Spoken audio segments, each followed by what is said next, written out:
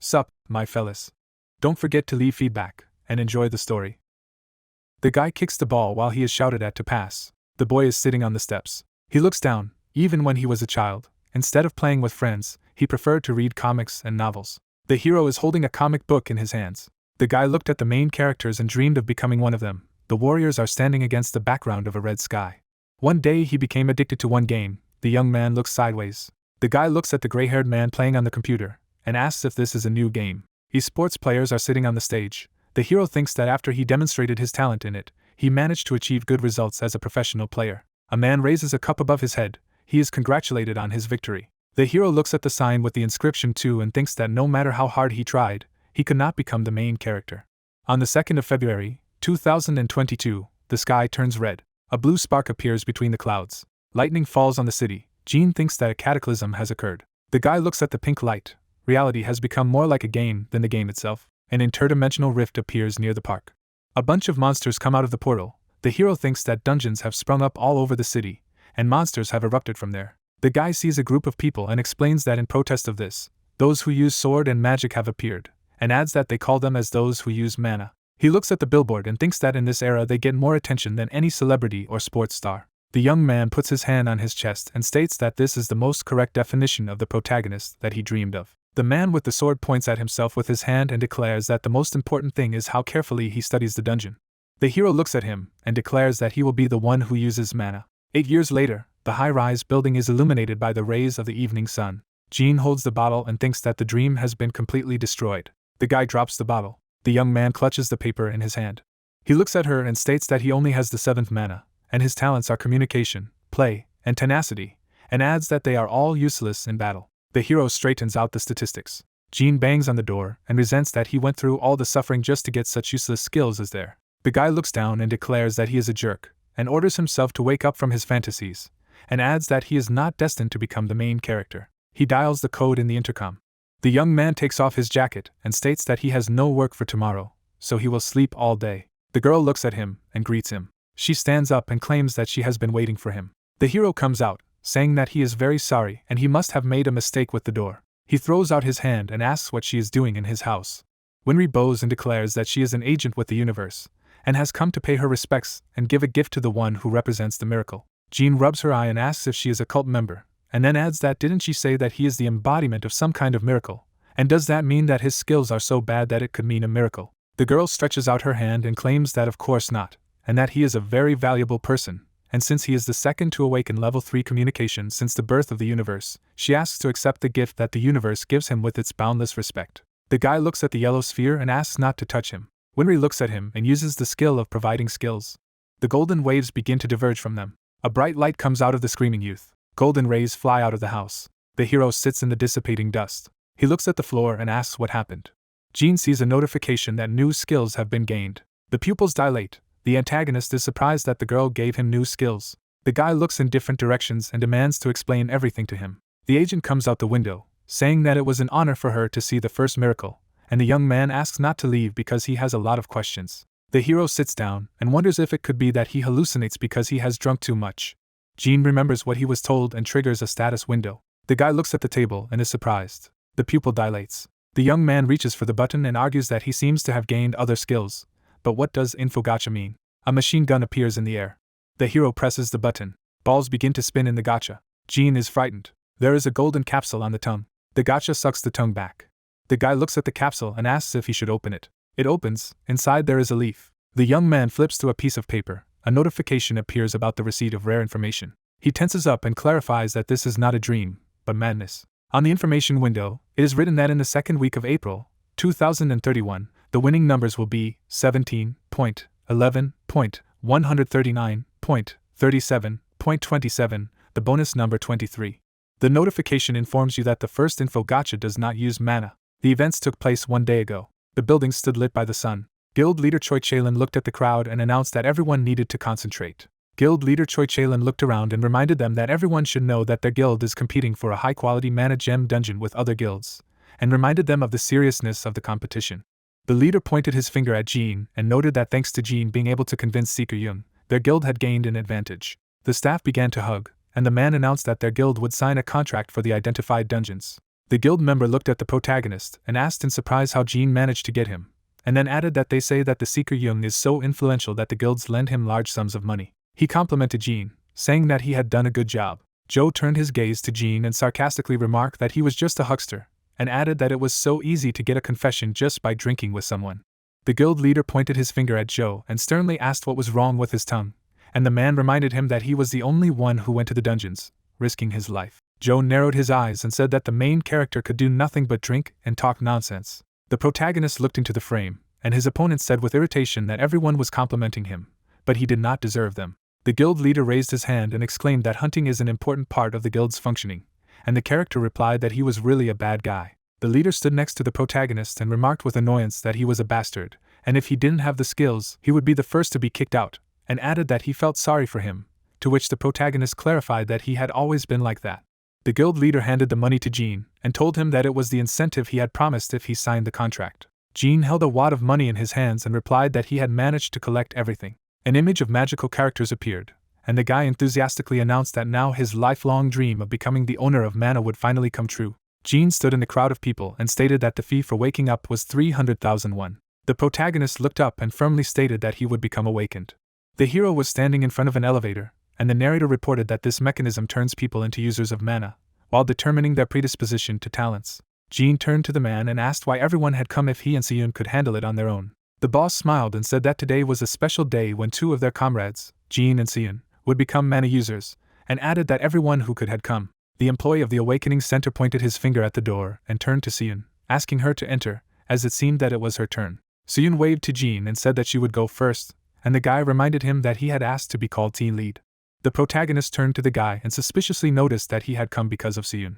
The warrior watched the boy, said that he didn't like the way he looked at Seoyoon, and added that he needed to be careful. The fighter looked at the screen and stated that he had all 4 talents, but the mana level was only 11, and his talent was control, which was not impressive. The young man covered his face with his hand in frustration, and Jin remarked that this talent could be useful in battle, but nothing more. The guild member spread his hands to his sides and said that this is why awakening is called a lottery, because if you have a lot of talents and you are suitable for the fight, then you are lucky, and if not, then you are not.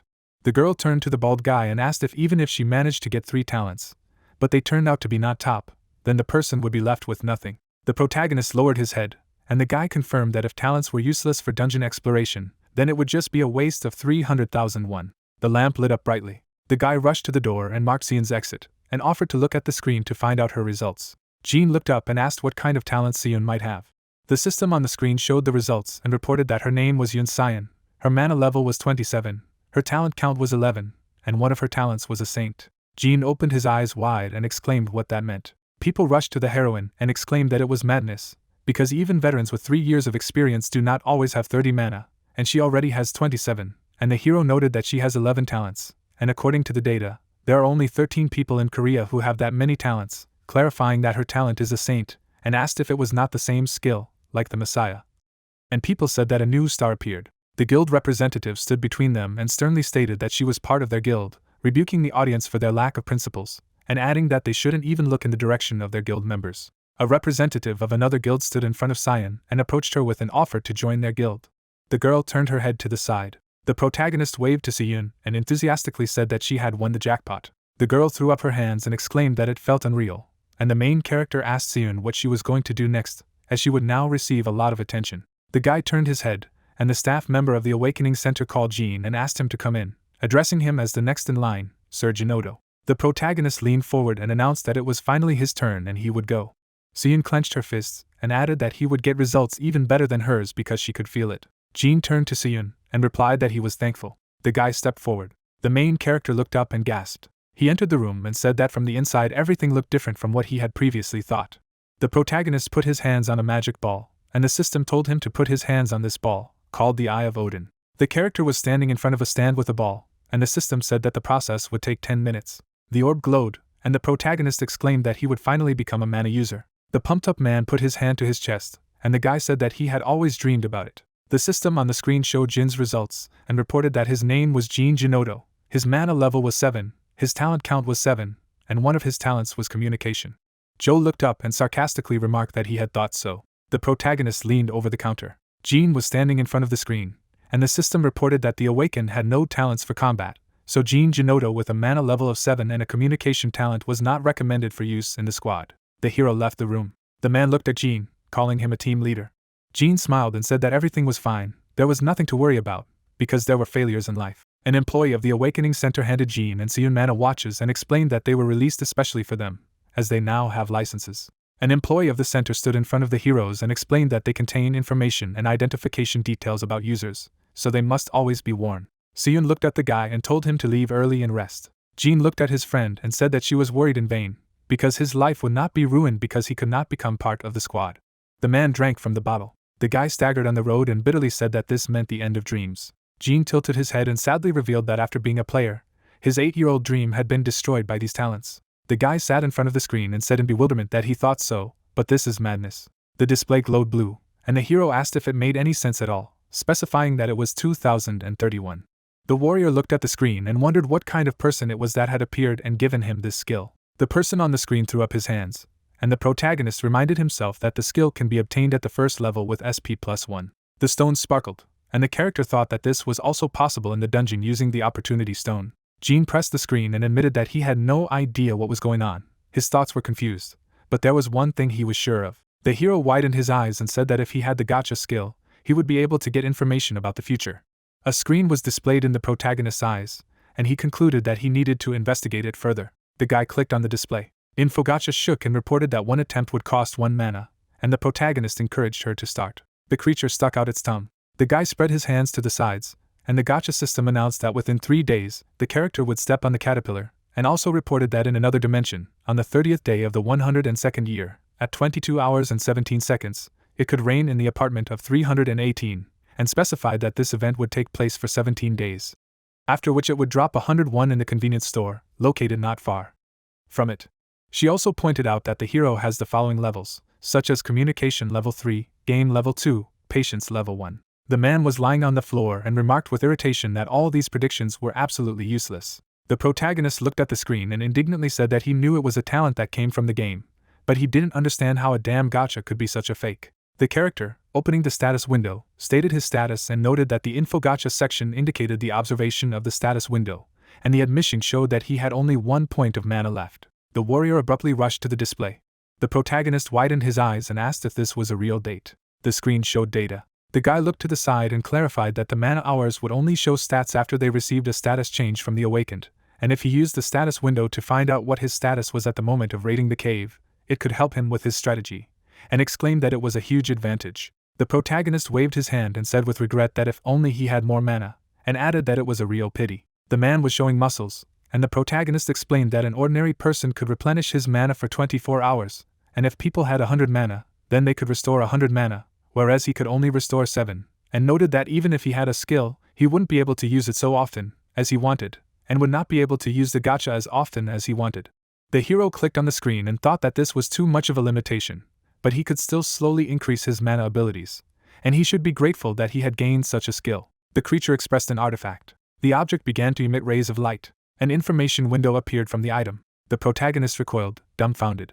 The notification appeared before the protagonist and said that rare information had been received, because on April 14, 2030, at 5:07, a dungeon would appear in the vicinity of Mount Guanik. The name of the dungeon was the Treasure Cave. The coordinates were 639, 251. The man exhaled air. The navigator pointed the direction with an arrow and said that after 300 meters you need to turn right. The protagonist was walking on the grass, and the voice said that he needed to go straight, and the guy added that he should be there soon. The navigator said that he needed to continue going straight. The guy tilted his eyes, and the navigator confirmed that the hero had reached his destination and arrived at his destination. The fighter, having examined the place, stated that it was it. The character looked at his device. The warrior, looking at the time on the screen, noted that it was 5:06 on April 14, 2030, and recalled that it had been said that the event would take place today at 5:07. The screen showed the exact time. The protagonist spread his arms to his sides and thought in surprise that the last gacha was able to give such accurate information. The guy pulled off his hood and exclaimed that it was a treasure dungeon, and added that it wasn't just a dungeon. The dragon was lying in gold, and the fighter explained that only 2 treasure dungeons were officially known. The panda was sitting with a pipe, and the warrior reported that it was a treasure trove in the panda forest in China and a dragon treasure den in England. A bright aura glowed in the sky, and the guy said that dungeons disappear as soon as they are raided, so they don't have names, but there were times when dungeons were given names and gained fame in the world, even though they later disappeared. The city was collapsing, and the guy noted that at first there were dungeons in history that caused the disaster. The warrior fought monsters, and the guy added that later dungeons containing elements were discovered, and cited Excalibur as an example. The man was holding a weapon in his hands. The hero waved it, and the guy mentioned the dragon necklace. The protagonist looked ahead and thought that perhaps he would be able to get a weapon comparable to those used by Asian players. The figure of the man was smiling, and the guy explained that there were no monsters in the treasure dungeon, and added that it was possible to obtain his items if he passed the test.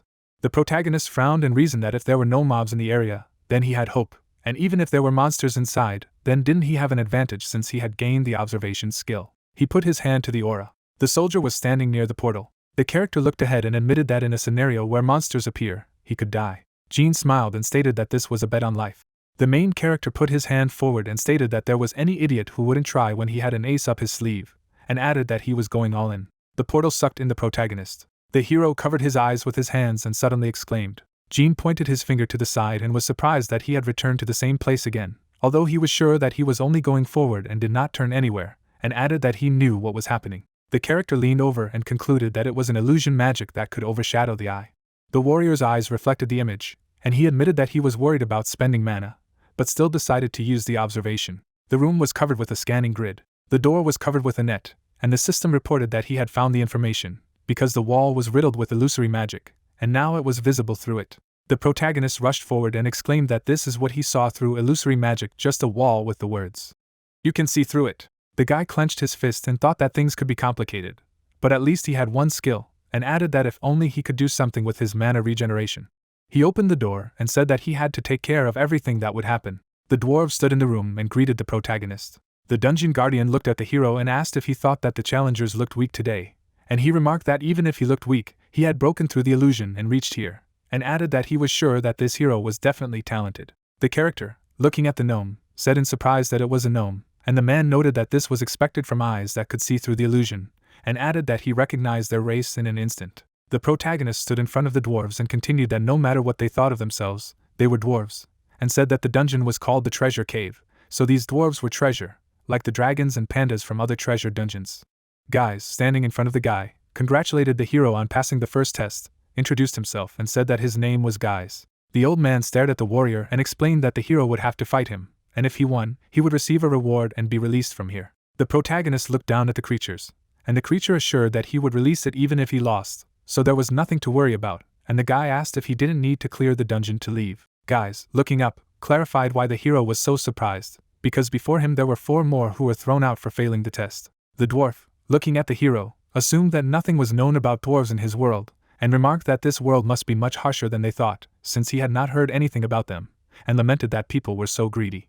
The character, throwing up a finger, asked if he meant sparring when he talked about the battle. The dwarves, rolling on the floor with laughter, exclaimed that the fighter spoke like a child, asking about the sparring between Giz and himself, and the man advised them to go after him, adding that people from other worlds are so uncivilized and always try to fight with their fists instead of thinking, and lamented that the character was born 1,000 years earlier. Guys walked in front of the protagonist and explained that the previous guest had suddenly attacked him with a knife, only calmed down after Guys lightly beat him. The guy pursed his lips in discomfort, and the dwarf was surprised that in the hero's world it is customary to brandish a knife instead of a greeting, calling it uncivilized, and the warrior, indignantly, decided that he was tired of listening to them called baboons, and it infuriated. Guai stood with his back to the hero and said that he fought the man the way he wanted, but he got bored when he began to lose consciousness from one blow, and the guy thought that he was leading an unconventional existence, because he had only 6 mana points left after using the observation skill, and the dwarf offered to fight in his own way, which would give them advantages.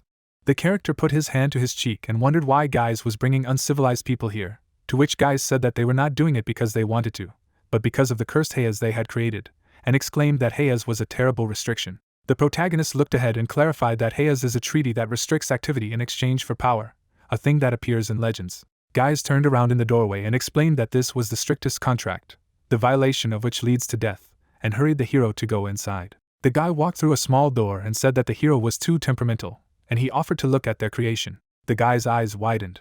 Guys, pointing to the game system, proudly stated that it was a masterpiece that the 7 masters had to team up to create. The loading screen was lit up on the display. Game joysticks were on the console. The character looked ahead and exclaimed that it was a TV and a game console. Guys turned around and said that it would be strange if the fighter wasn't surprised by such technology, and added that they would fight with it.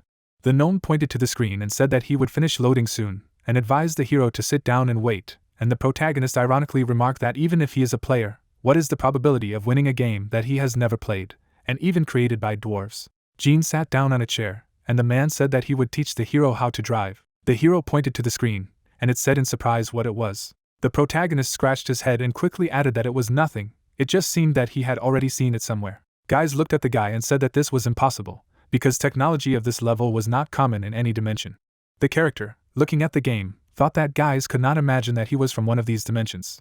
The guy looked at the screen and thought that the game has a niche character design and background. People shouted joyfully. A screen hung above the arena. The playable characters fought. The character flew backwards from the impact. The warrior struck down the enemy with his foot. The guy looked up and thought that it was identical to the game he had lost all his childhood Legends of Legends. Guys, turning to the guy, asked if the fighter wanted to practice, and he said that everything was fine, and offered to start right away. The man threw the remote control and was surprised that he was already giving up. The guy grabbed the joystick, and the dwarf added that people from other dimensions have no patience at all if the hero gives up before the start. The guy was sitting on a chair, and the system reported that the game was starting, the talent gain was activated, and all statuses would increase to 100% during the game. The protagonist narrowed his eyes. The dwarves turned to the hero, and he said that it was not he who should surrender, but they. The character clutched the remote control in his hands and added that he was the number 2 professional player who, despite his skill, did not worry about strategy. A light shone into the room. The ceiling was lit by lamps. A horn lay on the table. Guys looked down and groaned. The man lowered his head and admitted that he had never been able to win. The protagonist smiled and remarked that this should be enough for the fighter to understand his victory, and demanded that they start counting his rewards, as he deserved a lot from the treasures of the dwarves. Guys, pointing with his hand, asked to wait one more round, and then added that it would be better to play 3 more, although the hero already knows that this is pointless. The dwarves, jumping behind, declared that the fighter had become too arrogant after one victory over Guys. The character raised his head to them and asked why he should continue playing, as they said he had to beat Giza, and added that he didn't want to waste time if there was no benefit from it, so they should just give him what he had promised. The dwarf scratched his head and remarked that the fault lay with Giza, who retorted that it would be the same if one of them had played against him. The old man came out to the protagonist and told him that if the hero defeated them all, they would give him something much more than they originally planned, not just one treasure, but several. The dwarf turned to his comrade and explained that those lizard men and bears had just given the heroes something from their stores, and they wanted to do the same. The character leaned over and realized what they were talking about, the dragon and panda, and added that the races could communicate with each other even across universes. The old man pointed his finger at himself and stated that if the fighter defeated them all, then all 7 masters would work for his benefit, and asked how he could make such a proposal. The dwarves, admitting defeat, exclaimed that they had not been able to inflict even one blow on him, and wondered how this could have happened. The dwarf, waving the control panel, exclaimed that this could not be, and asked the hero to wait, as he had to inspect him. The protagonist was in the crosshairs, and the dwarf said in surprise that you just need to look at his stats, because the hero entered a dungeon with such low stats, only 7 mana, and asked why he was so untalented. The dwarf, looking at something important, suddenly exclaimed. The dwarf, looking at the hero, muttered that something was wrong and asked the hero to sit still. The character turned and called Misha, saying that he could not figure out the situation alone, and he added that he was also busy, so Misha had to come up and help, since he could not cope on his own. The dwarf handed over the object and indignantly stated that he was called a master, but he could not even understand this, and advised Misha to look at the talent of this child. Misha, looking at the hero, asked what was the matter, and exclaimed that the fighter had the 2nd level of the character, and called him a cheater, and then corrected himself that it was not a level, but a talent nearby. There was a horn on the shelf, and the man clarified that the hero's talent was 3rd level communication. The hero, looking at the dwarves, asked if the 3rd level was really that cool, and the old man asked that there was no concept of talent level in his world. The guy dodged the blows and admitted that he had only just found out that talents have levels, and added that, of course, there was no such thing in their world, and the dwarf reported that he was the 2nd person to awaken Z-level communication since the invasion of the universe, and offered to accept the gift that the universe gave him with respect. The dwarf, stretching his face with his hands in disappointment, exclaimed that the hero's world was simply underdeveloped, and asked him to listen. An image of a warrior appeared, and the old man explained that if there were no talents and skills in the generation, it was possible to get the 2nd level. The warrior walked on the ice, and the dwarf said that the 3rd level was in a different plane, and if, for example, if the hero had a Z-level swordsman, then this skill would be considered the origin of all swordsman's skills, spreading through the universe. The tree glowed with an aura, and he reported that the originals were born from the true universe. Guys frowned and stated that it was the ability to create the concept itself, and meeting the hero was an honor for them. The dwarf looked at the old man and explained that he would normally do something to correct the hero's status, but the third level is volatile, so he called for Mikhail, who can see the future and can handle such circumstances. The protagonist opened his mouth, and guys revealed that with Mikhail's help, they would figure out how the hero fights and create a weapon for him, and the guy asked how Mikhail could see the future. Guys reached out and said that they had been chatting too long, and he was tired. Mikhail, looking at the hero, noticed that he had an interesting battle technique, and added that he had not experienced such a desire for a long time. The guy looked at the creatures, and the old man told the others not to stare and go to the workshop. The dwarf turned to the hero and said that he had better sit here, as if he went there, it would melt in a second, and added that it wouldn't take long anyway, and asked him to just wait. The door slammed shut. The character looked ahead and asked what they were going to do. The dwarf opened the door. The dwarf threw the artifact to the hero and announced that everything was ready. The protagonist was holding a bracelet in his hands. Jean looked at the bracelet and wondered if it wasn't too fast, and added that they hadn't said they were going to do anything specifically for him. They had just pulled something out of the workshop, and guys had said that they could manipulate time since they had a guy who could see the future. The guy put on the bracelet, and he replied that if the fighter was carrying treasure, he would have to deal with mobs, and added that if he didn't like it, he could just put it back, and that Jean had recovered that he hadn't said he didn't like it, and had noticed that all dwarves were like that. The old men were lying on the floor from exhaustion, and the hero thought that they would finish him off if he asked how to use this thing, and said that he was too tired to ask, and would just use observation to figure it out for himself. The dwarf gave an additional gift and stated that he had seen the third level with his own eyes, and it was his personal gift. The guy looked into the bag, and the dwarf added that the fighter could sell them or use them as he saw fit, and advised him to do as he pleased. The protagonist clenched his fists in gratitude and exclaimed that he could sell stones of this quality at a very high price. The chair was in the room, and the fighter said that it seemed that they were done with him, and asked the hero to sit opposite him. Guys, standing in front of Jean, added that the hero could come in again if the opportunity arose, and admitted that he had not been so grateful for eternity. The old man hit the guy on the head. The character was tumbling on the grass. The protagonist held his head and asked what he was doing. The sun was shining on the forest, and the man thought that he had returned. He looked at his hand and decided that everything was like in a dream, although the bracelet was on him. The bracelet glittered on his hand, and the guy decided to appreciate the efforts and skill of those dwarves who had lived for thousands of years. A screen appeared in front of Jean, and he activated surveillance. An image of information about the bracelet appeared. The character looked at the artifact and thought that increasing all statuses was a breakthrough, but they said that Excalibur and Dragon's Edge could slash monsters with a single blow, and asked if it was too weak compared to them. The screen glowed blue, and the fighter noted that the ability to shape a weapon into the shape of any weapon it represented was not an option for an awakened combat type, and wondered what old man Mikhail had seen in the future. The character looked ahead and asked what he was thinking. The forest was under the sky, and Jean stated that he had used observation twice, and it took 2 mana, so there were only 5 left, and if you added daily mana, he would have only 6 turns. The character looked at the flying Gacha and exclaimed that he had to go. The capsule shattered. The character, lying on the ground, cursed. The next day, the building stood under the sky, and the hero greeted him. The guild leader turned away from the hero and greeted him. The leader looked at the guy and explained that Seoyoon wasn't there either, since he worked yesterday and had a day off today, and added that both of them had woken up, but it wouldn't be fair to give a break to only one of them. Jean looked ahead and noticed that he couldn't see them either, and assumed that they had gone somewhere too. The chairs were empty, and the warrior said that he had given them a chance to recuperate before the expedition, as there were only 6 days left. The protagonist's eyes widened and realized that he had done this to distance him from Joe. The man was standing in front of the guy, and Jean thought that he looked stern, but actually thoughtful, and if it was any other guild, he would have already been kicked out when he pulled out the mana user form, but the leader was so tactful. The guild leader, looking at the hero, asked if he was going to join the expedition. The man turned his head and added that despite his lack of talent, a fighter still had to get his skill, and it was rare for anyone to get a skill and later become part of a fighting squad. The character leaned on the counter and replied that, of course, he would join, because this is the reason why he is a member of this guild. The bracelet vibrated on the hero, and the leader noticed that the bracelet looked bad, and wondered where the hero got it from. The character laughed and said that someone had given him the bracelet, and the guild master jokingly asked if it was his grandmother, to which the protagonist hurriedly replied that no, of course not his grandmother. Jean looked to the side and decided that no one should know that he was in a treasure dungeon.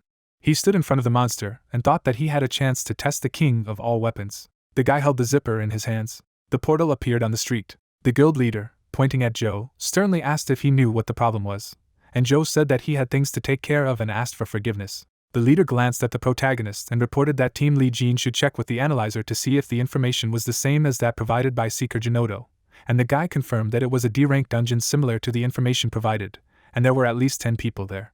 The guild leader, standing in front of the warriors, noticed that they were a little late thanks to someone, but they would still start, and apologized. He turned his head to the portal and reminded him that, as he had said before, this time it was a D-rank dungeon, and perhaps the goal was to collect mana stones. He added that they are here to help team leader Jean and Seoyoon level up, and offered to let them kill monsters. Joe, approaching the protagonist, said that he was returning to work despite gaining talent after waking up, and added that if he were in his place, he would not be able to show up for work out of shame, and the protagonist remarked that he was not the kind of person who would prefer to be late even if he had to go to the bathroom. The antagonist turned to the guy and said that Joe was yapping too much for the salesman's assistant, and added that he seemed to be targeting the skill he had gained in the upgrade, and asked if it wasn't obvious that someone like him could do it.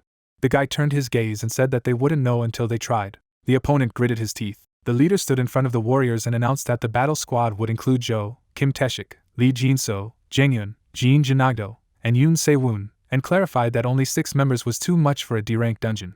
The man shifted his gaze and reminded them that the last time they had started a C-rank expedition with more people than necessary, but 2 of their B-ranks had died, and only Joe had survived along with 2 C-ranks, and stressed that no one had forgotten it. Joe smiled, and the warrior said that their priority was to follow the captain's orders no matter what. The leader looked around at his subordinates, and warned them that they should never let their guard down. The warriors marched through the portal, and the man wished that each of them would return safely, after which he gave the command to start the expedition. The monster poked at the hero with his weapon. The guy with glasses, looking at the monster, shouted that he was a lizard man, and Joe told him that he should not get in the way of his feet. The antagonist cut the lizard. The monster fell, and the hero exclaimed. The character, looking at Joe, thought that he might be rude, but that's what A rank is, and added that he is still capable. Joe, looking at Seoyoon, reported that he had almost finished off the monster and asked her to finish it off. The girl closed her eyes. The guy was standing nearby and started talking about collecting mana stones that drop from mobs. Joe looked around and said that Jean should take care of it and collect each of the stones. The protagonist silently looked ahead. Seoyoon put her hand to her chest and retorted that as the youngest, she should be in charge of the gathering, and he said that the hierarchy didn't work here, and it wasn't worth weaving it when they were in the dungeon, because they were both equal fighters in the battle squad. The protagonist stood behind and replied that he understood. Jean smiled and confirmed that he would be responsible for collecting the mana stones. The antagonist turned to him. Joe, stepping into the distance, said that everything was fine, and they would continue to advance at the same pace, asking the others to keep up. He slashed the monster. The character, turning towards Seoyoon, called out to her. The creature's body fell to the floor. The hero, opening his mouth, pronounced her name again. Seoyoon, pointing with her hand, reported to Captain Joe that she had finished off 2 monsters, and asked him to let the team leader Jean finish off this and the other monsters so that everything would be fair. Joe scratched his temple and said that she didn't seem to be catching up with something, and added that there was no point in anything being honest. Seoyoon looked ahead and asked what he meant. The antagonist spread his arms to the sides and explained that Seoyoon had a total of 27 mana and 11 talents, and she was a rising star, a rarity even within their country, and on the other hand, Jean only had 7 mana and 3 talents. The antagonist stood in front of the pair and asked if it wasn't obvious who he should give a better chance to for the future well-being of their guild, and added that it was even unacceptable for the guild to reason in such a way. The hero looked at Seoyoon and thought that of course she didn't think so, but who was the person who could make decisions during the expedition? The girl folded her hands, and the man recalled that the leader of the guard had ordered him to carry out his orders in the dungeon, and confirmed that it was correct. The guy in glasses looked at the frame and muttered that he never liked Joe, because he did not even form a formation in the dungeon and did not teach the newcomers anything at all, and offered to inform on him when they got out. The protagonist was stunned. The antagonist was marching on monsters, and the protagonist thought that this was strange, because Joe, of course, is a freak, but didn't he show respect to the guild leader? The warrior was smiling, and the boy wondered if Joe was so stupid that he didn't understand what would follow his actions, and asked himself what exactly he was trying to do. The corpses of the monsters lay on the floor. The guy looked into the distance, and said to himself that even so, Seoyoon had gotten 10% of the experience she needed, and that was good, and the warrior suggested hurrying to the boss's room. The heroes entered a dark room. The monster closed its mouth and began to growl. The axe was covered with a magical aura. The monster stood in front of the Jean. The character, looking at the boss, noticed that he was definitely different from the rest. Joe swung his sword at the monster. The guy with glasses raised his hand and muttered how insistent. The monster fell backwards. Joe, walking away from the boss, proudly declared that he did it with 1 blow. The hero, looking at his girlfriend, thought that A rank was serious, but everything ended well, and admitted that he already thought that something could happen, and the heroine said that it was good, that everything ended quickly, and it was better than being on the alert and waiting for a battle. Joe opened his mouth and declared that this was not the case. The guy looked at the captain and asked if Captain Joe allowed himself too much, and reminded him that they were here to help the newcomers level up, and asked how he could give all the experience points to one Cyan SSI, since the team leader Jean also had to hit the boss to gain experience. Joe looked ahead and indifferently reported that he didn't care, and added that he couldn't let them leave the place. The guy looked ahead. The character, pointing with his hand, shouted everyone to step aside. The warrior lowered his head. The sword plunged into the guy. The antagonist stood in front of the guy and laughed. Joe, looking up, exclaimed that he almost died while he restrained himself. Seoyoon looked at the enemy and said that he was a sick bastard. The antagonist rushed forward. He chopped off the heads of the guys. Blood dripped from the blades. Joe, standing in front of the protagonists, coldly replied that wasn't the first time they had seen someone die, and wondered how she hadn't screamed earlier, and Jean asked what the sick bastard had done. The bodies were lying on the floor. The antagonist raised his head and exclaimed that it was coming. Joe opened his mouth and laughed ominously that it was a wonderful feeling. The hero, looking ahead, muttered in surprise that this could not be, and summoned the skill of observation system, showing Joe's stats. Jean looked at the enemy and exclaimed that he had used corpse robbery, and asked if that time in Wonsan he was the one who killed those two, right? Joe went to the guy and laughed ominously that, as expected, he understood everything, and they would die at his hands. The antagonist narrowed his eyes and admitted that, to be honest, he didn't want to force things, but seeing Seoyoon's awakening, he couldn't stay away any longer. The protagonists looked forward. Joe threw up his hands and exclaimed that those abilities, how strong would he be after killing this and absorbing her abilities? Jean was covering for the girl, and the antagonist said that it was so hard to hold back until that point. Joe took out his sword and admitted that, to be honest, he didn't hate team leader Jean, but it didn't matter if he had acted alone, because he would have looked like a fraud. He swung his weapon and said that he would kill them with one blow as an apology. The protagonist held back the blow and asked if he had blocked it. Joe looked ahead and thought that he hadn't used his full strength because he wanted to kill the hero after torturing him well. But in any case, the strength he used should have been enough to crush his sword and cut off his arm. The protagonist deflected the blow and noticed that it did not look like an item, and added that he had noticed the weapon king. The guy rushed to the side. Seoyoon, striking the enemy, said who they had here. Joe fought the girl off and coldly informed her that she had to stand and wait for her turn, and added that he would kill her after tearing the hero to pieces. The girl flew back. Joe looked at the guy and said that he could barely hold back his tears. The guy ran up to the heroine and asked how she was. Joe, approaching the hero, mockingly said that they could relax. The protagonist looked ahead and thought that the difference in skills was so great that he couldn't find a way to win. The girl stood up and said that she was fine and had to survive. The character, looking at the enemy, muttered the word observation. The system showed data on the girl. The fighter, looking at Seoyoon, exclaimed that her level had increased. The system showed a new window and reported that the ultimate shield skill had been obtained. The hero clenched his fist and quickly said that she should use her mana as if she were using a shield. Seoyoon, holding out her hands in front of her, hesitantly pronounced the word shield. The guy looked at the ceiling. The man opened his mouth and gasped. Joe, looking at the ultimate shield, exclaimed that it was the ultimate shield, and it was used by a newcomer to the expedition for the first time. The antagonist put his hand to his forehead and laughed ominously. He struck the shield. The girl closed her eyes and screamed. Joe slammed the shield and exclaimed that it was getting more and more fun, and then offered to play. The character looked at Seoyoon and said that she needed to hold out a little longer. The character glanced at the monster and added that there was very little left, because if he killed the boss, they would be able to escape from the dungeon. Joe gritted his teeth and swore that he now understood what they were trying to achieve. The antagonist, attacking the shield, shouted that they shouldn't even expect to win. The shield cracked. The hero raised his sword over the monster. The girl flew aside. The protagonist, having killed the boss, triumphantly declared that this was the end. The guy plunged his sword into the enemy's body. The monster opened its eyes. His pupils rolled back. Jean was standing on a dead thing. He shook his head to the sides. Joe covered his face with his hand and exclaimed that his heart almost stopped, and then sarcastically asked if they really thought they could escape after killing the boss.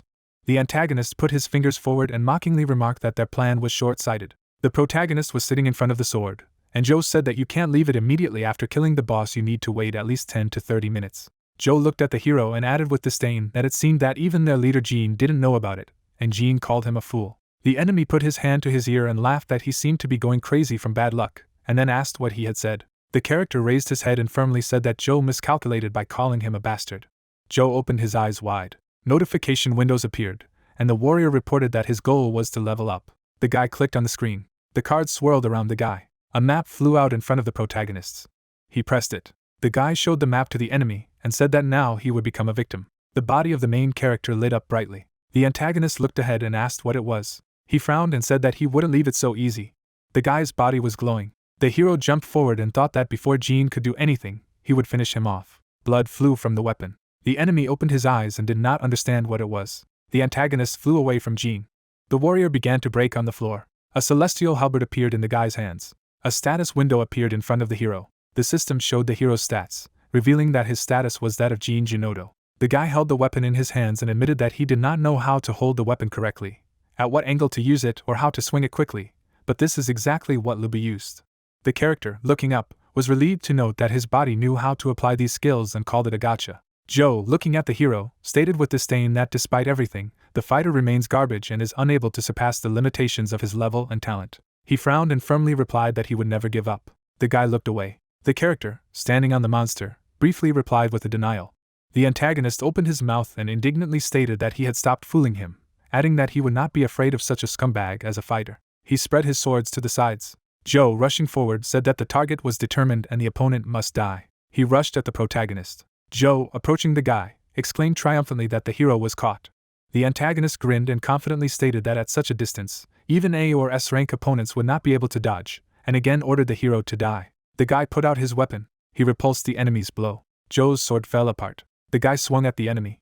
Joe's body halved, and Jean coldly said that he should repent in hell. The protagonist stood over the body of the enemy. The hero looked at the hand and said that even A-rank Joe wasn't his equal, and asked if that could mean he wasn't C-rank if he won by that margin. Jean put his hand to his chest and decided that he was most likely an SS rank, but added that there were only 9 people with that rank on Earth, and it depended on the conditions, and admitted that he would like to know more about the gacha, but it didn't matter now. The character ran up to Seoyoon and simply called her name.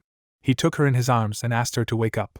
The character, looking at Seoyoon's body, anxiously remarked that she was in a bad situation and asked when they would be able to get out of here, adding that looking at her it seemed as if she had used up too much energy and had begun to show signs of rage. Lubu appeared in front of the hero, who exclaimed in fright that he had scared him and asked who he was, to which Lubu wondered why the character was so surprised, and explained that it was the fighter who summoned him to the current era. Jean, looking at Lubu, only muttered in confusion what this meant. Lubu, smiling at the hero, said that his name was Lubunim, but you could simply call him Finxian. Lubu, pointing at Seoyoon, remarked that the hero should probably be more concerned about her condition. Lubu, looking at Seoyoon's injuries, explained that she didn't look injured on the outside, but was in that state because she had used all of her energy in a short period of time, and advised the hero to try to pour energy into the gate of the point. The guy held the girl and thought that the realizers call mana internal energy, and that the realizers are those who have awakened through their own enlightenment, not external awakening. The heroine sat down. Lubu folded his hands in a cross and announced that everything was done, and now she just needed to rest to recover, and the protagonist sincerely said that it was all thanks to him, and called him Finxianim, and he modestly replied that it was nothing, and added that he was grateful to the hero for freeing him from that place. Lubu, spreading his arms, exclaimed with regret that his time was running out. The weapon was lying on the floor, and he apologized that he might not be here long thanks to this object, but he had a great time and hoped that the warrior would summon him again. The character, smiling, replied that he would be glad, but it all depends on his luck. Lubu flashed brightly and confidently declared that they would definitely meet sooner than the hero thought. The guy looked up. He shifted his gaze. The bodies were lying on the floor. Jean lowered his head and remarked with annoyance that he wished he could be faster. A notification window appeared in front of him. The system showed notifications on the screens and reported that he had successfully managed to load the skills. Some of the target's skills had been transferred to the wearer's body, and added that as a reward he received +3 to mana, +5 to strength, +3 to stamina, +4 to reflexes, +1 to the mana level indicator, and that his dragon maneuver skill status had been obtained. The guild leader, looking at the portal, impatiently remarked that they had been absent for too long, and the guy officially informed the guild leader that they had confirmed the dungeon clearing signs. The heroes left the portal. The head looked at them in surprise. The protagonist walked with the girl in his arms. The guild leader looked ahead, and the guy behind anxiously asked where the others were, and added that if they weren't with them after clearing the dungeon, then something had gone wrong. The guild leader turned around and sternly ordered to check the condition of the absentees first, and asked if he had been understood. The doctor, holding a gurney with the heroine, warned him to be careful. The guild leader, looking at the main character, asked if he was okay. Jean looked ahead and stated that he had something important to report to the leader. The blue-haired man clutches his head and wonders aloud. Jean holds out a gadget and says that Joe was a hitman and adds that this recording was from a dungeon camera that a squad member who joined them had. As a support on the recording, a guy in red stabs a man. Someone yells to dodge. The blue-haired man makes an angry face and calls Joe names. The device screen shows interference. The man in blue leans against the table and states that it was his fault as he was blinded and took him to the raid. Jean replies that no one realized who he really was, as he was very careful to hide his identity, after which he asks the boss not to blame himself. Dark energy from corpses flows around Joe. The man reveals that it seems that he had a skill that allowed him to become stronger by killing people, then reminds him of the deaths of the previous expedition. The hero frowns and reports that this is the case and adds that he could have killed anyone and just hidden all the suspicious things inside the dungeon, then adds that they would not have been able to find evidence against him. Bluehair gritted his teeth and talks about the rule for mana users to always have cameras in dungeons, then adds that if it had been before, it wouldn't have happened. The protagonist makes a surprised face. His interlocutor asks what happened next. A gold bracelet glitters on the guy's hand. He notes to himself that it is better for a man not to know that he has such an object, and declares aloud that he and everyone around him can be in danger. He raises his hand and mentally apologizes to the guild leader, and tells aloud that the lizard warrior has mutated, to which he is surprised aloud. The blonde in armor and the monster form blue spheres in their hands. The chance of mutation occurs very rarely, but there are cases when monsters are able to use the skills of those who enter the dungeons. Bluehair touches his chin and says that there have been almost no instances of this since the great disaster has happened, and states that even if the D-rank dungeon boss gains the skill, it will still be difficult for him to defeat Joe. He looks at Jean and asks about the skill he learned through the mutation, to which Jean replies that it is correct. A monster with Lee in the background impales a red-robed guy with a sword. The hero reveals that it was the stealth ability of a young man with glasses and adds that the monster launched a stealth attack behind Joe while he was busy fighting the protagonist and Seoyoon, after which he adds that the killer quickly cut off the monster's head, but was still injured. The head of the guild crosses his arms and states that it is karma, then adds that who would have thought that Joe died because of the skill of the man he killed. The office is revealed. The blue-haired man says that Jean will tell the details next time, then asks him to have a good rest, to which the hero agrees. The protagonist takes a heavy look through the glass. He watches Seoyoon lying on the hospital room. He walks down the hallway. A purple sky is shown. There is a multi-story building. The young man lies on the sofa and sighs and tells that he is very tired. He points his finger at the blue screen in front of him, saying that he must now take a close look at what he has not been able to get his hands on before. On the blue hologram there is a button with the inscription about the binding gacha. The young man says what this arrow is for. Behind the surprised guy there is a window that says about the info gacha. He notes that categories have appeared. The screen began to light up after pressing the button. Jean states that he knew it. He sits on the sofa and talks about what a guaranteed gacha means. A lot of signs fly out in front of him. The hero looks at the mana user cards in surprise and states that he has seen them all before. The protagonist scrolls through the list with his hand and asks aloud what it might mean. A card with Lubu is shown in front of the guy. The young man is surprised by the price of 99 mana. He scratches his head and states that this is too much for him, and adds about the remaining 3 cards. Windows pop up with the names and images of the guide and Mikhail. Jean informs that if they need so much mana, then people will never have enough of it to summon them. Many short men with beards stand nearby. The hero wonders aloud why he does not see the rest of the dwarfs. He opens his eyelids in amazement. Many images of mana users are shown. The protagonist notes aloud that in order to put them on the list, he must meet them in person and know their names. With 3 cards flying over the naked guy, he reveals that the real value of this ability lies in the ability to download a unique talent or skill for different situations whenever he pleases. He looks at the monitor and says that in order to make full use of the skill, he needs to meet low-level and familiar mana users. Jean looks at the cards and says aloud that the last one is somewhere here. An image of Winry appears with a huge value. The hero makes a shocked face. A window appears with the mana indicator. The protagonist notes aloud that he urgently needs to increase the tank, then says that he must increase his level to increase stats or try his luck with the next gacha. He touches the blue sign and states that he will use the gacha binder tomorrow. An info gacha appears in the air. Jean tells her that she needs to use it first. The machine gun glows. The hero shouts loudly. Balls from the device fall on his head. He cries and is indignant that he is damn unlucky. The protagonist stands under the bridge. At 0.05 the area opposite his house will open. The young man looks up and says that the time and place are right. He presses the gacha button and shouts that he has full mana. A lot of maps fly over the Jean. He looks up at them and says that it looks great time after time. One of the cards flies out. The rectangle hovers in the hands of the hero. The protagonist is surrounded by blue energy.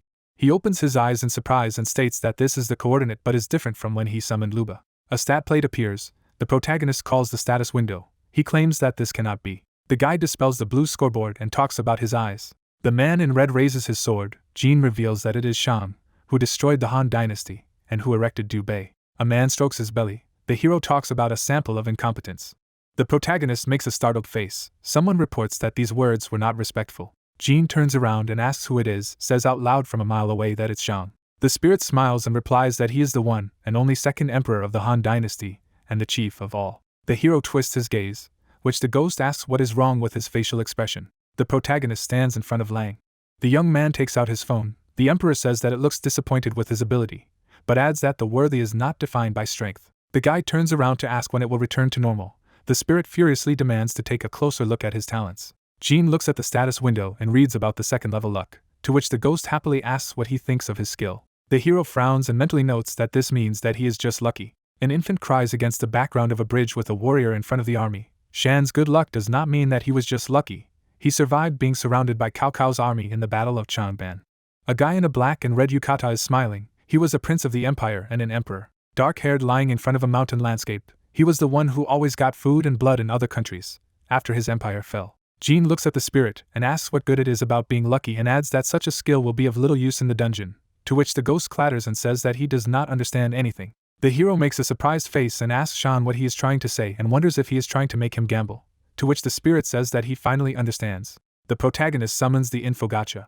The guy frowns, a window pops up, which says that the first gacha does not consume mana during the day. The machine begins to work. The young man shouts that he agrees to start. The device holds out a golden sphere, a golden capsule. Jean raises his fists at a smiling Shan and calls out his name. The hero tries to kiss the ghost and declares that from now on he wants to see him more often, to which he replies so that the guy calms down. A window is shown that says where the dungeon is formed, as well as that it is possible to receive a skillful stone as a reward. The protagonist says that this will happen in 3 months. Jewelry and elements of nature hang above the young man. He says that he does not know what the skill will be, but this way he can get several million for it, which sounds great. The spirit coughs into his fist and asks if Jean has forgotten something about him, to which Jean says he was about to ask questions. Pigeons sit on the bridge. The hero wonders why the ghost gave him so much luck, because he forced him to get out while he was resting. Shag smiles and replies that he isn't, and he's glad the guy got him out. The young man raises his eyebrows and notes to himself that Lu also said something similar, then asks what the emperor did before he was summoned. Shan smiles at the other ghosts. Jean says that he was unlikely to have been to heaven or hell, to which he replies that he is not the real Shan who existed in the current universe. The hero looks at the interlocutor, who says that he is just a fake personality that was created on the basis of an existing personality in reality. The protagonist asks what he is. The young man opens his eyes in amazement. A huge red ray comes from planet Earth. The abilities of one of the figures recorded in the real universe will be loaded. The hero says that he understands what this means. The spirit smiles. The protagonist says that not only abilities but also information about the personality will also be uploaded, and it is used for an individual who will think and speak for themselves. The young man clutches his face and talks about the 3rd level, then declares that the more he thinks about her, the more he realizes that she is amazing. The ghost smiles and informs the guy that he is literally its creator and adds that he cannot help but give goodwill, to which he replies that he still does not believe in it and adds about the reincarnation of the personality. Winry hands Jean the golden light. Shan says that it is likely that an agent of the universe said it was a gift. The ghost flies away from the interlocutor and tells them that the gift will contain goodwill and asks them to think about it positively, and adds that if he calls someone else besides him, they will also do everything in their power to help him. Jean smiles and thanks him. The spirit disappears. He states that time is running out and adds that it was great to meet the boy and asks to call him again, to which he replies positively. High-rise buildings appear in the middle of the city. Bluehair lowers his eyes and states that the Justice Guild will be disbanded in the future. The hero sadly lowers his head. The leader says that due to the death of the combat squad, it will be impossible to clear the dungeons. The guy next to the protagonist is surprised aloud. The boss adds that he tried to recruit mana users, but to grow out of the price because of the user bubble. A white bouquet is lying at the workplace. The head of the guild adds that it's not only about this, but also about the rumors that say that many people died in a short period of time, then continues that, more accurately, now it is simply impossible to get new recruits. The boss bows to the guys and asks for forgiveness. A table with a name on a sign appears. A blue-haired man sits across from Jean. He raises his head and asks the hero if he is going to remain a user, to which he agrees. A furnished office appears. The leader declares that luck will not always be on the protagonist's side, as it was on that occasion, then wonders if the protagonist really wants to remain a user after going through this. The guy happily agrees and adds that he will continue to live as a user and adds that this is his goal. The man smiles and says that he knew that he would answer like that. He holds out an envelope and asks to take it. Jean takes the sheets out of it and asks what it is. He holds a document in his hand. The head of the guild says that this is admission to the Academy of the South Korean User Association and adds that, due to the fact that the guild can no longer help the young man with raising the level, he must gain experience somewhere else, after which he adds that the reception will be in a week and continues that Seoyoon will also be accepted, as soon as he gets here. The leader lowers her head and says that no one knows if she will want to continue being a user, to which the young man replies that she is more strong-willed than him, so there is no doubt that she will. The man turns his head and replies that this is true, then adds that they both do not even think about the people who worry about them. Bluehair places a metal object on the table, saying that Jean must know something else since he is involved in the subject, then reveals that they found another ingeniously forged mana watch among Joe's belongings. The hero makes a surprised face at the man's words that the killer was a member of another guild. Karma. Planet Earth is shown. The leader reveals that it is the largest guild in the world, which has countless members. The man's eyes glow red from under his robe. The head reports that the members of this organization call their leader the leader of the cult. A man with a gun furiously opens his mouth in front of a multitude of men. The blue-haired man says that they do not hesitate to do evil for the sake of the cult's well-being, and adds that they are a fanatical pseudo-group. The man looks at Jean and adds that he should therefore be careful, because no one can say what they will do after losing one of their weighty powers. The hero lowers his eyes and says that one of the reasons why the guild was disbanded must also be because of karma. The interlocutors sit in front of each other. The protagonist's boss says that he will inform Seoyoon about this, so they both have to be careful, to which the young man agrees and adds that they do not worry about him. The blue-haired man extends his hand to the guy and thanks him for being a part of the guild all this time, after which he asks him to do everything possible to achieve his goals. They raise their palms to each other, and Jean thanks the head of the guild for teaching him a lot. The next day, the open sphere emits tiny blue smoke. The hero stands with a sad face. Sean with a fist at his mouth says that luck is not a possession, then asks how Shu-Han could fall if luck could solve everything. The protagonist raises his eyebrows in amazement and mentally notes that the ghost is right and the skill is still at level 2, and states aloud that there is no guarantee that he will win. The Emperor shakes the machine. The guy notes aloud that the compatibility between Sean and the info gacha is good, to which the spirit replies that the young man is also trying hard. Jean says that he should spin up the device in order to increase his stats from tomorrow. The hero is on his knees in front of a flying gambling car and shouts that it has happened again. The ghost puts his hand to his forehead. The protagonist yells that he wanted something else to fall out. The next day, Jean stands under the bridge in front of the system screen and claims that he will knock out what he wants today. A huge number of desk cards above the praying hero. One of the rectangles shines blue. The protagonist says that this is it. The main character stands in the middle of the sidewalk. A huge complex of beautiful medieval buildings is shown. Jean says that this place is the academy. He looks at his watch and says that he has updated it to match the awakened one. On the screen of the device, the hero's characteristics are shown. He says that his characteristics are incredible for the second level, even if this is all due to the effect of the King of Weapons. The golden card shines over the joyful guy. He thanks her and notes that she fell in the next gacha. A blonde girl in medieval armor holds a sword vertically down with her eyes closed in front of many warriors. The young man mentally says that he imagined himself as one of the 12 knights of Charlie Magny. The girl asks Jean if he summoned her. The hero scratches his head and awkwardly asks who she is, and in his thoughts he declares that, alas, he does not know who she turned out to be. The protagonist twitches because of the voice that called him brother. Seoyoon waves his hand with a smile. The guy greets her and asks how she is doing, to which she replies that she is just fine. The girl winks and reminds the guy that he knows how hardy she is. A young sister Gina with glasses runs from men to the stands. She says that she used to always be in a hurry to take good places in her brother's gaming tournaments, to which he claims that this was indeed the case. Jean and his smiling sister walk together. The hero asks if it's time for them to go inside, to which his sister stops him. They look at each other. A drop of sweat runs down the protagonist's face. He says to himself that, as expected, since he found out about her skills before she set the mana clock, she has every right to suspect the guy. The girl leans over to the tense young man, who thinks to himself that he must apologize. He opens his eyes to his sister's words that everything is ready. She holds a grain of rice in her hands and offers to move on. My sister continues to walk with satisfaction. Jean makes a happy face and declares that he is no match for her. The girl continues to smile. The hero notes to himself that she knows that he has secrets, but still decided to pretend that she did not notice. The protagonist stretches out his hand to her as he runs, thinking that she is older than he is, and asks her to wait aloud. User Academy. A large and beautiful building is shown. A young man sits at a table in front of a strict man with a pointer. In order to get into the dungeon, mana users must undergo mandatory training for a month. Several colorful flags flutter in the wind. Those who are part of the guild receive training from their organization. A medieval building appears. Those who are not members of guilds receive an education in the academy, which is registered by the nation. The sword parent stands in the center of the auditorium. The applicants prefer the individual training that the guild can provide, rather than the training of the academy, where several people study at the same time. A man with a scar on his face teaches a young man how to hold a blade correctly. A lot of people are standing in the center of the hall in front of a big toy bear. Another reason why people avoid the academy is because of the admission test. Jean looks around and says that it's quite crowded, to which his sister nearby asks him to pay attention to the fact that it's about to begin. Kim stands in the stands and declares that they are starting the admission academic test. The instructor, with a custom rank of B.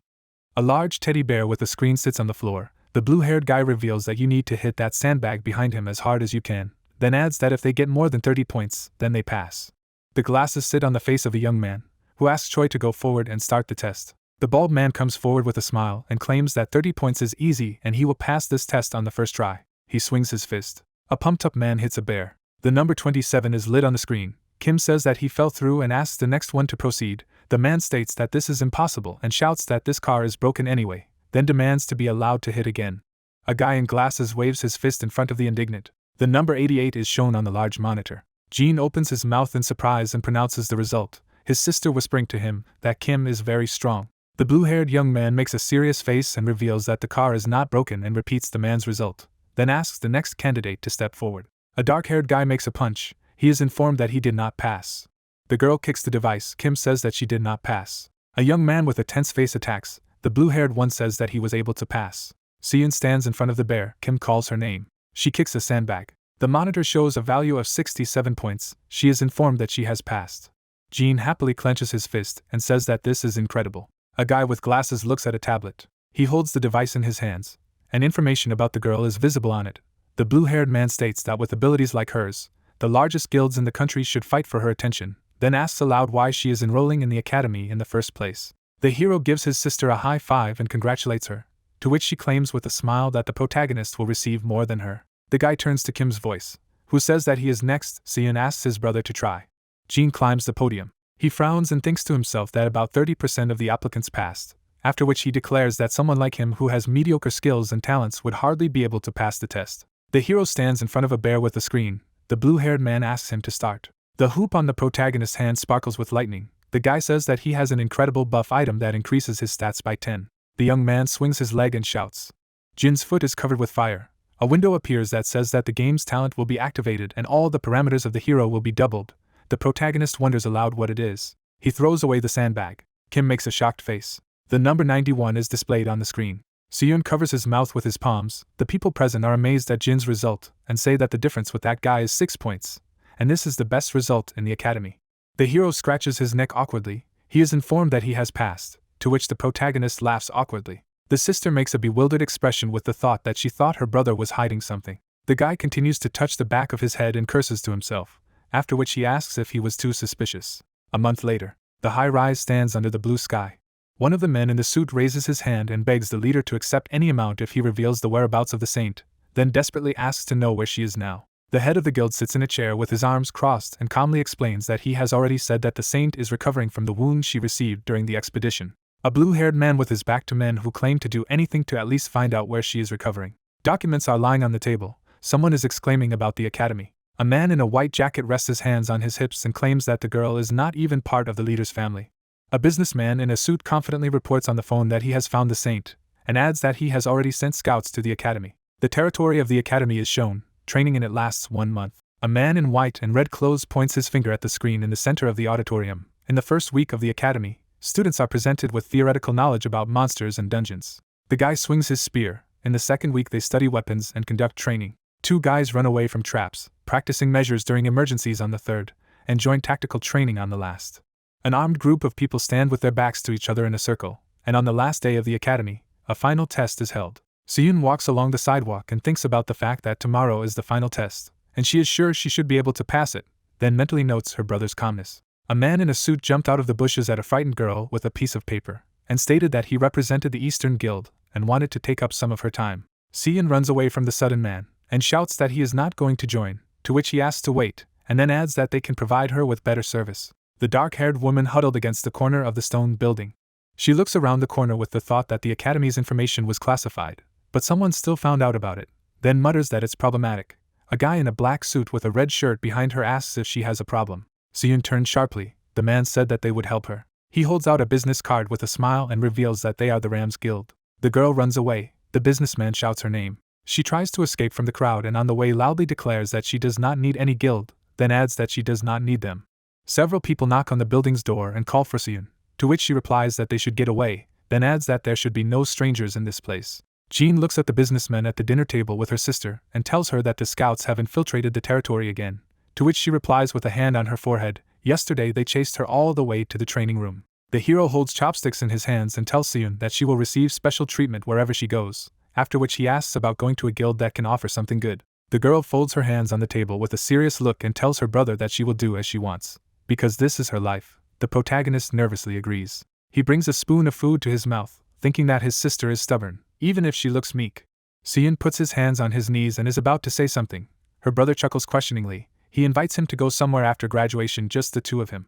Heshchik places his tray next to Jean and says this is where he is. The girl twitches from the blonde's greeting. The hero looks at a portion of a bright guy who asks if he is nervous before tomorrow's test, after which he claims that he himself has lost his appetite because of this, pronounces his words doubtfully. The blonde man points his finger to the side and says that when you are nervous, you need to move, then offers to have a friendly sparring later.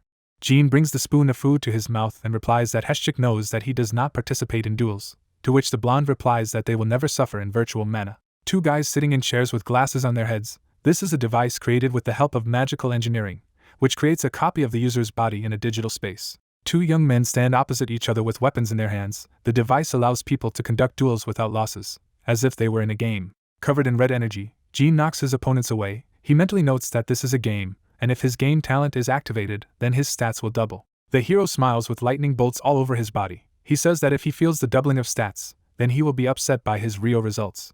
The protagonist sits sadly in the corner, declaring that he would prefer to fight. He chews food in his mind, regrets that the game talent responds only to mechanical devices, then adds that this is a shame. Heshchik claims that if the young man refuses, then he has no one else to fight. Seoyoon glows purple. She is surrounded by a purple aura, and a girl with a serious face invites the blonde to fight her. The blonde gets up from the table and wonders if it's serious, because she always refused. Sister Gina fixes her hair and replies that she's just really nervous. Heshchik opens his mouth wide and yells to wait. Seoyoon punches the young man in the face. His body is thrown far away. The blonde man gets up and asks the lady if she wants to kill him, to which she asks what he is talking about.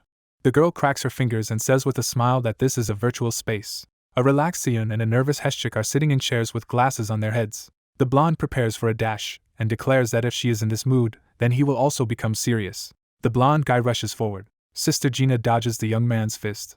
Her leg flies into the blonde's face. The girl makes a lot of kicks on his back. The blonde screams. He grits his teeth and asks his rival how she could have been called by the saint. The hero watches the fight and says that it is brutal, after which he adds that Seoyoon's attacks are one thing. Vein swells on Heshchik's forehead. The protagonist states that his grit allows him to withstand all these blows, which is also impressive.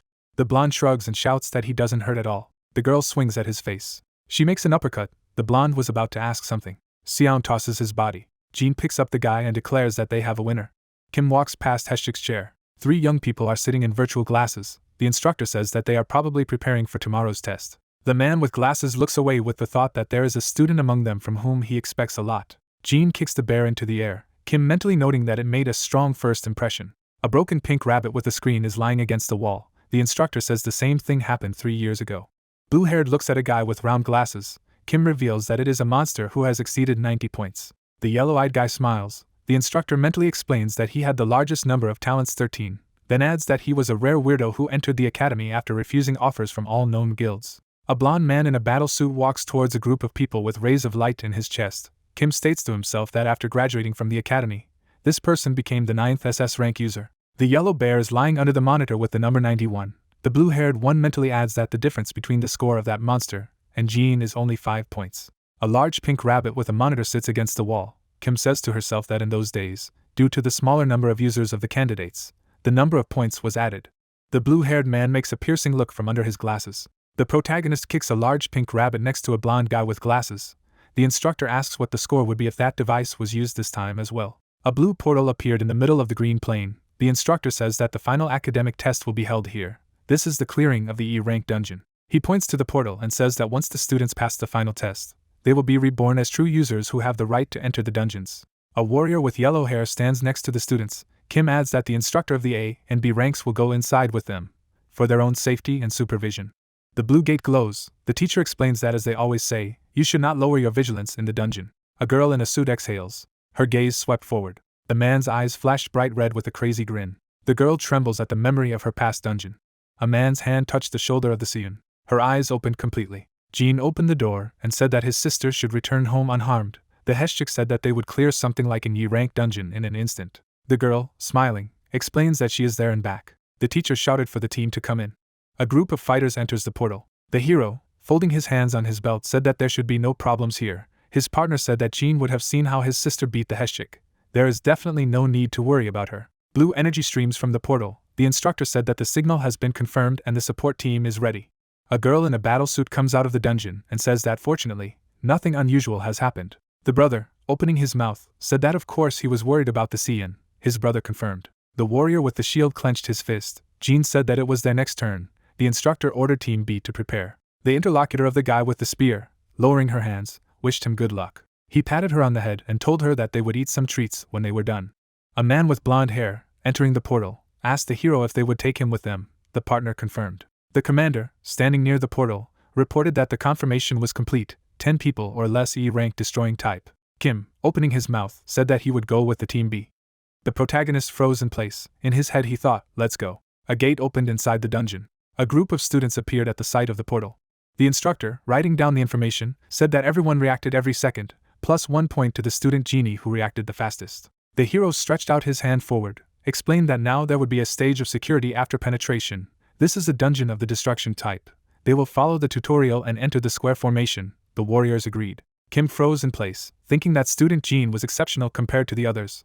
His enthusiasm and ability more than anyone else's. The protagonist steps forward. The teacher adds that these factors are not supported by his talents. If he had enough talents, he could be promoted to S rank, or even higher. Jean, pointing his spear at the monster, warned that an orc was ahead. The green monster turned. It rushed forward. The hero commanded that the Heshchik needed to use his shield. He could block the onslaught of the monster. The warrior with the shield took the orc's blow on himself. The soldier gritted his teeth. Jean waved his hand and told the sub-tank to help the main one. 2 students restrain the monster. A guy with a spear jumps on an orc. He pierces the opponent's chest. Blood gushes from the monster's wound. A yellow light can be seen from the giant door.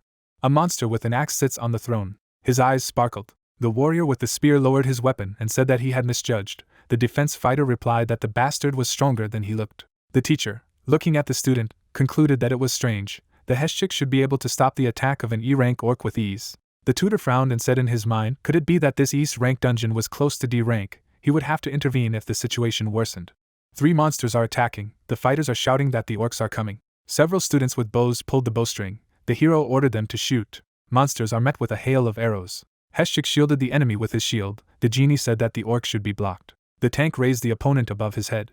He did not fall on the stone floor. The tips of the weapons in the hands of the students shone. They hit the lying monster. Kim, writing down a note in a notebook, said that he was wrong to doubt. The portal began to shimmer with blue and yellow colors, at the same time outside the dungeon.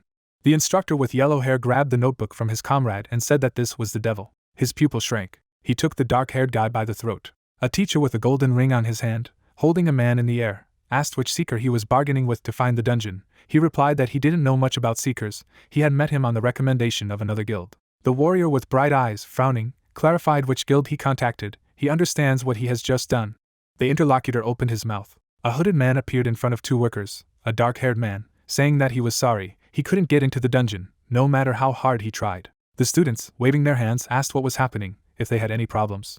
The instructor with bright hair threw the interlocutor to the ground. He, frozen in place, explained that he apologized. It seemed that they had been deceived with the dungeon.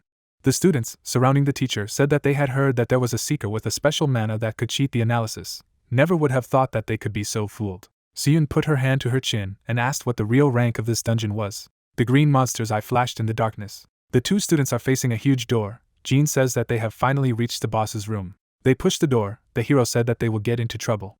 The doors to the boss's room opened. Shadow silhouettes sweep through the guy. He thinks that where did such a creepy feeling come from? He didn't have this feeling. Not even in the lizard boss room of the D-rank dungeon. A red aura comes out of the door. The students say that the door is open and they need to enter. Heshchik, peeking out from behind the shield, asked if it was the boss. The orc looked ahead. The instructor twitched. He opened his mouth and said that they had an emergency. They were stopping the test right away. The dungeon monster rushed towards the students, the teacher saying that this dungeon definitely did not have an E rank. The monster raised the axe above his head. Kim added that it was a dungeon with an A rank boss. People in uniform blocked the portal to the dungeon with tape. The woman, opening her mouth, asked where the criminal was. The instructor with bright hair looked to the side and said that he had fainted, so he was unconscious now. The girl in the costume, taking the halberd in her hands, said that it was necessary to arrest the criminal as soon as he woke up. That about the guild Karma, the man from the organization, replied that Karma said that they did not know where the seeker went. This incident was a deplorable circumstance. The worker, gritting her teeth, explained that the problem was that these freaks were allowed to deal with the affairs of the guild, the user association, the S-class team lead, the SEO Sangha. The portal sparkled. A man from the association stated that the dungeon was boss type and ranked not less. The guy in the suit, raising his palm, said that if the strongest instructor was rank B, Kim, it was possible with him. A huge monster is sitting on a rock. SEO explained that it is a destroying type. This is a boss type. A boss type monster dungeon of a rank. Its boss is comparable to an S-rank boss type, or even stronger. The instructor leaned back. The worker added that the B rank of the user may not even dream of defeating him. The hero's sister approached the portal. She leaned her hand to her chest and asked if there was any way to save the people inside. The woman, closing her eyes, replied that unfortunately, but there is currently no such possibility. As long as the people inside the dungeon, there is no way they can intervene unless they all die. The weapon sank to ground level. Its owner said that it was only possible to avenge the death of the students. An orc with an axe stands in front of an apprentice with a sword. He is shaking with fear. The monster's eye flashed. The axe is approaching the ground at great speed. Kim, putting his hand forward, said that he was using a mesmerizing ball. Red roots spread across the stone floor. They wrapped themselves around the green monster. The monster turned. The instructor, grabbing the scarlet circle, declared that from that moment on he would be at the head as the commander of the expedition. The students froze in place. The teacher said that the children should get together and follow his commands. The orc tries to get out of the red ropes. Kim explains that as long as he holds him, they must land as many effective blows as possible. Students are shaking with tension. The fanged monster turned around. The blue-haired guy, opening his mouth, said that he couldn't. How could they resist the monster? An orc tears at the scarlet roots. Kim's gaze went forward. The red whips dissolve, Kim saying that the skill has already been destroyed. The enemy clenched his teeth.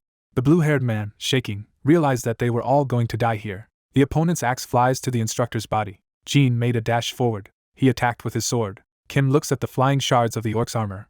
Heshchik pointed his finger at the battlefield. Pieces of the monster's armor fly off the armor. The hero took a fighting stance. Students standing in front of the dungeon boss, 10 minutes ago. The protagonist gritted his teeth and thought that he couldn't try to hide his strength in such a situation. Please let him be lucky. Sean, flying up, said that they had not seen each other for a long time. The monster restrains the boss. The hero's partner asked what kind of monster was here. The interlocutor replied that there was no time to explain. Jean, opening his mouth, said that he believed in Sean, who replied that he did not know how to fight at all. Several hundred cards levitate near the guy with the spear, the connecting gacha. The short-haired student froze in place and concluded that if the info gacha was available at the time the Sean was loaded, then the AI binder gacha would work.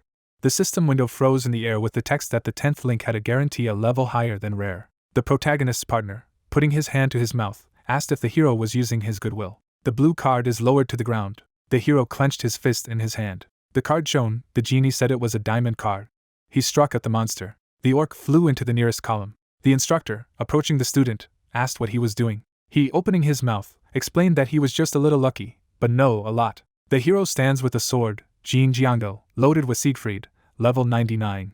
The protagonist, looking at the German warrior, thought that this was a great warrior from Germany. Just think, he loaded the dragon slayer who killed the terrible dragon Farner. The orc stomped his foot on the ground. His eyes sparkled. He clutched the shaft of his weapon. Jean, standing with a blade in his hand, he mentally said that the opponent had repelled the attack. D-rank Joe Hakray could not even repel an ordinary blow. The green ring was aimed at the opponent. The protagonist asked what level the monster was in general. A monster's fang sticks out of his mouth. Orc Lord, you're 82. The guy with the short hair opened his mouth and wondered if the monster had a level of 82. Such a level should be one of the strongest S-rank monsters. The green giant gets closer to the student. Siegfried, dropping his hands, declared that the enemy was advancing. The orc swung his axe. His opponent attacked with his sword. The two weapons crossed. The orc saw a golden glow. The protagonist, clenching his teeth, stated that the monster was only S-ranked. He parried away the opponent's shot. The hero, raising his sword above his head, said, "I wonder how well it will withstand the SS-rank ability." A system window appeared with the text that Siegfried, the awakening of the dragon's blood, had been downloaded. The monster slammed his axe to the ground. Jean strikes with his blade. 2 cuts reached the monster's body. His pupil dilated. Blood gushed from the orc's mouth. The green monster leaned back and let out a battle cry. The boss of the room raised his axe to strike. The protagonist blocked his attack. The genie clenched his teeth and asked all that the orc of this dungeon could do. His eyes sparkled. The guy with the sword inflicts leaves wounds after his swings. 2 fighters exchanged blows. The students froze in place in surprise. The protagonist, lowering his sword with the point down, said that it was time to finish. His opponent rushed into the attack. Jean lunges with a blade in his direction. A stabbing blow pierces the boss's body. The orc lord is bleeding. Jean put his sword aside. Siegfried levitates in the air and says that the master did a good job. He miraculously executed the enemy. The summoner says that it is all thanks to his partner. Heshchik runs to his comrade. The students surround Jean. The archer says that if it wasn't for the instructor and the hero, then they would all die. The guy with dark hair replies that everything is fine. He is just glad that everything is fine. The main tank of the squad states that the protagonist was great. Kim, opening his mouth, says that he thanks the Jean apprentice for his work. He has a lot of questions for him. He needs to take care of the current situation first. The monster directed its palm towards the youth's necks. The hero looked at the orc's hand. Heshchik pushes the protagonist. The monster hits a guy with blonde hair with his blow.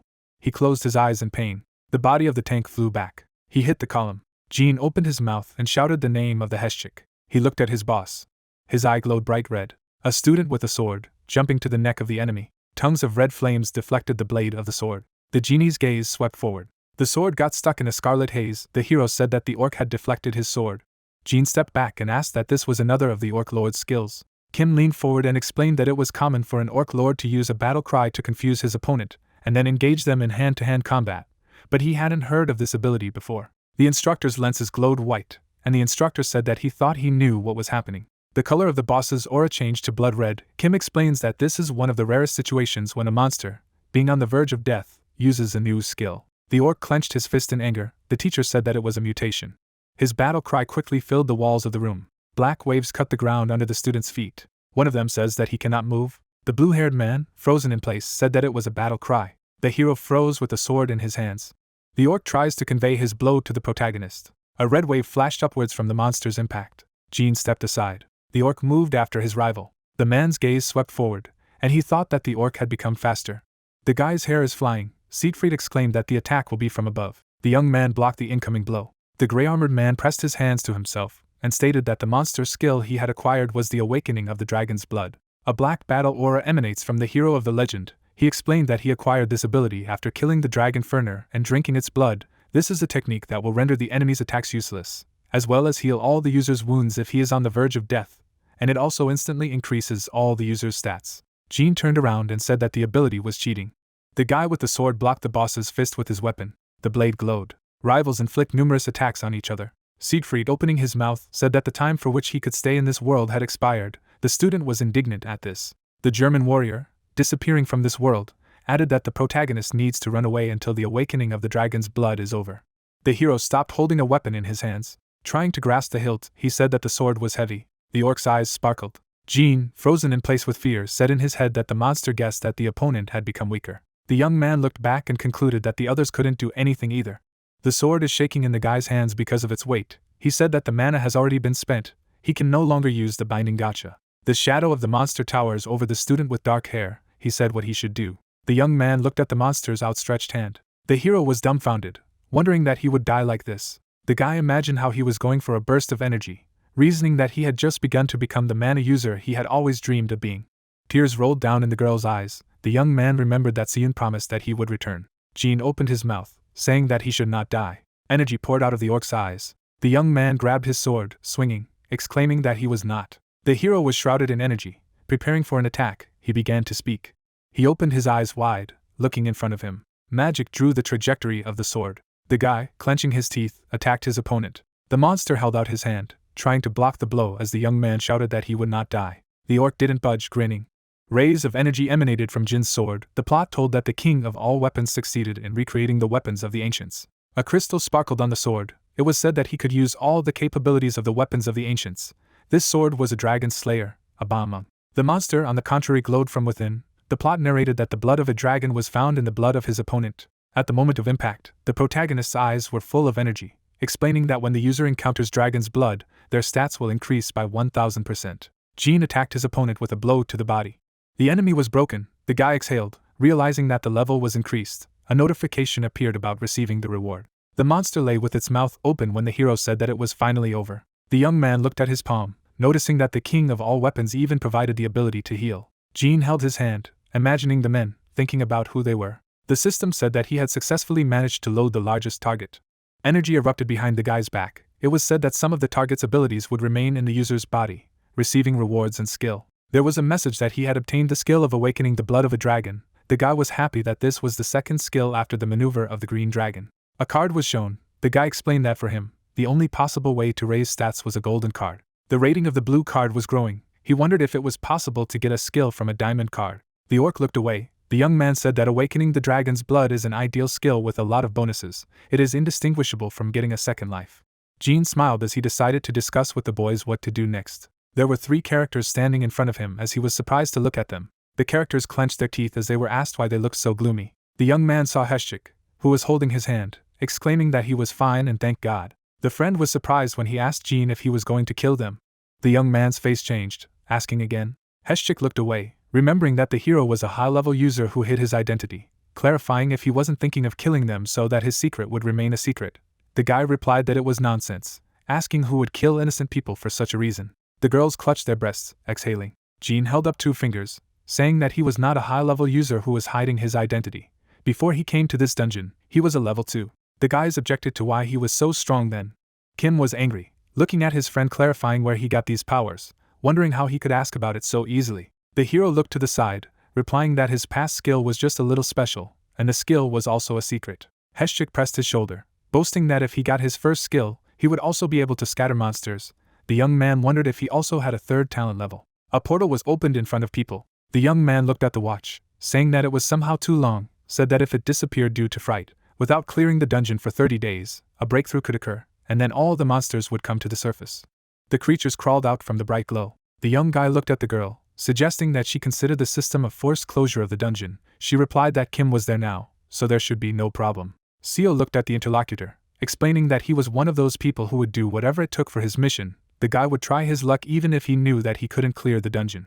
The portal was brightly lit up with energy. The young man stood in front, shouting that the portal had given signs and that you had to be ready to enter the dungeon. The girl grabbed an axe, claiming that she would avenge them. The guys in suits grabbed their weapons. The first person came out of the portal. At the head of the group was Kim, who led out of the gates. Seo was stunned as she asked again.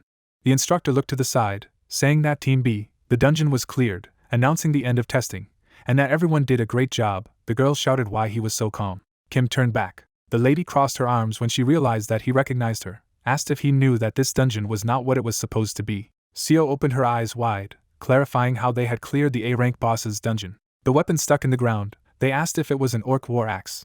The girl examined it from all sides, claiming that there were less than 10 of them in Korea, wondering where this rare object came from. The lady was concerned as she turned to the instructor, asking if they had defeated the orc lord. The man clapped his hands, laughing, saying that is expected from Kim, whom the academy is proud of. Minj smiled as he remarked that as long as they were in the academy, all their trophies belonged to the educational institution. Seo looked at the headmaster angrily, noting that just a moment ago he had been hiding somewhere, and now that the dungeon had been cleared, he was trying to claim the trophies for himself. The man reached for the axe, saying that he would take it to the academy. The young man grabbed his arm. The guy did not let him take it, explaining that it was his, and it had belonged to him since he killed the orc lord. Minj was surprised, saying that although the young man looked like one of their students, he was talking nonsense. Jean smiled, closing his eyes, asked not to talk to him in an informal tone. There was no mistake here, and he was the one who killed him. The protagonist put his hands on his belt, asked if he thought he was his subordinate. The man introduced himself as a representative of the academy, and the guy was his client, clarifying whether he should complain about him for what happened here. The director wiped his mouth with his fist, apologized, and said that even so, he shouldn't have lied. Kim put his hands behind his back, confirming that he was not lying. The young man crossed his arms as the instructor said that it was true that Jean had single-handedly defeated the orc lord, and he personally did nothing then. Minj spread his arms to the sides, exclaiming that it was impossible for a student to defeat an orc lord. There was no common sense in it. The guy opened his mouth, answering that common sense is not important in the dungeon. The headmaster was confused, listening to the question of whether this was not the beginning of training at the academy. The young man turned his head as he began to speak. He pointed his finger at the people behind, wondering that instead of taking the trophies, whether he should take care of them, those who barely survived. He thought it was his duty to explain the situation and try to make amends. The girls did not look at what was happening enthusiastically. Minj wiped the sweat from his forehead, noting that everyone had returned safely. Seo put her palm to her face, thinking that did she really look like that in the eyes of other people? What a shame it was. The girl waved her hand to the side, announcing that the emergency was resolved from now on, ordering them to escort the students to the hospital immediately. After all, they were subject to a war cry. There was a possibility of internal injuries, so let them make sure that they were thoroughly examined. The man spread his hands to the sides, exclaiming that he was the highest authority in the academy, and everyone should obey his orders. The tall building was illuminated by the sun. Seo held the glass in her hands, asking about the mutation. Kim stretched out his hand to the side, confirming, said that student Jean had defeated the orc lord, but the monster's body exuded crimson energy and healed from all its wounds, after which he looked much stronger than before. The instructor raised his finger up, adding about the young man, and cut the orc in two with one swing. The girl could not believe her ears. The hero held a sharp spear in his hand. Kim stated that this was just his assumption. The young man held the sword firmly in his hands. The instructor stated that when Jean entered the dungeon, he had a spear, but when he fought the orc lord, it changed to a two-handed sword with a golden hilt encrusted with a blue jewel. Seo thought for a moment, asking again. Kim remembered the moment of the blow, explained that when he cut the orc lord in two, the jewel shone, and after that disappeared. The anxious instructor watched the hero from the sidelines. He looked at the girl, suggesting that the student might have used a man-absorbing artifact. Seo crossed her legs, replied that an artifact that could kill an orc lord with a single blow, wondering if his skill or talent was creating artifacts. In a flashback, the character kept his hands in his pockets. Kim added that if this is the case, perhaps this ability is identical to that of an American white SS-Rank blacksmith. The girl tensed, declaring that then they had urgent business. She grabbed the instructor by the jacket, saying that she needed to go. He asked where they were. Jean looked at the system window in surprise. The message showed his status. He understood that in this expedition he had risen 2 levels. The young man sat cross-legged on the bed, saying that despite the fact that he had to kill an S-rank monster, the result did not look impressive, but accelerated leveling did not exist in reality, so he thought there was nothing to be done. Monsters of different levels were shown, when the hero reasoned that in order to develop productively, he needs to enter as many dungeons of his level as possible. The guy scratched his chin as he said that there was no guarantee that he would get information about the dungeon if he used Gacha, and there was a limit to how many dungeons he could do on his own. Wondering what to do, behind the door, Seo shouted, asking to come in. The girl came in with the instructor, asking how he was feeling. The young man replied that fortunately he was not injured, and they said that tomorrow he could be discharged. The lady put her hand on her chest, formally introducing herself as the team leader of the Korean task force that investigates such incidents, and calls her Seo, saying that she thinks they should explain the situation to him. The guy raised his head, agreed, said that his name was Jean, and he would like to hear their version. It was depicted how the criminal runs away from the warrior. It was said that the seller of the academy was deceived by a swindler, and the location of the seeker who made this transaction with him is not known at the moment. The guys said that they thought he was connected to the Karma Guild, but there was no evidence that it was the work of the Karma Guild, and there was a high chance that this case would be hushed up. The young man opened his eyes wide, imagining the man, wondering if it could be because of Joe. Seo stood in front of the hero after hearing the question of why the Karma Guild had replied that there had been some disagreements between this guild and the academy lately. I wanted to say that this fact could not be ignored. The young man clutched his chest, thinking that it was not because of him. He frowned, realizing that this was strange. They weren't even users who worked at the academy, wondering how killing just a few students could affect the institution. Kim put it in his pockets, noting that they were probably looking for him, not the students, because his father was the director. The hero looked at the instructor in surprise, thinking that he was from a wealthy family, who added that in any case, this incident was 100% the fault of the academy. Kim bowed, saying that Seo Minj would resign and they would financially reimburse student Jean as their apology, sincerely asking for forgiveness. The young man scratched his head, replying that as users, they should be prepared to face unforeseen circumstances, and since he had received an apology and would be compensated, he would not continue to blame them. Seo crossed her arms behind her back, addressing the guy. She raised her hand, wondering if he would be interested in working for their country.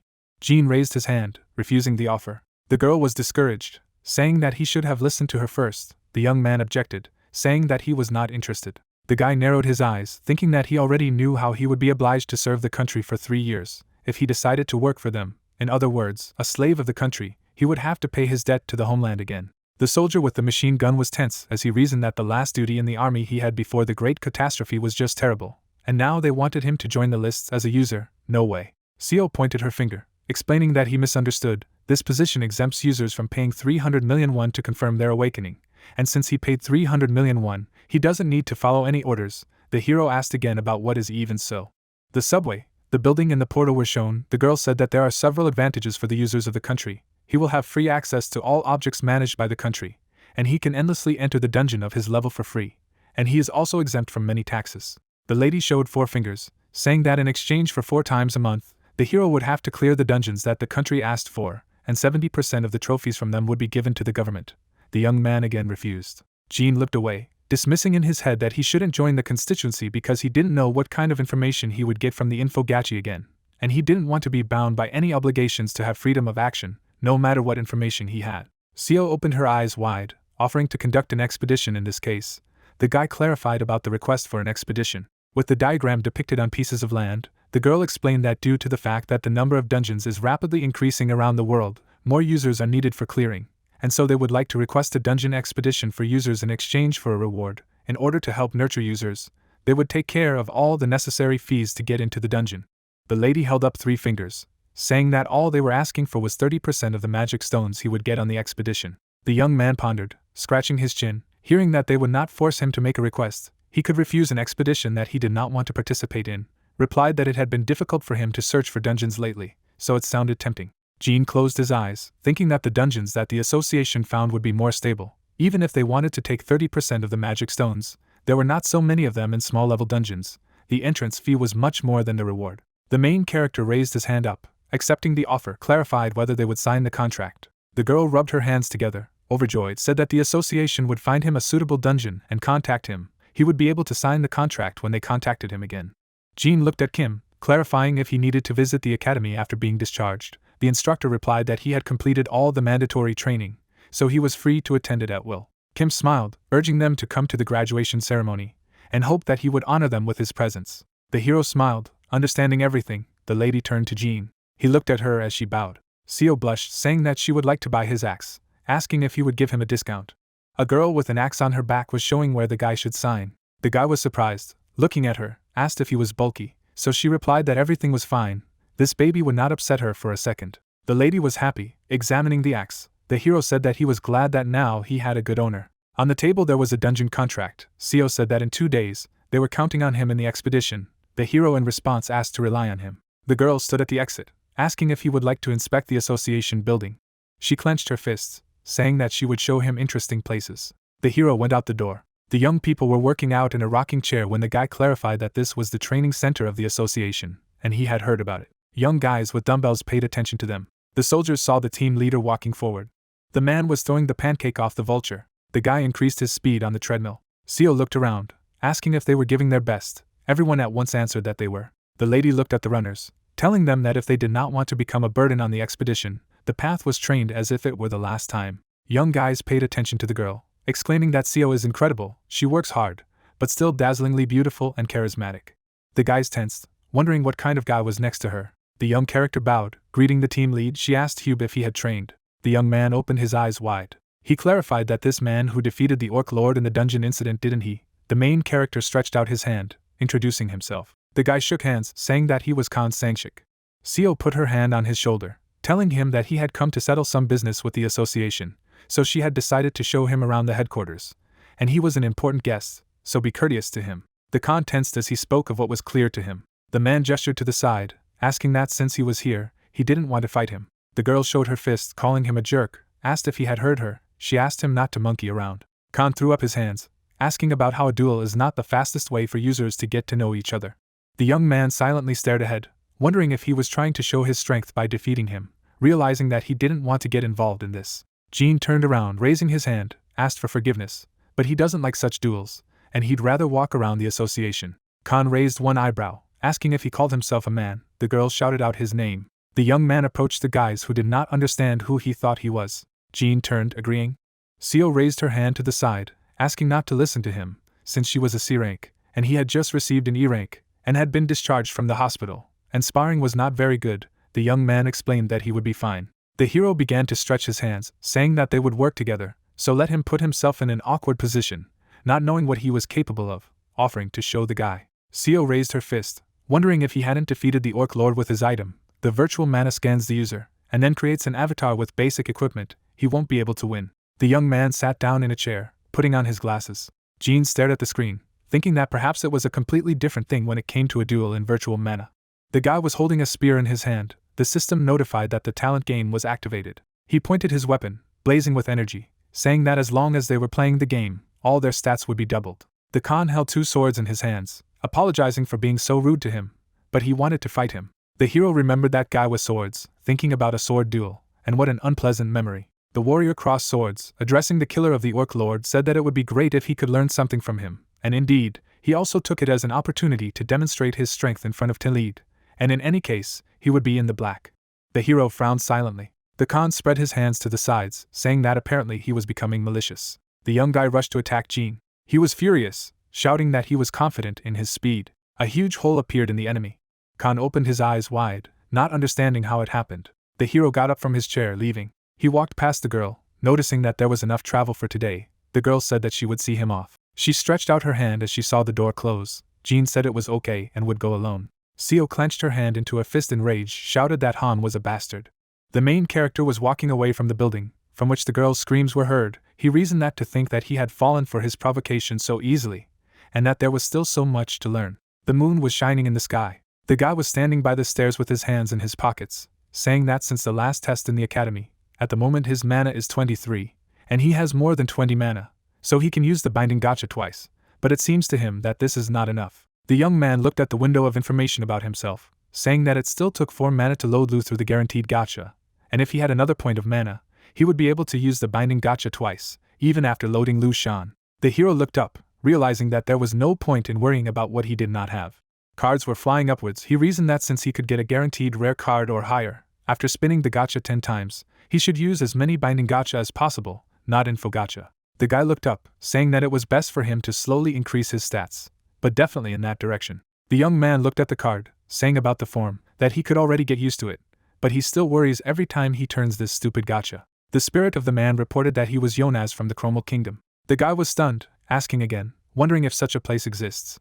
The main character looked at him and asked him where he was born. He replied that he was born to Christia in 5.728. Jean was surprised, looking at the interlocutor, thinking of Christia, asked what Christia was. He replied that it was the goddess they believed in. The young man was dumbfounded, realizing that he was right. He was from another world, which meant that he could load someone not from their world. The grandfather was standing on a rock with a staff. A knight in armor was holding a sword in his hand.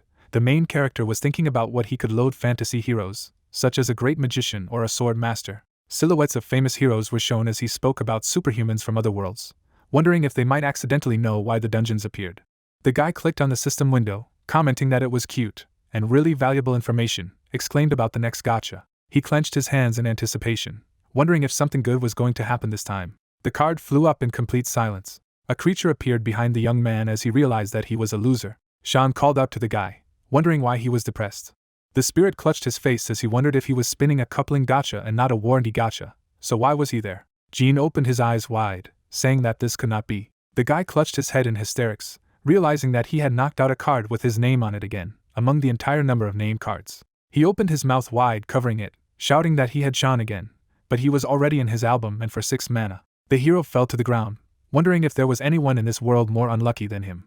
Sean was in the air, asking his master if he thought his behavior might hurt him. The guy was on his knees when the system window appeared in front of him. He looked at the notification that he had successfully uploaded the same character as the first time. The spirit was shrouded in magic. It was said that Sean had become 1 stronger. A message popped up saying that he was getting the combo gacha skill as a reward.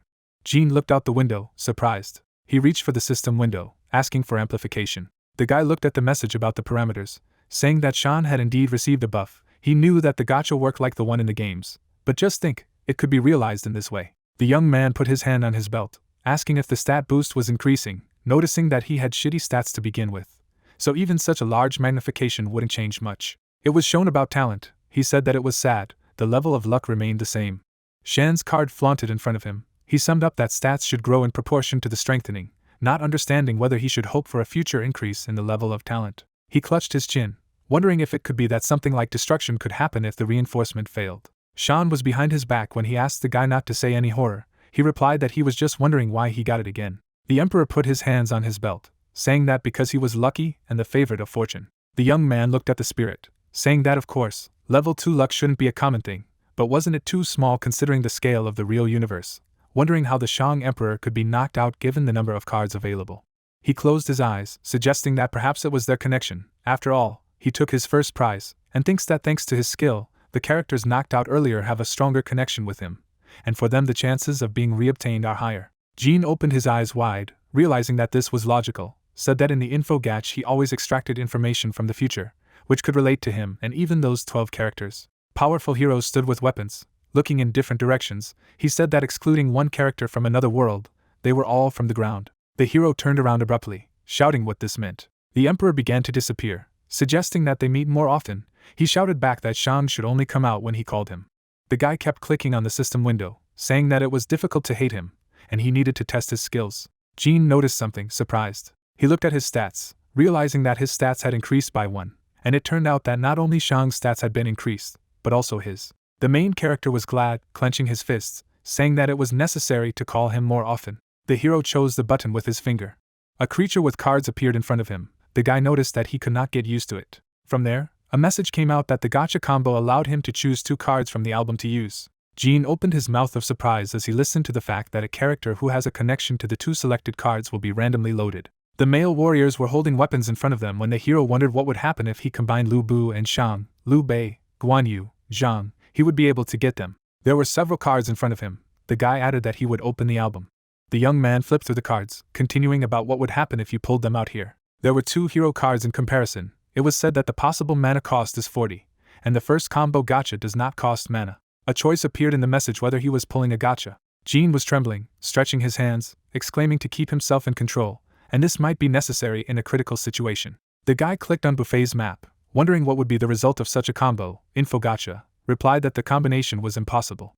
He put his hand on his belt, talking about how it works. The gacha combo helps narrow down the range of what can be drawn, and if the hero connects Shan and Bu, he can only get characters from the Three Kingdoms series. The young man smiled, saying that he understood everything now. The entrance to the portal was visible when he commented that they were in place. Machina was holding a joystick in his hands, informing that the dungeon was for one person, E-rank. The destroying type was confirmed. Wondering if he would go inside, the guy asked to wait. His eyes were scanned when he thought that it would not be superfluous to check everything himself, especially since they had been deceived last time, he said about the observation. In front of his eyes there were messages telling him that it was a goblin dungeon, offering a list of monsters. Jean opened his mouth, receiving hidden information about mana, with the name Kamina, wondering if it could even do that. A man in uniform clarified whether something had happened. The young man denied. The guy was smiling, thinking that knowing what monsters would appear in the dungeon was a huge strategic advantage, especially since there was information about the hidden reward.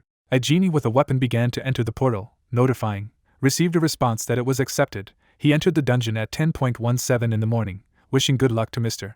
User. The guy teleported to the dungeon. He looked around carefully. The little creatures were running to attack. They were goblins. The main character swung an axe. He struck exactly at the first goblin, finishing it off. Jean looked at what he was doing, frightened. With each energy blow, he punched holes in the heads of monsters.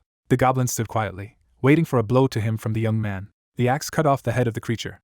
The guy put his hand to his ear, shouting that yes, this is how it should be. He was ready to burst into tears just to think how he suffered in the expedition. He narrowed his eyes, saying that they had asked for a strong opponent. The remaining goblins stared at the enemy in horror. The hero jumped into the attack, calling everyone to him. He struck the goblin hard, calling them a stack of experience points. Jean smashed them with an axe, glad that the level was rising again. The young man ran after his opponents. He thought that it was so cute. The guy was very happy, finally realizing what happiness is. A huge goblin burst into the room. He shouted furiously. It was Boss Hobgoblin. The hero punched a hole in the monster in one blow. Jean was stunned, wondering that even the boss died in one hit, and he knew that his stats were comparable to C-rank users, but he didn't expect that he could kill an E-rank boss in one hit. The hobgoblin was lying on the ground, his tongue sticking out. A pickaxe appeared in the guy's hands as he wondered what about the bonus now. The guy struck not far from the dead goblin, realizing that he must be somewhere nearby. Precious metals could be seen from the ground. Jean, crystal in hand, walked out of the portal. The young man scratched his head, listening to the question that less than 2 hours had passed since he entered, and the dungeon had already been cleared, replied that yes, such pies. The guy asked the person if there were any other dungeons in the area, reasoning that he didn't look tired. The man approached the hero, clarifying that there were no more dungeons in this area that were run by the association. He showed him the screen of his smartphone, asking that if he wanted to go on an expedition, why not find a permanent team in the Manhwa, saying that he had heard that people from different guilds were gathering in teams for expeditions because the number of dungeons had increased recently. Jean stared at the screen in surprise, asking about the Manhwa. Looking at his phone, Jean asked if he should just sign up with the serial number of his Mana watch and contact them, noting that he doubted there was anyone nearby. A notification appeared on the screen that outside of Ozan City, in Gyeonggi Province, there was an urgent recruitment of one user. The rank did not matter. The puzzled guy asked if they were worried about rank and if they were just looking for a guide, because they already had everything that could relate to the attacking forces. Holding the phone to his ear, the protagonist said that he had seen their recruitment record and decided to call. An embittered MC heard the answer that they had already hired someone. Smiling, the guy assumed that Jean was unlucky. Standing in front of him, he replied that it was so, the place was already taken. Perhaps he had finished for today and would return to counting awards. Holding the bag in his hand, the protagonist said that these were mana stones that he received after killing monsters. Holding the blue crystal in his hand, he emphasized that it was a trophy he had found in the boss's room. The guy's eyes bulged in surprise. After removing the trophy from him, MC stated that according to the contract, all the trophies he confiscates from monsters except his mana gems, adding that he should be able to tell from his condition, but unlike the magic stones from monsters, this one went through primary processing. Smiling, the guy replied that it was true. Jean was not only a seasoned tunneler, but also lucky. It was not easy to find such a trophy in an E-rank dungeon. Holding the back of his head, MC replied that he was just lucky, after which he noted in his mind that it was all thanks to observation. Sunlight enveloped the building. The guy brandished his spear. He struck many blows at the dummy. Gritting his teeth, MC said that it was the 1000th strike. He made another blow. Wiping the sweat from his face, the guy noted that he had enough for today. As he walked down the hallway, he noticed a television. Looking at the screen, the protagonist began to listen to the breaking news, which said that today at 12 o'clock in the evening, outside of Osun City, in Gyeonggi Province, there was a breakthrough of the dungeon. Fortunately, no civilian casualties were found due to the quick arrival of the user association, but the user Imo, who was nearby at the time of the breakthrough, died in the battle. Surprised guys began to discuss that the system screwed up this time. The puzzled protagonist thought that he had just been to the city of Osun in Gyeonggi Province. Imagining a portal, he noted that if the dungeon was breached around 12 in the evening, then the mana leak must have peaked before the breakthrough, so he didn't understand why he didn't feel it while being there, even he could determine it. Stunned, Jean wondered if it could be that the dungeon from that recruitment announcement. Shaking his head, he asked what kind of man would make a post about recruiting to a dungeon that was on the verge of breaking through. Standing in front of the projection, he noticed that it was time for him to wrap up. Sean flew up to him, saying that they had met again. Smiling, MC said that he went to the dungeon, so he has little mana. Today he will spin until there are 10 mana left, and then draw a card with a character. An info gacha appeared above them. The capsules fell to the ground. Looking at the upset assistant, the protagonist asked not to worry about it, because he already knows that luck does not always help in this bad game. With a satisfied look, he wondered if his luck could be so low that it even suppressed Emperor Shan's goodwill. The purple object fell to the ground. Looking at the capsule, Jean wondered why it was ominous. A notification popped up in front of him that he had taken possession of critical information for the first time. The info gacha would be strengthened as a reward. The info gacha's eyes began to sparkle. A blue aura surrounded her, after which a message appeared that it was possible to spin the info gacha while restricting it in relation to another subject. The capsule opened. A red light emanated from it. A critical information window appeared, saying that in 4 days there would be an artificial breakthrough of the underground in Seoul, Gangnam District. A dumbfounded MC clarified whether someone could deliberately break into the dungeon. He remembered the news he had watched and stressed that they would not wait 30 days to pass. Then the dungeon that had been breached in the morning would too.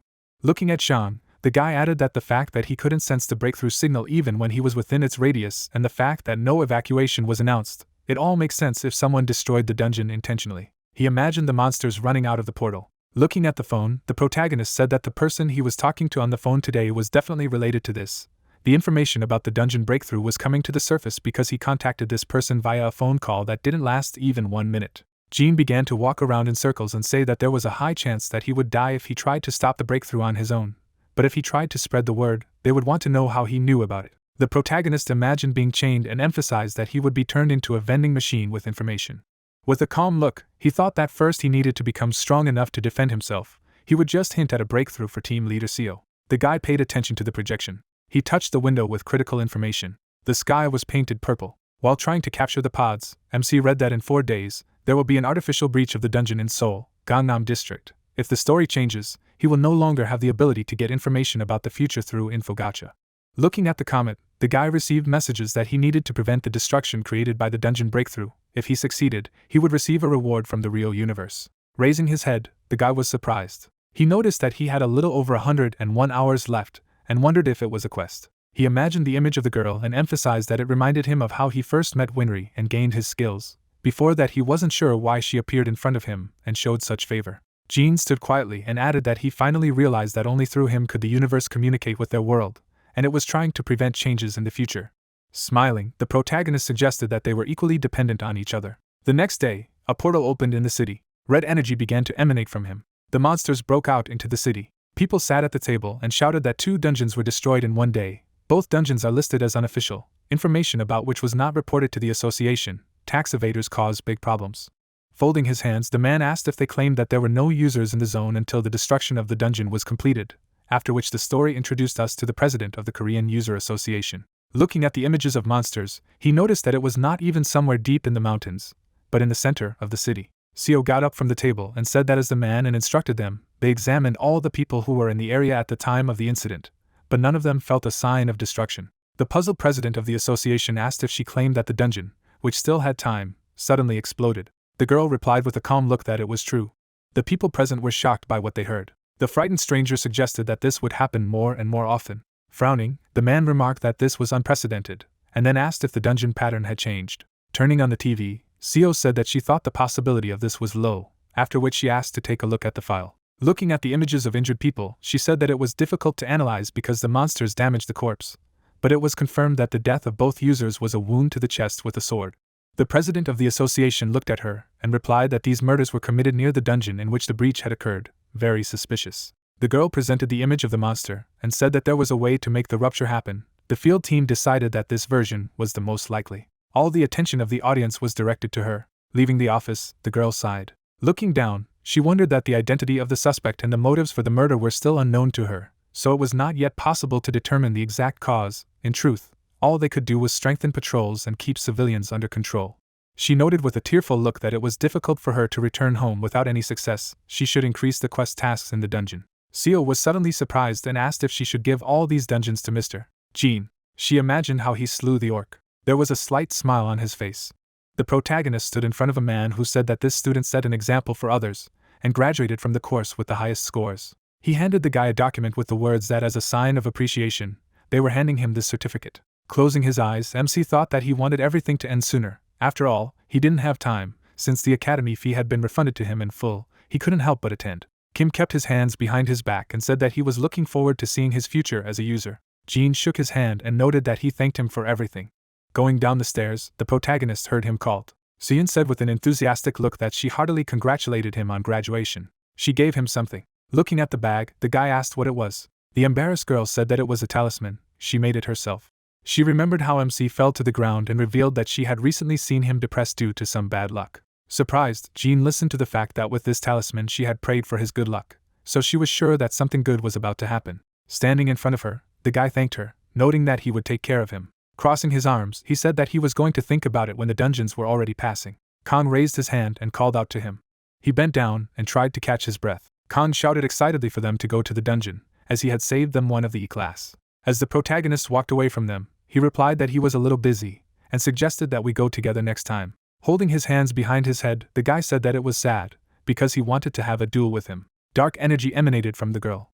Seoyoon made her way to the guy while the protagonist reasoned that the two would help him without question, but he couldn't put unprepared children in danger because of him. After adjusting the bracelet, MC said that he would somehow be able to block the breakthrough into the dungeon himself. 2 days later, the guy lowered his head. With an exhausted look, he wondered why this time the information was without coordinates, noting that searching for every dungeon in Gangnam, one by one, was exhausting, and yet he was lucky, because public transport around the dungeon was now limited. Glancing at the guard, he added that he could find the dungeon anywhere there were no civilians.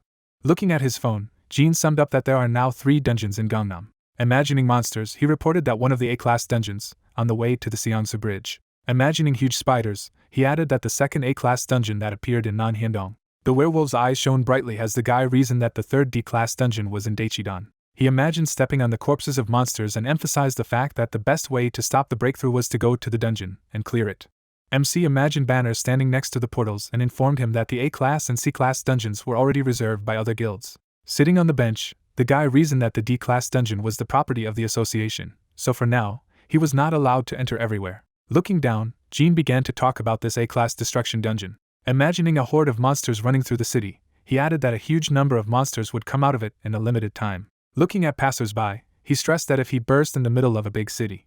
Seo called him. Bringing the phone to his ear, the protagonist noted that he was listening to her. Jean was taken aback by the question if he could help her with the quests. Getting up from the bench, he suggested that in this case she go to the dungeon in Gangnam. Going through the documents, the girl said that they had a D-class dungeon, but she didn't know if it would suit him. The enthusiastic guy began to shout that he wanted to go there. Lately the atmosphere near this dungeon has been extremely tense. Seo listened attentively that if they delayed clearing the dungeon in a densely populated city, there would be a big disaster, a breakthrough in a large area. She stated with a satisfied look that the protagonist was full of enthusiasm. Smiling, MC said that if possible, he would like to go tomorrow morning. Holding the phone in front of his face, he listened to her come to the entrance. The protagonist with glowing eyes began to shout that this is great. Standing next to the window, the girl asked if she should come in tomorrow after work. A notification popped up that the remaining time was 29 hours. The flow of energy struck the monster. The guy was standing over the corpse. With a calm look, he asked if this was all. Glancing at the remaining time, Jean reported that it couldn't have been that easy. Closing his eyes, he said that he could conclude that it was either A-class or C-class if he tried to estimate the amount of damage that would have been done if there had been an outbreak. His eyes widened. Introducing the portal on the bridge, he added that the A-class dungeon would have the most damage. A glow came from the portal. The puzzled guy noted that there were only 10 minutes left before the flash, but it was too quiet. Perhaps it was a C-class dungeon. The car drove up to him. She stopped in front of the portal. The man got out of the car. Lurking, the main character stated that he had no reason to worry, his uniform pointing to a user belonging to the States. Agents were inspecting the dungeon. While trying to get out of there, Jean emphasized the fact that he needed to go to C-Class even if it was too late. He suddenly closed from the bright glow. The dumbfounded guy asked what it was. The portal turned orange. Turning around, the stranger asked not to pay attention to the protagonist, because anyway this place will soon turn into ruins. The man broke the seal. The agents teleported from there. Gritting his teeth, MC noted that he wouldn't have thought they were disguising themselves as national users. His eyes began to glow. He imagined the image of the stranger and said that he remembered his face well. Standing in front of the entrance to the dungeon, he noticed that it looked serious. He had to intervene. The dove flew up to him and asked what was wrong with him today. Stretching out his hand, the main character asked to take care of him. He imagined warriors. With a surprised face, Jean told me that he had saved this combination for a rainy day. It was the best thing he could do now. The object in his pocket began to glow. Examining the bag, the guy said that it was an amulet that Seoyoon had given him, after which a message popped up that a significant bonus was awarded to the user's luck. The creature's mouth was full. A lot of cards fell around the guy. A dumbfounded MC stated that these are cards that are measured in the millions, and now there are only a couple of thousand. Inspecting the map that was emitting a blue light, he added that with Shan's good luck and Seon's holy blessing, he would succeed. The protagonist stretched out his hands to the map. Powerful energy began to spread. The monsters burst out of the portal. A whirlwind surrounded the protagonist. The guy pulled out his spear. Dark mana hovered around him. The monsters rushed at him. MC took a deep breath. With glowing eyes, he began to shout that General Zhang Fei had arrived. The creatures stopped suddenly. Their faces were frightened, after which a message popped out that the lion's roar had been activated. The target's attack power had been reduced by 30%. Jean imagined a man who shouted that there were hundreds of enemies in front of him, nowhere to retreat, bringing back old memories. A window appeared with the status of MC. Kobolds began to growl loudly. Zhang in the young man's body pulled out a spear and said that the world must be coming to an end. It was strange to see how a dog could walk on two legs. Even dogs could become dangerous opponents. The man with a mad look cried out that it didn't matter. They were nothing more than gnats to him. Watching the kobolds, he emphasized that it was time for the party. Frowning, the protagonist rushed into battle, after which there were notifications that the skill is invulnerable. When fighting alone, it reduces health consumption at the time of eliminating a large number of enemies. He struck down several enemies with one swing. The monsters were shocked by what they saw. They began to surround the guy. MC jumped at them with lightning speed. Rushing past them, he struck them down like a cyclone. Jumping over them, he was preparing to launch a devastating attack. The blue arrow surrounded the spear, and the system reported that the king of all weapons had perfectly recreated the ancient spear. At the moment of attack, he had a chance to deal damage in an area. Smiling, Jean listened to the fact that with these skills, he could handle millions of troops, after which he replied that it was cool. Frowning, he added that they didn't have much time. Watching the portal, the protagonist stated that there are fewer kobolds compared to the first wave, but the kobolds continued to arrive. Moreover, the monster boss did not even show up. Getting into a fighting stance, MC shouted that they needed to reduce their ranks. He rushed past the monsters, slashing them. After attacking, he read that he had dealt a few % of his damage with an AoE attack. Jean deflected the arrows flying at him with the hilt of his spear. Throwing his head over, he dodged the attack. The monster hit his leg with a blade. The guy lowered his gaze. Swinging his spear, he threw the monsters away from him. Puzzled, the kobold was preparing to draw another arrow. The protagonist stabbed the monster's body. He was attacked from behind. He managed to react to the attack and slay the creature. The kobold flinched when he saw the corpse of his comrade. MC punched him. The enthusiastic man said that looking at him, he was already inflamed. He was ashamed that he did not have a body. He shifted his gaze and said that he was being attacked from behind. The monster swung his blade. His head was cut off. Standing among the dead, the guy tried to catch his breath. With an exhausted look, he thought that as the battle continued, his concentration had deteriorated significantly, and the ability to assess the situation was lacking. Clenching his hand into a fist, the guy emphasized the fact that he still had room to grow. Looking at the spirit, he concluded that someday he would reach this level through his own strength, not loading. Looking at the monsters, the warrior said that judging by the energy they had noticed, it looked like it was going to be an interesting battle. But unfortunately, this was the limit. The man glanced at his hand.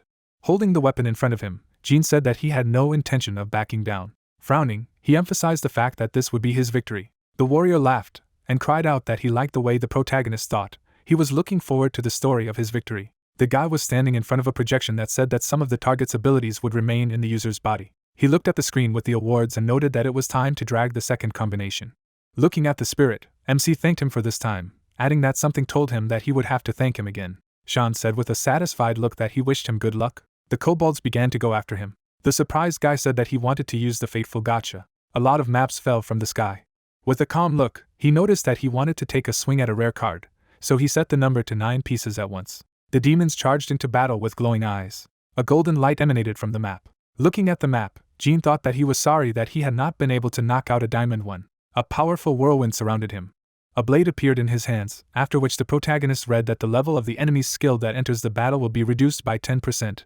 The rare skill Clarent is available. Mana emanated from the sword as MC said that Clarent was one of the 3 swords used by King Arthur, King of Britain, ironically, but he was killed by this sword. Imagining a knight, the young man began to reason that he was a rebellious knight who struck his own father with this Mordred's sword. A status window popped up, saying that Mordred's had been loaded into his body. A monster's hand came out of the portal.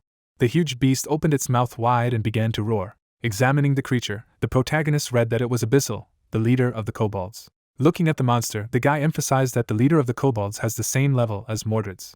MC calmly reported that this battle would drag on for a long time. Abyssal pointed his blade at his opponent. The knight placed his hand on his chest and gave the blade energy. Dark mana was in the air. Swinging his sword, he used Clarent's skill. The animals shuddered at what they saw. The protagonist rushed past them at lightning speed, inflicting attacks. He asked with a dumbfounded look what it was. Examining many corpses, he asked if one blow had the same force. The knight said with a calm look that, however, if he wanted to use it again, he needed to wait a while. This power was absolute. Abyssal pounced on him from behind. The main character jumped to the side. The kobold leader's face was furious. Observing the creature, Jean clarified if it was angry because he had killed his subordinates. He rushed into battle. Their blades crossed. They looked into each other's eyes. Brandishing their blades, they inflicted many blows. Frowning, the protagonist concluded that their skills were on par. Observing the movements of the enemy, he emphasized the fact that he is in trouble. He will not be able to fight him at the moment of reset. As he spoke, he added that he didn't have much mana left. The guy swung his sword from behind his head. He suddenly jumped up from the ground. Jean launched another attack and concluded that if he couldn't, he would die. His face was serious. Abyssal watched him intently. They continued the battle. The guy's eyes began to glow with a pink light. He began to take the advantage in the massacre. A cut appeared on the monster's shoulder. Several attacks hit his leg. The spirit flew behind the protagonist and shouted that he needed to catch his breath, and when there was a chance to strike. MC swung his blade. He began to run at the kobold. A smirk appeared on the beast's face. Mordred's, dumbfounded, called out to him. The monster also began to move towards him. Abyssal pierced through Jin's body. Stunned, MC began to scream in pain. Blood was dripping from his stomach. The beast looked at him with a satisfied look. He raised his sword above his head. The blade rushed to the boy's neck. Jean suddenly disappeared. Kobold was shocked by this. The protagonist moved away from him. A red aura emanated from him. With an enraged look, he stated that it was wildly painful, after which a message appeared that the dragon's blood had been awakened, all wounds had been regenerated, and the ability to cancel damage had been temporarily increased. Mana spread from him. Smiling, he said that he was worried that using this skill might cost him his life, but he shouldn't have been worried. Frowning, the protagonist said that the performance was a success. The dumbfounded beast watched him. He rushed into battle with an enraged look. The guy swung his blade. The kobold's body was cut in half. The fence was cut. The corpse of the boss fell to the ground. Seo ran along the embankment and thought that this impulse was definitely coming from the rift of the dungeon. She noted with a serious look that she hoped someone could buy time there. The corpses of monsters lay on the ground. Sighing, the girl paid attention to this. Jean stood in front of her. He calmly said that he had stopped the attack, after which he asked to take care of the rest. Holding up a finger, MC emphasized that there was more to it. Squinting his eyes, he stated that, to be precise, he had killed 311 monsters. All the laurels would be his. The guy fell to the ground. Seo watched him and wondered if he had done so much alone. She held an axe in her hands. The man began to carry the protagonist away, while the girl shouted to be taken to the hospital as soon as possible. Sunlight enveloped the hospital building. Looking at the projection, Jean wondered if he was blind. Looking at his stats, he wondered if his abilities had improved so much. He assumed with a surprised look that he had reached B rank. He had obtained another skill, which meant that he had absolutely all 10 skills. Remembering the battle, the main character emphasized the fact that it is difficult for some people to learn a skill, even if they pay 1,000 gold for it. He can't even believe that he got all 10 unusual and powerful skills in one moment. He clenched his fists with joy. The guy started jumping around the room and thinking that if it wasn't just the aftermath of awakening the dragon's blood, then he was the happiest person in the world. He noted with a joyful look that he was constantly growing stronger. The MC drew attention to the door, from behind which Seo's voice could be heard, asking permission to enter him. Sitting on the bed, he replied that she could come in. Folding her hands, the girl noticed that she was worried, because he suddenly lost consciousness, but she was glad that he had no scars. Her image was emaciated, after which Jean thought that she had not slept all night, trying to deal with yesterday's incident. Bowing, the team lead stated that the protagonist stopped the outbreak of the dungeon, and thereby saved countless lives. She is grateful to him for this. Smiling, The guy replied that he should not be thanked, anyone in his place would do the same. The girl was standing in front of him. Puzzled, Seo clarified if it was true that he had seen the cameras on the Seongsu bridge, to which she was told that if she had any questions, she could ask, he would try to be as helpful as he could. She began to write something down and wondered if he had managed to identify the criminals, after which Jin said that it wasn't. When he arrived there, they had already used the teleportation scroll. Recalling the image of the criminals, MC noted that nevertheless, he is sure that both are men. Turning around, he thought that he had seen their personal details, but if he gave them away now, he would become a suspect. Looking at him, Seo asked why he was there during the incident. Because he was there minute by minute, she had the feeling that the guy was just nearby, waiting for everything to happen. Sitting in front of her, the guy noted in his mind that it was not easy to deceive her. Putting his hand on his chest, the protagonist suggested that this was his fate, because, as she already knew, he was going to take over the dungeon in Gangnam that day. Stretching out his hand, he added that on the way back he came across a portal. If she checked the security cameras, she knew that he could not wait for someone. Closing her eyes, the girl asked to accept her apology for the interrogation. Smiling, MC remembered hiding behind the fence, and stressing that she wouldn't have seen to prepare for this kind of situation. He stayed out of sight of the cameras all day. He asked with an enthusiastic look whether he could ask a question in such a case. Surprised, Jean wondered if she was sure that the Karma Guild was behind the breakthroughs. He imagined mysterious people behind her. Closing her eyes, Seo said that she did not yet have evidence, but she considered them to be the main suspects. Imagining monsters coming out of the gate, MC noted that those two previous outbreaks were just experiments, and yesterday's outbreak was a full-fledged terrorist attack. Remembering the army of kobolds, he heard that they were also considering this version. The girl stood quietly and said that because they were large and meticulous, while they were looking for meaningful evidence, the patrols had been stepped up to prevent this kind of terrorism and about the monsters it defeated. The dumbfounded guy imagined many corpses and cried out that he had things. Seo imagined a lot of trophies and said that all 311 corpses and loot are currently stored in the association. This is quite a lot for one person, so it will be difficult to sell everything himself, after which she clarified why he didn't hand it over to the auction company and continue working himself. Crossing his arms, the main character asked about the auction. Various pieces of equipment appeared in the girl's mind, after which she revealed that the corpses of monsters were ubiquitous, and they were so valuable that they would be sold out as soon as they appeared on the auction house. The additional fees would be paid by their association, so all he needed was to rest on his golden pillow. The enthusiastic main character stated that the team lead is very nice. He is grateful to her that she is worried about him. She closed the door behind her. Jean lay down on the bed and began to talk about the money pillow. Smiling, Winry said that she was glad to see him in good health and honor. MC was taken aback when he heard her voice. He jumped out of bed. Streams of energy surrounded the room. A portal opened above him. The girl went down to him. Looking at her, Jean asked what Winry was doing there. She noted with a satisfied look that she had come to reward him. Surprised, the protagonist concluded that he was surprised by the real universe itself. Folding her hands, Winry asked what reward he would like to receive, noting that she could grant any of his wishes, but he had to think it through carefully. The dumbfounded protagonist yelled to increase his mana to 1,000 or make sure that his mana would not be absorbed when he used the skill. The puzzled girl replied that his request was rejected, because even if she allowed him to reach the limit, he would still return to his previous values. The upset guy lowered his head and listened to what she understood, what he was hoping for, and then clarified if the reason he wanted a lot of mana was because of the gacha. Sitting in the lotus position, Jean replied that she was right. As long as he pulled out successful spins, his abilities were improving and he could use additional skills. Stretching out her hand, Winry said that in this case, she would allow him to take some. She held the ticket in her hand and noticed that she would allow him to get it. Looking at the ticket, the guy listened attentively that he could use it once on the connecting gacha and this ticket could be bought. Smiling, the protagonist asked how many mana stones he could be purchased for. The girl forced a smile. Spreading her hands, she emphasized the fact that MC would have to pay for him with her stats. Imagining a ticket, she said that for reducing the stat by 1 point, he would have one gacha ticket. The protagonist was shocked by what he heard. With a frightened look, he stated that he was pulling a gacha to increase his stats, and she wanted him to pay for the use of his own stats. Touching his shoulders, Winry noted that his luck in getting the gacha bind was very good. Placing her hand on the table, where there were many cards, she added that if he exchanged 10 points of his stats, he would be able to spin it 10 times, even though he would lose one of his stats. Holding the golden card in her hands, the girl wondered if the 10th spin would be a rare or higher ranked card. She walked around the room and said that in addition he drew 3 diamond cards in 30 moves, so he was born an extremely lucky man. Holding the ticket in front of her, Winry said that if Jean caught this opportunity by the tail, then his strength would skyrocket. Jean sat in the lotus position on the bed and said that it was true, but Winry asked if he thought so too. She clapped her hands and added that then she should give him a reward. An information board with his characteristics appeared in front of the main character. He looked at him dumbfounded. The guy turned to the girl and clarified if she would receive any incentives if he paid for his abilities. she seemed to be quite impatient. She waved her hand and replied that she had to go. She was very tired. He asked her to wait at the last moment. Seoyoon knocked on the door of the room and said that it was her, she could come in. The young man sat down on the bed and allowed her to enter. The girl went into the room and noted that they called from the association. He was wounded. He replied that no, it was just overwork, everything was fine. She put her hand on her chest and noticed that she was relieved. He asked if she wanted to work with him in a team, and she opened her eyes wide in surprise.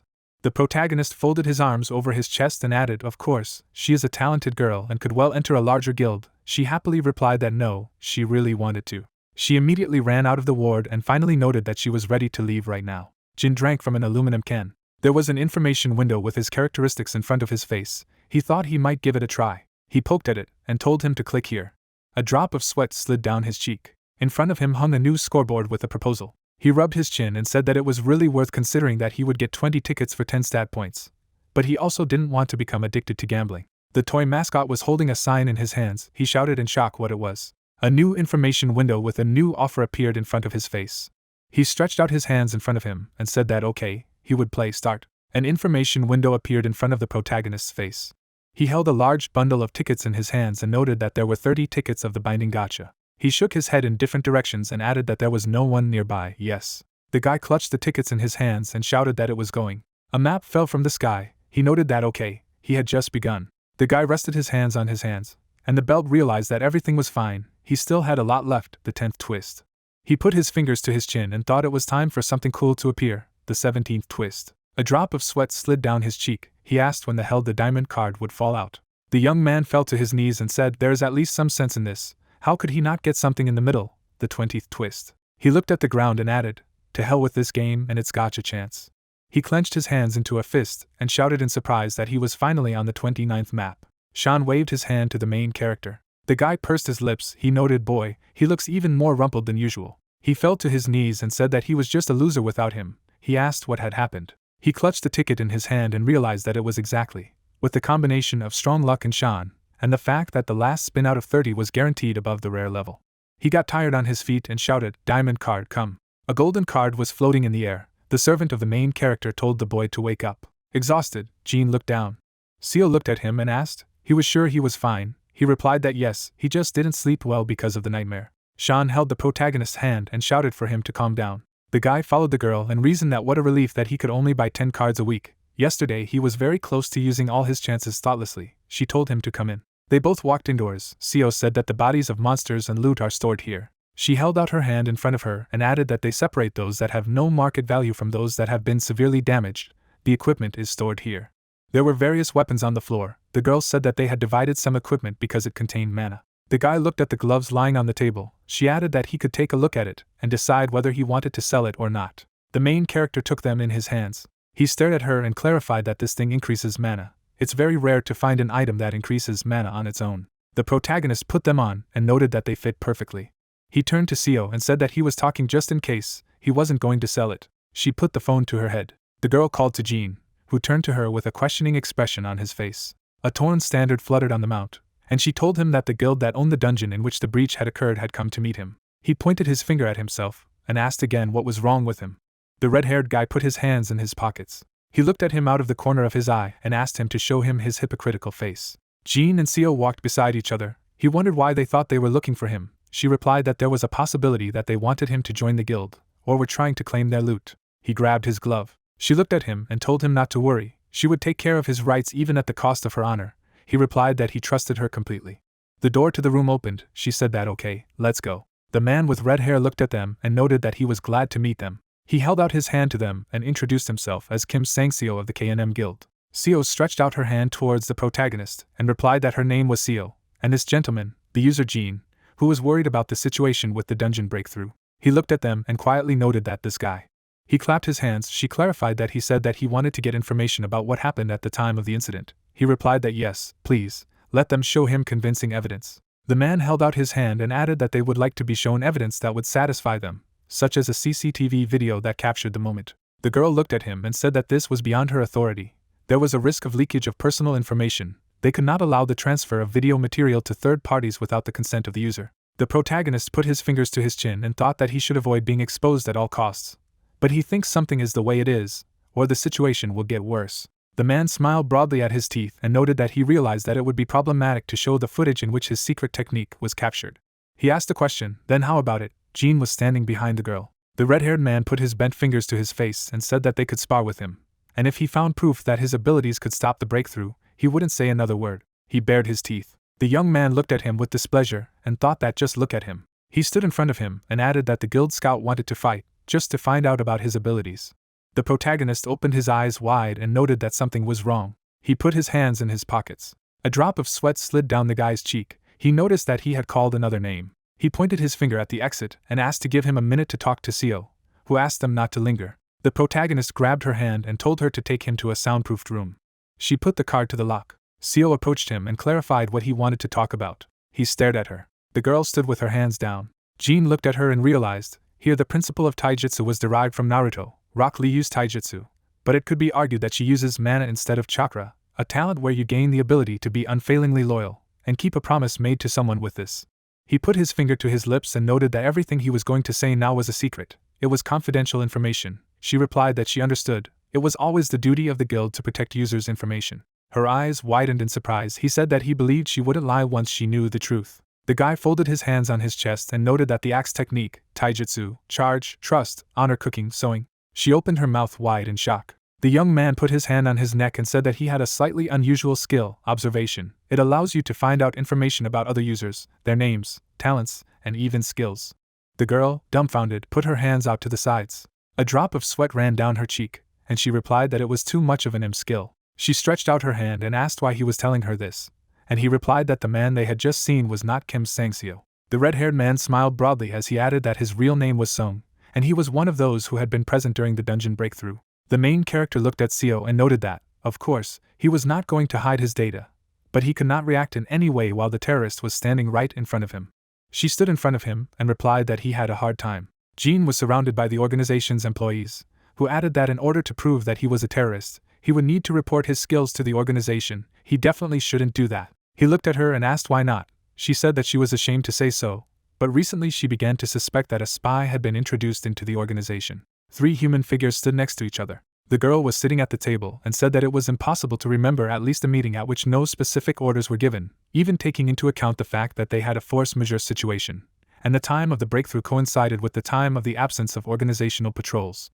A black car was driving along the highway. She crossed her arms in front of her and noted, in any case, he can't tell about himself in the organization. If such a great skill is revealed, then he, Mr. Jean, will be in great danger. The guy looked at her in surprise and asked that then he just had to prove that this person was a terrorist, in a safer way, so he threw open the door and apologized for waiting.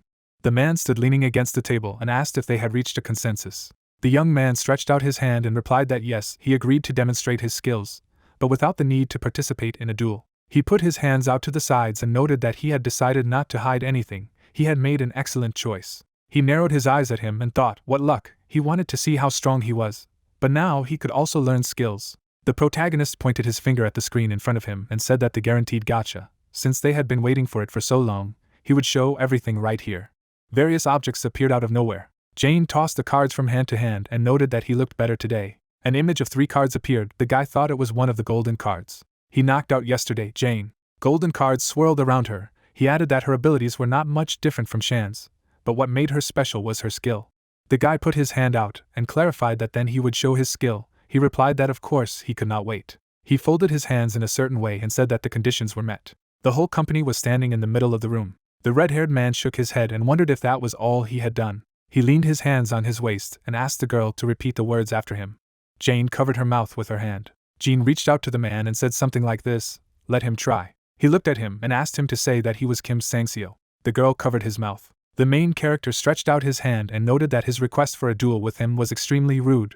Can his request be compared to this? He stuck out the finger of his right hand and added, if he can, let him say it, and he will give him all the loot and information that he needs, or it won't be enough. The red-haired man opened his mouth in an attempt to respond to him. He looked at him and said that he couldn't say anything if all his words were lies, right, Mr. Song? Jane kept her hands on the man's mouth. He squeezed them with all his strength. Song jumped at him to attack and shouted that he was a bastard. Seo jumped out of her seat and objected that he should not dare. The man dodged the girl's blow. He took a knife in his right hand. The man in a business suit swung his stab knife and exclaimed that with his acceleration skill, it wouldn't be difficult for him to slip past S rank. Jean stood calmly in front of him. He opened his eyes wide to him to use the skill. The girl jumped and swung her leg at him. The man flew away from the power of the blow.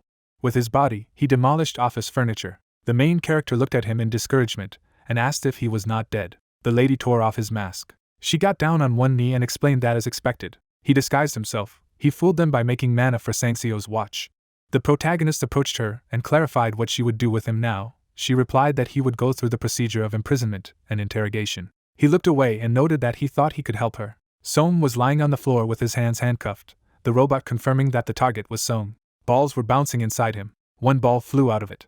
The girl rubbed her chin. He said that it was clearly stated that this person was from the Karma Guild. She replied that it was clear. He could use a skill that gave information. The guy turned his gaze to the man lying on the floor. Moonlight illuminated the city in the middle of the mountains. Inside the huge spacious room, there was a man in a robe with a hood. He opened his eyes wide and reported that they had lost contact with Song, the only one they had sent to the organization. A group of masked men shifted their gaze to him. He stood in front of them with his hands down and added that it looked like he had been captured. The organization was already trying to contact them. The tiger masked man stretched out his hand and said that he couldn't find out anything other than that from now on. Seo kept what happened an absolute secret. He shook his head. The guy in the black cape said that he was not the kind of person who was easy to let slip. The woman in the butterfly mask put her hand on her elbow and asked, by the way, what would they do with the guy who stopped the breakthrough? They had originally sent Song to gather information about him. The only information they got was his name and rank, Yi, and the fact that he had stopped the breakthrough alone. The main character stood calmly with a halberd at the ready. The man in the clown mask stretched out his hand and asked in bewilderment. E rank overcame the breakthrough of a rank, thinks he's S rank, but the organization hides it. Come to think of it, isn't he the same guy from the incident in the academy? The protagonist stood with a sword in his right hand in front of a huge goblin. A drop of sweat slid down Kim's cheek. The man added that he happened to be there during the incident when they were targeting Kim. It has nothing to do with these incidents. The bear-masked guy looked down and said that Song had told him that someone was waiting there, as if he knew that a breakthrough was about to happen. Song in a business suit was walking along the highway. The eyes of the young man with the bear mask burned with red fire. He added that there was a possibility that information could have leaked from their side, thinking they should prioritize protection rather than that guy. Two men near the woman stretched out their hands in front of them. The robed guy stood not far from them and resolutely stated that it was enough. His eyes flashed red. He said that Jean, they should put the questions about this person aside now. The man in the tribal mask exclaimed, nonsense, they put so much effort and time into this breakthrough. He was standing in the middle of the audience room. He announced that the meeting was over. He clutched his face and asked him again what to keep this guy. His eyes burned yellow. He added that when he had fallen out of favor because of him. The girl pulls her hand to the side and invites the user to enter. The young man looked at her and asked if something had gone wrong because she looked tired, and Seo replied that there had been no progress since Song Dongchak decided to remain silent, and that she had tried a more brutal method. She holds an axe in her hands. The protagonist shifts his gaze, and she continues that she was not allowed to use more brutal methods, apparently because they are spies within the organization, and the guy thought that she was not allowed to kill the suspect. The suspect is chained to a chair, and Seo continues to say that it should be left to her anyway, and that if they can get evidence from Song Dongchak, then they can get rid of the roots of the Karma Guild in South Korea. Jean looks at the girl, and she says that she has to tell him something about the loot, and the guy asks that there are any problems. The animal is lying on the floor, and the girl continues that due to the fact that the drop is valued so high, a fairly large amount of tax was charged. She raises her hand and suggests that if that's the case, why doesn't the guy try to increase his user level, and goes on to say that the higher the level, the higher the tax benefits. The main character clenches his fists and replies that at least now. Seo points his hand forward and says that this is the place where users from rank B to S take their tests. Players sit in chairs. Jean points his finger forward, and the girl continues that he managed to clear the rank dungeon so he can pass the B rank final test, and the young man asks that the test is taken through virtual mana. The chairs are in the room. Seo replies that if the protagonist's abilities are recognized during the duel with the examiner, then he will have the opportunity to immediately increase the rank. The guy enthusiastically raises his fist and thinks that this is cool, and that in virtual reality he will have the opportunity to get the missing abilities with the game. The girl looks up at the man, and he asks if this is Tim Lead Seo, the pride of the organization. She shifts her gaze and says that she has not seen the teacher for a long time. The man puts his fists on his belt and exclaims that since his most talented student paved her way to success, she wouldn't have time to think about her old teacher. The man turns his head, and Seo says that if he wanted to see her so badly, he could visit her, and Seo replied that it would make him lose face as a teacher. The examiner crossed his arms over his chest, and Seo said that she wished he had disappeared, and he said that she spoke differently and asked what brought her to him. The girl respectfully pointed her hand at the protagonist, and said that an important guest of the organization wanted to pass the A rank boosting test, and that she was there to accompany him. The teacher opens his mouth in surprise and exclaims that this is the user who stopped the dungeon breakthrough on his own. He enthusiastically shakes Jin's hand and exclaims that he did not notice the young man, and it is introduced that his name is Young Chulson, and the dumbfounded guy tells his name. Yang looks at the girl, and she asks the man to call the examiner administering the B-rank exam. Seo shifts his gaze and says that since Jin's dungeon clearing records have been estimated, B-rank is the highest at the moment, and continues that of course his skills are above level A or B. The man furrowed his brows and asked why she rates someone so highly. A bulky man with a cheerful grin towers over the protagonist and assures that he will examine the guy on his own. Seo spreads her hands to the sides and exclaims that Yang is a prestigious S-rank examiner, and that he can't judge properly, and asks that he doesn't care. The teacher turns around and says that he is already bored. The examiner stands in front of the guy and asks what he thinks. The young man clenches his fists and declares that it will be an honor for him, and thinks that it is not often that he gets the opportunity to fight S-rank. Yang pulls his hand to the side and says that he likes the young man's self-confidence, and suggests that he start. Jin closed his eyes. The game began. Magic waves envelop the protagonist, the game talent is activated, and abilities are increased by 100%. The main character holds a spear. Access is complete. He raises his hand and remembers that he hasn't checked his statuses in VR for a long time. The guy shifts his gaze. A virtual table of his levels appears, and he wonders why his agility is level 99 and not 100. Jin brings his hand to his face and asks if it could be that the maximum level of the game is 2, and continues that there are probably other limitations that he did not find. He throws his spear forward, and tells him to focus on the upcoming battle. The examiner holds a sledgehammer, and says that a spear is a good choice. The man frowns. He swings his weapon and advises that the guy should use a club, that it's manly. He strikes a swift blow. The young man brings his hand to his face. Players stand opposite each other. The man bares his teeth and says that he gives the guy an advantage, and that he should attack first with all his strength. The main character attacks the enemy. He rushes to the examiner. A blow to the chest catches up with Yang. The man raises a sledgehammer to deflect the protagonist's blow. The guy is thrown back by the shockwave. He breaks his feet on the ground. Rage appears in the guy's eyes. The sand scatters to the sides. The man closes his eyes and exclaims that the young man has passed the test. Jin looks at the teacher, who says that with this javelin throwing technique, even an A rank wouldn't be able to react and deflect the blow correctly. The young man looks at the examiner, and he says that the guy will pass with this, and that it seems that he had training under the Supermaster. The protagonist states that they are great people. Yang throws his weapon over his shoulder, and the young man asks what they finished then, and the man replies that of course, it would seem, and asks if it would be a loss for them. He frowns. The protagonist looks intently at the teacher and proposes a duel. He gets into a fighting stance, and the man says that a real man should do this. The examiner brings in his weapon. A magical stream crashes into the ground. The young man's eyes widened.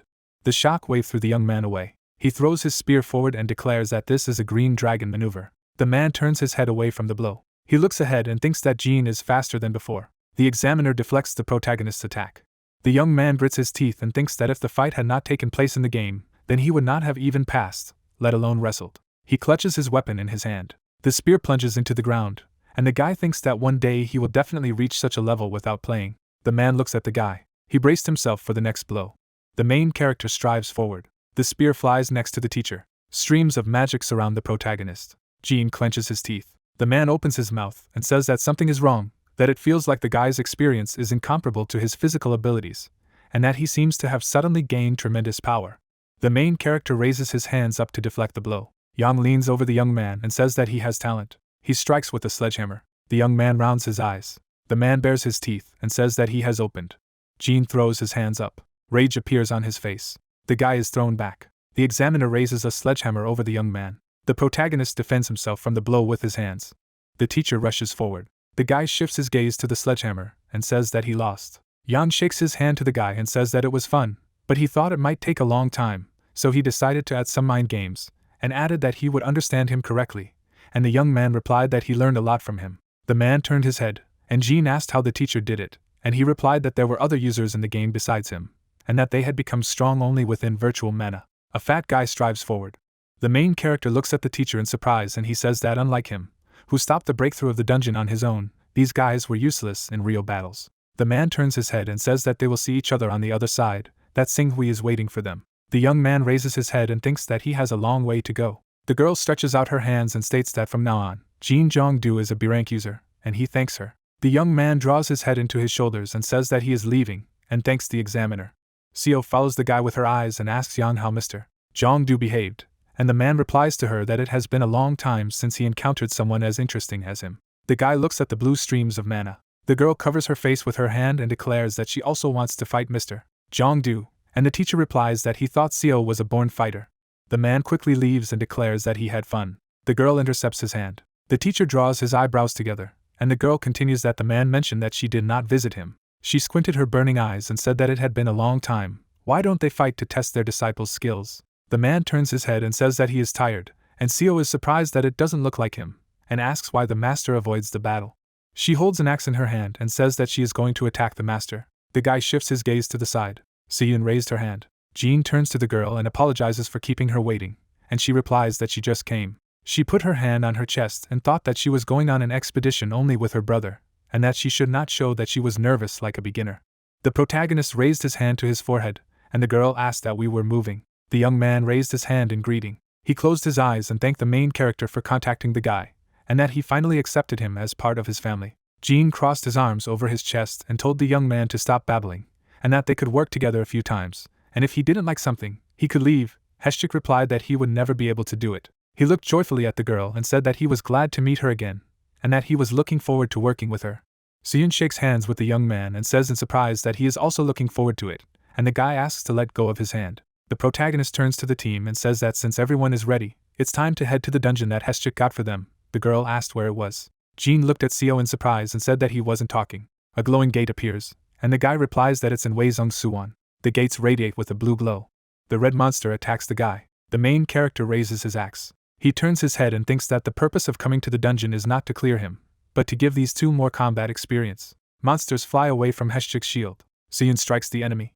Jean looks at the defeated creature. The girl is holding the monster's chest, and the main character thinks that she is good not only as a support, but also as a warrior-type monk. The young man looks at the protagonist in confusion. He turns his head and asks what Mrs. Seoyoon is staring at him, and continues that he could have presumably done something that might have upset her. Jean looks at the guy and says that he is quite thick-skinned. Both of them are thick-skinned. A red glowing passage appears. The protagonist stands in front of his team and says that this is the boss's room, and adds that he will try his best to watch without interfering, and that the two of them should try to bring him down. Heshchik raises his hand in front of him, and the main character continues that he thinks that both can win, and even more, and the guy asks to leave it to him. The young man pushes the aisle apart with his hands. A red monster with green hair appears. It flies up, descends to the ground, surrounded by a burst of mana. Heshchik covers himself with a shield. The creature throws its hand up. It deals a magical blow to the young man. The protagonist crosses his arms over his chest and says that if Heshchik blocks his blows from the front, Seoyoon can provide support, and the girl adds that she will hit the monster from behind. She raises her leg to strike, and attacks the creature with mana streams. A beam of magic falls on the monster's head. The creature crashes into the ground. Seoyoon turns his head and asks what his brother said. The main character puts his hand to his mouth and shouts that she can do what she wants. Students are standing near the portal. A guy in military uniform said that this is a great job. Heshchik, opening his mouth, said if the hero was going to return to the organization to resume his abilities. The interlocutor refused. Jean pointed his finger at himself and stated that he needed to take care of something, so could his teammates come back first. A young man with dark hair looks after the departing car and said that he sent his friends back. Sean, flying into the air, said that there was a stunning castle here and asked if they were spinning gacha here today. The protagonist, looking at the emperor in a kimono, replied that about the gacha. Did his partner remember the time when he asked to summon the strongest general? Sean held up a thumbs up and explained that yesterday he was thinking of General Zhao Zilong, not Zhang Fei. General Zhao was the strongest commander he knew personally. The hero, smiling at the top of his mouth, said that he understood everything. Multicolored confetti falls from the sky. The guy summoned the connecting gacha with the command. The Shang Emperor clenched his head with his fingers. The hero said that the reason why he had summoned Zhang Fei in that gacha on the Songsu Bridge was not because Lu Shan thought of Zhang Fei as the strongest commander. The steel bridge stands under the rays of the moon. The protagonist added that the event happened because he was on the bridge. The commander of the army is facing a whole army of enemy soldiers. Jean explained that of course he would associate the bridge with Zhang Fei on the Panpa Bridge. Hearing about the arrival of Cao Cao's troops, Liu Bei left his wife and child and ordered Zhang Fei to lead 20 horsemen to guard the rear. None of the enemies dared to approach, so a clash of armies was avoided. Jean, looking at the papers of different colors, thought that this meant that all the binders he was loading with gacha must be influenced by his location and stories.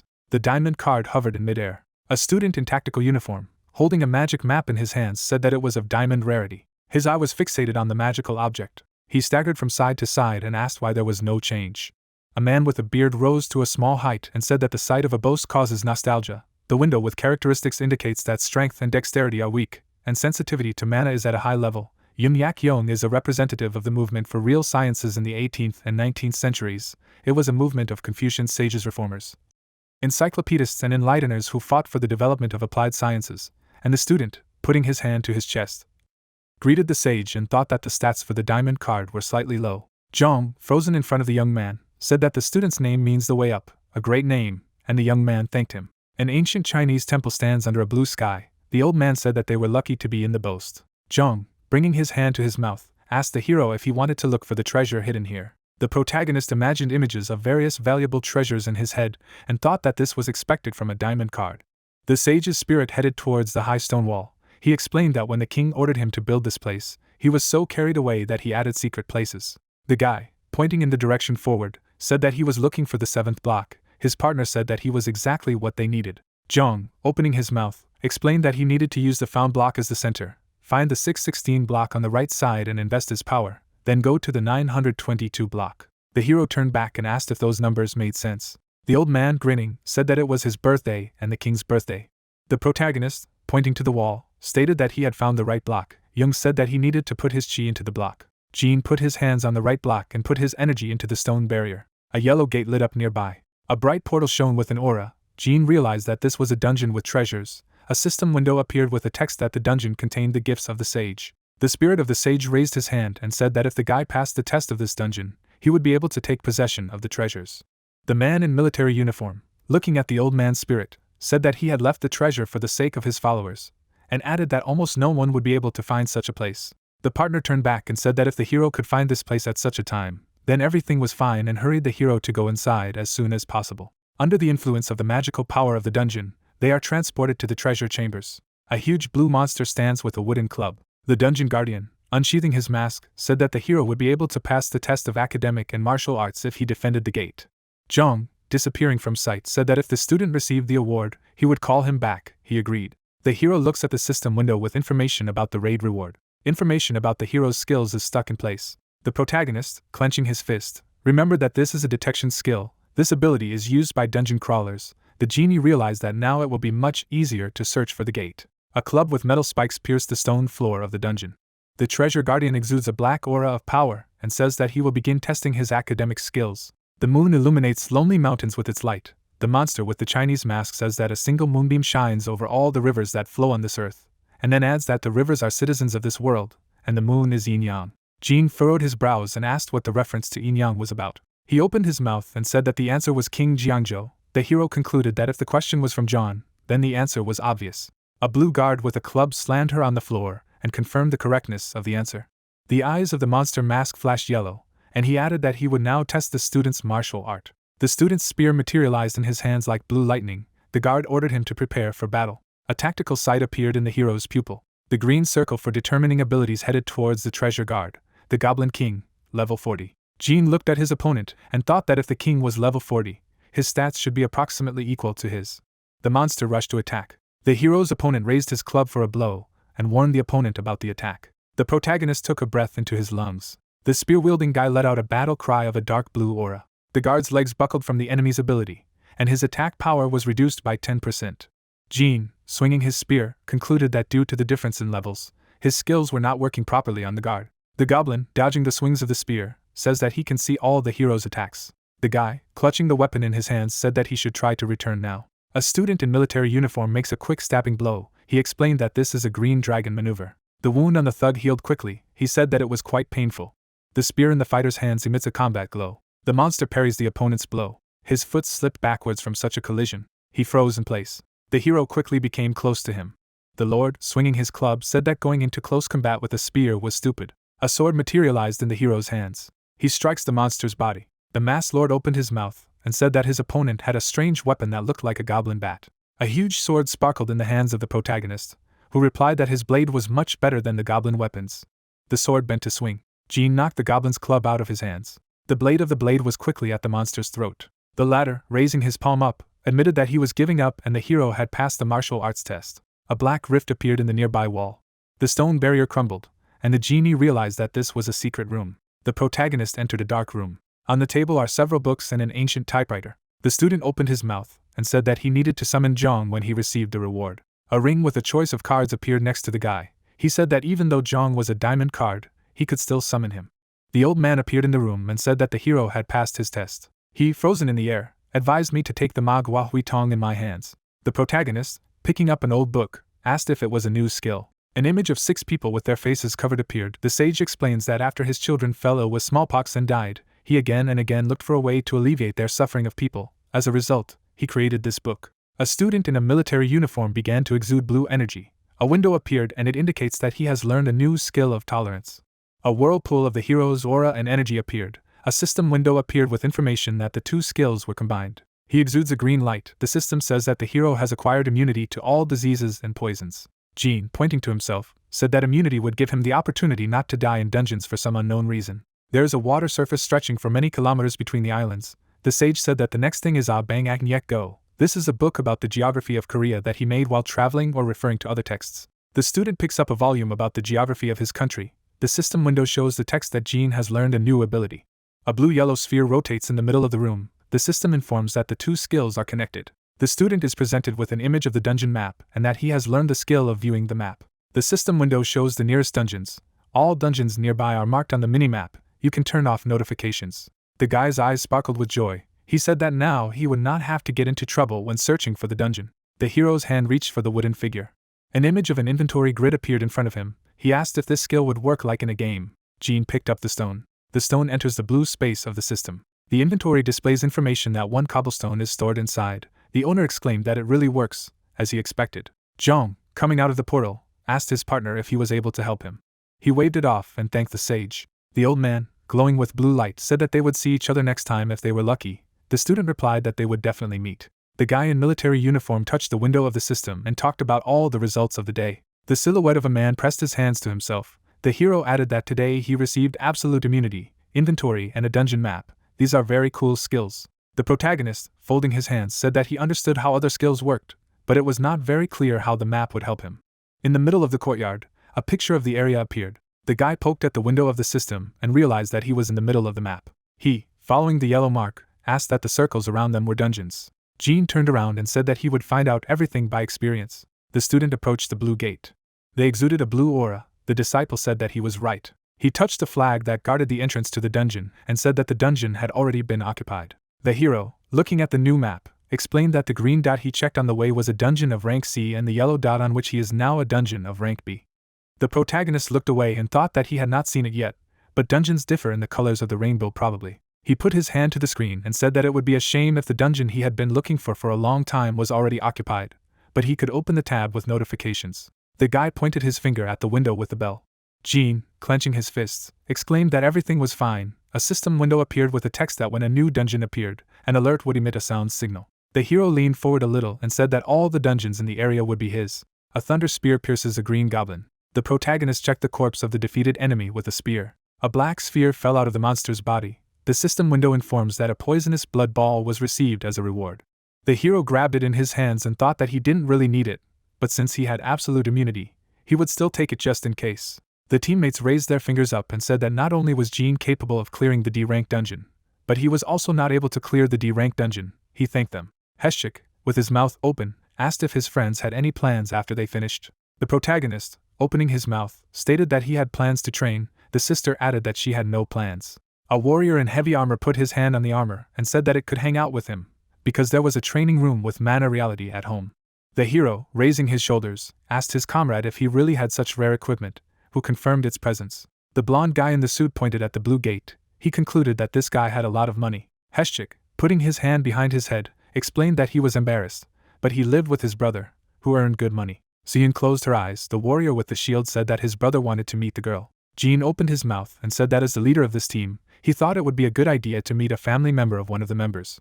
The short-haired student closed his eyes and said that he would arrange the trip as soon as everyone was ready. A black limousine pulled up to the sidewalk. The hero's squad gets out of the car. Heschik explained that they have arrived. The leader of the group looks at a huge skyscraper and says that his blonde friend really lives in this house. He, looking ahead, replied that the entire high-rise building was his house.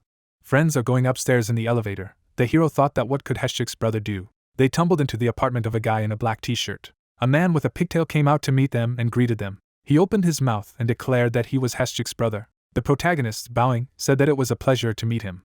The hero's eye twitched, and he thought that the brother of the Heshchik was called Kang Hee-jong. An image of several silhouettes of people with red eyes appeared. Standing in armor, Jin said that the man with the scythe is one of the 8 SS-Class hunters. Seoyoon turned around. Heshchik replied that his brother was SS-Class. A guy with dark hair leaned against the ear of the young man who played the role of a tank, and said why he didn't tell about it. Why he didn't tell about it earlier. He replied that his brother didn't want to feel uncomfortable. Jin, putting his hand to his mouth, whispered that after all, the brother of the blonde guy was an SS-Class user. Jong directed his gaze forward. He put his fingers to his chin and said that he had already met the protagonist somewhere. The hero, turning away for a moment, wondered where such a person could have seen him. A man with a pigtail approached a guy in a shirt. Their eyes met. The SS-Rank hunter clasped his hands together and asked the other party if he was a professional light path player. He grabbed Jin's hand, who asked how the man knew his nickname. He explained that he was a fan. Heshchik, frozen in place with surprise, asked about the nickname of the hero. Seoyoon said that she knew that Jong was special. A professional hunter pointed to the apartment and told the guests to go forward and change clothes in the living room. On the table there is a service with tea and snacks. Yoon, sitting with Seoyoon on the couch, explained that during Game 3 of the spring finals of Season 202, he killed an enemy while on the verge of defeat. Seoyoon confirmed that the highlight is Jin, but she personally thinks that during Summer Season 21 he was in his prime. Jin shielded his face from shame. The brother of the Heshchik added that then in the summer the hero had an excellent winner rating, but he lost in the final. A guy with blonde hair, munching on an apple, asked the shirt youth that he had once been a wrestler, who explained that when he was younger, he was an unknown professional player. A man with a yellow pigtail got up from the sofa and was indignant. Players sitting at computers, the SS-Class user said that while others to win, the protagonist made lavish performances for the public, that he registered as the first member of the fan club. Jin clicks his finger on the keyboard. The dark-haired youth covered himself with his hands in such shame, and asked him to stop. Seoyoon, putting her finger to her mouth, said that she had created this club. The hero asked to stop. The girl looked at her watch and noticed that it was already late. The partner, leaving the living room, said that she would leave the company. Heshchik offered to call a taxi home. Jin looked at the thoughtful Jong. The hero's interlocutor began to bow and says that he could not demonstrate his gratitude. He just wanted to say thank you for saving his brother's life. The protagonist waved it off and added that he was just lucky. A red aura enveloped the SS-Rank hunter. He stated that the guy in the shirt was polite. He would take the training into his own hands and make sure that his brother didn't add to the trouble. The protagonist looked ahead and thought that he never thought he would meet Jong. The green sight grabbed the body of the man sitting on the sofa. Jin thought what stats such a hunter could have. A system window has appeared with information that Heshchik's brother is all-round strong and has a level 3 game. The protagonist opened his mouth in surprise and thought that a level 3 game was strong. The system blinked in front of Jin's eyes, explaining that his communication skill recognized Jong's game. Red and yellow streams of energy tend to leave the guy's body. He closed his eyes during the course of the talent communication event. The blonde girl hovered in the air. She opened her mouth and said that she and the genie had not seen each other for a long time. She walked through the air and said that in order to be able to talk to the genie, she would have to stop time for a while. Winry, placing her hand on her chest, explained that she was glad to meet the student in the shirt if she stayed even a little longer. The hero's body shattered into pieces. The protagonist, leaning back in his chair, asked about his body. Winry held out her hand and explained that it was because of his third level of communication. At the moment he was in the stage of greatly increasing the level of play from the second level to the third. A drop of sweat slid down Jin's cheek. He asked in surprise what she was saying now, that his talents were growing right now. He put his finger to his temple and added that it wasn't good. She stuck out the finger of her right hand and told him that his talents were attached to him from birth, and would be with him until his death. The protagonist closed one eye from the pressure. She noted that while the fact that his talents were changing, it could mean that his fate was changing drastically while they were talking. He stared at her, and she concluded that although it was not something that a human body could easily withstand, the girl was holding a pendant in her hand and said that was why she would give it to him. The pendant swayed on the girl's arm. She said that as long as this necklace was on him, it would take over the reboots of his body, for a while. The guy took the pendant in his hands. She noted that it also gives a slight increase in luck. He clarified that then this was all he had to do. Winry floated in the air in front of him and replied that yes, there was also a spell in the necklace. He didn't have to worry about being stolen. She bowed and added that after a while, she would find a safer way for him to go through the process of leveling up. Young sat with his hands on his lap and said that for a fan like him, it seemed like a dream. The guy stretched out his hand and said that based on what he already knew, he was also talented in video games, and noted to himself that since he had a third-level game. The young man wondered why he didn't try to be a professional player. He thought that when he was among the players of his level, he would be able to feel something special. He looked at him in surprise. He lowered his head down and replied that he had actually played games himself, but he liked to watch other people pass. The interlocutor of the main character turned his gaze to him and added that even now, when he is forced to play role-playing games, he is just troublesome to play them. He put his fingers to his face and clarified that he wasn't an SS level user. The guy spread his arms and explained that even if he thinks that loving games and being pros at them are two different things, the protagonist agreed with him. Maps hovered in the sky. He looked up and noticed that if he looked, there were 2 golden cards. The young man kissed his pendant and said that he knew that the necklace was just a miracle. Shun retorted that he was giving all the laurels to the necklace, and it was all thanks to him. He grabbed him with his hands and replied that of course, his Shan, let him give him a kiss. The servant of the main character exclaimed that no, don't. The angel of the White Nightingale put her hand to her chest and asked for forgiveness as she interfered with their time together. Jean rushed to her and replied that of course he was glad to meet her. Her support skills could be very useful when they were in a dangerous situation. If it cost a little mana, he was sure that he had enough for everything. The girl folded her hands. He put his fingers on his chin and noted that it was bad luck. He didn't have enough mana to launch the binding gacha. He threw his hands up and realized why he was sweating. He would just do it, and that's it. Shan looked at him. He shouted that he believed in him.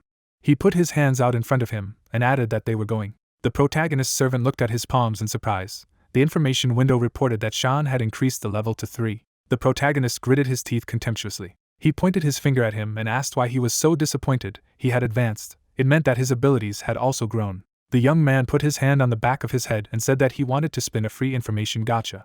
Balls jumped inside the robot. A prickly sphere fell out of it. Jean looked at her dumbfounded. It broke into 2 parts. Shan opened his mouth wide in anticipation. He noted that this was madness. He ran abruptly away from the ball. The protagonist's servant continued to hover in the same place. An information window appeared in front of him, which said that in 3 hours, Seo would be in danger. He needed to save her. She was looking menacingly at someone. Sohn was sitting tied to a chair. The man reported that someone had secretly snuck into the controlled area and killed him. He stood in front of the girl and added that there were no clues. All the recordings from the camera had been deleted. He thought that someone did it from the inside. She pursed her lips and wondered if a spy could do it. It would be from a large association. The lady looked at the landline and asked how they were supposed to find the spy. The phone was on the desk. A voice from there said that it was at the agreed time to patrol the A-class dungeon. She immediately threw on her jacket and said that they would talk when she returned. The young man wished her to be careful on the way. The SUV was driving along the highway. The girl was holding a huge axe on her shoulder and noted that she needed to finish it quickly so that she could return and search for the spy. She walked along the edge of the forest. Seo's eyes widened in surprise. She lowered her hands and noticed that the mana was very dense. An explosion occurred in the distance from her. She gritted her teeth in anger and shouted that breaking through the dungeon was a trap.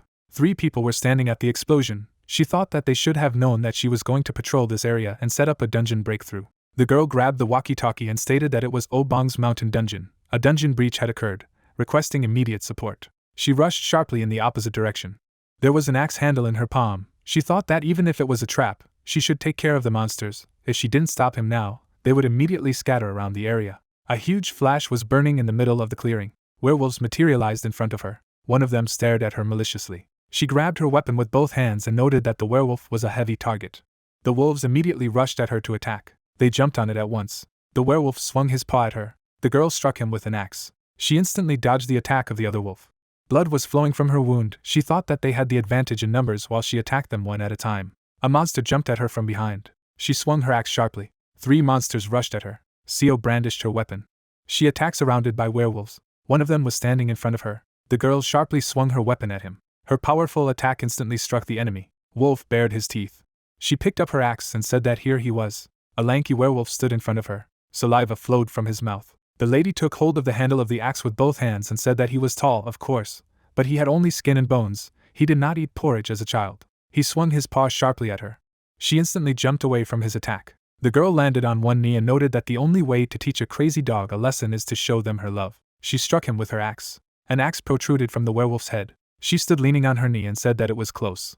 The guy was adjusting the glove on his hand. Next to him were the same masked people. He thanked her for the show. She really lives up to her rank as the guardian of the association. The girl looked at them out of the corner of her eye. She was surrounded by them. Seo instantly grabbed her axe and exclaimed, "Karma, this is a dirty game."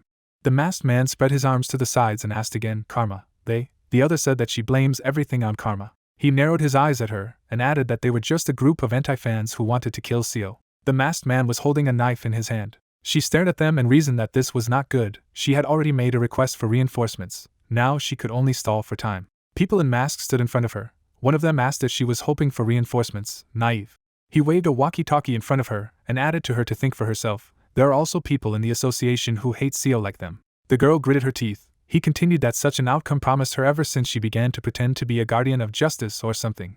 So maybe they would start. She had to be careful even before she was pinned. The guy rested his hands on his waist and noted that there was no one here who could help. He lifted his head up. The main character opened his mouth and told him not to strain himself.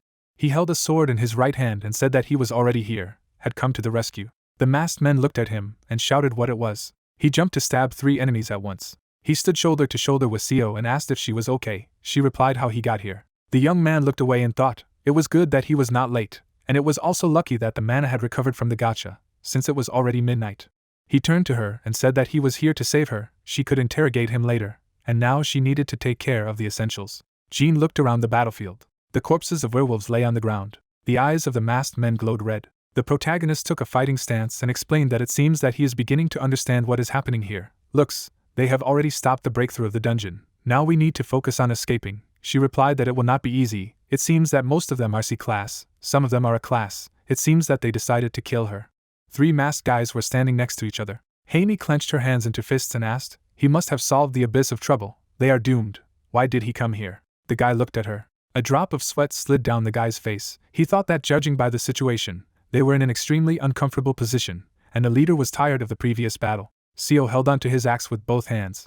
The young man looked at his enemies and added that he had no choice but to load Haimi, who had fallen out of the guarantor. It would not be easy to deal with them. The girl stood with her back to Jin's back and asked him for forgiveness. If she had known that this would happen, she would have warned him. He looked at her from behind her out of the corner of his eye and replied that he shouldn't say that. Instead of apologizing, he would like to hear words of gratitude. He turned his head on her and added that when they got out of here alive, he had a plan to get them out of here, even if he didn't worry. The masky guys looked at each other. One clarified who it was. They had no guests planned. The other noted that he must be a spy of the highest rank. The red-haired guy was walking with his hands in his pockets and ordered him to close himself. He tilted his head to the fallen man. A black haze enveloped him. He said that he had dealt with 4 B-class people without them even noticing, assuming that he was C-class, and acting according to the plan. The masked guys started running around them. The main character clutched a sword in his hands and exclaimed that they were advancing carefully. One of them rushed at them with a knife. The protagonists put a sword in front of them for a counterattack. He stared at him dumbfounded. Jean looked up. Arrows fell from the sky on the enemies. He immediately rushed to Seo. The arrows hit the attacking guy. He fell dead with arrows in his body. The gang leader looked at him. The girl jumped in the opposite direction from the explosion. The guy gritted his teeth and noted that these crazy bastards. They were surrounded by masked people. The commander of their squad stood with his foot on the body of his subordinate and said that instead of dragging out a useless existence, wouldn't it be better to be useful? It was an honor to be able to die for the glory of his name. He raised his folded hands above him. He looked at the main character and added that whoever dies should also be satisfied with the result. He raised his sword above him and said that this was why talking to these creatures made no sense. The protagonist flew to attack them. The masked guy stared at him. It flew away from his blow. He turned back and shouted that he would clear the way. Let her follow him. Faster. Jean swept his enemies off their feet. He looked at the girl out of the corner of his eye and noted that if they continued to move in the same direction, they could find an escape option, so let her be careful. A masked man was flying at her with a sword. The young man struck him down with his sword. The enemy flew towards him from behind. Seo instantly struck him with her axe blow. Haimi pointed her finger at the enemies and exclaimed that once again, they were advancing from the rear. The protagonist flew over them, on one knee behind their backs. The girl looked at him and asked. His movements were light, as if he was floating in the air. He was doing gymnastics. He replied that it so happened that recently he had a real addiction to martial arts games. Trees grew in the distance. He said that the path was clear. He stood in front of the girl and noted that if they escaped, they were surrounded by masked people. One of them asked what they thought they were able to avoid their capture without even seeing through such a simple illusion. The protagonist gritted his teeth in anger. Their leader drew his sword from its sheath and said that they should forget about the hope of getting out of this place alive. Above them, Heishi floated in the air and said, whoever looks most like the leader must be giving orders to others. He looked at everyone and realized that then he needed to get rid of him first. He looked at the girl and asked her to be careful. He would take care of their commander. The guy jumped slightly. He jumped over the heads of his opponents directly to their commander. Jean held out his sword in front of him. He barely blocked his attack. The rest of the team watched him. He shouted what they were doing. Let them help him. Let them kill him while he was still holding on. The guys in masks ran to help. The protagonist put his hand with the sword to the side.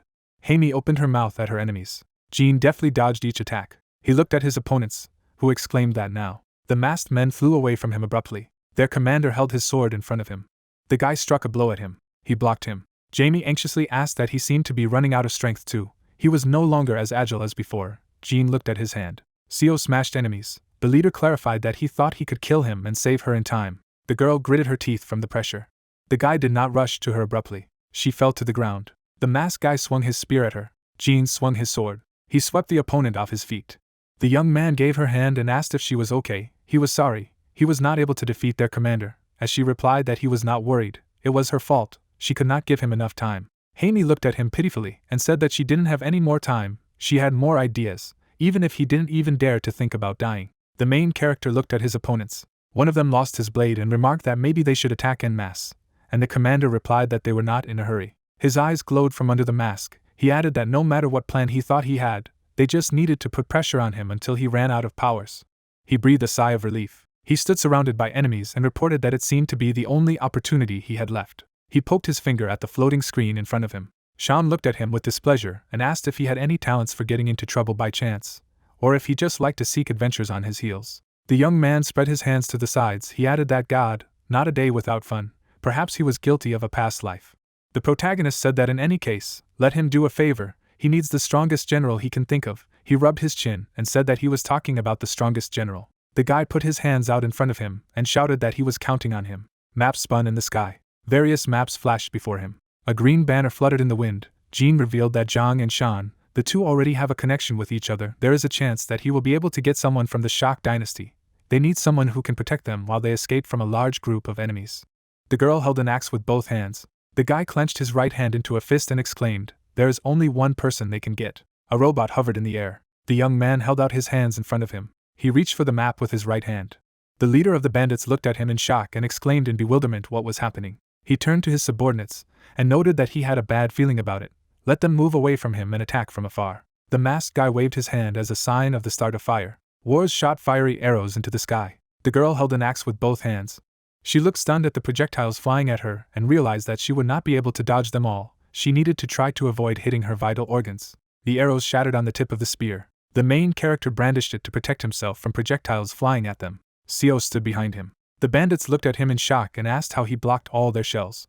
The tip of the spear was shrouded in a bright aura. A fighting spirit appeared behind the protagonist's back. He turned his head back and told her to rely on him. He would protect her. Jin's opponent was holding a sword in his hand and asked what they were afraid of. They had a numerical superiority. Let them go and slam him. They abruptly rushed to attack the guy. Their leader stretched out his hand after them and shouted for them to stop. The young man stood in a fighting stance with a spear and said that sometimes, the best defense is an attack. He watched the enemy intently. The main character rushed to attack his opponents. One of them raised his sword above him. Two bandits jumped over the young man. He instantly knocked down one of them. The second slammed into the ground from Jin's powerful blow. He was surrounded by enemies. One of them stared at him and noted that he was now surrounded on all sides. One of the soldiers put his sword in front of him and exclaimed that he would kill him. The protagonist exhaled noisily. The fighting spirit took hold of his spear. The guy of the mask held on to his weapon and clarified what it was. The other was also perplexed, noting that he could not run away from him. All enemies instantly rose into the air from the attack of the main character. In the excitement of the battle, he opened his eyes and mouth wide. Blue energy flew out from the tip of the spear. A huge charge of aura flew at the enemies. A stunning explosion occurred among the mountains. The leader of the gang sat on the ground and wondered how he was. The bodies of fallen comrades lay in front of him. He shook his head in search of his opponent. Out of the corner of his eye, he noticed a flash of energy. The bandits rose from the swings of Jin's spear. Behind the commander, his subordinates were standing and asking, he was crazy. How could they fight against him? They would not be able to kill him like this. He slammed into the mask of one of them with all his strength and ordered him to collapse and listen. He spread his legs wide and declared that their mission was more important than a couple of lives. The leader put out his hand in front of him and ordered to kill Seo. Her main target was her. Blood flowed from the bandit's eye. He added that he could see their every move, so they had to die, but complete their task. 3 opponents rushed to attack the girl. Soaring abruptly blocked her path and asked her for forgiveness. A drop of sweat slid down her cheek. The young man put it on his left shoulder. He averted his eyes to the side and noted that he believed that taking a sword would be better than holding a spear in one hand. The main character was clutching the hilt of his sword in his hand. He instantly struck down his enemies with it. The blade plunged into the bandit's body. The guy looked at him dumbfounded and said that it looked like they were no longer human. A fighting spirit appeared behind him and said that the opponent's attacks were aimed at this woman. He looked at the young man with his blue eyes and asked why they didn't give her a lift to check it out. The protagonist turned his gaze to him. He threw the girl into his arms. She was lying in his arms. He asked her to forgive him. She asked again, to forgive why. Jean threw it up abruptly. He raised his head at her and told her not to be afraid. He gave his word that he would catch her. The girl spread her arms to the sides in flight. The bandits lifted their heads up. The guy put the sword in front of him and told them to prepare for a shake-up. The opponents of the main character raised their heads at Seo. A cloak of fighting spirit fluttered in the wind. The main character instantly swept through all the enemies. He looked at his hand. His fighting spirit remarked that it was incredible. The bandits fell to the ground. He raised his head up and noticed that it would probably fall somewhere here. His companion replied that he did not think so, he should retreat a little. The guy caught the girl in his arms. The comrade in arms reported that it looked like his time had come to an end. Jean looked at him and thanked him. Seo shook her legs. He asked if she was okay or her. She replied that she kind of understood that it was necessary to defeat their opponents, although she didn't quite like the fact that he threw her into the air. Information windows with the results of the battle appeared in front of them. He put his hand out and added that he was able to deal with all the remaining enemies. His girlfriend looked at him and replied that wow, he could not believe that he could do it. He thought to himself that he could do it, but not him. The defeated leader of the bandits lay on the ground. The main character said that he did not know what to do, so he decided to knock out the guy who looked like their leader. He asked if she had found out anything about Sun's karma, and a drop of sweat slid down her cheek. She stood in front of him and replied that it was a pity, but he had been killed by someone from the association, who asked him if he had been killed. The girl looked at him and stated that given everything that had happened, she could safely say that the association was a spy. An information window appeared above her head, which ordered to save San, who added that she could not. The guy looked at him and realized that the task had not yet been completed. He stood in front of her and asked her to leave it to him. The young man put his hand on his chest and said that as she might remember from that incident with Sun, he had a great way of identifying a spy. Seo and Jean were standing in the middle of the conference room. The president of the association looked around the room and said that almost a year had passed since they had last gathered for an emergency meeting. What was the matter? The guy was adjusting the glove on his hand. The girl replied that during her patrol, she was attacked by a group of 200 killers. One of those present jumped out from behind the table and asked again what kind of psycho had come. The werewolf put his arms out to the sides. She noted that they had artificially created a rift, and they also blocked the radio signal of her radio, so she was unable to request reinforcements. She pointed her hand at the young man and added that when she thought that she was about to give up her life, this hunter had joined the battle and saved her. She would like him to be present at their meeting as a witness. He shifted his gaze to those present in the room. The man in glasses held out his hand in front of him and clarified what it meant. It was for this reason that they decided to call them together and discuss what had happened. Seo stood in front of the audience participants with her hands down and replied that it was both yes and no. The fact was that there was another important detail that she wanted to discuss. One of them put out his hand in front of him and asked about an important detail. She watched each one closely and stated that the real reason she called this meeting was to catch a spy among them. Employees of the association were sitting at the table. One of them jumped up from his chair and asked what she meant by this. The other asked if she was ready to take responsibility for her words. The girl put her hands behind her back and told her that she had a sure way to find the spy. She gestured with her fingers and added that in order to use this method, however, there were 3 things to do, which she would now tell them. If they felt that they could not meet their conditions, they could refuse. The embittered man looked at her and noted what nonsense. The president of the association put out his hand in front of him and said that now he understood why she had called the meeting and what they should do. Seo raised her hand with her palm open and explained that first, they had to swear that they wouldn't talk about what was going to happen. The man in the white jacket folded his arms over his chest and said that of course they would have done it anyway. Jaina appeared behind the main character. She ran her hands through the air. All the participants in the conference looked at the girl and said in unison that they were swearing.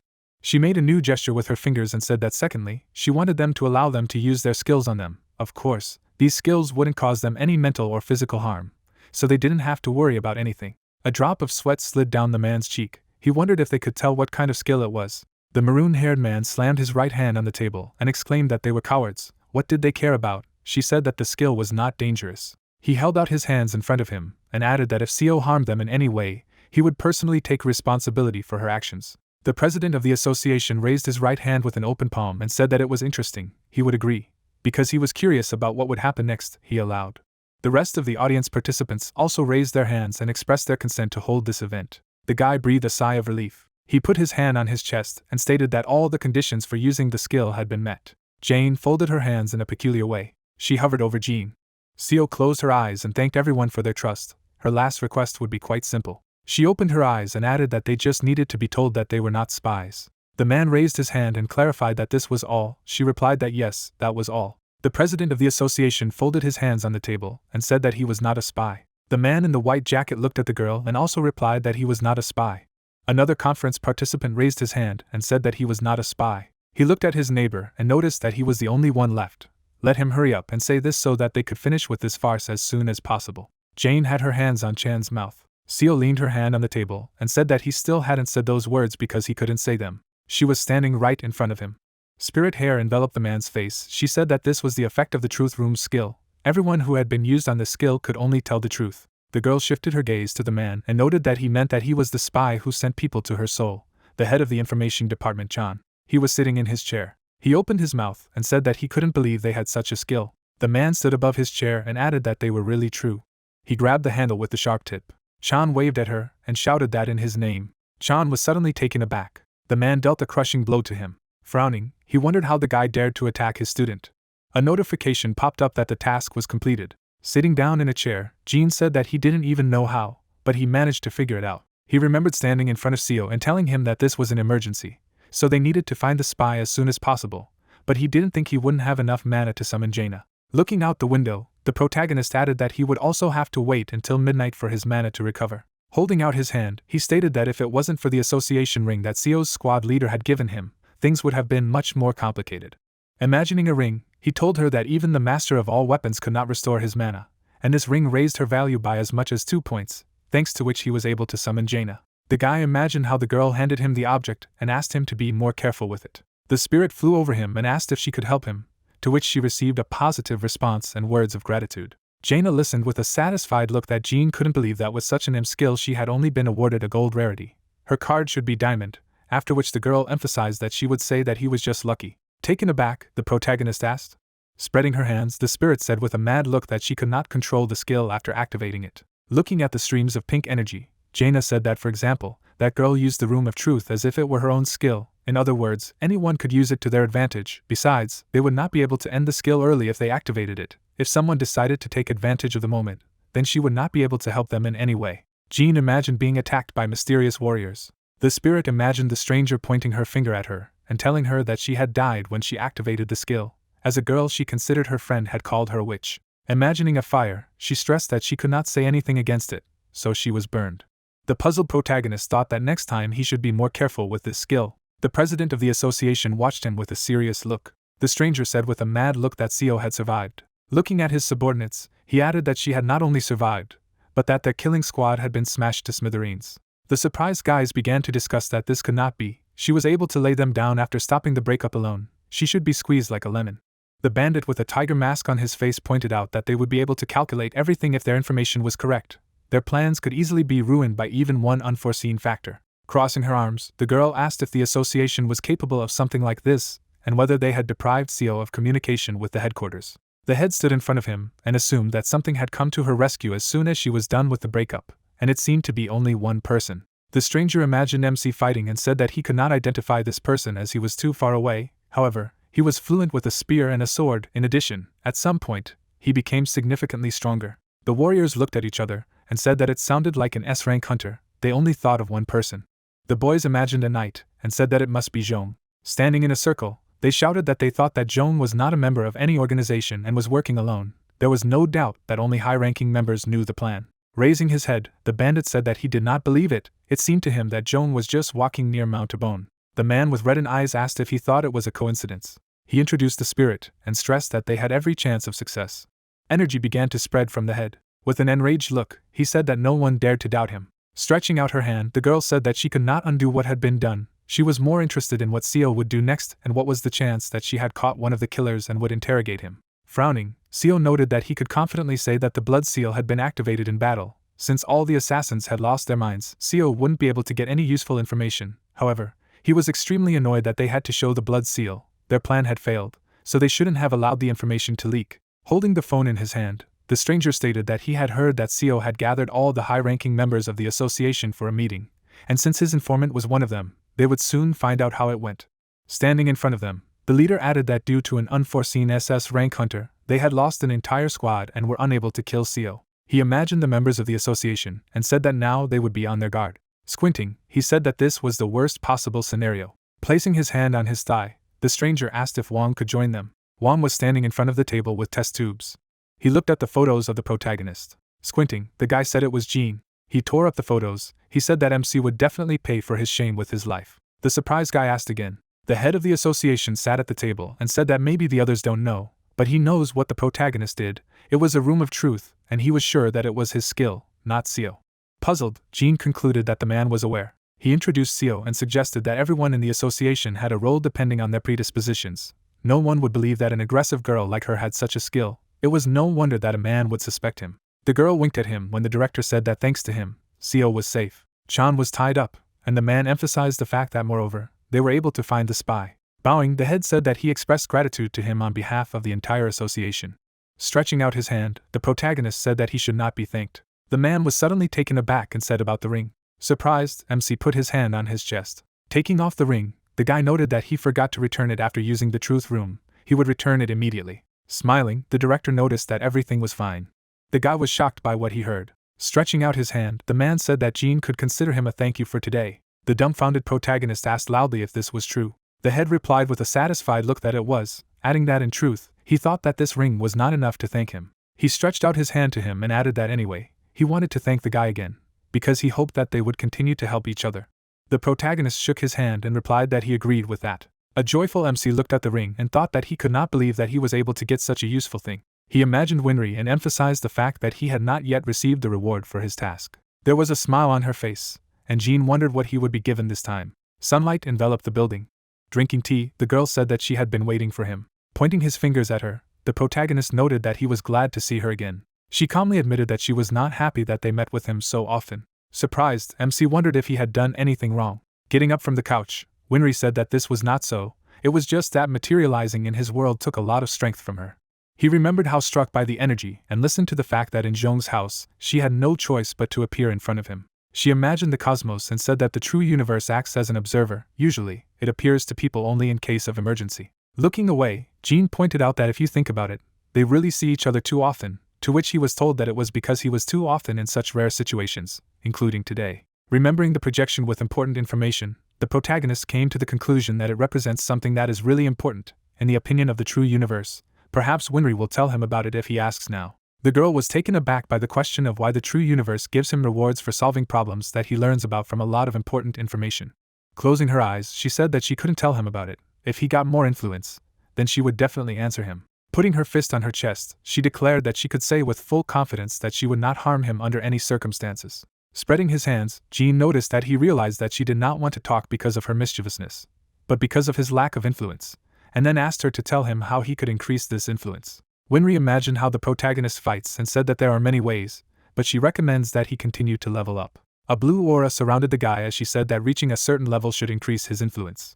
Closing his eyes, MC concluded that this meant that he just needed to level up, and sooner or later he would gain his influence. With a satisfied look, he asked what about the reward and whether it was possible to tell him, like last time, what he wanted. Folding his hands, the guy said that if possible, he would like to get something that would not demand currency for his use. He imagined tickets and stated that the buying system allows him to increase his mana level in the long run, but he is annoyed that it requires a lot of stats. He imagined the spirit and added that he liked that every 10th card would be guaranteed to have at least a golden rarity, because that's how he was able to get Hamey. The enthusiastic guy noted that he would still want something without such serious restrictions. Smiling, Winry replied that she understood him and would take that into account when giving out his reward. Pointing her finger at it, she noticed that before that, standing in front of him, the girl asked if he wanted to see what she wanted to offer him for his heroic deed. Squinting, she said that she assured him that he would like it. The enthusiastic protagonist shouted that it would be a reward that Winry herself praised. A light came from the girl's hand. She summoned 2 spirits and said it was a double invocation. The protagonist opened his mouth in surprise. Stretching out her hand, she told Winry that the skill allows you to summon 2 personalities at the same time.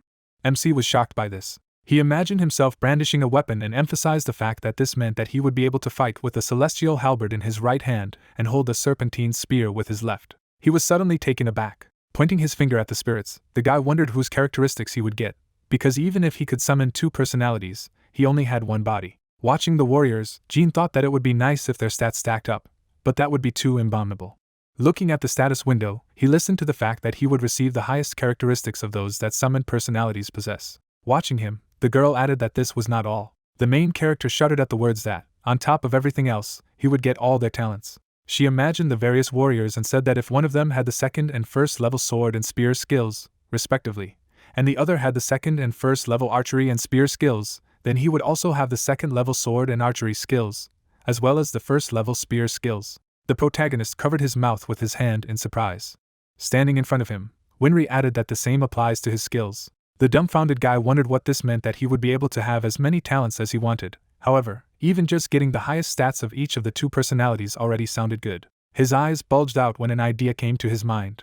Imagining his assistance, Jean pointed out that if Yoon's talent could get ingenuity, his skill of creating on top would add to Shan's luck. A lot of weapons appeared in his mind, after which MC came to the conclusion that in this case, he could potentially create a weapon that would have incredible quality. The enthusiastic guy asked if she was really going to give him such a skill, to which he received a positive answer. He was taken aback by the fact that Winry advises against using this skill too often. Looking at the screen, she noticed that double summon is an active skill that uses mana. She imagined the boy summoning Mordreds. The sky was surrounded by blue cards. The flow of yellow energy was directed at the protagonist, and the girl noted that if he summoned a personality and used a double summon, then after summoning a second personality, the duration of the skill would be greatly reduced, so it should be used wisely. After introducing the skills, Jean wondered if he would be able to use this skill at all with the amount of mana he possessed. Closing his eyes, he emphasized the fact that such a strong skill should have corresponding limitations. With a frightened look, he asked if Winry thought that the restrictions for use were too high and if she could give him something and then listened that it had to do with the balance of energy in the universe and its conversion. She created a sphere of mana in her hands and noted that it was the best she could offer him at the moment, and hoped for his understanding, after which she clarified if Jean would agree to accept the double summoning as a reward. Squinting, the protagonist noted in his mind that this skill, of course, will use a huge amount of mana, but at the same time it will give him many advantages. Clenching his hands into fists, he cried out that he agreed. Closing her eyes, the girl replied that in this case, she channeled a ball of mana into him. The energy struck his body. Lying on the ground and shuddering in pain, MC asked her to be gentle next time. Winry said with a satisfied look that he should remember that the true universe would always keep an eye on him. The guys were playing a console. Jong defeated the protagonist in the game. Looking at him, Jean noticed that the guy said that he played badly, but in fact he would wipe the nose of any pro. Looking at the device, he listened to Jong think he was giving in to cheer him up, and then replied that he always gave his best when it came to gaming. Pointing his finger at the object, the protagonist noted that this thing haunts him. It was not there before, after which Jong said that his girlfriend persuaded him to put it there, although it bothers him a little. The red lights on the device came on. The children were surprised by what they saw. Blue energy surrounded the device. Covering his ears, MC screamed not to be told that she was about to explode. Frowning, Jong stated that it was McDowell. The girl came out of the portal and asked how the guy was doing. She cried out with a satisfied look that the Great One had honored him with her visit. The girl with a calm look asked to hurry up and bring her something to chew. Glancing at the protagonist, she clarified who it was. The enraged guy began to shout that he had asked Ellie to warn about his visits in advance, after which she asked if she could already use her interdimensional door, after which she again asked who it was, since Jong never let strangers into the house. Jean stared at her silently. Pointing at him, the guy introduced him, noting that not so long ago, MC saved his brother during the exam. In addition, he followed his incredible esports career for a long time. Ellie crossed her arms and watched them. The protagonist is taken aback by the words that she is an SS hunter from America, Ellie McDowell. Jong imagined various devices and revealed that she was the one who developed the Awakener, VR, and distributed control system, and she introduced the ranking system to the global community.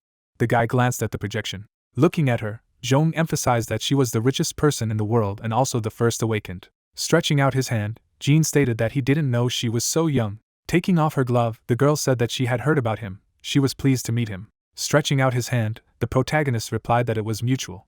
A surprised Ellie glanced at his bracelet. She turned to him with a serious look. Looking at the bracelet, the girl asked if he had received this bracelet from the treasure dungeon. Moreover, it was a reward for completely clearing the dungeon. Frowning, Jong asked. Jin's eyes began to glow.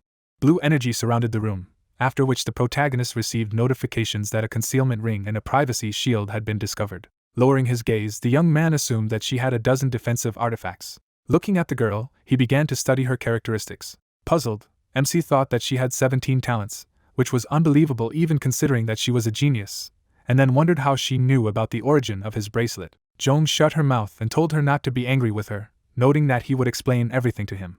He imagined how many projections appeared in front of her and told her that she was able to analyze any object in the world and find out what and how it was made. Looking down, Ellie listened to the fact that even she was not omnipotent. There were 2 items that she could not learn, and both of them were the reward for completing treasure dungeons. The girl was standing at the table. The guy imagined weapons and emphasized that he was talking about the crescent blade of the Green Dragon and Excalibur. He remembered how Ellie had noticed his bracelet and added that she had now come across another item that defied analysis, which was his bracelet obtained from the treasure dungeon.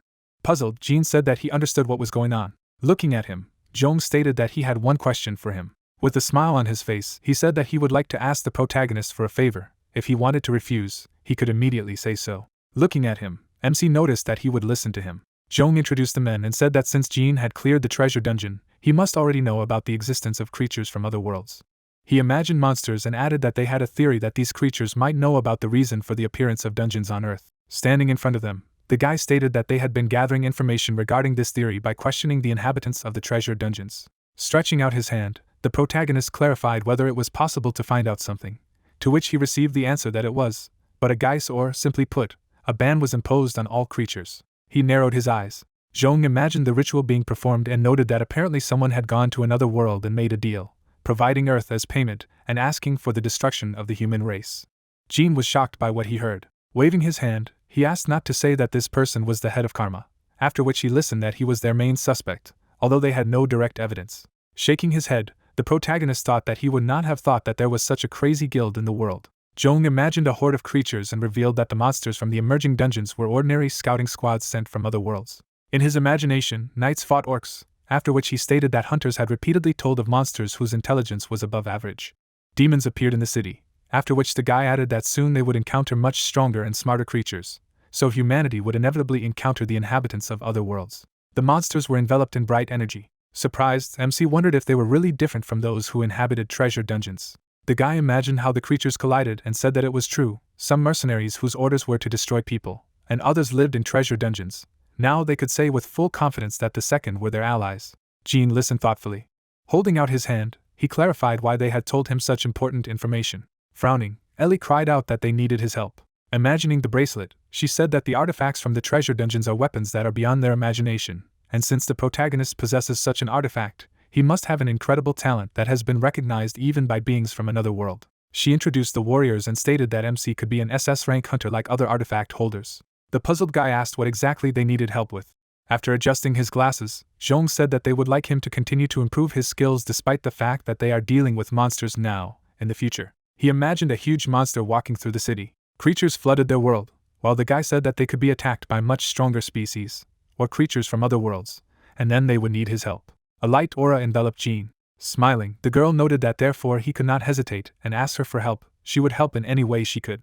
Joan walked over to him and began to whisper that despite his behavior, Ellie was a very good person. The protagonist stretched out his hand. The girl was surprised. The guy said with a satisfied look that it was an honor for him to have such a comrade as her. She looked at him with a smile on her face.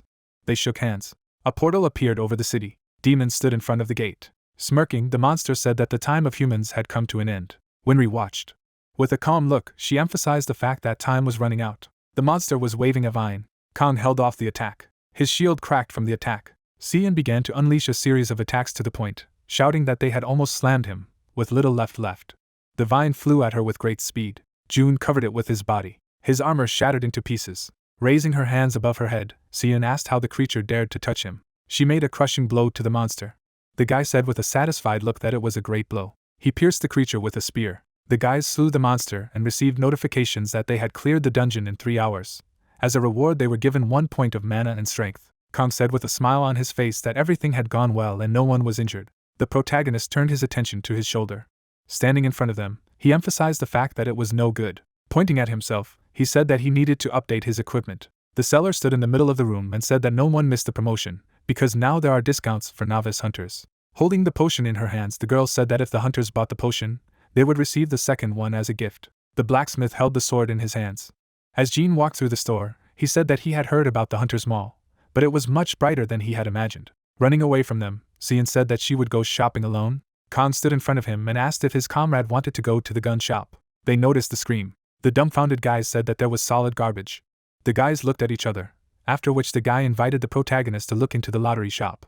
Imagining the equipment, Kong said that he could not believe that he would now instruct him. It was a store where you could find good goods at fairly low prices, so it was called a lottery shop. Most of the items were trash, but he had heard that you could find something cool there. The frightened MC replied that he didn't want that. He wasn't particularly lucky when it came to the lottery. He was suddenly taken aback. Holding his face, Jean wondered that if he used his research skill, then he would definitely be able to find something worthwhile. Holding the back of his head, he said that he would look once. Leaving in the other direction, the guy noted that in this case he would go to a gun shop. The doors of the store opened in front of the protagonist. He saw many different pieces of equipment. Looking around the shelves, MC said that it would be difficult to find anything useful among all this junk. Looking down, he was surprised. Holding the bracers in his hands, the guy said that it was already more interesting. A notification appeared in front of him that these were beautiful armlets, but nothing more. Holding the back of his head, he emphasized that if he checked everything, he would quickly run out of mana. The surprised guy heard a voice that asked to save him. Leaning over, Jean asked where the voice was coming from. Glancing at the shelf, he wondered if it was there. The ring began to glow and say that it was there. Jean looked at him. Looking at the ring, the protagonist reported that he heard the spirit in the ring begging to save her, so he approached. The ring began to tremble. The fairy appeared before him. Placing her hand on her chest, she introduced herself as Ixia, noting that she was one of the 13 pieces of armor created by the Golden Dragon, Lord Ixia. The surprised guy wondered if she was one of those animate objects that he had read about in fantasy stories. As he watched it, he thought that he knew that they really existed, but he did not think that he would find such an object himself. Squatting, MC asked why she called him great, and then listened that it was because he was God's gift from this world, that is, a dragon. Imagining a dragon, he asked again. Ixia began to cry, saying that she was so glad that she was able to meet such a great dragon as him, because she had already lost hope of getting out of there. Pointing at himself, Jean revealed that he was an ordinary person and didn't even know that dragons really existed. The upset fairy wondered if this meant that he would leave her there. Taking it in his hand, the guy asked if she wanted to say that if she wasn't a dragon, she wouldn't be able to use the ring, to which he was told that it wasn't, all he needed was to communicate with her and use the ring. But now she was in sealed form, so she wouldn't be of much use. Besides, it would be very difficult for a person to break the seal. MC looked down with a thoughtful look and clarified that if he did succeed, the enthusiastic fairy said that in this case, the ring would take its true form and a flash would appear. The protagonist looked at her with a smile on his face. With a satisfied look, he invited Ixia to come with him, because he promised that he would destroy her seal. The fairy began to cry at these words. She hugged the guy's face and asked how she could repay him. Standing on his shoulder, she asked if he had come there to get his equipment. With a wave of her hand, Ixia asked to be allowed to become his consultant, because she knew where the good equipment was. Placing the pieces of equipment on the table, Jean stated that he would take them all. Looking at the fairy, he asked if she had any skill for evaluating objects, to which he was told that she did not. She winked at him and told him that she just had good instincts. If he trusted her, he would be pleased. The guys looked at the equipment with a surprised look. Khan looked at his teammate and cried out that he was willing to bet that he was the only team captain in the world who buys equipment for his wards. Exhausted, Jean replied that he had done nothing but pick up their equipment, and then thought that he felt like his eyes were about to burst from overusing the research. Leaving there, the guys thanked him for the day. The protagonist frowned, saying that it was finally over. Ixia appeared before him. Looking at it, the main character asked what he should pay attention to before removing the seals. A notification popped up that the dungeon map skill had discovered a new dungeon.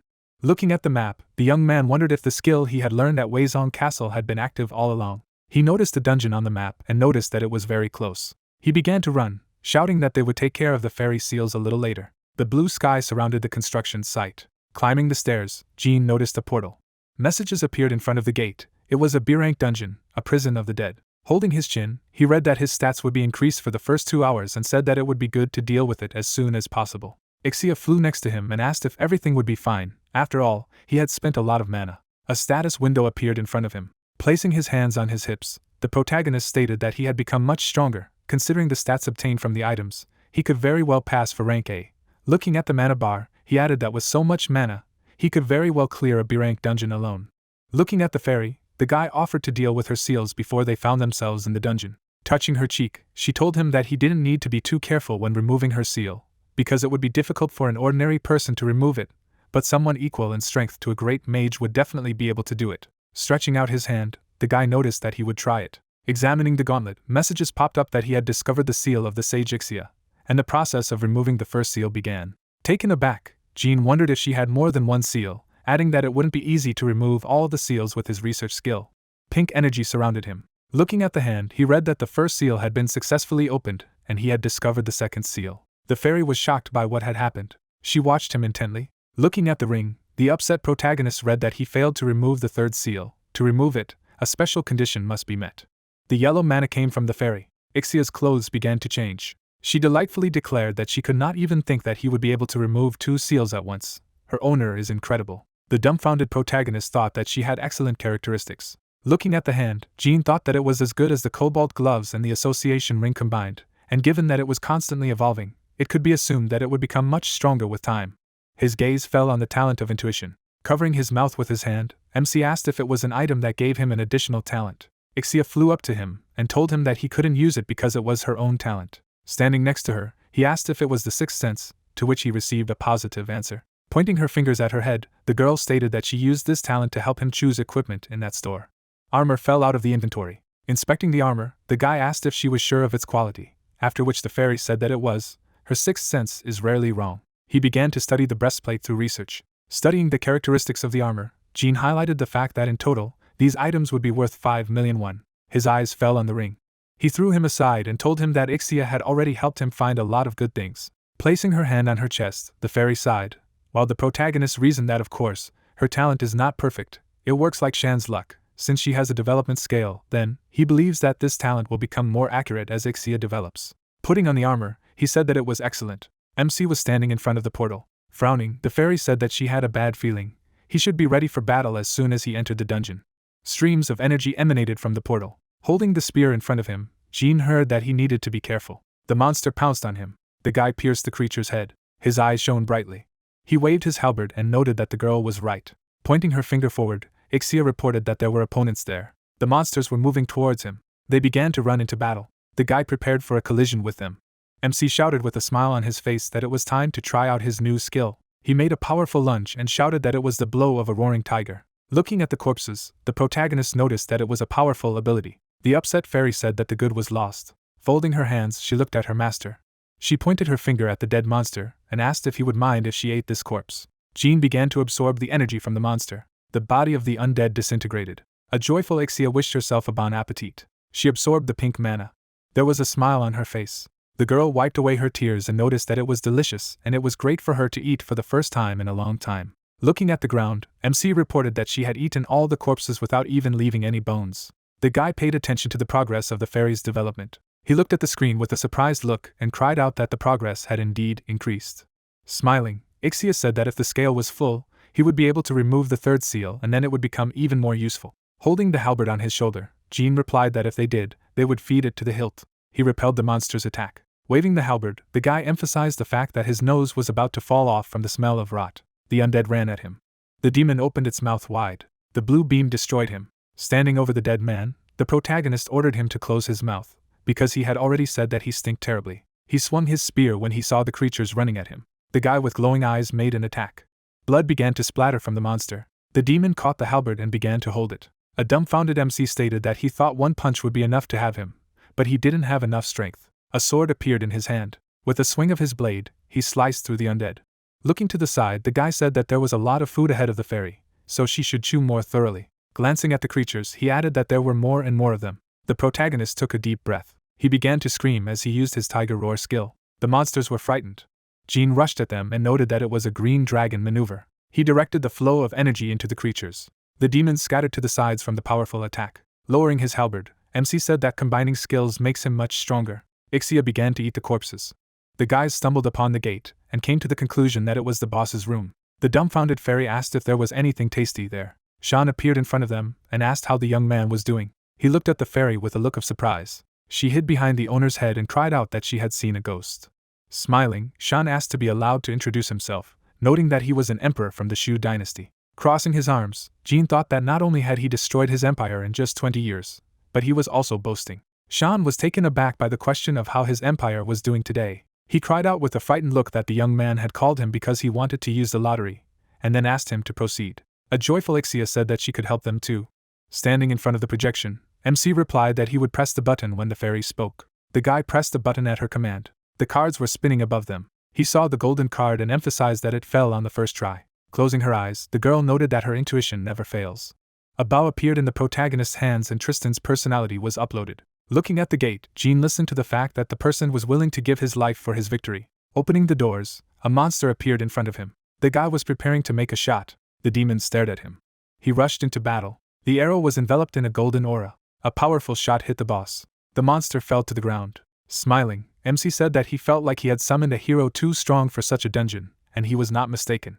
The guys left the portal. The guy noticed that Seoyoon was calling him. Putting the phone to his ear, he asked how she was doing. Jean was suddenly taken aback. Ixia flew behind the guy's back. Asking if he was going to meet someone, he said that he would meet Henim, who helped him get back on his feet. So he is like a father to him. It was he who got him a job in the guild sales department when he quit the pro scene. Jean walked past the dark silhouette. He turned, looking at something. The fairy looked in the same direction as the boy, asking what was wrong. The hero looked in bewilderment, asking Ixia if she felt it. She asked again. The young man, closing his eyes, went on, saying that she should forget they had just come out of the dungeon, so all sorts of things were imagining. The fairy said that if she felt anything, she would immediately tell her.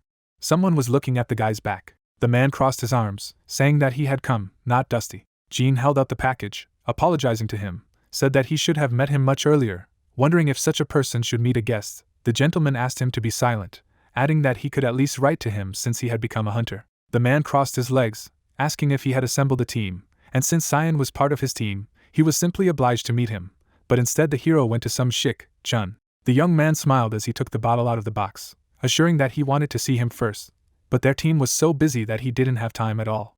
Jin poured from the bottle, suggesting just a drink and relax. The characters laughed with their eyes closed when the hero said how talented Seoyoon is as a rising star, and she helped him out a lot. The man noted that his daughter is just a treasure.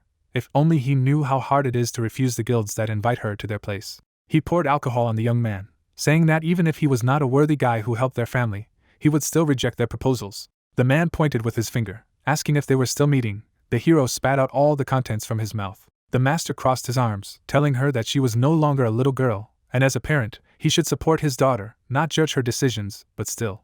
Jean jumped up from his seat, shouting that he had known her for 10 years, since he was a child. She was like a little sister to him. The man got up from the couch in anger, asking if he was cocky, or if his Seoyoon was not good enough for the hero to consider her as a woman. Mother and girl froze, looking at what was happening. The woman said that it looked like he got drunk again, and would try to calm him down, suggesting that his daughter go for a walk with Jean. The couple was walking along the embankment, when the lady apologized for the fact that her dad is sometimes carried away. The hero replied that she should not sweat, he should have visited them much earlier, realizing that it was rather his own fault. The young man handed her a pendant, asking her to take it.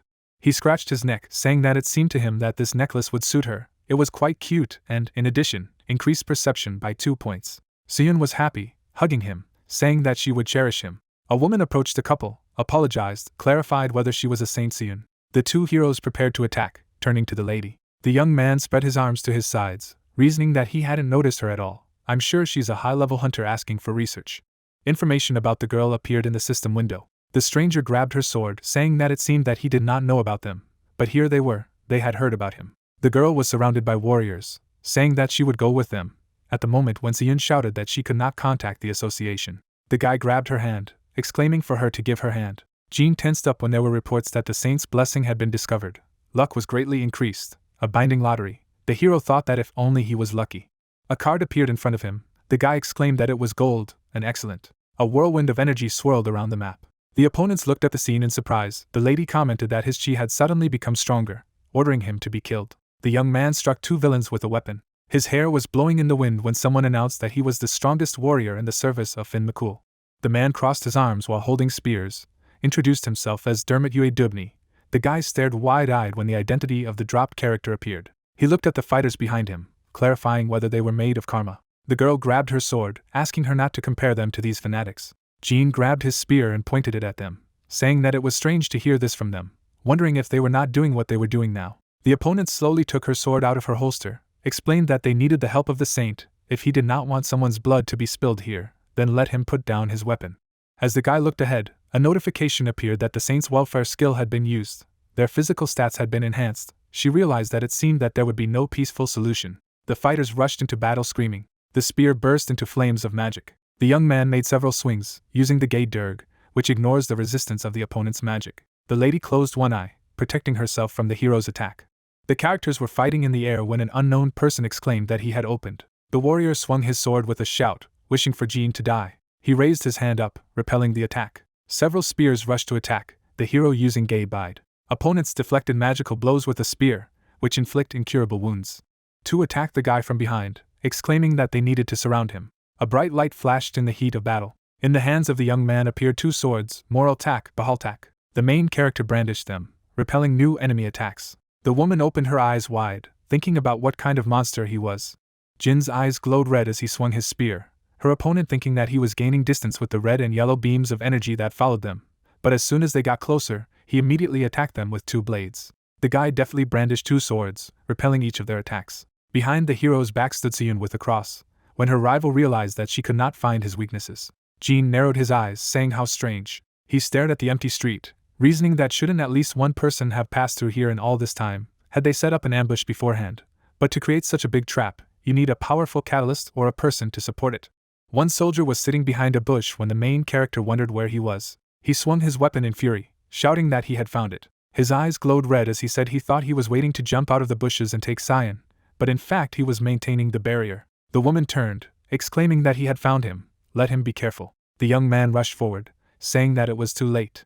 The red trace of the weapon was directed towards the enemy. The big bang scattered rocks and pieces of earth to the sides. Rin looked up at the flow of energy, realizing that it was a barrier. The main character grabbed the girl's hand, shouting that she needed to run. The criminals opened their eyes wide, exclaiming that someone should stay and restore the barrier, and the others should give chase. The characters tried to catch their breath while standing in the park. Jean was adjusting his tie, not understanding what was happening. He scanned the empty area, reasoning that they had been running for an hour and still hadn't gotten out of the park, asking if they had erected another barrier on top of the first one. The guy was holding a tie in his hand, asking questions about what kind of guild it was. They had spent a dozen resources to catch it. If there were any guesses, Seoyoon didn't have a single guess. An unknown person was sitting on a pole, talking about what he had found. The stranger jumped down from the lantern when the young man shouted that if he needed Seoyoon so much, he should invite her officially. Someone tilted his head to the side, asking again, told that he had no idea who he was. The monster held out his hand, claiming to have come for Jin's head. A magic ring appeared around the hero, from which he was shocked. The girl stretched out her hands, conjuring a magic cross, activated an impenetrable shield, warning the guy. A huge magic hand attacked the young man. Seoyoon picked up the disoriented hero, which was noticed by the stranger, who was surprised that she was able to block his blow. Jean gritted his teeth, thinking that it was a dark aura. He was definitely out of karma, activated the study. A magic pendant hung on the enemy's chest. The system said that he had discovered a mythical artifact. Due to the interference of the artifact, some of the information would be hidden. The hero was stunned by the information about the magical artifact. The notification showed a description of the opponent. The opponent pressed on the pendant hanging around his neck, after which a message appeared that unauthorized use of the skill had been detected and the opponent's stats had been greatly increased. The monster stared across from him, saying that his artifact had worked, asking if he had any scouting skill. Jean stared at the scoundrel, realizing that the skill time was almost over, and his aura was much scarier than Rin's. The masked stranger looked inquiringly. The main character thought that he had at least SS rank. He noticed that his aura had become weaker. Jean opened his eyes wide, not understanding. Vaughn sent a magic hand to attack, offering to check. The young man was confused when the Emperor asked him to do something behind his back, replied that he did not have time. Seoyoon conjured a huge magical dome in an attempt to protect it from the monster's hand. The girl put out her hands, defending herself, ordered to run away from there. The guy stretched out his hand to the side. A notification appeared that the saint's blessing had been discovered and the luck was greatly increased. He shouted to the girl that it was too dangerous. A huge hand reached out to him. The young man's eyes lit up with a yellow light. He lowered his head as the gold card landed in front of him. The guy watched menacingly ahead. Vaughn looked into the distance, saying what he thought. The aura became stronger. Jean aimed his bow, blazing with energy. The magic splash along with the arrow headed towards the enemy. All the energy hit the ball, and an explosive arrow notification appeared. The masked scoundrel looked through the defense, realizing that he was an S-rank archer. Vaughn spread his arms to his sides, saying that he understood how his opponent was able to stop that gap, and yet he was unable to break through the opponent's barrier. Behind the protagonist's back was a Saho warrior who asked that he had survived being hit by a deadly arrow, which is curious. The boy shot arrows at the ball when Vaughn wondered if he had realized that it was useless. The ice arrow began to freeze the magic ball. Ice settled on the walls of the ball. The villain was interested in the fact that he could not break through the barrier, so he decided to close it inside, thinking that it would help. Jean was pulling the bowstring as his weapon burst into flames of energy, giving the affirmative answer that no, he was sure. The guy aimed with a bow. The skill of the saint's blessing was used. The girl stood and prayed to God, listening to the words of gratitude. He saw ice in front of him. He understood that the case smelled fried. The main character radiated energy from his hand, exclaiming about the arrow of the divine archer. A whirlwind of energy swirled, heading towards the criminal. Vaughn clenched his teeth, swearing. The blast wave spread around, sweeping away everything in its path. A drop of sweat appeared on Jin's face as he reasoned about what he had to hurt him. From the dispersed dust, Vaughn appeared, stretching out his hand to the side. The scoundrel held the pendant in his hand, asking how he dared to make him use his artifact again, threatening to slam them with a single blow. Jean watched as the girl fell to her knees exhausted, realized that the skill was over again, calling out to the girl. The opponent frowned, wishing for death. Rin struck from behind the scoundrel, screaming about the 7-star sword, the 7th form of the Big Dipper. The lady pointed to the defeated criminal using dark magic, wondering if he was human. Jean raised his hand, explaining that it was the assassin who had been sent after Seoyoon. Vaughn got to his feet, wondering who they were. The girl swung her sword, carrying out an attack, noticed that they were the first to come for the saint. A huge hand began to swing its fingers in all directions when he asked not to interfere with him. The young man shouted, leaned his hand to his face, asked them to hold out a little longer, and he would soon help them. The guy clenched his fists, throwing his head higher. He knew that he couldn't defeat him on his own. He had to use the binding lottery while they were fighting, and this freak was quite injured. He needed to get a golden card and then they could defeat him. The emperor was surprised to look at the guy when it was said that Shan's level had been raised to 4. The hero looked out the system window, asking why now, claiming that he no longer had mana. Vaughn grabbed his mask. He screamed when his hands were heading in different directions. Rin slipped from side to side from the villain's punches, asking how much more time he needed. The lady looked away, saying that she was already at the limit, and whatever he was up to, let him do it faster. The main character fell to his knees, clutching his head, realizing that he could not forever pull out diamond cards at the right moment, calling it nonsense. He was holding a piece of paper in his hand, saying that he had spent all the tickets he had saved for a rainy day, but he had only received standard cards. He urgently needed to spend a couple more items before the gold guarantee, but he had no mana left. Rin heroically continued to fend off serious attacks from her opponent. Seoyoon shielded herself from the blows, listening to the fact that at this rate they would all die. Jin rose to his feet, wiped his face, and said that he had no choice. He reached for the pendant around his neck, explaining that Winry had said that the human body couldn't withstand an increase in talent, and that sounded, of course, lousy. The hero abruptly tore the pendant from his neck as he continued to speak. The guy stared menacingly ahead, claiming that the attempt was not torture. A vortex of energy could be seen above his head. The air current began to raise dust into the air around the young man. A powerful energy spread upwards. It pierced Jean while he couldn't hold back the pain and screamed. The radiations were coming from above. The guy wondered if it was the energy of the earth, or the universe, how an ordinary person should withstand such an amount of energy. The girl looked at what was happening, asking a question about what was wrong with the hero. The magic receded, and Jean asked the girl again. He clutched his head. I don't know if it was all this, saying that he was ready to risk his life. But everything went easier than he thought. In the system window, it was said that he had fulfilled the requirements, and the process of a sharp increase in the level was launched. The young man looked at this information inquiringly. Seoyoon was frightened as she watched him vomit blood. He knelt, clutching his head in pain, screaming. His friend asked him to pull himself together. Jean rolled on the ground, beating his chest, thinking that this was the energy of the universe. Winry's necklace was supposed to soften this process, but he had no idea how much. The pendant was lying on the ground. The young man thought that if Winry hadn't given it to him at Chun's house, he would have already been torn apart. Vaughn was accumulating magic in his hand. He stood in front of Rin, wondering if this was a side effect of using black blood, reasoning that he had gone berserk since he had completely forgotten about his goal. Jean was lying on the ground, clenching his teeth, someone speculating that something strange was happening to him. There was a question about whether his inner energy was out of control. The masked villain was holding a ball in his hand, reasoning that the hero tried to use something like black blood, but screwed up, and that's great. Vaughn stared at Jean. 4 hands rushed to attack, after the command of the villain. Seoyoon sat next to the hero as magical hands flew at them. The girl spread her arms to her sides, closing her eyes. Rin was worried, yelling for her to use the shield. The red magic dissipated from the palm of his hand. The young man tried to defend himself from this attack. Vaughn was perplexed, seeing this picture before his eyes. The guy guided his palm using the awakening of dragon's blood, which required being in critical condition to activate, told the girl that everything was fine, and she could now take a break. In a systematic message, information was received that the talent level has been successfully increased. A notification popped up that his achievement was recognized as one of the rarest phenomena in the history of the universe, and therefore a reward would be given. A card appeared in front of the guy. It was a ticket for summoning a black card. The man crossed his arms looking to the sides, against the background of the knight and the deity. It was said that the personalities summoned by the black cards had a higher rank than the personalities of the diamond cards, gaining the ability to summon a mythic-level personality. The young man tore up the ticket. A lot of cards appeared around. Vaughn was watching what was happening, saying that his aura had changed. It was unstable, but very strong. Wondering what he was using, he claimed that he had to report it to the guild. Rin struck at the enemy, asking if he had forgotten about her, replied that he was tired of her. He grew a large ball in his hand, explaining that her time was up. The scoundrel attacked the enemy, ordering them to disappear. The hero held a bow in his hand. He took aim, pulling the bowstring.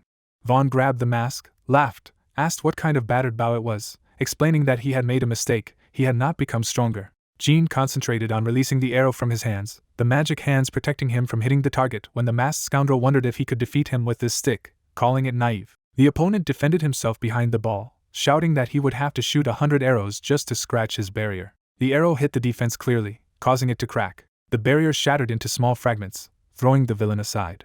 Seoyoon looked at the scene in surprise. Rin opened her eyes wide, not believing her eyes. The opponent lay at his feet, asking what he had done. Jean took aim again, explaining that he had fired a normal arrow. The man, enveloped in energy, said that now he can shoot even a monkey with his eyes closed. A notification about the status of the person appeared. Pulling the string of his bow, Jean declared that he had no chance against him, so he had to lay out who he was and what he wanted. At the same moment, an unknown person in a mask asked if he was not interested and why he was hiding his face. As he continued to aim in front of him, he heard his opponent tell him to think that if they didn't know each other, he wouldn't wear it. Directing his gaze forward, the masked man used a jump. A moment later, the protagonist was greatly surprised when his opponent disappeared from the battlefield. The man looked around menacingly in front of him, asking where he had gone. Then he pointed his finger at the flash in the middle of the trees. At this time, the masked man was walking through the park and noticed that it was great, and now he was using the teleport skill and would move to the guild. Suddenly, an arrow appeared out of nowhere.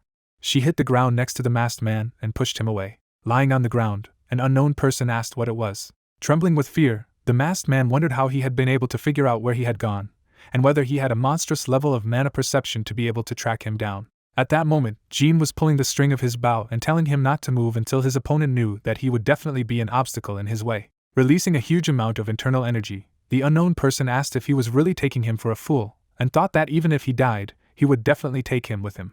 A moment later, the masked man rushed forward and said that if he was interested in what was under the mask, he should try to take it off. Looking menacingly in front of him, the unknown man wished his opponent death. At the same moment, the guy made a shot from his bow, destroying the enemy. He looked straight ahead with calmness in his eyes. The protagonist looked at the corpse of the masked man and said that he did not know it and fell for such a cheap trick, so he still had to train. Suddenly, Ixia, pointing her finger at the amulet, declared that it had a terrifying aura. Taking it in his hand, Jean remarked that it was worth taking with him, because it looked like a mythical artifact. Looking at the fairy, the guy noticed that she was divided into two parts, and asked when she had time. A moment later, the protagonist fell to the ground. While he was lying unconscious, voices began to be heard in the area, which said that they had found him and he needed to be put on a stretcher and be careful.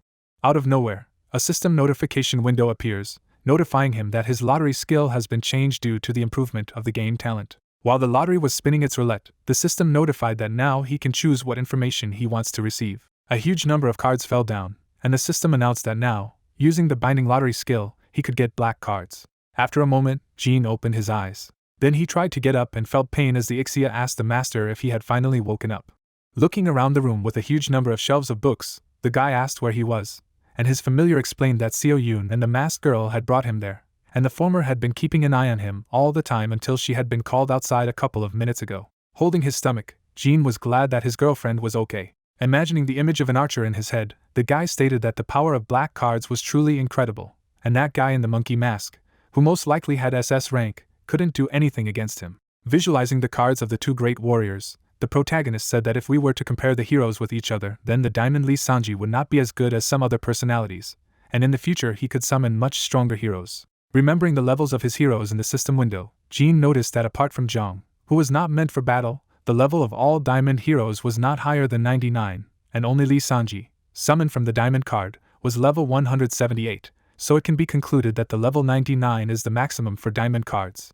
Visualizing the images of his two characters, the guy stated that this meant that someday he would be able to summon a black Lubu or a black Siegfried. At the same time, two girls came into his room, and one of them asked how he was feeling. Placing her hand on her chest, she apologized for not having had the opportunity to introduce herself and said that she was a member of the Korean Martial Arts Association of the Big Dipper, Yoo Seoyoon. Looking in front of him in surprise after hearing this, the protagonist realized that if she was from the Korean Martial Arts Association, then she was enlightened. Looking at the girl in the kimono, which she was clearly worried about, Jean thought that the initiates lived away from human society, and wondered why she needed Seoyoon.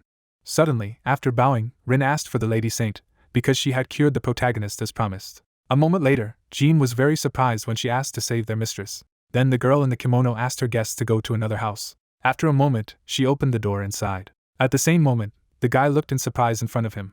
A beautiful girl was lying on the bed, and Rin was telling her that she was their young mistress, and she was the next heir to the Big Dipper clan. Holding out the statuette in front of her, the girl in the kimono asked to take it, and the saint asked what it was. Looking at the girl lying unconscious on the bed, Rin explained that he didn't know the details, but before falling into a coma, the young mistress said that their clan's problems would be solved if they handed the statue to her. Looking thoughtfully at the statuette, the protagonist noticed that it had some kind of familiar aura. A moment later, he used research on it, and the system showed that it was a skill stone that, when used, grants the user the strongest healing skill.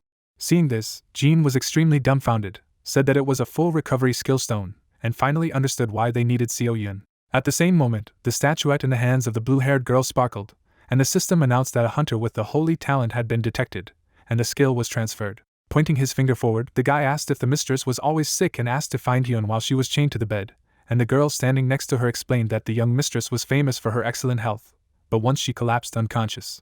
Imagining the image of the heiress of the clan in her head, Rin said that the young mistress was a priestess, able to predict the future, and she knew that she would fall into a coma. Throwing up his hands in surprise, the protagonist wondered that since she knew in advance, why didn't she prevent it? And the girl in the kimono said that she did not see the future at will. Her predictions were accidental introductions. Visualizing how the young mistress was afraid of monster stories, Rin said that before falling into a coma, she saw the beginning of the invasion of a monstrous earth. Hearing this, Jean was very surprised. Remembering how the heiress of the clan spoke at the meeting, the girl in the kimono explained that she immediately summoned the elders, to whom she announced the need to unite with the rest of the hunters to prevent the seizure of land. Visualizing the old men staring in displeasure in front of them, Rin stated that they were strongly opposed to her proposal, the species wanting to fight on their own, believing that the hunters from the outside would be a burden. Standing in front of her unconscious mistress, Rin concluded that someone attacked her during the meeting, causing her to fall into a coma, and she has no proof, but thinks someone from the opposition did.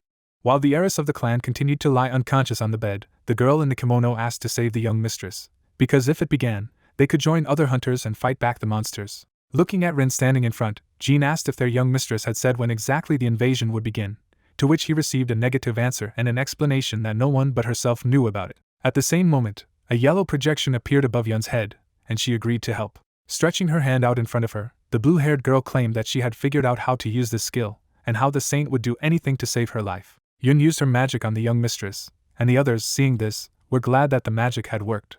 At this time, a huge amount of energy was floating around the girl lying in bed, and Rin noticed that her condition was stabilizing. The saint continued to use her magic and trembled with exhaustion. Suddenly, she noticed that the light from her hands began to fade and said so. Immediately afterward, Jean called out to Nightingale and offered to lend a helping hand, stating that he was choosing her. At the same moment, the angel of the white nightingale appeared behind the blue-haired girl and used the nurse's help skill, and the system promised that it would increase the healing power of allies in the radius. At the same time, Yun was very surprised, because she felt a sudden surge of strength. Then, the magic emanating from her palm became stronger. It instantly enveloped the body of the young lady of the clan. Covering her face with her hand, the girl in the kimono asked what was happening. At the same moment, the Saklana got out of bed. Immediately after that, her assistant ran up to her, and was glad that she woke up, saying her name. Looking at the saint with a smile on her face, the heiress thanked her for her help, and she explained that it was not worth thanking, because she should thank her for the new skill. Hearing this, the young lady suddenly remembered something. A moment later, the protagonist was very surprised when she said that she was grateful to him too, and he reflected that she knew him and Yun, so she really had the gift of prediction. Holding out his hand in front of him, Jean said that he was extremely uncomfortable asking her that right away, but it was said that she had predicted a massive invasion of monsters into their world, and asked if she could elaborate on it, to which she agreed. Taking out her smartphone, the girl was surprised that so much time had passed. At the same moment, the guy was very frightened as the heiress of the clan said how long it was left until the monsters attacked, and he himself thought that it was more likely 500 days or 50, so he should start preparing as soon as he heard her answer. With her mouth slightly open, the heiress of the clan began the countdown. At the same time, the protagonist was very surprised when she finished, and asked what she was talking about. Suddenly, a huge number of system notification windows appeared next to Jean. Noticing this, the guy was very dumbfounded. At this time, on TV, the news anchor said that many faults appeared around the world at the same time. With his arms folded to his chest, the protagonist listened as the man announced that the cause of the phenomenon was unknown. However, they invited a world-renowned professor and experienced hunters to investigate it, while he said that now was not the time for it. Remembering in his head the image of the heiress of the clan, who strongly recommended resting with them until he fully recovered, Jean stated that there was nothing he could do because he had to sit there, so he needed to gather information. Putting his hand out in front of him, the guy called for an info lottery. Looking at the prize drawing machine, the protagonist concluded that it was time to test the updated lottery, and was sure that he could find out something about the invasion of monsters. Looking at Sean, Jean noticed that he was counting on him, and he replied that he felt safe there, so he thought his luck would work even better. Pulling the lever, the guy said that he was starting. At the same moment, the balls in the lottery began to spin. The protagonist of the task did not observe what was happening and noticed that his nerves were naughty, like the first time. A moment later, the roulette gave out a purple ball, which immediately began to split. Then, out of nowhere, a system alert appeared that asked to destroy Ditartaron. Looking at the system's alerts in surprise, Jean said that he heard notification sounds, but no information appeared, and asked what it all meant and what kind of monster it was, since he had never heard of it. Imagining a blue portal in his head, the guy realized that it definitely had something to do with the new dungeons. Suddenly, he was struck by an incomprehensible feeling, and the protagonist concluded that he was not limited by time, which meant that he did not need to kill him now, but for some reason he was very uneasy. Immediately after this, the narratives of the story are transferred to the United States and the city center. There were military personnel near the portal, who said that a whole bunch of dungeons had appeared nearby, and they were lucky with this, and this is only B rank, so you need to quickly clear it and go to the next one. As he raised his hand to the gate, the man noticed that it was a great plan. A moment later, two guys found themselves in the middle of a cave. Suddenly, an arrow hit one of them and killed them. Looking at his ally who had flown away, the man asked what it was. Then he looked away in fright. Seeing several skeletons armed with bows in front of him, the soldier asked where so many monsters came from. At the same moment, they fired their arrows. Immediately after this story, they are transported to Paris, France, where the man opened his mouth wide and shouted that it was a trap. In front of the warriors who begged for mercy were goblins. Meanwhile in Tokyo, Japan, other monsters tore a man apart, while his allies said their healer was dead. Being surrounded by monsters, the man noticed that something was wrong with this dungeon, and they had not encountered anything like this before. At the same moment, the monster opened its mouth wide, gathering misfortune. Suddenly, the landline rang. An employee sitting at his place in the office was extremely dumbfounded and asks if less than 30% of the hunters sent back alive are really sentient monsters. At the same moment, a man with white hair appeared and stated that they should declare a state of emergency and alert the guild to the situation. With his serious gaze forward, the president of the Korean User Association ordered to tell them that entering dungeons that appeared after 9 p.m. was strictly forbidden. Then he turned towards the head of the squad CO and addressed her, and she immediately began to listen to him. A moment later, the black-haired girl nodded approvingly as her boss said that they should study these sentient monsters and make instructions. Imagining several mad hunters in his head, the president of the Korean User Association noticed that it was necessary to gather high-ranking hunters and create teams to clear the dungeons, and his subordinate took the order. After listening to her superior, CO suddenly thought that high-ranking hunters had their own cockroaches in their heads, and wondered if they could get along with these teams, and realized that she needed to find a strong hunter who could be trusted. At the same moment, the smartphone in Jin's hands rang, and he was surprised that it was the head of the squad while she stated that she knew that he would be that person. Answering the call, the guy heard the voice of a girl with black hair, who greeted him and explained that she would like to invite him to join the team to clear new dungeons, while he thought that it was just the right time, because he wanted to know more about these dungeons. The protagonist was then taken aback when CO said that she would tell him the details when they met, and they would pay him 10 billion won for this task. Scratching her neck in puzzlement, the head of the squad noted that she knew it would not be enough, and that he deserved much more, but this was the maximum they could offer. At the same moment, Jean, delighted with the huge amount of money, declared that it was more than enough, and asked where he could go. Jean looked away in surprise when someone called out to him. In front of him, he saw CO and a few other hunters as she said that since everyone was assembled, she would start briefings. Specialist Guild members A-rank support Yoo Seoyoon and Tank Kim Soyeon looked ahead seriously as the squad leader revealed that it was an A-rank dungeon with a quest type. At this time, the members of the KMN Guild, S-rank Tank Jin Chang-hoo and A-rank DD Kim So-ha, listened with expressions of complete seriousness as the black-haired girl explained that under normal circumstances, each of the people gathered had easily dealt with such dungeons, but they could not guarantee the same now, so they should try to act more carefully. Spreading his hands to the sides, CO assumed that it seemed that a passenger had crept into their ranks, and asked that they were not going to take a B-rank hunter with them. After all, safety was paramount. Suddenly standing in front of the protagonist, CO stated that rank is not an indicator of skill, and she personally vouches for it. As who scolded so, he and Sure said that they didn't have any more questions. Taking the battle axe in her hands, the head of the squad concluded that in such a case, everyone needed to prepare to enter the dungeon. A moment later, the guys teleported inside the dungeon. Looking in front of him, Jean was very surprised. Seeing 3 doors, the guy asked what it meant. With a look full of seriousness, Young noticed that they were lucky, because in such dungeons it was not easy to guess the content of the quest. But now he definitely needed to go through these doors.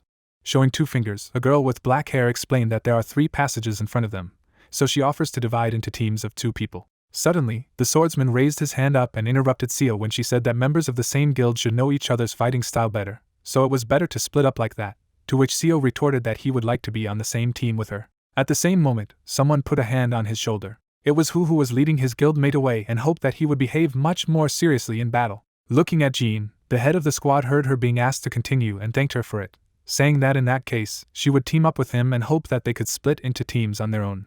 Then each team stood near their door. A moment later, they opened the doors, and a girl with black hair announced that they needed to start exploring the dungeons. At the same moment, the guy covered his face with his hand from the bright light. Going inside the door, the guys found themselves in the forest, and the protagonist asked where they were. As Seo surveyed the environment, she assumed that he must be confused since this was his first quest-type dungeon, and explained that these dungeons were very different from the others, so she thought they could be considered separate worlds, much to Jin's surprise.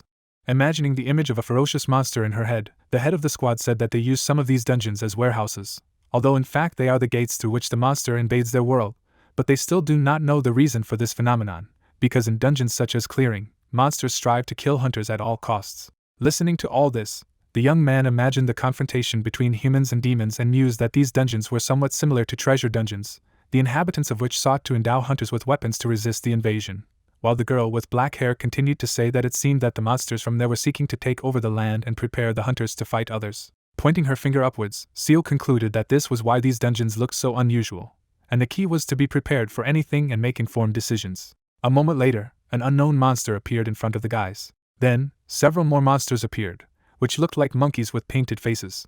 Taking up her battle axe, the head of the squad ordered to prepare for battle and explained that, despite the goals of the dungeon, the monsters there were not at all friendly. At the same moment, one of the monsters opened their mouths wide and addressed their warriors, while the research skill revealed that they were the Kamka, a small tribe living deep in the forest and loving to fight, as well as honoring the gods of the sun and moon. Raising its paws up, the monster declared that it was necessary to fight not for life, but to the death and take everything into its own hands by victory. Looking furiously in front of them, the monkey shouted that they needed to throw away the shackles, because they would definitely get what they wanted. Watching them puzzled, the black-haired girl assumed that it did seem to be inhabited by sentient monsters, and thought they were trying to say something, but it was a pity that she did not understand them.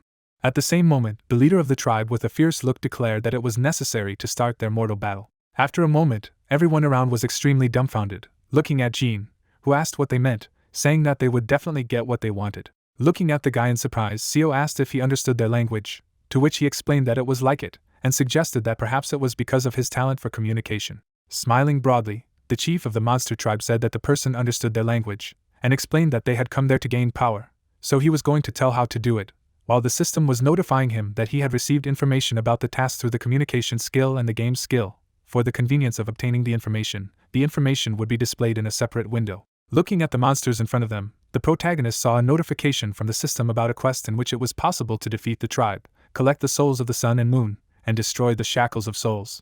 Taking up his weapon, Jean told the captain that this battle seemed to be part of their mission, and she remarked that it was nice, because, to be honest, she was not very good at working with her head. A moment later, the guy rushed forward at great speed. Putting a shield in front of him, the monster asked to try to defeat him. At the same time, the protagonist struck the enemy with his spear. After taking damage, the monster was knocked back. Suddenly, Jean was behind his opponent, using the green dragon's maneuvers. He then struck a huge number of blows with his spear, using the barrage of attacks from the ferocious tiger. Immediately after that, the guy squeaked in displeasure. Opening its mouth wide, the monster declared that it had fast and heavy blows, but it was much stronger. Taking a blade from his inventory, the protagonist was going to see how he would block it. Immediately after, Jean began to make a huge number of lunges with his sword. Hiding behind his shield, the monster called his opponent a stupid warrior who had never met death, and was going to repel all his attacks with one simple spell. At the same moment, the guy managed to pierce the opponent's shield with his blade. Smiling broadly, the protagonist explained that he seemed to be very proud of his shield, but his weapons were not simple either, as long as the system alerted that it was a strong and green sword, whose attacks had a chance to ignore the enemy's armor. As he collapsed from exhaustion, the monster leader asked if he really relied too much on his shield. Grabbing his protective artifact, Jean remarked that he would take it for himself, and asked the captain to hold on, because he would soon come to the rescue. At the same time, he noticed how the girl with black hair easily destroyed all the monsters in her path, and noticed that it seemed that his help would not be needed. At the same time, the guy called Ixia, and she asked what the master needed. Looking at the corpse of the defeated monster, the protagonist asked why she was so nervous and if she would be able to eat these corpses, to which the fairy replied that she was not too hungry now. Jean looked at her menacingly, and noticed that it was somehow suspicious, and if you think about it, she was too stingy with words today. Opening the Ixia status window, the guy stated that he wanted to see her characteristics. Suddenly, the protagonist was very surprised that the development progress was 51%, because last time he barely went up 1%. Looking guiltily in front of her, the fairy apologized to her master when he ordered her to tell her quickly. A moment later, Jean was very surprised when Ixia revealed that, in truth, she had eaten that guy in the monkey mask. Looking at her dumbfounded, the guy asked if she was a cannibal, to which she replied that, Of course not, and she just felt a strange aura from him, so she wanted to try a little. But before she had time to notice, she had finished the last bite. Remembering the image of the masked guy exuding sinister energy, the protagonist mused that he had a human aura, and it was the same demonic power that Rin was talking about.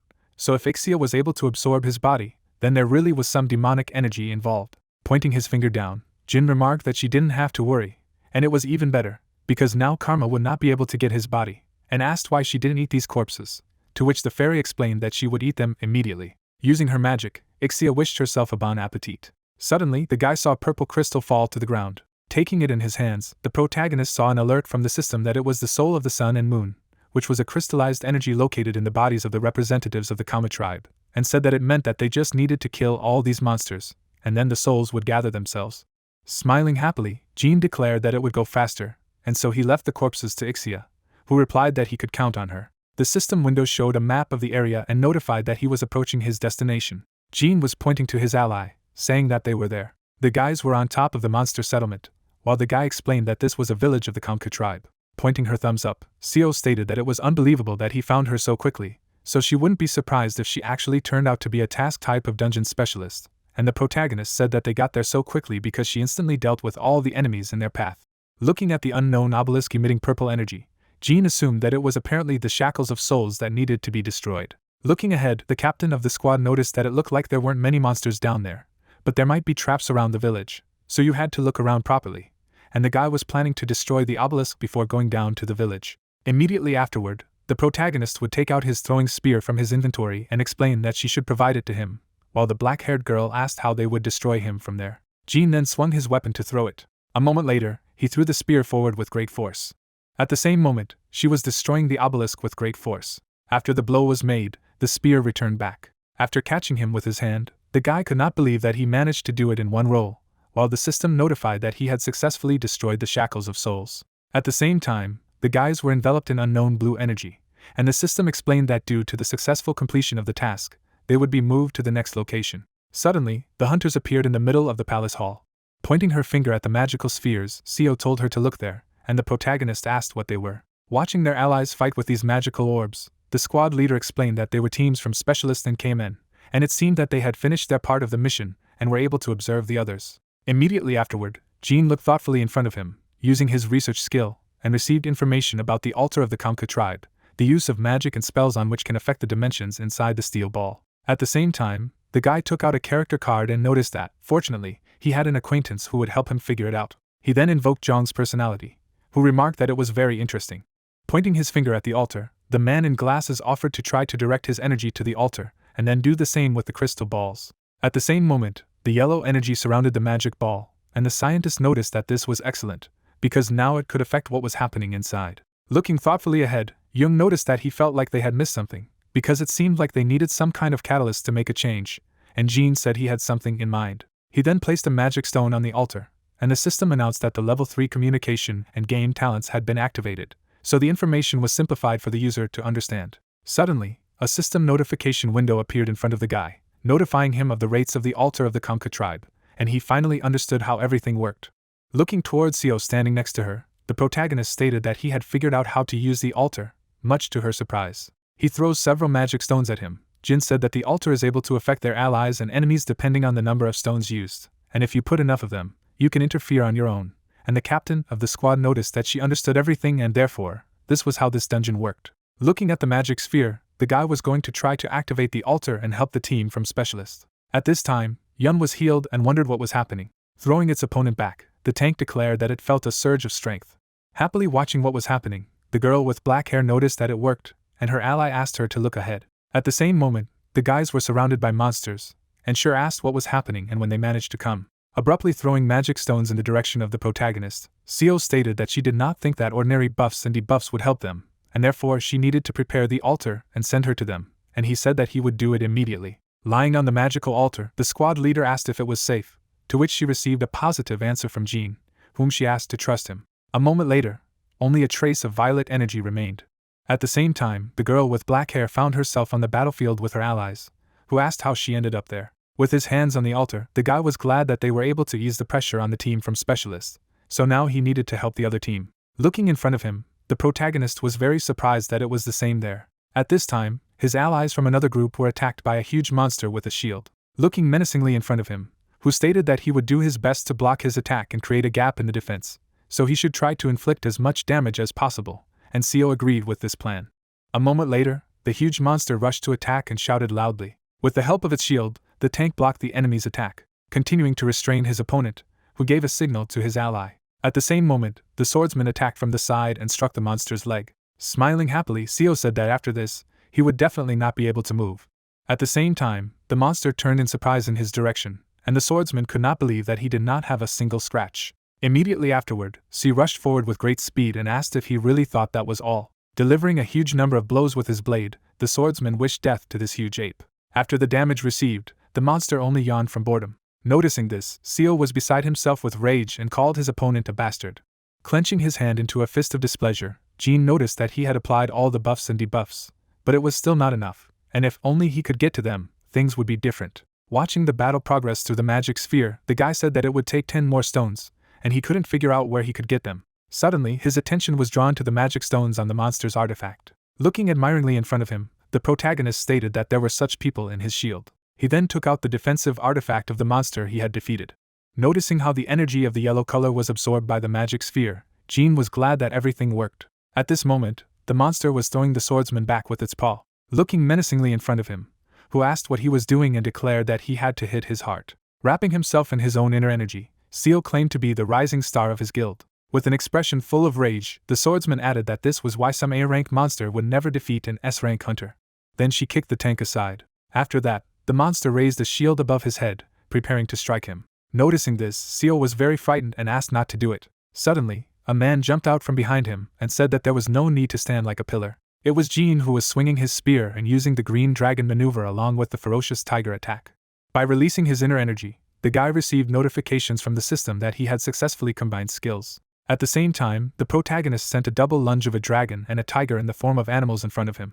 After receiving a blow, the monster fell to the ground. Watching in surprise, Seo asked how he did it, since he was only rank B. Reaching forward, who remarked that it was an incredible blow, and added that as far as he understood, he was not a member of the guild. Standing in front of Jin, the tank asked if he could join them, because with their help he would be able to unleash his full potential, to which he responded with gratitude and was forced to refuse, because, in truth, he plans to start his own guild.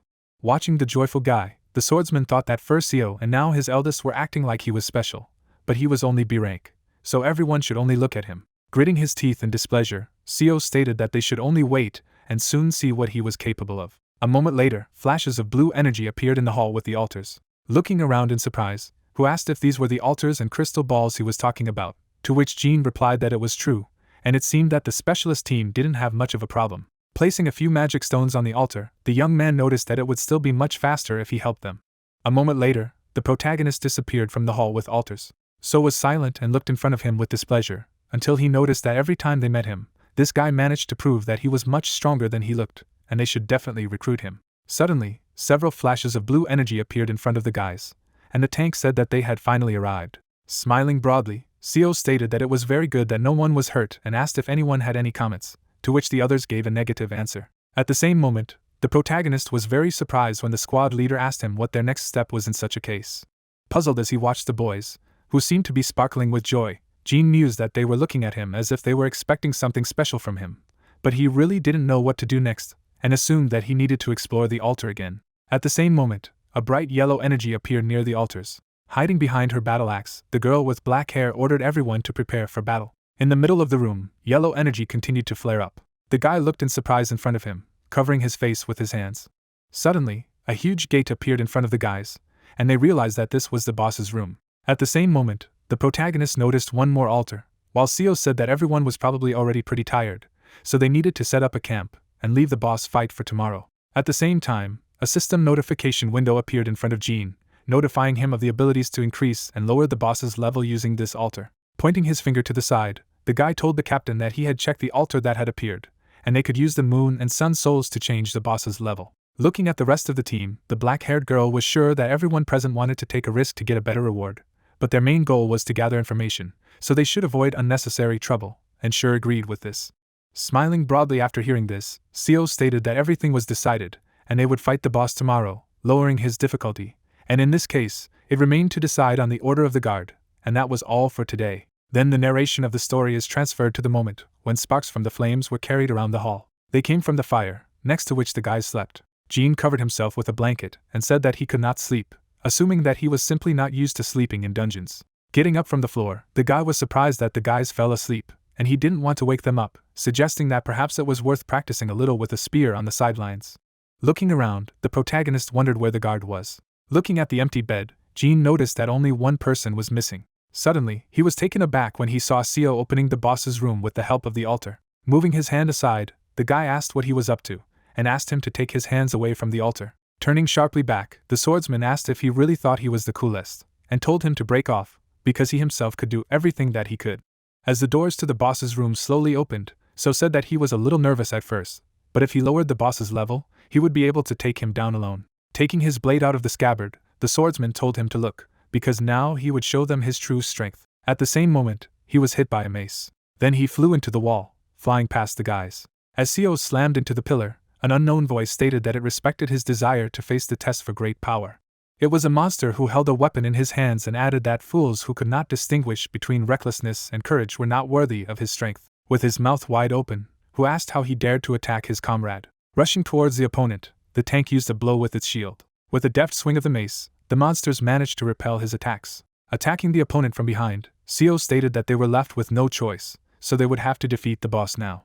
At the same moment, the monster used its weapon to forge a battle axe. With a deft swing of the mace, he managed to slam the commander of the squad into the floor, and he told him to fight, throwing away his fear. Dumbfounded, Sure noticed that this couldn't be the case, and he easily blocked the attacks of the two S-Rank hunters, while Yun noticed that this monster was too strong. Looking at his system notification window, Jean explained that apparently So used the altar, and instead of lowering the difficulty, he only made the boss stronger, and the support asked what they should do then. Holding a talisman in his hand, the guy said that he could only hope for luck. Using a magical artifact, the protagonist stated that since this medallion was able to repel negative energy, he might be able to ward off bad luck from it, and the system notified that the blessing of Geshna had been used, which repels negative energy. Then, a huge number of different cards began to appear around the gene. Turning abruptly to the side, the monster noticed something amazing. He saw an unknown vortex of pink energy and noticed that it was excellent. He felt the spirit of a warrior in it. A moment later, a young man shrouded in dark red energy appeared from the vortex. At the same moment, Lubu appeared behind him and noticed that they had not seen each other for a long time, and the system announced that his level had been increased by 1. Suddenly, another system notification window appeared, notifying that the black card skill had been unlocked as a reward, and it was the summoning of the red hare. A moment later, a horse appeared in front of the protagonist. Without hesitation, Jean jumped on it. Once on horseback, the guy received notifications from the system that a riding skill was being used, which increased his stats when he was on horseback. At this time, the dungeon boss was smiling broadly, saying that he had an incredible aura. As the horse rushed forward at great speed, the monster told the great warrior to attack. Immediately afterward, Jean would approach him and swing his spear. Then the guy struck at his opponent. After taking damage, the dungeon boss flew back. Suddenly, he slammed into a metal door. Who was on the battlefield, was extremely surprised by the appearance of the horse and asked if he had the skill of summoning. Sighing heavily, Seo noted that she knew that 10 billion would not be enough. Getting back on his feet, the monster stated that it was a great blow, and it was really strong. Directing his menacing gaze forward, the monster asked to attack and show the strength of his spirit to free them. Hearing this, Jean swung his spear again to strike, and the system announced that the weapon master had perfectly reproduced the relic. The boy would then perform a punch that the dungeon boss would dodge while the system alerted that the mounts and the user's stats had been boosted. Swinging his mace, the monster said to get rid of this annoying horse first. He then pointed his weapon forward at great speed. Suddenly, the horse trampled his mace to the ground, which greatly surprised the monster. The horse then headed the dungeon boss. After the blow he received, he was thrown back a little. At this time, the horse looked at him menacingly. After everything that had happened, the boss of the dungeon trembled with displeasure and stated that this was not an ordinary horse at all. At the same time, the protagonist made another lunge with his spear. Holding on to his severed arm, the monster noticed that this was not the end. A moment later, he managed to grow a new limb. Rising into the air above his opponent, the dungeon boss declared that he had not lost yet, and asked him to fight and show him his fighting spirit. Enveloping his weapon in purple energy, Jean said that he would obey him. At the same time, the guy sent souls towards the enemy, using a wall of cursed spirits, and the system notified that the spirits had cursed his opponent, lowering his defense and stamina. Striking the monster with his spear, the protagonist stated that now it would all end. Then, it swept forward at great speed, piercing the enemy. With the help of his cat, he imprinted the dungeon into the wall. With a spear in his chest, the monster declared that it was simply unbelievable. He then transferred the blue energy to Jean, saying that he deserved this power. At the same moment, the guy looked at himself in surprise when the system notified that he had obtained the Conk Morale skill and his stamina had been increased by 20 points, and he himself was very surprised by this. Looking at his defeated opponent, the protagonist asked if he could ask something, and he explained that the winner was free to get whatever he wanted. Remembering the alerts from the system about the destruction of Daitartaron, Jean asked if he knew who it was. While in front of his opponent, the dungeon boss would remark that he couldn't believe he heard the name and ask why he was looking for it, and the boy would explain that he had to destroy the creature. Trembling with pain rushing through his body, the monster explained that this was a truly great task, and his dungeons were nothing compared to him, although he would definitely cope with it. Visualizing huge hordes of skeletons led by a lich, the boss of the dungeon said that he was the ruler of the Kosanto archipelago and the patron saint of the dead. Recalling the image of a skeleton in a robe and crown, the monster explained that he was the archlich, the king of the undead Daitartaron. When the guys got out of the dungeon, Seo declared the mission complete and expressed great gratitude for their help. Looking at Jean, who asked to be allowed to thank him for saving him, and also asked to accept an apology from their guild and from him personally, and he explained that there was nothing wrong with this, because the main thing was that they were able to do without losses. Looking at the bandaged Seo, the guy hoped that he would recover very soon, and he noticed that he was very sorry. Suddenly, the protagonist was approached by the group commander and asked if she could ask him to come to the association tomorrow, and he asked if it was to update the mana clock. After a moment, he was extremely dumbfounded when the girl with the black hair explained that this was true, but they also needed to reconsider his quest reward, since this dungeon had been given a rank, and he thought they should pay him as for completing the highest rank S dungeon. And Jean couldn't believe that he would really get such a high rank. With a snide grin, the group commander remarked that he needed a good rest before that, so she assured him that they would prepare everything for tomorrow, and the guy thanked her. The black-haired girl then pointed her finger at So and told him to remember to write a letter of apology when he was discharged from the hospital. Immediately after that, the story is transferred to the next day to the building of the User Association in Korea, from where the sounds of congratulations were heard. The girl handed the magic watch to Jean, saying that he had passed the exam successfully, so he was promoted to a rank, and they updated their watch according to the new rank. Looking away in puzzlement, the guy expressed his gratitude. Looking at the huge number of people who were held back by the guards, the protagonist noted that it was hoped that next time such events would be held in a more private setting. At this time, unknown people were giving their names and the guilds they represented, asking if he could spare time for them, as their guilds offered very favorable conditions. Turning back, Jean noticed that they were much noisier than the ones who had come for his girlfriend while the girl had asked to be taken to the VIP room. A moment later, the guy sat down on the couch, saying that there would finally be peace, and Ixia noticed that it was a great job. Looking at the fairy who sat on his head, the protagonist said that lately he had been running a lot and forgot to check his stat window, and she noticed that then he should do it now. After a moment, a window of character status appeared in front of him, and Jean noticed that with such characteristics, he could very well pass for S rank. Remembering how Lubu said after the battle that his time was up and disappeared, the guy noticed that looking at this skill, he remembered that disappointment again. Then he imagined the image of a horse and sparkled with joy, asking to be rewarded with the summoning of a red hare so that he could use the horse. Remembering the system's notification window announcing the green dragon maneuver skill he had acquired, Jean noticed that he already had this skill. Sighing heavily, the guy said that now the skill requires less mana and deals more damage, but it is still somehow disappointing. Opening his inventory, the protagonist examined the steel chain and the corpse of the chief of the Kamka tribe. Looking happily at the system's notification window, he noticed that this was the most pleasant thing. Looking at the system alerts describing Konk's morale, Jean concluded that his mouth was watering when he read about ignoring the experience penalty, and had never heard of it. Either it was some unknown mechanic to mankind, or someone did know but preferred to keep the information secret. Smiling broadly, the guy noticed that no matter what, he would now be able to level up even faster. Looking at the system's notification window, which contained information that a new dungeon had appeared near the provincial border on July 30th, 2030, the protagonist stated that this was the icing on the cake, because the event he learned about from the golden capsule after summoning Shang would happen tomorrow, and it was time to start preparing for tomorrow. Suddenly, the narratives of the story are transferred to an unknown dungeon. The robed sorcerer held a red magic ball in his hand and claimed to have decided who would use the last blood jade. Unknown people stood in front of him, and the woman noticed that they still did not know where the monkey was, because he was the only one who knew how to create blood jade, to which the sorcerer replied that the bear was just busy looking for him. A man in a green suit asked where the mission would take place this time. The man in the robe continued to hold the red crystal in his hand and warned that this time they would face monsters whose strength was unknown. Looking menacingly forward, the sorcerer declared that they would have to go to Dokdu.at the same moment. The image of several islands shrouded in water arose in his mind. The narrative of the story is transferred to Kangwon-du Chorwon, when Jean was standing near the river and noticed that it seemed to be there. Noticing a cloud of blue energy, the guy said that this was the entrance. Looking at the portal, the protagonist saw a notification from the system that this was the doppelganger's lair, and all the information about it, which surprised him greatly. Imagining a person looking in the mirror in his head, Jean asked that it was a monster that could completely copy his opponent's abilities, and noted that he had never heard of hunters encountering doppelgangers, and it was most likely a new monster that appeared after the second disaster. The boy then looked towards Ixia, who was flying beside him, and asked if he could copy his equipment, to which she replied that in her world, they could only copy skills. Imagining two different genies in his head with and without artifacts, the protagonist stated that this was great, because in this case, it would be a battle between hunters of rank A and rank S. Plunging his hand into a ball of blue energy, Jean stated that he needed to go forward.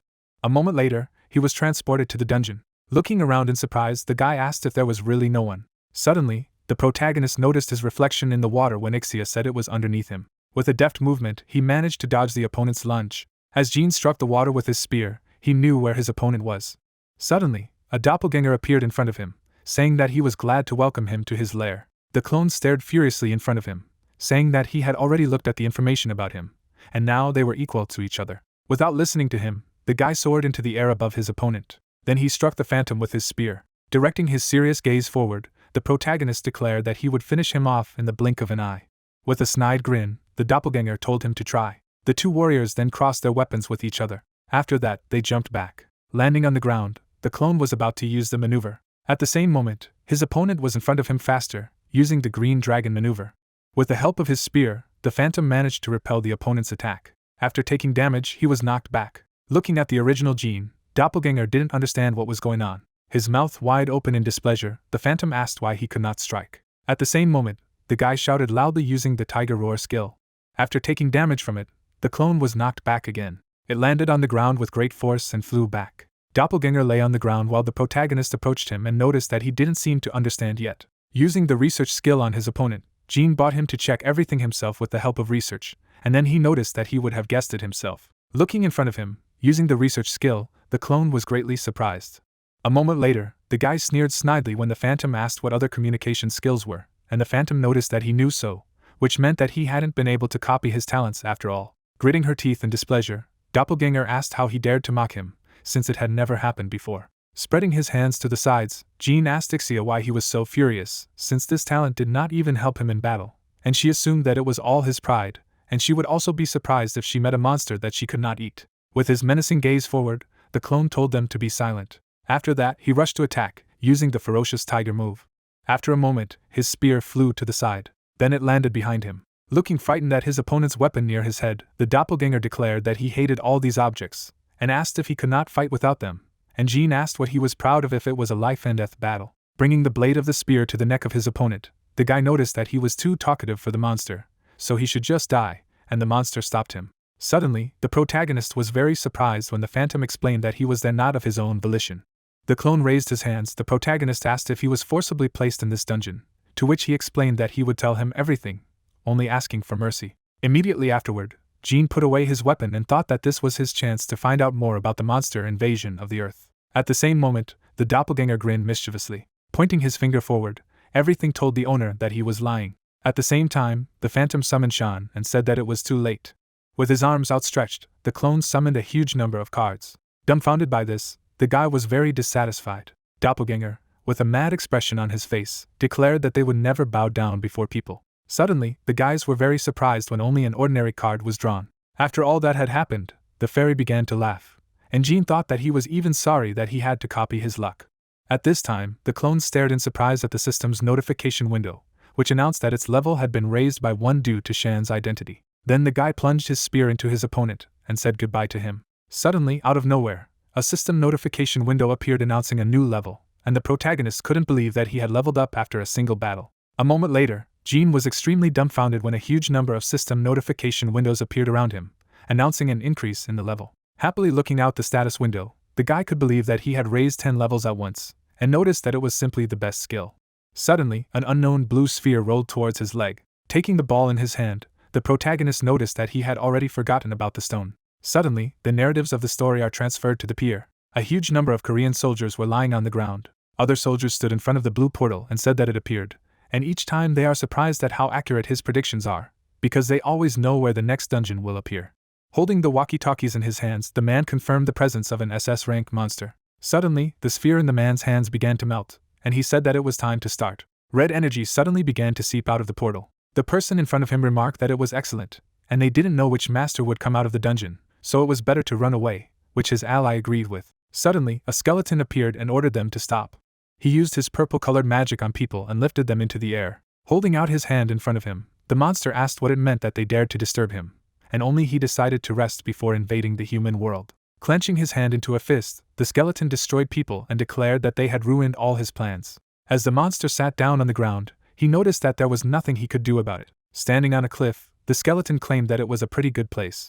With his hands out in front of him and releasing his energy, the monster was about to have fun. Suddenly, ghostly ships appeared in his head. A moment later, they fell into the water. Looking at his ghostly fleet, the skeleton noticed that there were ships, and all that remained was to recruit a crew. Releasing his purple energy from his hand, the monster ordered him to rise up, swallowed up by the depths of the sea.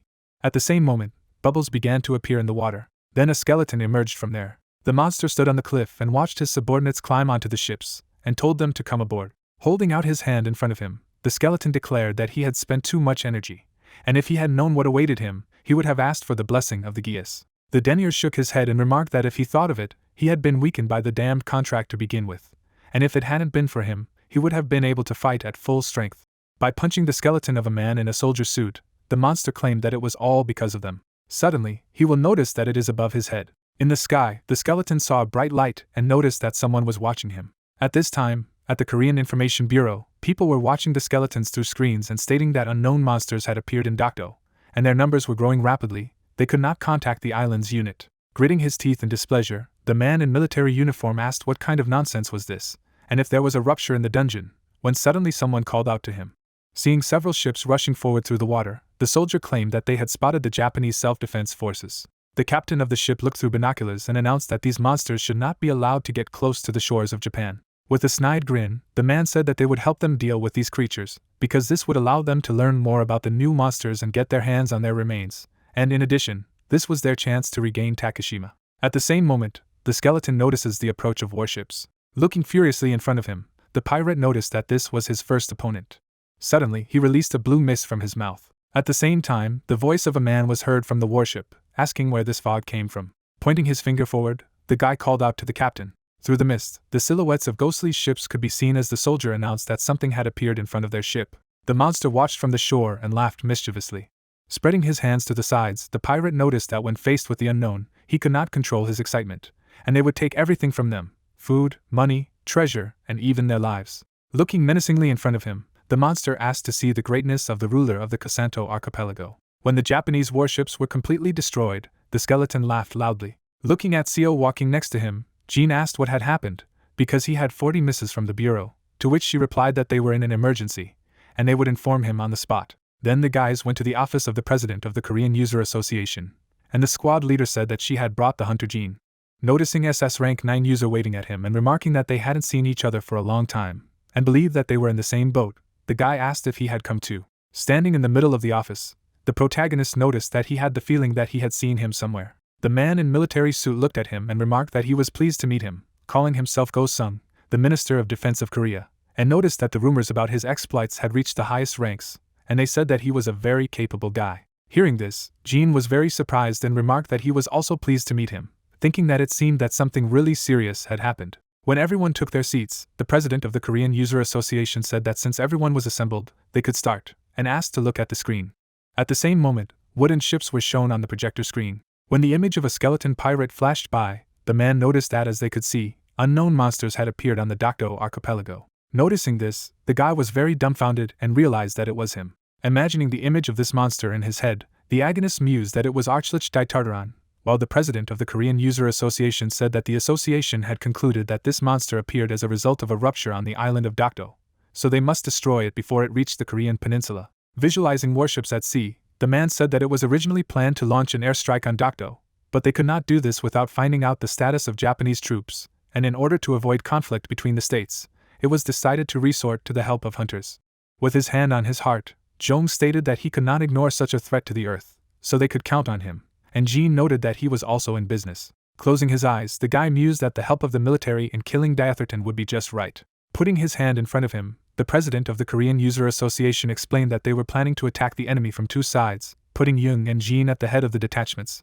And the guy who heard this was very surprised, to which he received the answer that his candidacy was unanimously elected. At the same moment, Ixia appeared next to the protagonist, who stated that he would be appreciated and confident that he would cope, and he thanked her. Clenching his hand into a fist, the Korean defense minister announced that they would evacuate the population of Ulleungdo and in an hour would begin an operation lasting about 10 hours, and if the monsters on Dokdo made their move, then he would use the armed forces, so they should go to the port of Gangneung as soon as possible.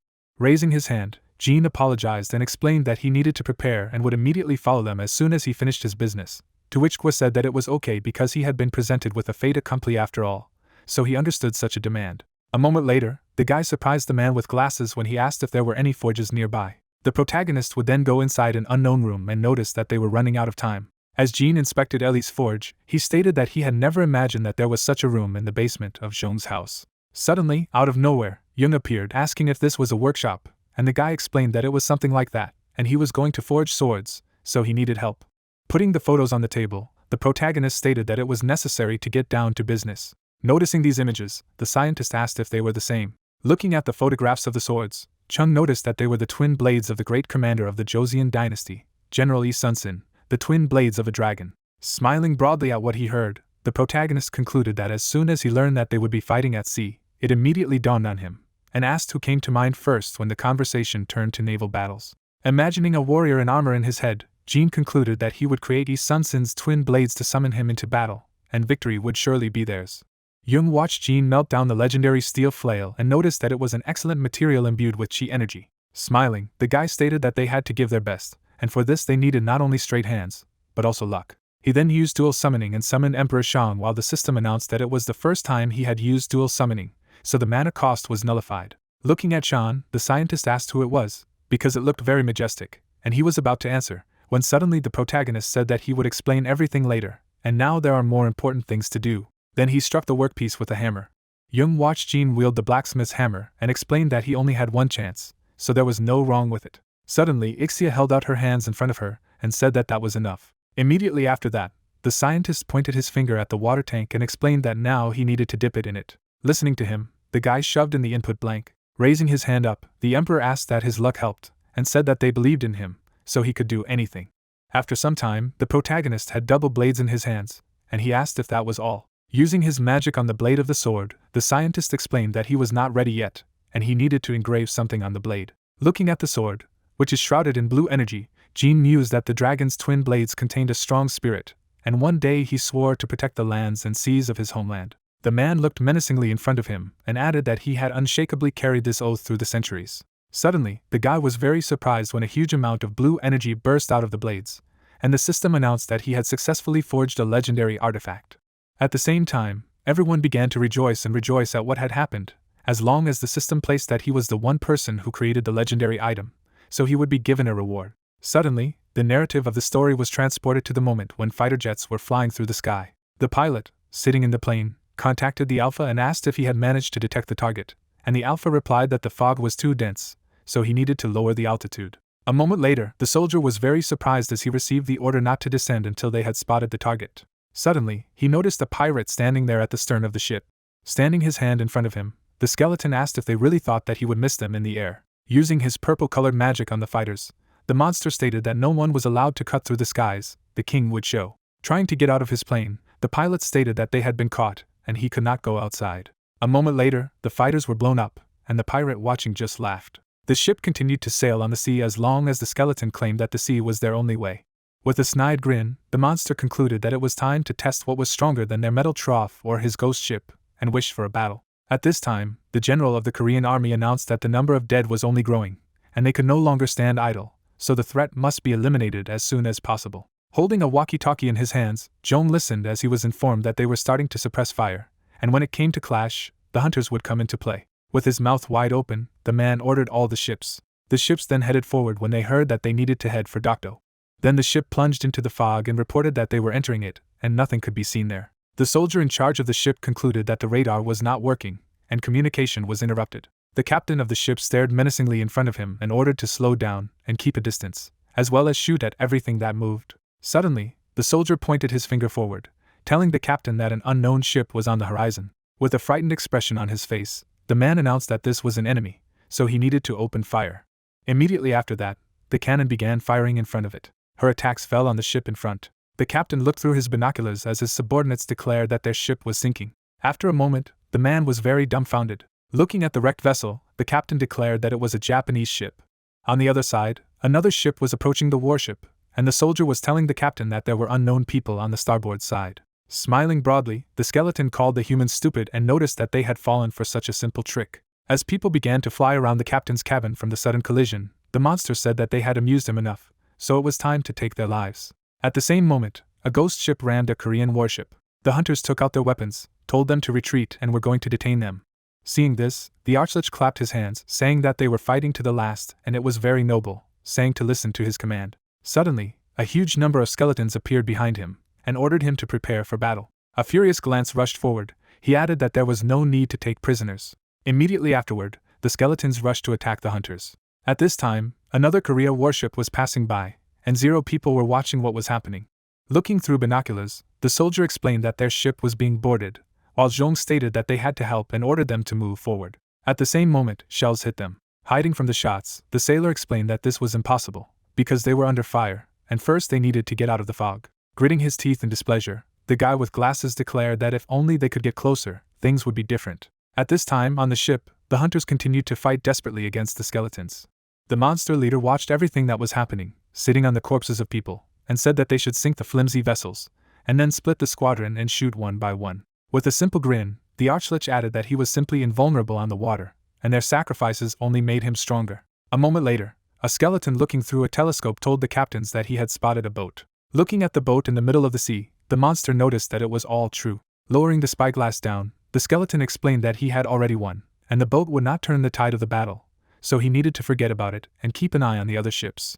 At this time, there was Jean on the boat, who hoped that he was not late, and it would be nice to sail closer to that ship. After a moment, he jumped abruptly away from the ship. Noticing the landing of a stranger on board the ship, the soldier asked who he was.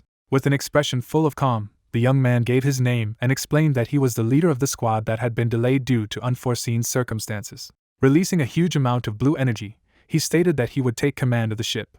Noticing his aura, the guys were greatly stunned by such power. Looking at the protagonist with twin blades, people felt that he would lead them to victory. Suddenly, the old warrior opened his mouth slightly, saying that he missed the waters of his homeland very much. Then he drew his blade and appealed to the barbarians to encroach on his native seas. Towering over Jean, Admiral Lee Sung-sin declared that he would not allow them to set foot on the ground, either dead or alive. Suddenly, a protagonist's status window appeared, which contained their stats.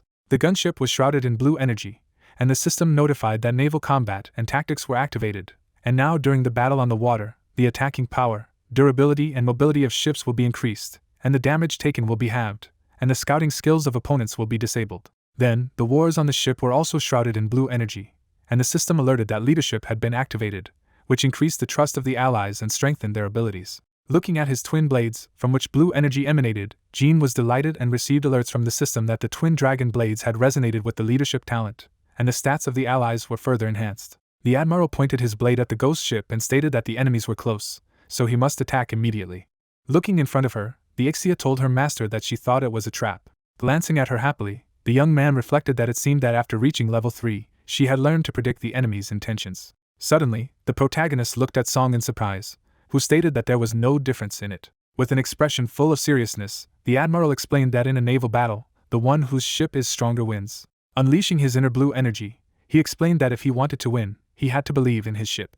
Covering his face with his hands, Jean said that the ship had sparkled. At this time, the skeleton looked through a telescope and told the captains that an enemy ship was rapidly approaching them. At the same time, the bow of a ship with a cannon appeared from the fog. At great speed, Kobuk Song sailed through the water, having been summoned with the help of a skill. Looking in front of him, the pirate laughed, saying that it meant that humans did have taste, and decided that they would seize this vessel and make a ghost ship out of it. He sent his ship forward. The Archlich gave the order to attack. At that moment, fire was gathering in the bow of the ship Kore. Noticing this, the pirate gritted his teeth in displeasure. A moment later, Kobuk Song fired a flame. Immediately after, the ghost ship caught fire and set fire to the skeletons on board. The Korean ship went straight to the enemy ship and did not completely destroy it. At the last moment, the pirates managed to jump off it, and they shouted about their ship. Using his walkie-talkie, Jean called himself the second squad and explained that they had sunk an enemy ship, so he asked for a report on the location of the rest of the enemies, and the system alerted him to a communication skill that ignored communication restrictions. At the same time, the soldier on board the ship used a walkie-talkie, saying that the third squad did not see anyone. Jong also used his walkie-talkie, says that the fourth squad is on the line, and they were attacked, but the enemy disappeared into the fog, so they lost sight of him. Suddenly, the admiral of the Korean fleet, being on the ship's ship, said into the radio that this was the 5th detachment, and he saw the enemy, asking what the instructions would be. Looking at the sonar, he took the order to report the coordinates, and explained that this was impossible, because the radar did not work. Hovering in the air above Jean, Sun asked him to calm his mind and concentrate on the energy of his allies. After a moment, the guy opened his eye and used the leadership skill, which allowed him to find the locations of his allies. Waving his hand to the side, the protagonist ordered this squad to increase the distance with the enemy ship, and then start firing from the main caliber guns, and added that they would immediately arrive at them, saying that they needed 15 degrees to the northeast. After that, the Korean ship quickly headed forward by sea. After some time, he sailed up to the place of the battle between the two forces, and Jean stated that he saw the 5th squad, and there were as many as 2 enemy ships there. Holding a walkie-talkie in his hands, the guy ordered to swim between them and prepare for a collision. Immediately after that, their ship crashed into 2 enemy ships at once. After taking damage, skeletons on ghost ships fell to the floor. The protagonist waved his hand, giving the order to start shelling. At the same time, his ship began firing from all its cannons at the opponents. Then the ship's hatches opened, and an order was given to all the hunters on board to board the port ship and get rid of the remaining enemies. Suddenly, the warriors began to go to the skeleton ship, receiving orders to go forward. They deftly wielded their blades and destroyed the monster, while Jean told him not to spare anyone. Jumping on the ghost ship, the guy concluded that he would deal with the right ship himself. A moment later, he landed aboard the ship. Enveloping his sword in blue energy, the protagonist turned to the sky and asked to hear the oath of his blade, from the swing of which rivers and mountains tremble. Then Jean swung his blade and asked to be struck, sprinkling his ground with the blood of his enemies. At the same moment, the ship's mast began to fall down. Immediately afterward, the ghost ship was destroyed. Suddenly, as if out of nowhere, a pirate appeared, releasing his dark purple energy. With his mouth wide open, he was called the Lord of the Seas and declared that everything in the water belonged to him, so they were unevenly the Great Tartaron, from where the skeleton got its hands on dark purple energy and asked to see its true power. By directing a huge ghostly ship towards the protagonist, the Archlich used the wrath of the Lord of the Seas. A moment later, a ship with a dragon's head appeared from the portal. Then he fell to the water. After what happened, a huge amount of spray sprinkled Jean. While on board his ship, the pirate declared that he would never lose a battle at sea. Looking menacingly ahead, the skeleton remarked that if he sank that boat, victory would be his. I steered my ship aside for Korea and remarked that I had to try again. Ixia looked in front of her puzzled and did not say that this was some kind of madness, because in the sea it fuels excitement, and the guy noticed that everything was correct. Directing his doubtful gaze forward, the protagonist reflected that if it were a turtle ship, it would be easy to sink it, but such a huge thing would be impossible to sink in one volley, and there was only one way. Holding out his hand in front of him, Jean ordered the soldier to change course after each hit and maintain a high pace, keeping his eyes on the radar, otherwise they would get lost completely. Enveloping himself in the inner energy of blue color, the guy asked to leave the rest for him. The ghost ship was already catching up with the Korean ship, and the pirate declared that it was useless to escape. The skeleton was on the bow of his ship, asking if they wanted to hide in the mist, noting that he would chase until they breathed his last, and even if he had to swim to the end of the world, he would do it. Suddenly, the Archlich's vessel came as close as possible to the enemy, and he said that he would take their vessel into his hands and turn it into a ghost ship. With a snide grin, the pirate noticed that they were caught. At that moment, his ship hit the rocks. Looking down, the skeleton was very surprised. Near the side of his ship, he saw a huge number of rocks. The Archmage looked around dumbfounded and did not understand anything. At the same moment, he realized that his ship was moving between the islands, and asked when they had managed to swim into the space between the mountains. Looking menacingly in front of him, the pirate declared that this could not be, and they lured him there by swimming through a fog they could not see through.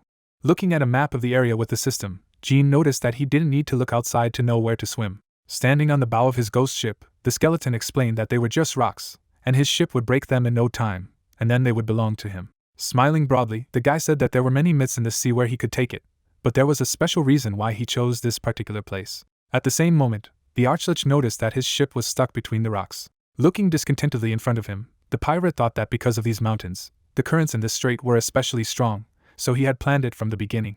With his menacing gaze ahead, the skeleton called his opponent a bastard. Enveloping his ghost ship in dark purple energy, the Archlich declared that he would kill it, even if he had to use all his strength. While on the ship of Korea with her master, Ixia told him that he was about to get out of the trap, and he told him not to worry, because he had taken this into account. Drawing his twin blades from the scabbard, the protagonist used the change in the current. A moment later, a huge number of waves began to rush the pirate's ship, which greatly surprised him, and the system announced that this was a skill for changing the current, which was being used to its full potential. With his mouth wide open in displeasure, the skeleton asked if it was also his doing, and called him a corpse, because he was going to finish him off. At the same time, Song rose into the air, saying that his time had come to an end, and the protagonist remarked that it was an honor for him to fight with him shoulder to shoulder. Suddenly disappearing, the admiral wished the young man good luck. At this time, the fairy looked at her master and asked what they should do, because they could deliver the final blow while the skill was active, the time of which had come to an end, to which he replied that he could not cope with them alone. Summoning his lottery skill, Jean remarked that perhaps another hero would lend him a helping hand. A moment later, the lottery would draw the tongue with the card, and the system would notify that the choice of combination had detected the black card summoning ticket, and ask if he wanted to use it, to which the guy immediately agreed. The fairy looks admiringly at her owner, asking what it is, and he explained that this is a reward for the world's first legendary man-made artifact. Imagining two heroes of the swordsman archer in his head, the protagonist stated that he wanted to use the card of Mordred and Tristan. Looking admiringly in front of him, Jean said that among Western heroes there was no one more famous than the Knights of the Round Table, and since he had used a black card, perhaps a person associated with this legend could help them. Looking at the roulette skill that pulled out two black cards, the guy noticed that it would definitely help. A moment later, yellow energy flashed on the ship. Noticing this, the pirate was very surprised. Looking ahead, the skeleton asked what this incredible flow of mana was. At the same moment, the protagonist was holding a blade in his hand, shrouded in golden energy, and the system promised that the master of the weapon perfectly reproduced the legendary relic, so the Excalibur skill was unlocked. With an expression full of seriousness, Jean said that this legendary sword was capable of defeating any monster with one hit. Imagining a knight in armor in his head, the guy noticed that only one hero summoned with a black card was worthy of wielding this sword, while the system showed his status window. Dumbfounded, the archbishop looked ahead that the case was rubbish and she had to run. Being on his ship, which was just stranded, the pirate asked him to sail away and move at least a little. Holding his head, the skeleton wondered if he should abandon the ship, but he realized that he was his pride, and the Lord of the Seas could not abandon his ship. Holding out his hands in front of him, the archmage cursed his opponent. At the same moment, he created several magic circles in front of him and asked to attack and kill him if he could. Using the protective magic of the barriers, the pirate declared that as long as the ship was with him, he was invincible. Jean looked at him menacingly, saying that he would do as he said. Then the guy swung his blade and directed the energy cut towards the opponent. Noticing this, the pirate was greatly stunned. In an instant, a bright yellow light illuminated him. This same energy cut divided the ghost vessel in half. After the blow, the skeleton crumbled and said that he could not believe it. A moment later, everything around was enveloped in yellow energy. After everything that had happened, Jean sighed heavily and said that he was finally done. Suddenly, the guy saw the system notification window, notifying him of a new level and an increase in mana and agility by 1. A moment later, the protagonist stared dumbfounded at the system's vast number of notification windows announcing a level up, and asked if he could level up by killing monsters from the rift. Smiling broadly, Jean noticed that he had raised only one level of that horde of cobalt, and this was thanks to Conka's fighting spirit. Ixia, who was flying beside him, told her master that she thought the time for summoning the ship was about to end. A moment later, the guy fell into the water in the middle of the wreckage. Then he would come out and ask if she could have warned him sooner. At the same moment, the protagonist noticed the people aboard the ship who were jubilant that they had won and survived, and remarked that they were so happy to win that they didn't even notice him falling into the water. Suddenly, Jean noticed his opponent's hat falling from the sky. Catching it, the guy asked if it wasn't a lich's hat. Then a system notification window appeared in front of the guy, notifying him that this is Tartaron's tricorn, which gives 1 mana and 2 perceptions, and he mused that these are good stats, but he can't walk around in such a hat. After a moment, the protagonist noticed that he already had a headband in his hands, and the system notified that with the help of 2 effects, it was able to take the form of any headdress or neck accessory of the user's choice. Admiring such an artifact, Jean noticed that now he was wondering what he could turn it into. Suddenly, Winry appeared behind him, remarking that she was also curious about what his choice would be. Noticing a smiling girl, the protagonist called her name. Jean took his hand out of the water. Then he climbed completely aboard the ship and noticed that he somehow figured it out. Suddenly, he noticed Winry fly up to him and asked how long she had been there, to which she replied that today was a special occasion, so she did not take her eyes off him for a second. Taking out an unknown amulet, the girl explained that she was very surprised that he did not notice the loss of his precious pendant while fighting such a formidable opponent, and the guy assumed that he seemed to have dropped it during the battle. Scratching his nose in puzzlement, the protagonist expressed his gratitude as Winry explained that it was extremely difficult, but it performed well. Looking at his friend, Jean asked that since the game talent level had risen to level 3, he should return the pendant to her, to which he received a negative answer. Holding the amulet in her hands, the girl said that it would be useful to him in the future, so she insists that he keep it with him. When summoning a black hero card, Winry asked that if she was not mistaken, he had not yet received the reward for summoning a black card, to which she received a positive response. Holding 2 different cards in her hands, the girl said that theoretically, the reward for summoning a black card is no different from the reward for a diamond card, but on the occasion of his completing an extremely important task, she would give him a special reward. Summoning a tape measure behind her, Winry begged to see it. A moment later, out of nowhere, a roulette with prizes appeared. Looking ahead in surprise, Jean asked what the wheel was. Pointing to the roulette with her hand, the girl explained that he had the opportunity to get a new talent, and with the right luck, he could even get a level 3 talent. Then the guy waved his hands when his girlfriend told him that there would be only one attempt, and the talent he received would depend on the panel that the arrow pointed to. Pointing his finger at the level 3 panel, the protagonist asked why it was so small, and what luck you need to have for the arrow to point to it. With a big smile, Winry remarked that he had to understand for himself how big the difference between the level 1 and 3 talents was. Looking at Jean, the girl noticed that if he was not satisfied with this, she could give him a standard reward, and the master replied that he chose the wheel. Then he walked over to the roulette wheel and said that it meant that the reward depended solely on his luck, in which case he had a solution. Immediately afterward, he would summon Shan and Ixia, who would immediately appear. Looking at their familiars, the protagonist told them to listen carefully that they had to gather all their luck and get their hands on a level 3 talent. Then he took up the tape measure and said that he would start spinning now. At the same moment, Ixia's eyes flashed sharply. Pointing her finger forward, she told the owner to twist now. Jean watched anxiously and asked for what he wanted. At this time, the roulette was spinning at great speed. Shan and Ixia were also watching the wheel in anticipation. Suddenly, the roulette began to stop around the 3. Noticing this, the guy was very scared. A moment later, the needle still pointed to the number 3. After the incident, the protagonist and his subordinates were delighted, and the system notified that he had received the leadership level 3 talent and was given an additional reward for getting into a negligible percentage. Shan put his hand on his chest and asked how he felt, and he was telling him to believe in his luck. Suddenly, the system's notification window appeared in front of him, while he noticed that he had no doubts about it, and said that he needed to check his stats window as soon as possible. Looking in front of him, the guy was very surprised. The protagonist looked out his status window and was very surprised as Shan asked the young man what it was. In the talent column, he saw luck in 2 levels and 3-level leadership, while the emperor noticed that he looked very worried. At the same moment, Jean was very angry, asking what it was and why he had it. Then he began to shake his familiar and asked for his talent back, and he said that he did not understand anything, and asked what had been done to him at all. Suddenly, the guy looked at Winry standing next to him, and asked if it was a bug and why his talent ended up in Shan's hands. Holding out her hand in front of her, the girl asked why he didn't cancel the summoning of the person and check again. Upon hearing this, the protagonist cancelled his assistant's summoning and opened the status window. In the talent column in the system window, he noticed the leadership and asked if he was really there. Looking out the status window in surprise, Jean noticed that he didn't understand anything, and asked if it was not only he who got the talent, but also Shang. Remembering how roulette gave him an additional reward for hitting a negligible percentage, the guy asked if this was the very additional reward. Remembering how he fought with Shan in the dungeon, the protagonist remarked that this is not bad, because leadership works very well when it comes to group battles, and in addition, he can also summon the Emperor, and since it does not require a lot of mana, the situation becomes even better, because leadership and good luck are the best combination. At the same moment, Winry used magic on Jin's amulet, saying that she would finally give his pendant another stabilizer. After finishing sending her energy into the pendant, the girl shouted that everything was ready, and now people would only be able to see 3 of his talents. Suddenly, the guy heard the bosun's voice from the loudspeaker, who thanked everyone for the work done. As the warships slowly approached the city, a voice from the megaphone added that they would soon arrive at the port. A huge boar opened its mouth wide and roared. Then he quickly rushed forward. The guy covered himself with his shield and told his elder to watch carefully, because now he would show him the result of his hellish training. With the help of his artifact, he managed to repel an enemy attack. Seeing this, Jean and Yoon were extremely delighted. The guy watched as level 38 he restrained the boar, and pondered that in the time they hadn't seen each other, he had raised as many as 20 levels, and his efforts had not been in vain. At the same moment, the guy with the shield noticed 2 more monsters approaching. With the help of his artifact, he tried to parry all 3. Turning back, he asked his allies for help.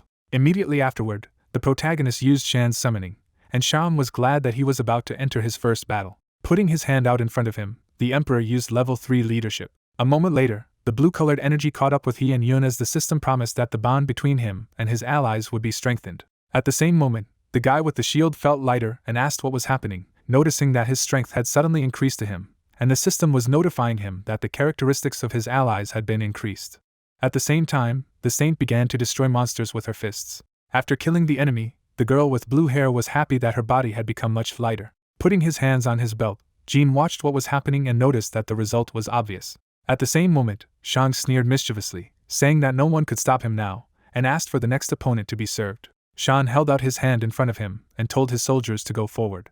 At the same moment, he and Yun walked towards their opponents. I painted with a shield destroyed every monster in his path, telling them to get out of the way. The girl with blue hair also did not spare her opponents with the help of punches. She deftly dealt with every monster in her path. Joyfully watching what was happening, Jean noticed that it was not for nothing that she was called a saint, because the undead literally died from a blow, and he felt that today they would clear the dungeon much faster. Immediately afterward, the guy took out his blade and noticed that it was possible that this was the synergy of the new talent and the dragon's twin blades, while the system was notifying the Atlanti that if the user had a level 3 leadership talent, the characteristics of nearby allies were additionally increased. The protagonist used his research skill on Yun and said that it looked like they had already exceeded the level, and was going to check just in case. Suddenly, he was extremely stunned by what he saw. Using the research skill on the blue-haired girl, Jean didn't believe that she was already level 27. With a look of surprise in his eyes, the young man looked at he and also used the research skill on him. A moment later, the protagonist was extremely dumbfounded, noticing that he had leveled as many as 7 levels in just one day and was now 45. Immediately after that, Jean opened his status window, because he couldn't believe what was happening. Suddenly, a system appeared in front of him in the notification window, announcing Konk's morale, which was spreading to the current groups. Looking in surprise in front of him, the guy noticed that this was very surprising. At this time, the guys who noticed his incomprehensible reaction asked what was wrong with him. Looking happily at he, the protagonist asked if they had been checking their stats for a long time, to which he replied that he would not say so right away, wondering if there was something wrong with them. With a snide grin, Jean said that they should try not to be surprised when they check what surprised the guys. Pushing his allies to go forward, the guy said that they would find out about everything later, and now they needed to finish off the remaining opponents as soon as possible and go to the boss. The monster screamed in pain due to the attack of light. He used his shield to destroy opponents. A guy with a shield and a girl with blue hair deftly fought against the monster. The saint struck with her foot at the opponent. Jean happily watched what was happening, while the notification of the system notified when a new level had been reached. Suddenly, out of nowhere, several system notification windows appeared, notifying him that he had reached the limit of his stats and the current user class did not meet the requirements for further skill development. Looking at the notification window of the system with surprise, the guy stated that it was not to say that he did not expect something like this, but this message drove him into a stupor.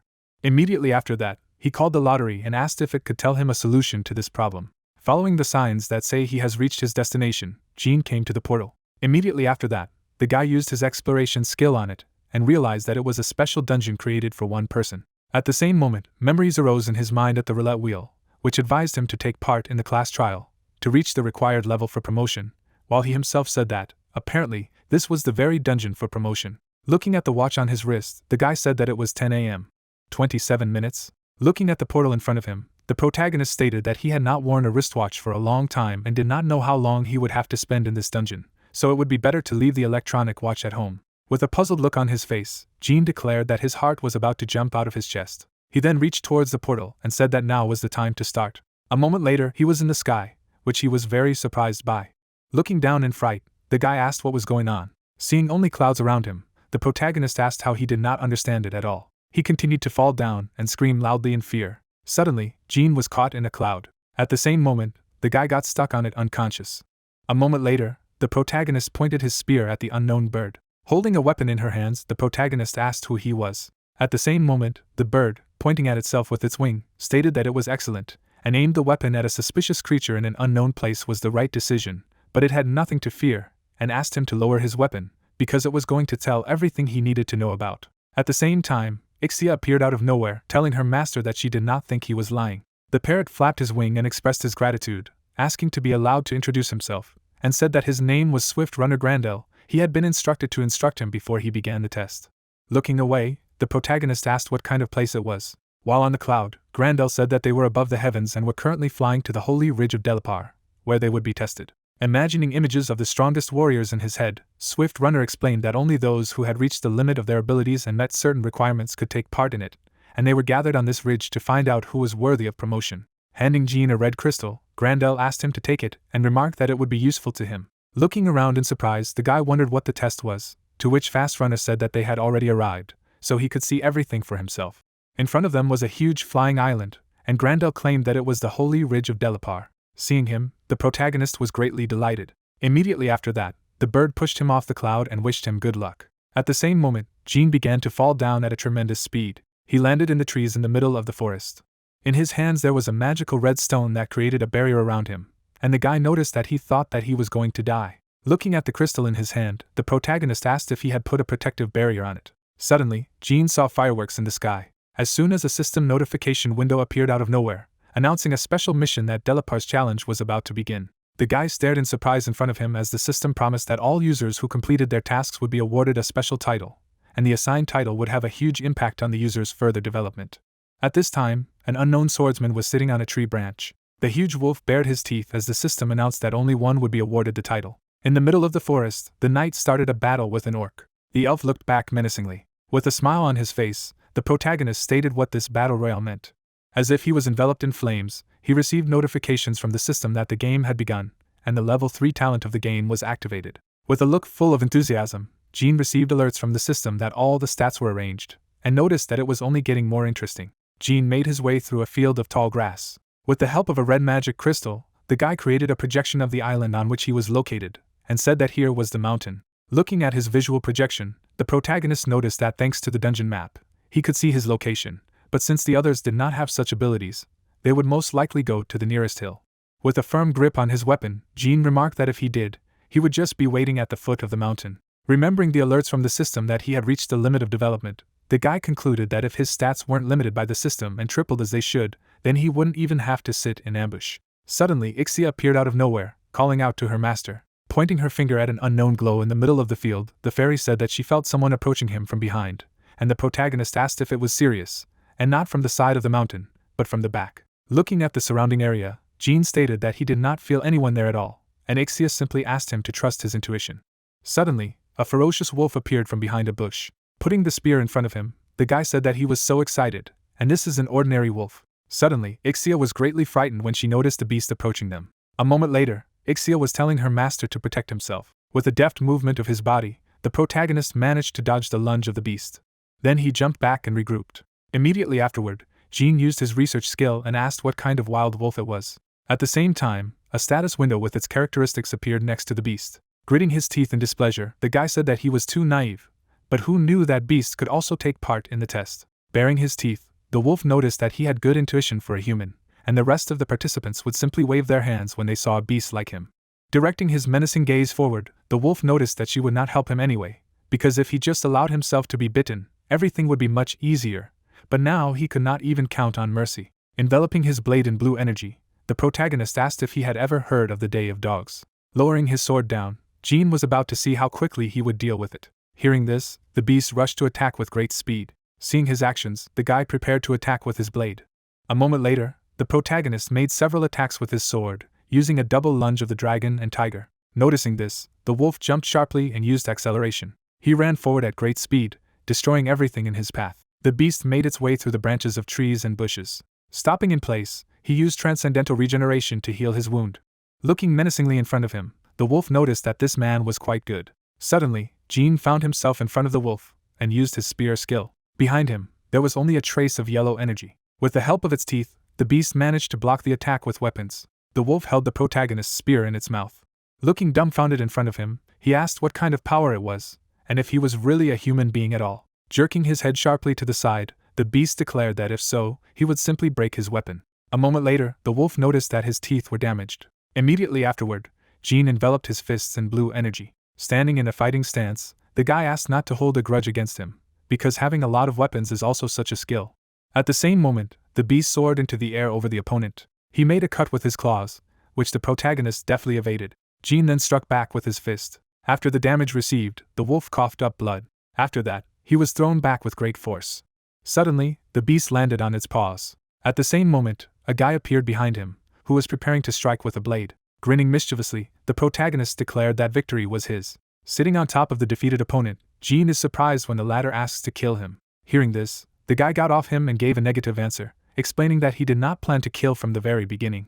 At the same time, the wolf was delighted when the protagonist asked if he was right that during his first attack, he aimed at his shoulder, not his neck. Looking at the nature around them, the beast stated that it tried not to kill living creatures unless it was about foraging, and they were all interconnected and part of the same system, so it did not want to upset this balance, and Jean remarked that it sounded beautiful. He stretched out his hand forward. The guy asked that he had a crystal and blue stones, and asked to give them to him. Spitting out all his jewelry, the wolf asked the man if he was a thief. Examining the blue crystal in his hand, the protagonist stated that it was nothing compared to his life, and the deer he had recently killed had also dropped this blue stone, and asked if he knew what they were used for. Sitting across from him, the beast told him that it was a property stone, much to Jin's surprise. Imagining a house in the middle of the forest in his head, the wolf explained that it was a currency that was used to exchange in abandoned shops that randomly appeared on the island, and if he was not mistaken, it could be used to buy some items or useful effects. Clenching his hand into a fist, the guy noticed that it sounded good, and thank you for the information, and the animal noticed that there was nothing special about it. Looking at the red crystal, the wolf said that anyway, he needed to take this stone and use it to leave the dungeon. With his arms folded to his chest, the protagonist hoped that he didn't want to fight him again. Coming closer to him, the wolf offered to unite and, of course, was going to cede victory to him. Suddenly, out of nowhere, a notification window appeared asking that the community had recognized him as strong and wanted to follow him, and if he agreed, while the beast explained that taking one of the places of honor would be enough for him. At the same moment, Ixia began to smile broadly and told her master that she did not think he was lying. Immediately afterward, Jean agreed to accept the offer and pressed the button to accept. A moment later, magic chains formed around the boy and the wolf, and the system announced that the hierarchy had been established and the forest guardian Tina had tied himself in a bond of subordination to the hunter Jean. Smiling, the wolf asked the man to love him and welcome him, because until the end of the trial he would do everything he ordered. He pointed his finger up. The protagonist noticed that it was excellent, and in this case he was going to say his first order. At the same moment, he grinned mischievously. After a moment, Jean began scratching the beast's stomach and told him to lie on his back so he could talk to his furry belly, and he asked to let him go. Then the guy began to sniff the wolf's fur, noticing that this smell was simply incredible. Someone was watching the guys from behind a tree while the protagonist continued to squeeze the beast. A few pieces of the island began to fall down. Feeling incomprehensible tremors, Jean asked if it was an earthquake. As the wolf gnawed the neck of a man from an unknown tribe, he noticed that over time, some parts of the island began to break off, and the boy said that all they had to do was go closer to the center. Looking at the knight who was chosen on the mountain, the protagonist noticed that the poor guy was doing well. The beast looked menacingly in front of him and asked if they were going to attack him now, and the protagonist asked him to slow down, because if they went now, they would give away their location. Suddenly, a huge arrow appeared out of nowhere. It hit the knight's helmet. After the blow received, the warrior began to look around and asked where the blow came from. Looking happily in front of him, Jean declared that they had been caught, and it seemed that someone was on the other side of the forest, and the wolf noticed that he was right. With a smile on his face, the guy explained that it was not difficult, and asked why attack a stupid knight who was climbing a mountain when you could go out to the archer who had taken the bait. After that, he rushed forward with his companion. At this time, an unknown archer was on a tree branch and continued to shoot his arrows. It was an elf who was pulling the string of her bow and assumed that his armor seemed to be much stronger than she thought. As she fired another arrow, the yellow-haired girl said that she was just delaying the inevitable. Suddenly, a wolf appeared behind her. With a deft movement of his paw, he managed to destroy the branch on which the elf was. Falling down, the girl aimed her bow at her opponent, calling him an impudent dog. At the same moment, she noticed a person next to her and asked if there was one more enemy. A moment later, the archer was struck by Jin's spear. Lying on the ground, the elf coughed up the dust. Pointing his weapon at her, the guy said that if life was dear to her, then she should give everything she had. Using her beauty, the girl asked to take pity on Mr. Hunter and let her go. At the same moment, the protagonist with a furious expression on his face stated that she should turn out her pockets or go to wolf food.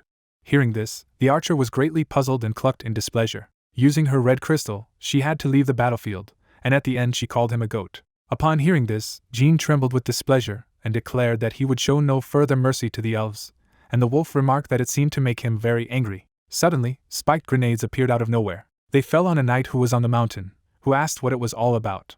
Suddenly, yellow energy flew across the sky. It hit the knight's body with great force. The armored man stood on the mountain while he was attacked from all sides in various ways, and the beast, watching this, noticed that he even felt sorry for him. As he moved forward, Jean remarked that this was their chance, and they had to take down all the archers while they were busy with the knight. Holding a bag of blue crystals in his hands, the guy only asked to see how many property crystals they had taken out. Looking at the map of the area in the notification window of the system, the wolf told the man that it was already quite dark, so he offered to spend the night somewhere, and he asked that it was not easier to set up ambushes in the dark. Then the boy suddenly thought when the wolf declared that he was truly strong, but a hunter who was constantly chasing his prey fell off his feet before he could catch up with the prey, so it could be considered a stepping stone on the way to their victory, as long as he noticed that it really made sense. Slowly walking forward, the animal said that he just had a good place in mind, and asked the man to follow him. After some time, the guys came to the cave, and the wolf said that this was the place, and said that he had been living for more than 100 years, so finding caves was not a problem for him at all, and the protagonist noticed that it was a pretty good place. Jean bent down to crawl inside, and asked that he did not think that the passage was too small, because he would somehow squeeze through, but he was much larger than him, to which the beast replied that he did not have to worry, because everything was thought out. Suddenly, the wolf soared into the air. His paws gradually began to turn into hands. His whole body was more like a human's. A moment later, the beast was enveloped in a bright blue glow. After all that had happened, the wolf only grinned. Looking in front of him, the protagonist was extremely dumbfounded. He covered the obscene places of the beast with his hands while he said that in this guise he could easily crawl into the cave. Looking at Jean, who was looking for something in his inventory, the wolf asked why he was so panicking, since she was always naked, and wondered if the wolves in his world wore clothes. Then the guy threw clothes in her direction and told her to put them on. With an expression full of surprise, the protagonist said that he had completely forgotten about its polymorphism. Immediately after that, I felt that the story was transferred to the moment when the sun was shining in the sky. Coming out of the cave, the she-wolf stretched and asked the man if he had rested. Jean gave a positive answer with a very tired look. Looking at the unknown liquid, Tina asked what it was. Taking a closer look at this unknown red footprint, the guy said that he wanted to know where the rest of the participants were going, so he spilled some paint in advance. Opening his map of the area, he said where the tracks led. Noticing a stripe on his map, the protagonist concluded that they led to the river. Smiling broadly, the she-wolf said that she could smell water in the distance, and several creatures gathered there, and Jean noticed that it was fine, and suggested that he take them by surprise. Then the guys approached the river, hiding in the bushes. Looking around, the guy noticed that now they needed to be quiet, and they needed to find the enemy and immediately attack him from an ambush, when suddenly Tina told the man to look. Looking to the side, the protagonist was very dumbfounded. Looking at the huge house in the middle of the woods, Jean asked if it was a store, and noticed that it was now clear why everyone had gathered there. Looking out from behind the bush, the guy said that there you can find objects that can turn the whole course of the game upside down. Suddenly, the protagonist noticed an unknown rustle in the front. Then he saw the leaves on the side stirring. Looking away, Jean wondered if he had imagined it as the she-wolf began to growl. Suddenly, the guys felt a strong shaking, and Tina stated that the island had begun to collapse again. At the same moment, a goblin ran out of the bushes. Then a ninja girl appeared from there. Several people headed towards the store at great speed, which the guy immediately noticed. At the same time, a huge number of arrows flew out from behind the bushes. On the other hand, the sorcerer used his ice magic. All of these attacks focused on the first place and destroyed everything around them, while the she-wolf asked the man if they shouldn't also join this battle. Pulling his hand aside, Jean said that he should forget about the store, because it was too dangerous, and Tina was sure, because it meant that one of the participants would get hold of a strong weapon. Looking at the archer who was very close, the guy suggested that he deal with the archers first and noted that, of course, he was not going to yield to them without a fight. With a big smile on his face, the protagonist asked to trust him, because he just had a plan, and the she-wolf said that since he was so confident in his abilities, she would help him. The dog quickly runs away from the magical explosion. She rushes at the enemy. The man looks at Tina angrily, and says that this dog is so fast. The young man cuts off the head of the enemy and declares that another one has been defeated. Arrows fly over the ground. Jean dodges them in the air with lightning speed. The young man leans forward a little and says that there is no end to enemies. The masked man puts his hands on his belt and exclaims that the player will not be able to dodge arrows forever. The young man confidently repelled the arrows flying at him with a spear.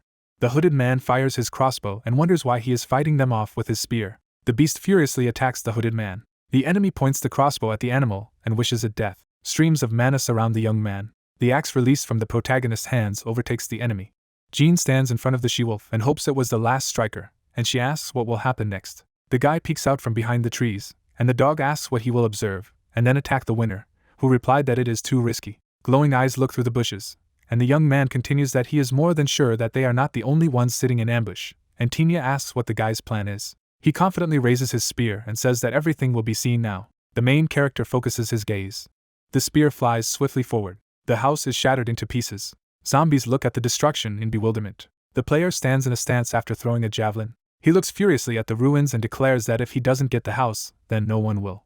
The protagonist quickly turns around and says that they need to run, because they must have been seen. Zombies look around in surprise. They attack each other. Jean watches in surprise and asks what he is imagining. A young man stands in front of the building, and is perplexed that it is another store. The building is in a green forest, and the dog asks what was awkward and what those guys were fighting for. The guy carefully opens the door and asks that Tinya stand on the stirrup and that he needs to look around inside. The young man throws his hand with the dagger forward. A pentagram lights up on the floor of the room, and Jean says it's kind of empty. The protagonist carefully raises his hand and says that the same altar was in the Kaunka dungeon, and asks what stones to throw to him here. A list with prices for consumables appears. The player carefully examines the list and declares that he needs to find something useful. The young man focused his eyes on the screen. There is also information about a special stone. It speeds up the process of destroying the island. Tinya raised her nose. She smelled something in the forest. The dog bared his teeth and thought it was an earthquake, and that there had been the same time between them before. The animal instantly turns to the young man and says that something is wrong. Jean confidently raises his finger up and claims that this is his handiwork. The protagonist turns to the she-wolf and says that they need to head to the river, and that he will tell you along the way. The green island rises in the ocean, and the guy says that they are now located approximately near the center of the island, so they do not risk anything even in the conditions of accelerated destruction of the island. Tinya slightly opens her mouth, and the young man continues that this gives them a chance to get into a great position to eliminate the rest of the participants running to the safe zone, and the animal replies that this is smart. The main character looks at the beast with excitement, and adds that if they occupy the space by the river, they can easily get rid of the remaining enemies. Fireworks explode in a clear sky. The number 8 is shown among the clouds, and the young man announces that there are only 8 participants left. He strodes forward and exclaims that events are moving too fast, and that he has seen at least 7 people by the river. The player moves forward rapidly and commands the animal to hurry. An unknown creature lies on the ground. The young man puts his weapon forward. The green monster bares its teeth. The huge monster holds a mace in its paw. Its status is the Lord of Trolls Jinshu level 99, Mana 137, Strength 109, Agility 119, Perception 98, Stamina 97. The protagonist looks at Yor in confusion and muses that he is much stronger than him, and asks himself if the increased stats are a trait of the troll race, and continues that he has a very dangerous aura. Troll lowers his hand and says that he is another person, and for him this is a disappointment. He looks fiercely at the young man and says that boredom is mortal, but nothing can be done. A vertical pupil flashes in his eyes and he asks what a guy tastes like. The young man rushes forward with lightning speed, and Tinya tries to stop him. He furiously throws his spear forward, a double lunge of a dragon and a tiger. The young man points his spear at the enemy and thinks that he has no other choice, and that he must win. The troll bares his teeth. The monster activates Dwarf's special armor skill. Jean rushes forward in confusion. Information appears on the screen that from 1 to 5 skills will be blocked. The binding lottery is blocked. The combination selection is blocked. The green dragon maneuver is blocked. The double lunge of the dragon and tiger is blocked. The troll furiously swings his mace and shouts for the guy to die. Yor strikes with glowing eyes. A red-hot mace approaches the young man. Red mana hangs in the air. Tinya bares her fangs. She rushes to the troll. The protagonist flies back. A blow from a red-hot mace knocks the animal back. She falls to the ground. The young man furiously throws his spear forward. Bundles of mana attack the green monster. He deflects the attack and growls that this is all a human is capable of, and adds that he is pathetic. Jean attacks furiously. He flies away from the troll's blow. The main character approaches the enemy with the last of his strength. Your blow sends stones flying apart. The overlord raises his hand for the next blow. The main character puts a weapon in front of him. The troll intercepts the spear. The young man holds his weapon with the last of his strength. The monster lifts it together with a spear in the air. Yor unclenches his paw. The player tries to get up after falling, and the overlord says to fight to the death. A crystal appears in the young man's hand. The green monster looks at the young man and asks him what he is giving up after everything he has been through, and that it is a disgrace, and continues that he is not ashamed to look his comrades in the eye after such a defeat. Jean looks at the enemy. He enthusiastically shifts his gaze to the crystal emitting energy and declares that he will defeat the troll. The crystal is destroyed, and the map view and return functions have been added. The protagonist stands with concentration to absorb the essence of the fast runner Grandel. The player runs forward. The skill's supersonic speed has been obtained. The troll bows his head and asks that Jean wants to continue fighting. He swings his weapon and roars that the young man will regret his decision. There is information about the new capabilities of the game participant. Communication level 3. Thanks to the talent of the game level 3, skills can be combined. Mana rays radiate from the screen. The troll's eyes glow with rage and malice. He throws the mace forward with all his strength. Yor looks ahead in bewilderment. He turns around and asks that the guy teleported, and adds that it was a surprise for him, and that he did not expect that the young man was a magician. The green monster licks his fangs with pleasure and says that he gradually begins to like their battle. He attacks the protagonist. Jean holds out a spear in front of him, a mountain dragon maneuver ability. Streams of golden mana are everywhere. A burning ball of magic crashes into the enemy's chest. The troll lord opens his mouth in surprise. A cloud of magic envelopes the young man. He shifts his astonished gaze to his weapon. He has developed a speed that cannot be achieved with his current stats. As a reward for overcoming the limits of his capabilities, the skill Divine Speed has been unlocked. This is an outstanding achievement. The youth will be given a reward. Tinya rises from the ground with the last of her strength. The protagonist gently puts his hand on it and asks if everything is fine with it, and that it needs to rest. The dog replies that it is fine, and that it was very risky, but that its body will recover in the blink of an eye, and that there is no need to worry. The protagonist opens his eyes wide and asks why she did this. Tinya lowers her head slightly, and says that although Jean is strong, even he will not be able to defeat the Lord of the Trolls alone. A young man is reflected in the eyes of the she-wolf. The troll rises in the torrents of black and red magic and roars to make the player run. The monster's mace knocks the protagonist down. He falls to the ground. The blast wave scatters the stones to the sides. Jean falls on his back. Tinya cautiously approaches the troll lord and is surprised that this cannot be. No regeneration can heal such a wound, and asks what this power is. The troll lord narrows his pupils vertically and says that the beast has penetrating eyes. He bares his teeth contentedly and says that if it weren't for his partner's time manipulation skills, then his life would have come to an end. The monster puts his hand on the gaping wound and continues that thanks to it, he can roll back the time of his body at the moment when it has not yet been damaged. The dog, grinning, asks what this crazy skill is. The monster confidently approaches the guy sitting on the ground and growls that he takes back his words, and continues that the man is truly a great warrior. Yuar bares his fangs in anticipation and declares that the guy is strong enough to eat him. Yuar throws his mace forward with all his might and exclaims that he will tear the protagonist apart. Tinya grinned and realized that she still couldn't move. The protagonist's hand stops the opponent's mace. The young man lowered his head and asked what the troll had said there. The enraged monster holds a weapon in his hand, and the guy asks that Yuar will tear it apart and eat it. Jean looks at the enemy with delight. His stats have increased due to breaking the speed limit. The main character, concentrating all his strength in his hands, deals a crushing blow to the enemy. He stands disarmed. Jean triumphantly crosses his arms in front of him and says for him to try to tear him apart, his stats arranged. Fear played on the subconscious of the monster, who looked up and did not understand what kind of energy it was. Jean towers over the creature and sarcastically asks where the troll who wanted to devour him has gone. Red energy envelopes the blade. With one swift jerk, the young man cut through the enemy. A dark liquid gushed out of the creature's body. The troll looked up in horror and said that he could not see anything, and then assumed that something had pierced him. The hero swung and asked if the monster wanted to eat. The guy hit his opponent on the back and told him to bite it. Jean struck a series of blows to the point. Shrouded in anger, the guy turned around and seriously stated that it would make him regret his time management skill, to which the troll asked him to stop. The frightened wolf put his paw on his muzzle. The emaciated monster lies on the ground and asks to be killed. The blade pierced the creature's body. The hero stands on the body of a defeated opponent. Jean looked away in shock and realized that it was Tinya, who assumed that this was the end. The excited guy took a step and wanted to know how she was feeling, and noticed that she could already move, and her friend replied that although she could move, she was unlikely to help him in the battle. The dog holds the crystal and says that he gives up. The annoyed young man grabbed the stone and told her not to give up, but just sit there and rest. Jean turned around and said that he would deal with the rest himself, and then added that it would not take long. The hero made a rapid leap upwards. Clouds surround the picturesque flying island. The number 6 appeared in the sky, and the man was surprised to notice that there were only 6 participants left. The red-haired man put his hands on the rocks and said that he would go forward when someone else flew out. The monster turned abruptly due to the feeling of danger. The guy knocked out his opponent's weapon with one clear movement. The blade approached the man's throat. A murderous aura envelopes Jean, who remarks that it is useless to fight in this situation, so he must surrender. The frightened monster picked up the stone and said that he would never be this shame and his mercy. The hero looked at the disappearing opponent and wanted to say something. The guy threw a serious look to the side. The surprised participant stands on a branch and cannot understand how the young man noticed him, because he hid his presence. The long-haired man recoiled and shouted that he was too strong.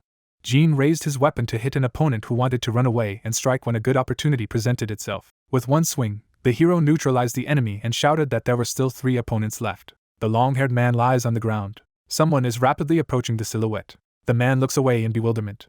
Curly turned and, with a hint of horror in his voice, asked someone to stop. The guy runs forward and realizes that there are already 2 participants left. The young man looked sharply to the side. The arrow flew past the swinging Jean. The girl looks at the approaching shadow with horror. The hero missed the archer and said that there was only 1 participant left. The opponent hit a tree. The enemy took out a stone and declared that he was surrendering. The blow knocked the crystal out of the girl's hands, and the guy wanted to know who had given her permission to do so. A murderous aura envelopes the young man, who rolls up his sleeves and says that he has some accounts to settle with the elves. Fear filled the body of the opponent, who began to cry after the guy said that if anyone was to blame for this, it was only one of her relatives. Number 2 appeared in the sky. Jean walks over and notices that everything is ready, and the wolf says it's incredible. The interface appeared behind the hero's back, and Tenya tried to understand what inconceivable force allowed him to commit such madness, to which the guy replied with ignorance. The dog sits and thanks the young man, because thanks to him he was able to take second place without unnecessary problems, and Jean said that he should thank her, and then added that they would see each other outside and there he would say his name. A friend squeezes a stone and says goodbye to the young man. The hero looks enthusiastically at the fireworks. A system window appeared and told that he had overcome the class tests. The frame hangs in the air and explains that he took first place, which is an incredible achievement for which he will be given an additional reward. The guy raised his head contentedly and said that he couldn't believe that he had won. An image of people with a goblet appeared, and the young man regretfully remembered that he had only taken second place so far, and the interface said that he would be moved to the reward hall. A happy genie stands and understands how the winners feel. The hero's body dissolved into space. The guy appeared in front of the majestic castle. The bird raised its wings and shouted that it was unbelievable, for he had indeed won, and the young man knew it was Grandel. An old friend hugs Jean, who reveals that he is the first participant from his family who managed to prevail in this ordeal, and the disgruntled hero asks to let him go, otherwise he will suffocate. The friends are standing opposite each other, and the guy wanted to know what reward he was entitled to for passing the test, to which the bird said that only the winners are honored to be in this place. The friend showed a thumbs up and noticed that he, as his partner, would also receive the award. Grandel pointed to the door and told Jean to rejoice. The light reflects off the white walls of the building, and the bird tells him that the reward awaits him behind this door. The hero happily turned around and tried to understand what they were waiting for, and then invited them to come in. The comrade raised his finger and seriously stated that there was a time limit in this room, so he had to return at all costs before the bird's sleep. Grandel slapped himself on the forehead because of the hero's question about a bird's dream, and then revealed that he accidentally said the time in. The guy raised his hand with a watch, and the friend explained that in the language of a young man, it means 10 in the evening, to which Jean realized he had 3 hours and 20 minutes. The bird raised its wing and reminded him to return before 10 in the evening, or better at 5 to 10, to which the intrigued young man wanted to know what would happen if he was late. Huge doors swung open for Jean, and Grandel replied that he would have to pass the test otherwise, and then added that overcoming the test would give him great power, but now it was clearly too much for him. The joyful hero turned around and thanked his comrade, who wished him good luck. The guy pushed the doors. A bright flash lit up the young man's face. Jean stands in a huge arena. The dark-haired man looked to the side and tried to figure out where his reward was, because there was nothing here. The light is reflected off the grill. An unknown golden bird flew into the arena. A huge flock circles over a surprised Jean, who has tried to figure out what it is. The bird hit the hero's back. A golden glow envelopes the guy, and the system reported that he had added 1 stat. The enthusiastic young man raised his hands, and the interface explained that the energy of the floating island of Dwarf overwhelmed him, and the windows reported that his stats were changing to 1, to which Jean shouted that at this rate his stats would exceed 200. The happy hero looks ahead and says that if he had known what awaited him in this hall, he would have come in much earlier. The guy stands and understands why there is a time limit here, because it would be unfair to give so many characteristics to one person, and then he noticed that they grew rapidly only at the beginning, and now the growth has almost stopped. The guy raised his hands and said that such a chance does not come often, so he does not want to leave here, and the system summed up that the total increase is 21. The golden bird fluttered in the air, and the interface repeated that the energy of the floating island of the Dwarf overwhelmed him, and Jean noticed that there was 1 more left. The hero absorbed the bird and happily said that this was the perfect timing, because he just had 10 minutes left. The joyful guy goes to the exit and says that there is another one, and he leaves. The bars close the gate. The young man looks ahead with horror and notices that it is not yet 10 in the evening. A system window appeared and explained that this was an emergency, because the test of Dwarf had begun. The gate opened with a crash, and the interface added that the difficulty of this challenge was too high for its current level, but if successful, it would be given an additional reward. Smoke spreads in front of an open opening. A huge paw stepped on the ground. The golden monster looks forward. Jean looks at his wrist and frantically realizes that Grandel couldn't have fooled him, which means the problem is his watch, which he barely wore, and then tried to remember the last time he wore it. An image of a hero appeared, and the guy suggested that he took them to the dungeons with Shik and Seoyoon, and the young man from the past said that today he agreed to farm the dungeon with the guys, so he would take them just in case. The watch glows in his pocket, and Jean mentally said that it couldn't break, and then remembered that Shik invited him to his place afterwards, and when he met Chun with the 3rd talent level, Winry appeared. The stunned hero stands and remembers Winry, who stopped time to talk to him. An image of a clock appeared, and the guy realized that the girl had stopped time during the increase in the level of his talent, which meant that his watch was late. The young man raised his head and explained to Grandel in exasperation that it was not his fault because it was all because of Winry, because he hadn't thought that he would have to use him so soon, so there was nothing he could do. Jean took out the item, and the system said it was a black card, a ticket to summon a black card, a trial ticket. An image of the hero appeared, and the guy explained that he received this item for overcoming the speed limit. Cards fall on the battlefield. The golden bird swung its hammer to strike.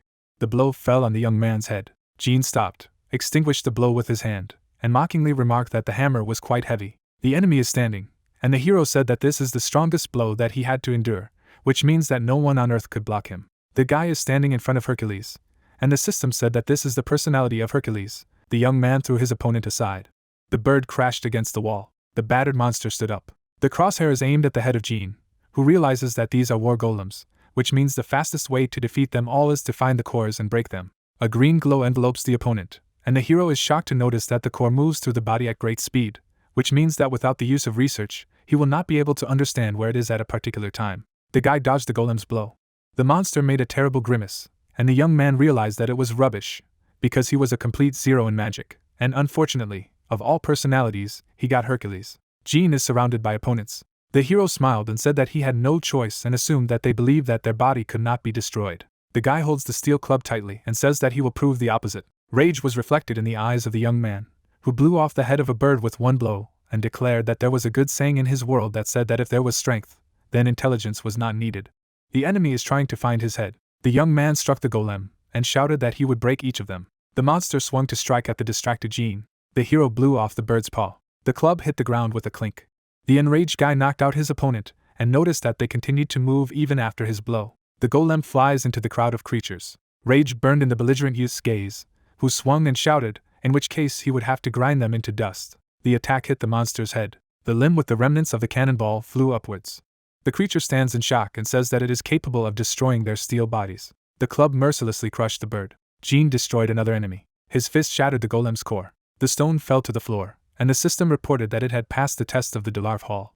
The tired guy raised his head, and the interface said that his mana had been fully restored, and he had also been given a reward that he could check as soon as he left the hall. The grate began to rise with a crash, and the system reported that he had received a new level, which meant that mana and strength had been increased by 1 point, and the young man happily said that if it were not for the summoning of Hercules, he would have had a hard time, and then hoped that the reward was worth his efforts. Jean pushed the door open with enthusiasm and said that it was time for him to leave. A system window appeared in front of the hero, and informed him that he had successfully passed the test of the first hall. A blue glow envelopes the frame, which added that he had been given the right to challenge the next challenge, and the guy could not believe that there would be another one. The young man looked back in surprise. The light fell on the open gate, and the system explained that if he did not want to pass the next test, he could simply leave this hall. However, he would not be able to return. Jean is shocked and realizes that this is a typical test tower. An image of a tower with a reward and difficulty level appeared, and the hero said that this is a game mode where the player needs to complete challenges one by one until he reaches the floor with the main boss, and each challenge has its own reward. Doubts played on the strings of the soul of the guy, who touched his chin and tried to understand whether he should take such a risk. Smoke billows near the remains of the defeated enemies, and the young man said that he had barely passed the first test with the help of a black card, and here he was waiting for a much more difficult battle, and his strength would be enough for a maximum of 5 golems. Uncertainty filled Jin's mind, which tossed from side to side and reasoned that this might be his only chance. Besides, the reward should be directly proportional to the suffering he had to go through. Hope appeared in the heart of the hero, who raised his hands and shouted that in this case, he would rely on the binding lottery, and if he didn't get a diamond card or something better, then he simply wouldn't go any further. The cards fell to the floor. The happy guy folded his hands and noticed that the ordinary cards fell out to him 9 times in a row, and the 10th, gold, came to him from the guarantor, and he had not been so lucky for a long time. The young man smiles and says that in such situations, as in regular games, you just need to donate a little. The girl turned around and reminded her that he had said he would continue until he ran out of mana. Inspired, Jean grabbed Ixia and reminded her that he had said he would give up if he didn't get at least a diamond card. The pink-haired woman holds her hand in horror, and the hero notices that he didn't say anything about mana. The guy smiled and added that he would definitely be lucky with 5 cards. The young man threw the deck. Shang looked down in surprise, and the system reported that his level was raised by 6. Overcome with righteous anger, Jean stood silently, and his companion reminded him that he had told him more than once that it would do him good. The hero smiled and remembered those words. A bright object is swirling in the air, and the pink-haired woman asked her owner to look back. His hands grabbed the card, and the happy guy noticed that it was diamond. A whirlwind of blue energy enveloped the young man. The man draws his bow and says that he can't believe that anyone else needs the help of such a decrepit old man like him, but he will try to do everything in his power, and the system reported on his characteristics and talents, and also added that his skills are secret martial arts, rapid step, hit an arrow at a high angle, fast movement, strong will, and 4 more skills. The young man raised his hand and shouted that this was great, because he was already afraid that he would get someone like Zhang, but it exceeded all his expectations. Jean runs to the aisle and shouts that they can't hesitate, because the second hall is waiting for them. The hero ran out onto the grass. The sun illuminates the clearing, and the guy assumed that it was a meadow. Dragons fly over the bewitched young man. The sun illuminates the fabulous creatures, and Jean noticed that they were wyverns and dragons. The old man appeared behind the hero and said that it was a great luck, because with his archery skills, no flying opponent would escape him. The guy holds the legendary Balmung sword and says that he will not shoot them. A golden aura envelopes the blade, and the system has reported that the young man can sense the dragon's blood flowing in the veins of his enemies. Jean swung for a strike, and the interface added that in a fight with owners of dragon's blood, his stats increased by 10 times. The hero sent 2 cuts forward. The attacks hit the monsters.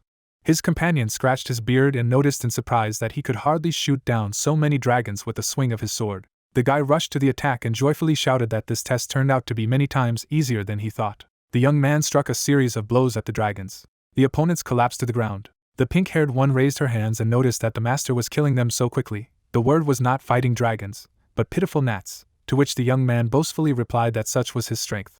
The warrior lowered his head and said that he was completely useless, to which Jean replied that his success was entirely due to the characteristics he had lent him. The hero killed the last monster. The carcass fell to the ground. The guy hid the blade and assumed that this was all, and the pink-haired woman asked to look at it. The bodies of the creatures lie in one pile, and Ixia explained that the corpses of dragons are gathered in one place. A blue glow began to break through the mascaras. A furious skeleton dragon appeared in front of Jean. The hero covered his face with his hand and assumed that it was the boss. The guy happily looks ahead and realizes that the only enemy worthy of falling from the Balmung is the dragon. The young man swung for a blow. Jean looks at the sight of his attack in surprise. Surprised opponents look at each other. Jean looked down in horror and realized that nothing had happened. The boss's tail pushed the hero away. The guy rolled over in flight. Fear gradually enveloped the young man, who stood there and could not understand why the Balmung skill did not work, because it was a dragon. The old man appeared behind Jean and said that it was just a theory, but he believed that maybe the blade only reacted to the dragon's blood. The aura of death comes from the body of the boss who is looking at his victim, and the companion asked what would happen if he encountered a dragon without blood and flesh, how the sword would be able to recognize him as a dragon. Frightened, Jean summoned the bow and said that he was right. The monster let out a piercing roar, and the pink-haired woman assumed that he seemed to be very angry. The Hulk charged at the man, who thought everything was going too smoothly. The hero pulled the bowstring. The guy looked ahead seriously and shouted for the boss to attack. The dragon rushed to attack. The young man stands near the bones and says that he barely coped. Jean looked wearily ahead and realized that if it continued like this, it would be difficult. An image of General Lubu's card appeared, and the hero revealed that he originally planned to unload Lubu from the album with mana recovery and challenge level 3. If his stats are still at level 2, then it would not be enough to upgrade to level 3. The guy looked thoughtfully at the window of the system. The dice were lying on the ground, and the system had reported that he had reached the value of 100 mana, which was a great deal, so he would receive a reward, and the young man could not believe that he had been given a reward of 100 mana. Sets fly over a shocked Jean. The hero looks at the system window. The set with the 5 great generals hovered in front of the guy, who tried to figure out what kind of set it was this time. A system window appeared and said that the highest bonus of the set is plus 30 to all abilities, and you can also get a special skill of 5 great generals. The shocked young man stands there and realizes that this is an incredible reward, but it is not easy to choose only 5 Persians from such a number. Shan raised his hand and noticed that he couldn't have dreamed of such a combination either. Blue flames enveloped Jin's eyes, who said that this was great, because this was what he needed. The hero raised his head and shouted that it was a dual load. 2 cards appeared in front of the young man, and the young man explained that it was a combination of Zhang Fei and Zhao Yun. Wrath began to suck in the deck as Jean shouted for Guan Yu Yongchai, Ma Chao Mingi to come out. The man looks ahead, and the young man tried to understand who he was. The assistant raised his finger and was surprised to assume that it was Ma Dai, and the hero thought that they knew each other. The guy was shocked when Shang stated that he was his military commander. After all, he was Ma Chao's cousin's younger brother. The assistants are happily looking at each other, and the system said that now 2 characters have been loaded, which are urgently connected to each other, which means that a bonus will be provided for each character, and then added that his stats have grown, and the characteristics of the characters have been enhanced. The Emperor stared at his missing comrade in shock, and Jean said that he would try again. The hero looks at the fallen cards and says that this time it should definitely work. The light reflects off the object, and the guy said that this is a great place to start. A whirlwind of blue energy envelopes the silhouette. The man appeared in front of the young man, and the system reported that it was Jin Jiangdu. The protagonist stretched out his hand and said that this was enough to challenge level 3, which meant he had to try again. An image of the 5 great generals' camp has appeared, and the system has reported that it is activating, giving 15 stats, and the implementation of the camp's best effect has begun. Premdit began to exude dark energy, and the interface explained that a special advantage had begun. The map began to bend, and the system reported that there was a confirmation of the download ticket where Yoo Seoyoon was loading. A dark bird looks ahead and wishes someone dead. Birds are fighting each other, and someone noticed that the enemy is fleeing. June with 2 blades looks ahead in surprise and thinks that the third test is war. The creature ran up to the hero and, calling him a general, said that they had encountered an enemy. The guy took out a map and realized that he was supposed to lead it, and then said that this was the best way to use it. The opponents rushed to attack, and someone shouted that the enemy began to advance. The blade dissipated a cloud of dust. The young man hit several enemies with a single attack. The birds scattered to the sides. The soldier looks ahead in bewilderment. The man smiled and praised the hero, and the system reported that it was Jin Jiangdu and showed his talents and characteristics. Shan looked down and realized that it was Uncle Guan, and then said that his nephew greeted his uncle, and the interface noticed that the connection with the allies had been strengthened and their abilities had increased. The god turned around and said that they had not seen each other for a long time, and the system said that the art of command was at its maximum, and he would receive bonuses for using the troops. A blue aura enveloped the bodies of the warriors, and the interface reminded that for a strong bond between 2 characters, for each of them he will receive a bonus, namely an increase in stats and an increase in the characteristics of the characters. And the soldier noticed that for some reason he was full of strength. Birds look ahead and realize that an unusual impulse is coming from them. Dark energy filled the commander, who took a step forward and asked them to come over. The monster took a deep breath. The creature raised its head and shouted for them to go forward.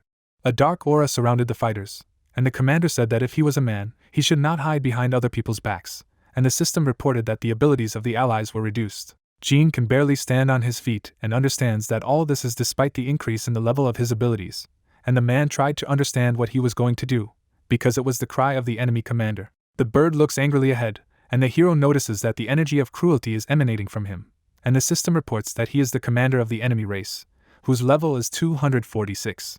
The guy saddled his horse and replied that he would accept the challenge, and then explained that it was the skill of summoning a war horse. The general touched the horse and said that they had seen each other again. The young man rushed to the attack and shouted that the strongest would win. The blade is rapidly approaching the enemy, and the system reports that it is the halberd of the green dragon, which significantly increases stats in a one-on-one battle. The enemy commander repelled the attack. A huge cloud of dust rose up after the impact. The monster began to fall backwards. The soldiers raised their hands and shouted that the general had knocked down the enemy commander in one blow, and the interface noticed that their morale had risen. The creature looked up furiously and tried to figure out what kind of allies they were, and then added that a duel was the fairest way to determine the winner without the use of soldiers. Overflowing with leadership spirit, Jean stretched out his hand and ordered the octagonal golden castle to be deployed in battle formation. The warriors look ahead with enthusiasm, and the system reports that the connection has been activated and the level of obedience to the command has been increased. The subordinate began to walk forward, and someone shouted for them to move as the general ordered. The soldiers lined up in the form of an octagonal golden castle, and the system noticed that the effectiveness of the god of war had increased significantly. The opponents rushed to the attack and shouted that their planned thing would not help them. The hero raised his head and said in a commanding tone that they were putting everything on the line, which meant that they were obliged to protect the camp and not break the formation. The soldiers pierced the bodies of the enemy with spears. Anger filled the body of the enemy general, who turned and declared that the winner would be determined in the battle of the commanders. The guy leaned over and mockingly tried to find out the reason. Dark energy enveloped the bird, and the young man noticed that he was mistaken, because this was not a duel, but a war. Inspired, the genie clenched his fist and declared that it was worth using everything possible to win. The general, repelling the enemy's attack, said that he would never retreat. The horse was rushing forward. The protagonist, swaying from the blow, muttered that this was a dirty trick. Raven opened his beak and added that he would see how long the enemy could still block his blows. He struck the main character. The guy could hardly contain the collision. The birds looked ahead, and the man noted that the general had blocked the attack of the enemy commander for the second time. The soldiers, stepping forward, exclaimed that they would give their lives for the general, and the system emphasized that the morale of the allies had increased markedly. The enemy warrior, turning his head on the enemy, anxiously remarked that if the enemy's morale increased at such a pace, their army would be destroyed. He stood in front of the character and loudly declared that he would have time to kill him before that. The general, raising his sword in the air, declared that first he would sweep everyone away at once. The main character, named Jean, following the actions of the antagonist with his eyes, said that he was collecting mana from all over the battlefield. The man looked ahead and the man asked him to use one of his techniques, and he briefly confirmed that it was good. The fighter swung his weapon and proclaimed that he was delivering a decapitating Qinglong blow. The antagonist looked ahead and stated that only he could be the winner. The fiery bird was heading forward. The enemies clashed. There was an explosion. The antagonist stood in clouds of sand dust. The hero's army surrounded him from all sides. The enemy, opening his beak, admitted that he had lost. The warriors looked ahead, and the bird added that he would never have thought that he would lose a battle face to face. The yellowfin warrior began to rejoice in his victory, and he repeated that he conceded defeat. The system, showing a notification, said that it congratulates all tests have been passed. The system brought the screens into the frame and explained that the achievement had been obtained, the rewards would be increased, and they could be obtained from the control wheel. The hero, holding on to his limbs, moaned how his body hurts. Sean, appearing over the guy, admitted that it was a real battle, and Jean said that if it wasn't for the human, he would have lost.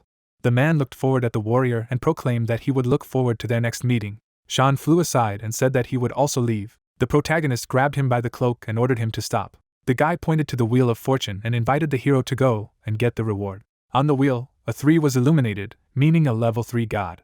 The 3 was shown in purple and meant that it was the summoning of a war horse. The top 5 was highlighted in yellow, which showed confidence level 3. The hero, looking at the wheel, asked that the god of war fall out, and repeated that he really wanted to get the god of war. The wheel was spinning, and he enthusiastically repeated that he had obtained the god of war, and that the skill level was now level 3. The man, looking at the result on the wheel, proclaimed in disappointment that he did not. The 5 began to glow brightly, and the guy repeated that the summoning of a warhorse, and this is the summoning of a warhorse. Sean grabbed his head and added that no, his power didn't work, and the character said that he could only use this skill when loading Lubu's skill. The horse ran into battle, and Jean noticed that however, Lubu needed 99 mana to load, and only 30 to summon the horse. A card with a picture of a man named Guan began to glow in the frame. The system, showing information about 5 generals, reported that the camp had been restored, and 5 generals were available, which give 30 to all stats, and the 5 generals' skill. The hero, scratching his chin, exclaimed that exactly, this is what he needs. He pointed his finger at the inscription and asked what kind of skill it was 5 generals. The system, showing an image of warriors, said that 5 generals served Liu Bei, and their greatness is still remembered, because when using one of the 5 generals, information about him is added to the user's profile. The guy was holding his sword, and the system explained that at this moment, skills do not consume mana, but instead consume communication points, and added that communication points can be obtained by developing the loading skill. An image of magic cards appeared, and the system explained that the higher the level of the uploaded character, and the better the connection with him, the more communication points can be obtained. Jean put his hand to his face and asked what it meant that information was being added to the user's profile. A status window appeared in the frame, and the warrior clarified that the abilities of the uploaded character become his own, and asked what kind of cheating skill it was. The parrot turned around and exclaimed that God, what should he do? The bird looked ahead and made sounds. The guy looked at him and asked if Youngdu was okay, and he replied that the time was already running out. He went out to meet him, but the ordeal was still going on, and he was very worried. He opened his wings and said that he was nevertheless glad that since the gate had opened, it meant that the hero had passed the level 1 trial, and Jean reported that he had come out after the trial. The bird's eyes widened and asked about Cherik. The character looked up, and the bird asked about the battle. Jean reported that the opponent was incredibly strong. The parrot clutched his head and said that it was impossible that he would not receive the reward. He walked forward, and the protagonist asked how he could get a reward from the manager, to which the bird replied that he had to go, because everyone was waiting for him. The warriors closed their weapons on Jean and called him the winner. Tinia, looking at the hero, proclaimed that she congratulates Youngdu. The she-wolf looked at the hero, and he shouted her name. The comrades applauded the hero, and he exclaimed that he was sure that some of them were dead. The goblin stood with his fist raised, and the character added that even the king of the trolls he had killed here. The dove wrapped his arm around the warrior's shoulder and explained that in fact, the place where the tests were carried out had the ability to stop time, so it was able to prevent them from dying, but if they had known about it from the beginning, they wouldn't have been able to go beyond their limits. A goose and golden guise stood on a dais, and the hero offered to quickly climb to the pedestal and receive the blessing of his father. The goose closed its paws, and the protagonist asked in surprise what kind of blessing it was. The guy knelt down, and the priest announced that all things had spoken to him, and his story had touched everything, so their god would grant titles. Jean began to shine brightly, and the voice said that a person named Jean was being given the title of voice. A snow-white castle stood in the background, and the system explained that the title is a category that affects the user's growth. As the level increases, the chance of creating a skill related to the title increases. The person, looking at the notification, thought that this was something like a change of profession. He held a sword in his hands and realized that when you get the profession of a swordsman in games, you can develop sword-related skills, and here it is probably the same principle. The goose looked at the warrior and added that it usually ended when the first-place winner received the title. The sun above the protagonist began to shine brightly, and the goose clarified that today everything would take a little longer. The boy's head was covered in flames of magic, and the system reported that the reward of the Hall of Power for the first level reduces the amount of experience required to level up, and for the second level, the title of voice will be upgraded to a voice that penetrates through dimensions. The feathered warrior pointed his finger at himself, and the system explained that he had obtained the summon skill, a skill that summons the object with which the user has exchanged promises to the user's location, and you can summon not only from another dimension, but also from time. A frame appeared with an inscription in which the system announced that the reward of the Hall of Power for the third level was prophecy corresponding to the universe, and the title of dimensional voice had been upgraded to prophecy resounding in the universe. The enemy bird stared into the frame with red eyes, and the system explained that the summon skill has been strengthened, and from now on it is possible to forcibly summon an object that is not associated with the user by a promise, but the amount of mana when forcibly summoned decreases in direct proportion to the level of the summoned target. The man, looking ahead, said that no matter what, the reward was worth it.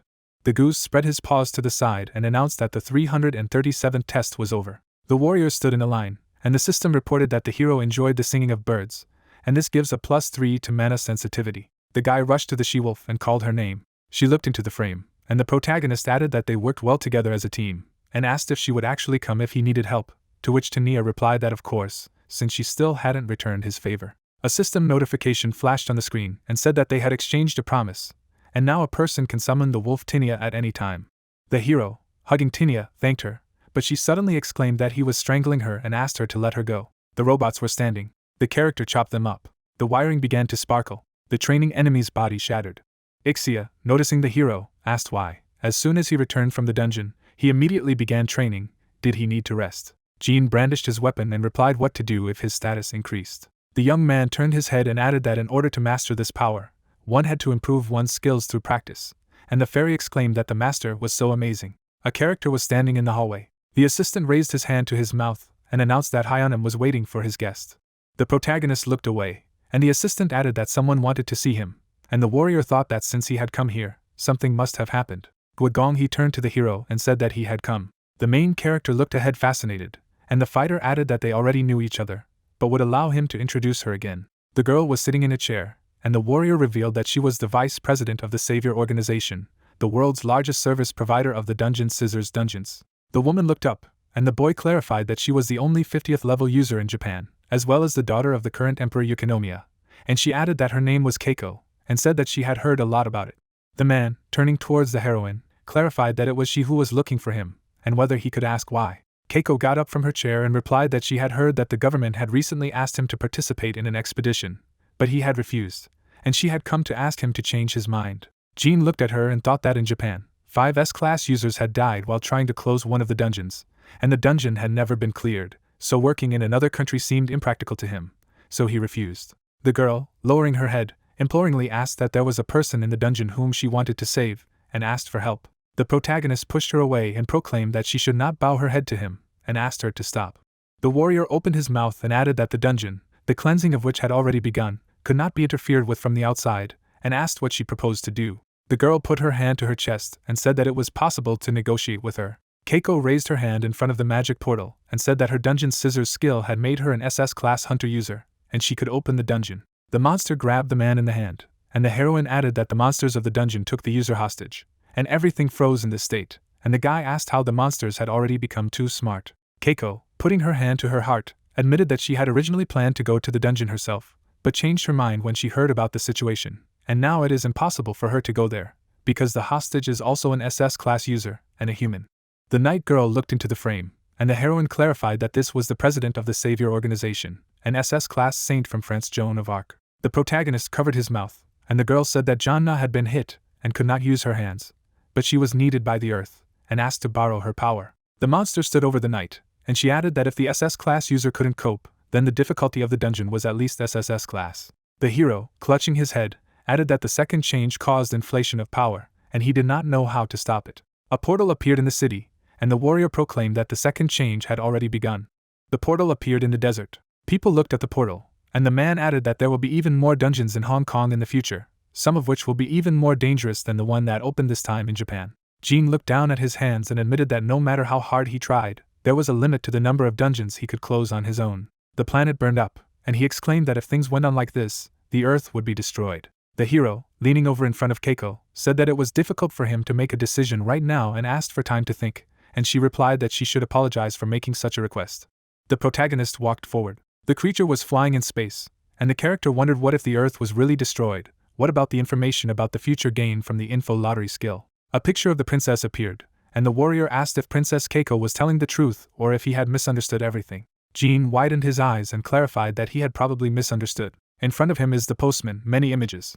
Notification screens appeared in the frame, and the warrior proclaimed that since it was a user skill, he thought that there would be information that directly or indirectly concerned him, such as that 101 coin would fall near his house in 17 days, or that a flood would flood Seoul on October 18, 2032, or that something else would happen on January 17, 2047. The guy looked up and asked what would happen if he just misunderstood her. The Earth was engulfed in fire, and Jean asked if it could be that the Earth would be partially destroyed in the future, except for the areas within his reach. Otherwise, how would he get information from the destroyed territories? The character opened his mouth wide. He rushed forward. The guy burst into the office. The girl looked at him. She bowed and said that she was glad to see him and was waiting for him. The hero turned to Winry and asked if her arrival meant that she was ready to answer his questions, and Winry added that, of course, as she said last time. The warrior looked into the frame, and the girl proclaimed that he had learned a lot and raised his rank.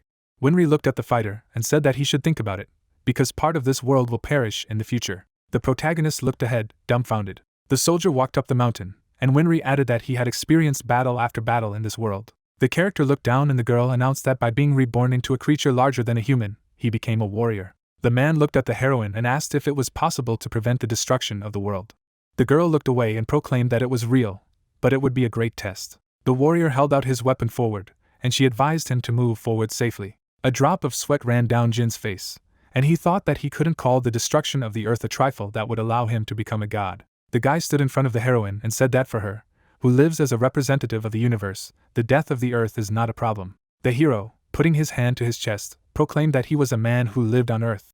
Friends waved their hands into the frame, and he added that here are those whom he loves, with whom he is friends, and those who care about him, and for whom he himself cares. The girl pursed her lips, and the warrior noted that from Winry's point of view, such a relationship, like the Earth in general, meant no more than dust, but it was important to him. The soldier smiled, and he proclaimed that it was wonderful to understand each other without words. Jean put his fist to his chest and stated that this was the essence of communication, and he wanted to prevent the destruction of the world. Winry, looking at the hero, replied that since this was his intention, she would support him in any way she could.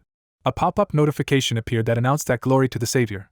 Blessings to those who go forward. They left the path of business and chose the path of asceticism. The character raised his head, and the system added that instead of being afraid to live alone, the person chose to laugh with loved ones, and although the path of the god has become longer, there is no need to despair, because perhaps this path will lead to an even more important place. The hero lowered his head and inhaled that he was lucky, and if Winry hadn't listened to him, he wouldn't have known what to do, and the girl replied that she was ready to do anything possible for him. The creature began to spin the balls, and the heroine said that in the info lottery, he could pull out the information that he needed right now. The guy, seeing the capsule, exclaimed that it was a capsule.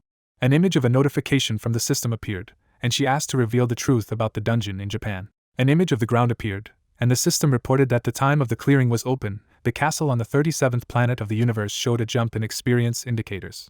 The girl bowed and expressed the hope that the hero's intention would come true. The man gritted his teeth and proclaimed that it was a revelation from him. Leader 1, standing in a hair mask, relayed that God had reported that the divergence had begun, and although the divergence had already happened a couple of times, it was new. The Dark Leader stood in front of the sectarians and said that this time they were losing the future, and the warriors asked what to do then. The character threw up his hands and added that he announced that although the divergence had begun, it was even good for them. The soldiers stood in a crowd, and the sectarian conveyed that God had proclaimed that from now on the entire universe would help them. They just needed to continue to carry out their missions, as always. People looked around, and the man clarified that the bear and butterfly would go to Japan to test the technology they had been developing for a long time. Mount Fuji. The mountain stood blue under the sky, and the warrior added that if the testing was successful, the destruction of the Earth would accelerate. A portal appeared in the air, and the girl said that it was here. Keiko, looking at the hero, added that she was grateful for the help, and when it was over, she would definitely repay both at the state level and personally. And the guy thought that especially since he was in a position where he simply had to go through this dungeon. The three warriors stood side by side, and the heroine announced that three of them would enter the dungeon. They would be Mr. Jong, Mr. Jean, and herself. The hero, using the skill in his eyes, explained that this dungeon was too difficult, so his skill was limited to 3 people. The system opened the windows near the portal and reported that the difficulty was SSS-Class, less than 10 people, the Destruction Class, the appearance of monsters from the 7th Legion of the Demon Army, the captain of the 7th Legion Abyss Lazier, as well as a hidden boss. Another notification appeared, and the system added that the difficulty of the dungeon had increased due to interference, as 2 or more dungeons had been merged. The protagonist looked ahead and proclaimed that he had never seen an SSS-Class dungeon or an Annihilation class, and just looking at it would make his head spin. The girl folded her hands, and the guy said that the option of completely clearing the dungeon was the worst, and they should help the saint escape from there, because she was the Messiah who would save the earth. The character with red hair raised his hand and clarified that he had just proclaimed that due to the difficulty, a maximum of 3 people could enter inside. Isn't escaping from the dungeon the same? The girl put her hand to her chest and replied that if that happened, she would stay in the dungeon, because she was much more important to the earth than he was. The heroine, heading for the entrance, said that then they would enter. The girl held out her hand. She disappeared into the portal, and the hero exclaimed that the dungeon had become even more difficult, and if this continued, then no one would be able to enter at all, and something had to be done. The character approached the portal and proclaimed that they just needed to widen the rift. The guy raised his hand and said that it seemed that since the process had already been launched, he just needed to add strength. The man, looking at the glow, exclaimed. The girl looked ahead.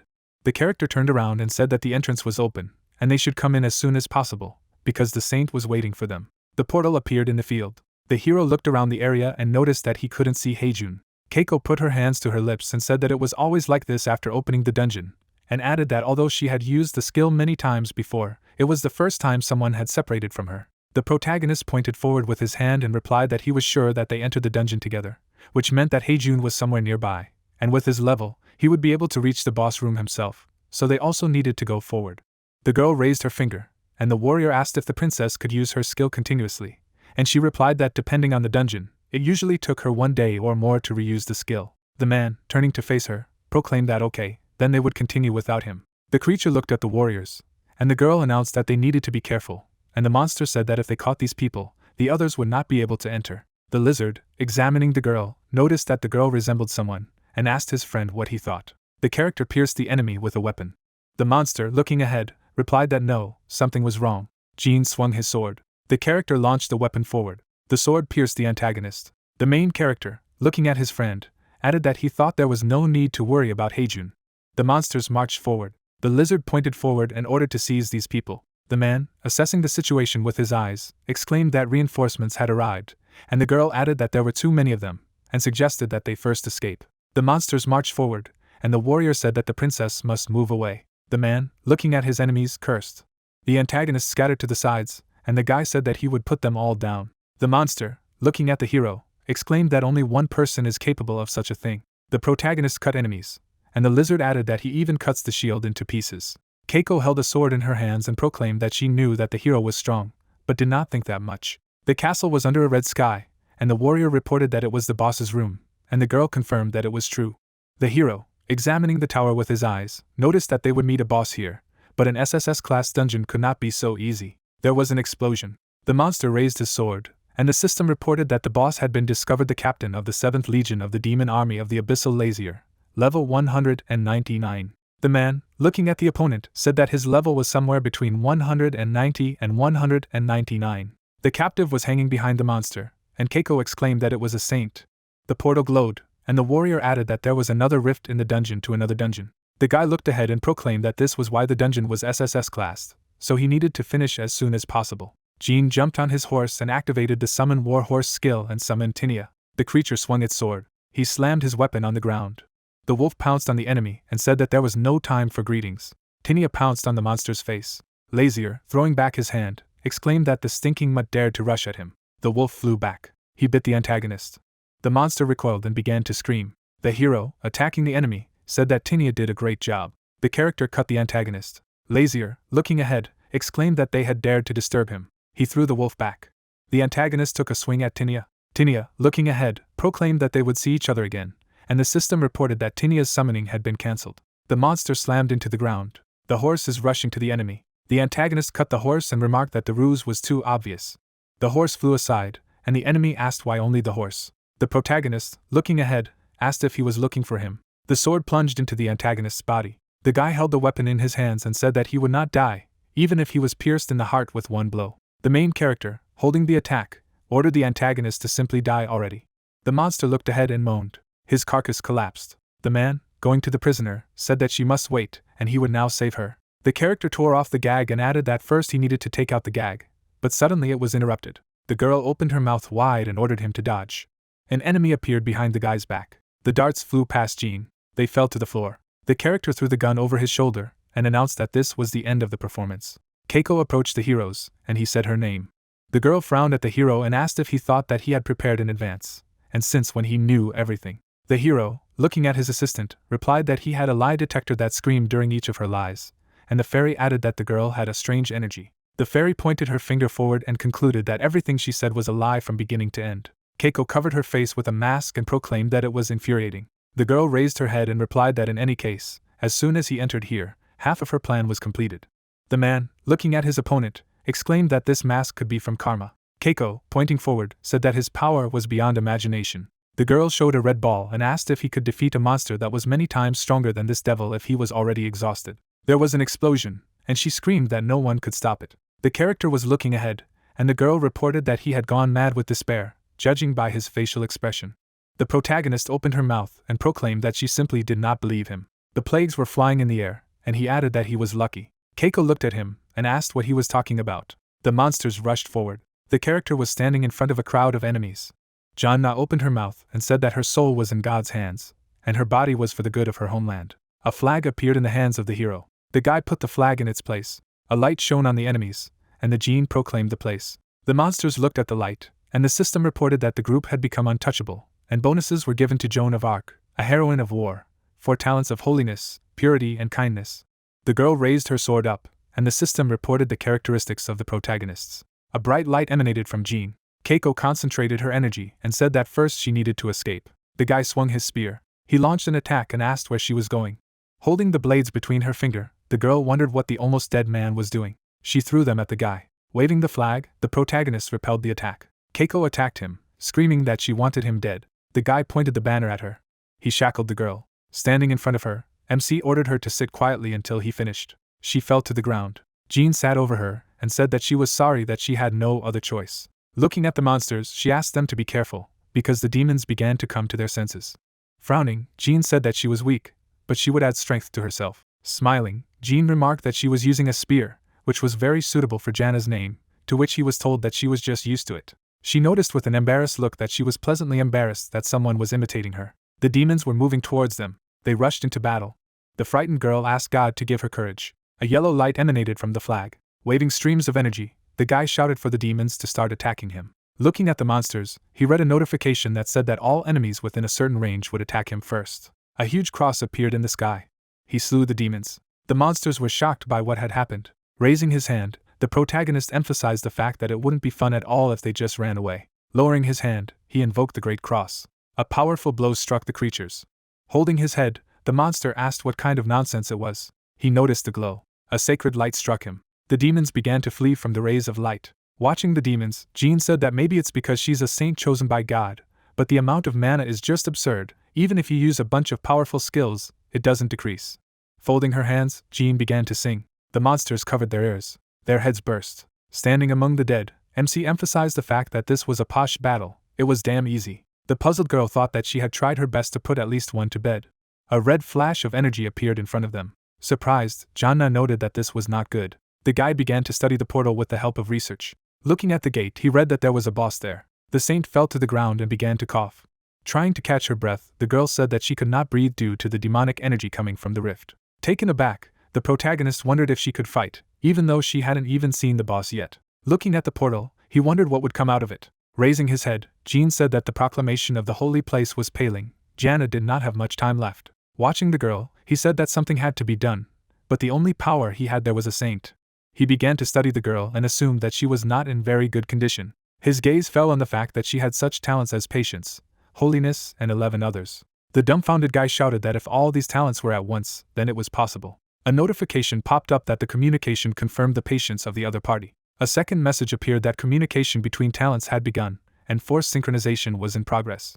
Light came from the eyes of the guys. Looking at Janna, MC wondered why light was emanating from the saint's body. The dumbfounded girl stared at the sky. Jean was shocked. Energy began to emanate from her body again. Holding his head, the guy cried out that without a necklace of stabilization, the body might not be able to withstand it.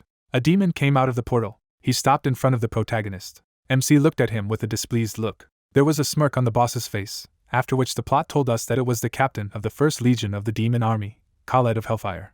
The barrier surrounded Jean. Directing the mana from his hands to her, the guy noticed that he was lucky, because thanks to the patience of the 3rd level, the body withstood. Watching the saint, he emphasized the fact that this meant that he could calmly and painlessly obtain a 3rd level talent. Glancing at the demon, Jean added that the only question was whether he could live to see that moment. Blood ran down Khaled's fingers as he said that seeking space and connecting with others was an unprecedented skill.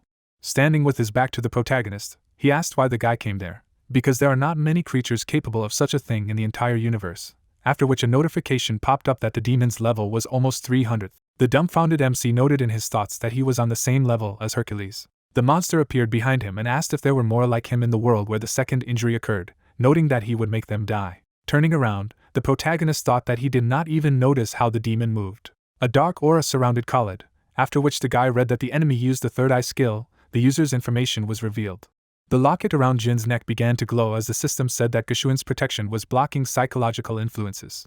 The demon began to shout with a satisfied look that this was interesting. The puzzled guy wondered if he should attack now that he let his guard down. Khaled pointed his finger at him and asked if Jin was the protector of this world. The surprised protagonist asked again. With a wink at him, the demon said that it was very good, then he had a proposal for him. Keiko began to scream that she would not forgive him. With a furious look, she wondered how he dared to humiliate her like that. Her necklace exuded streams of energy. An aura from the necklace surrounded the monster. Standing behind him, she screamed that she was ordering the protagonist to be killed. Khaled drew his blade. Taken aback, MC clarified if she had the skill to control monsters. The girl with a mad look cried out that she wished him dead. The demon directed streams of flame at her. Her mask was cut. Looking at her, the monster clarified why she was so noisy. Energy emanated from his eyes. Flames surrounded Keiko. She began to scream in pain. Lowering his blade, the demon continued to watch her. The dumbfounded guy watched what was happening. A feather and a scroll appeared in front of the monster, after which he noted that the protagonist had proven his abilities, so he had a proposal for him. On the projection, there was a question about what Jean thought about becoming the captain of the 7th Legion of the Demon Army. A message popped up that if he agreed, he would receive a new title, and the history of the land would be changed.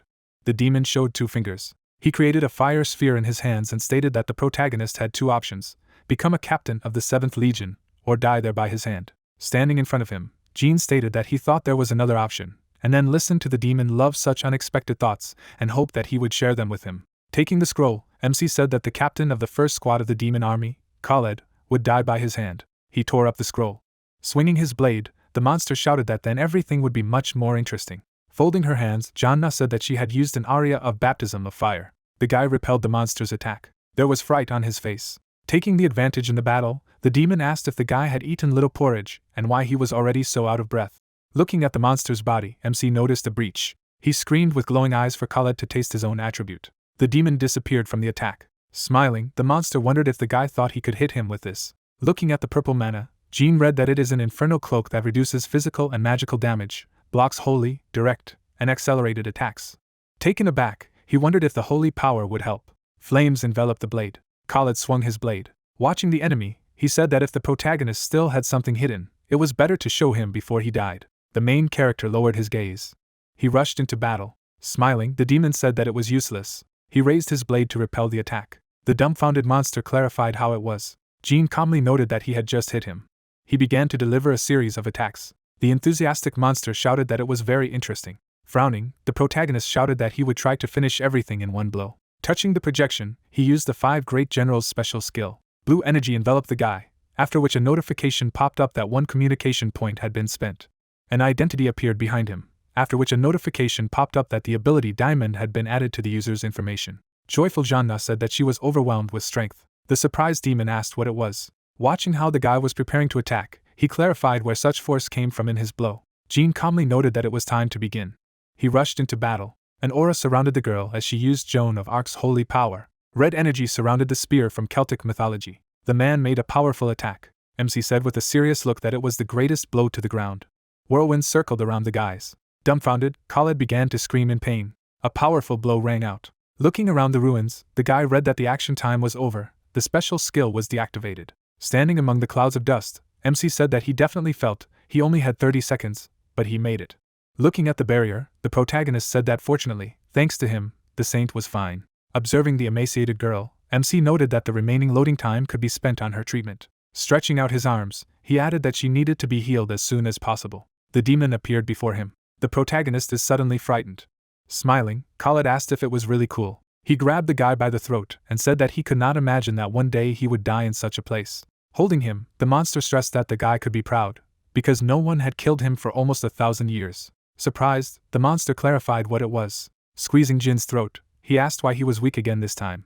Squinting, MC noted that this was the worst-case scenario. Watching him, Khaled emphasized that he was very strange. His strength was like a balloon, inflating and deflating. The holy fire flew into them. Mana struck the demon in the back. Holding the sword in front of him, he wondered what it was.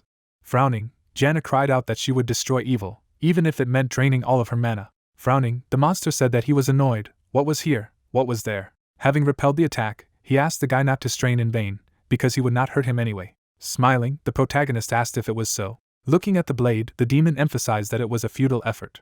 The cloak was destroyed. Dumbfounded, Khaled shouted that the fool had set his sights on the inferno cloak from the beginning. The holy fire surrounded the children. Restraining Jean, the demon shouted that they were fools. He noted with an angry look that there was still no end to their mosquito bites. Watching the opponent, the guy added that if he wanted to break it, he had to do it while he had the strength. A joyful MC noticed that the monster lost, because today luck is on his side. The surprised monster asked again. A wheel of luck appeared in front of the protagonist. His gaze fell on the fact that the arrow pointed to the proclamation of a holy place. The light energy began to spread. Frowning, the girl endowed the cross with mana. An aura surrounded her. The frightened demon screamed in pain. He turned his attention to the man. Examining his face, he asked what his name was. Standing in front of him, Jean introduced himself. Pointing his finger at him, Khaled replied that he would remember, and then asked the protagonist not to dare to die until they met again. The guy cut it in half. There was energy floating around him, after which many messages popped out that the level had been raised. The girl stood over him and asked if the master was all right. Squinting, he asked if it was a saint. Zhong exclaimed with a joyful look that Jean had come to his senses. The protagonist's face was disgusted. Standing up, he thanked his friend for taking care of him, to which he was told that he shouldn't say that, because Zhong was so offended that he couldn't help him anymore. Looking away, he added that the guy had done all the hard work while he was just wandering around the dungeon and would never have thought that she would turn out to be a traitor. Keiko's angry face appeared in his mind. Looking out the window, the protagonist clarified that they were talking about it in Japan, after which he listened to the fact that there was a big commotion, since the only SS-Class user in the country had died, moreover, with such a status. Passers-by looked dumbfounded at the girl. While Zhong said that her real identity was kept secret, the public was told that she had fallen in battle with the monster, but some radical groups insisted on a conspiracy theory. Allegedly, they wanted to monopolize the reward for the dungeon. The guy imagined a rally. The saint came to the disgruntled people, and Zhong emphasized the fact that everything calmed down as she swore on her honor that it wasn't. Stretching out his hand, he added that in fact, the saint's condition was much worse than his. She must have been brutally tortured while she was being held hostage, but doctors say that her shattered body suddenly fully recovered. Looking away, Jean asked. The girl was surrounded by energy, after which the guy said that the strangest thing was that the saint, having gone through such difficulties, began to feel even stronger. As he was leaving, Zhong announced that he was leaving and asked him to rest. The protagonist waved after him. Ixia appeared next to him. Imagining the guy, she said that she did not feel a lie in his words. Sighing, MC noted that he was lucky to be worried that Zhong was able to be on the same side as Princess Keiko. The excited fairy flew in front of him and said that this time the fight was really dangerous. The protagonist remembered how he defeated the monster and replied that he was careless and almost died. From now on he will not be sure of the death of the enemy until the notification of the level increase appears. Looking at the screen, he added that he could not imagine that it was possible to increase the talents of other people through communication. He imagined warriors and wondered if it was possible to use it and strengthen others. Touching her face, Ixia added that the saint was able to endure patience thanks to her talent, and then wondered if others would be able to cope with such a destructive effect on the body. MC was shocked by what he heard. Holding his head, the guy loudly asked if he could use the study normally, not to mention amplification. Winry was in front of him and assumed that she could help with this. With a smile on her face, she noticed that he had done a great job this time. A notification popped up that an on-off feature has been added to sync talents via communication. Remembering the image of the demon, Jean revealed that Khaled's rank from Hellfire was higher than anyone he had previously met. The universe and she were watching, as such a character was never supposed to appear on the current Earth. MC with an interested look emphasized the fact that the demon was incredibly strong, but he thought that the tribe leader was stronger. Winry imagined the monster and reported that the Khaled he had met was not in his main body, but in an alternate body, and since a high-ranking being had forcibly entered a lower-rank universe, he had received a penalty that reduced his abilities. Frowning, the main character asked if it was an alternate body. With his arms crossed, he asked if such a being had penetrated the earth and if the universe cared so much about balance, to which he was told that, as she had said, this situation was an exception. Lowering his gaze, the protagonist stated that he could not understand why exactly he had to deal with such exceptions, after which the girl emphasized that it was because he was influenced by the forces of the universe. Holding out her hand, Winry said that since he had averted a crisis, he should receive a reward. A message popped up that the experience point lock had been removed from the ground. The guy's body began to tremble. Turning around, he listened to the fact that after his victory over Khaled, the universe had been thrown into confusion for a moment. It had been decided that the earth had become strong enough to withstand the third erosion. Now the entire area of Mount Fuji was connected to other dimensions. A dark sphere surrounded the mountain. Many rifts appeared on the mountain. Stunned, Jean clarified whether this meant that he did not save the earth, but launched an even bigger problem. Standing in front of the window, the girl noted that this confusion of the universe is temporary, so she will soon realize that erosion is still beyond the strength of the earth. Touching the glass, she stressed that she had therefore added this black curtain as a measure to maintain balance. She imagined a dark barrier and said that monsters would not be able to cross it, but users from the ground would be able to enter it. The ogres looked at the butterflies while Winry said that the monsters that would appear there would be weak and undeveloped at the beginning. The guy was shocked by what he heard. He imagined that he had imprisoned the goblins and noted that this rift could be thought of as a training ground where monsters were constantly spawning. Holding the orb in her hand, the girl emphasized the fact that Jean is the owner of this place. Taking the ball from her, the guy asked what it was. While studying the orb, the protagonist listened that it was a master key to control the training ground. If you poured mana into it, you could do anything from disabling the curtain to completely blocking the rift. Joyful Jean thought that this was an incredible level of reward. He imagined guys coming to him with money and asking how much he wanted them to hunt for a while, after which the protagonist came to the conclusion that he could manage the hunting grounds, just like in the game. Standing in front of her, Winry listened to the question of whether the barrier would last forever if it was not controlled, and then replied that it would not. If the universe decided that the earth was ready for erosion, the barrier would disappear naturally. Looking at the mountain, the girl said that it could also be removed by a creature with a high level of magic, but there were no such creatures on Earth. Smiling, the guy thanked her, because it would be very useful to him. The man burst into the room shouting that they had problems. The Prime Minister was standing at the table and clarified what had happened. The dumbfounded stranger said that a rift had just appeared on Mount Fuji. The sphere surrounded the mountain. The dumbfounded minister listened to the fact that his interlocutor did not know the reason, but the monsters could not get out of there because of the translucent wall, but nevertheless, this was an emergency. With a dumbfounded look, he asked what they were going to do. Frowning, the man said that it must definitely have something to do with the dungeon that appeared on Mount Fuji last time. It means that the people who cleared it must know something. The Korean user Jean must be brought to him immediately. The protagonist sat in front of the window. The monster tried to break the barrier with a truncheon. The pink energy began to spread. Stunned people shouted that there was a crack in the wall. Holding out his hand, MC said that everything was fine and asked them to take a step back. In his hand was a sphere. Yellow mana struck the orc's chest. Pointing his finger at the slain monster, the guy said that as they could see, after clearing the dungeon, he had the skill to control the barrier. Wiping the sweat from his face, the man said that in the current situation, they could not just leave the monsters alone, after which he wondered if it was possible to let users inside so that they dealt with the monsters. Standing in front of them, Jean replied that only a few, including him, can go inside, and it is also impossible to open additional doors while inside. He thought with a satisfied look that this was a blatant lie. Looking at the monster, the guy noted that he was not going to share this gold mine with others. First he had to have fun there, as the owner, and only then slowly open access as the world eroded. The orc began to growl loudly. Clenching his hand into a fist, the guy asked the guys not to worry, because he takes responsibility for the barrier and will not allow the monsters to come out. Inspecting the dome, the Prime Minister stated that they would spare no support, so Jean must defend Japan. The man got into the car and screamed that everything was so good. Looking at the driver, he asked how it was possible to put the fate of the country in the hands of a foreigner, especially a Korean. Holding the steering wheel, the stranger replied that he completely agreed with him. Shrouded in a red aura, the driver wondered what if there was another way to control the barrier. The man with glowing eyes noted that this was true. Raising his finger, he noted that the territory of the country should be ruled by the people of this country. It would be very strange if Mount Fuji was ruled by a Korean. It should be corrected. The driver put on a mask. Turning around, he asked to be called a bear. After passing through the barrier, the protagonist stressed that he would go on a reconnaissance. Upon stumbling upon the monster, he asked if it was the ogre he had seen before. The monster swung his club while the guy said that thanks to him, the Japanese government was so scared and things went like clockwork. A sword appeared in MC's hands. He cut the monster in half. His corpse fell to the ground. Holding the sword in front of him, the guy said that he had definitely become stronger. With one blow he dealt with an ogre, which even S-Class is difficult to fight. A huge boulder flew into it. The guy cut the shell. Jean held the blade above his head. He was suddenly surprised. The orc stood in front of him. The protagonist appeared behind him and emphasized the fact that he had suffered a lot in the academy because of such creatures. The orc flew to the side. He fell to the ground. Shrouded in aura, the guy said that it was great, because he also raised the level. The goblins came out to him. Looking at the bushes, MC noted that judging by the sounds, monsters were gathering around. Drawing his sword, he emphasized the fact that he had no intention of fleeing. A horde of creatures jumped on him. The corpses lay on the ground. Sitting on the dead man, the guy noticed that this is beauty, experience points and weapons are pouring out of them. He said with a satisfied look that it was such a sweet place that he was afraid it would ruin his teeth. The fairy was eating the corpses while Jean said that he had hunted enough. Now it was time to conduct a normal reconnaissance.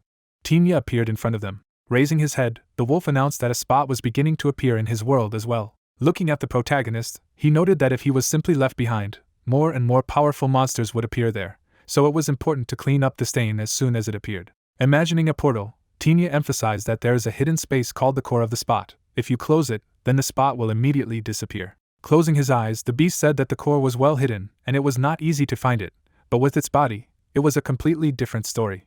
Blue energy enveloped the wolf. He used cloning and created many copies of himself. The embarrassed guy shouted that there were as many as 100 cute dogs there now. Tinya began to growl and ordered them not to touch the clones, as it interfered with the search. The beast began to howl. Wolf ran away and asked Jean to follow him. Goblins came out of the portal. Peeking out from behind a bush, Tinya noted that it was strange. Because he did not see the guard next to the core, the protagonist had to defeat him to close this place. Smiling, the guy said that then they would first focus on finding and killing the monster that would appear first, to which he received the answer that they needed to be careful. A strong monster might well appear. The beast looked at him and noticed that he had a request.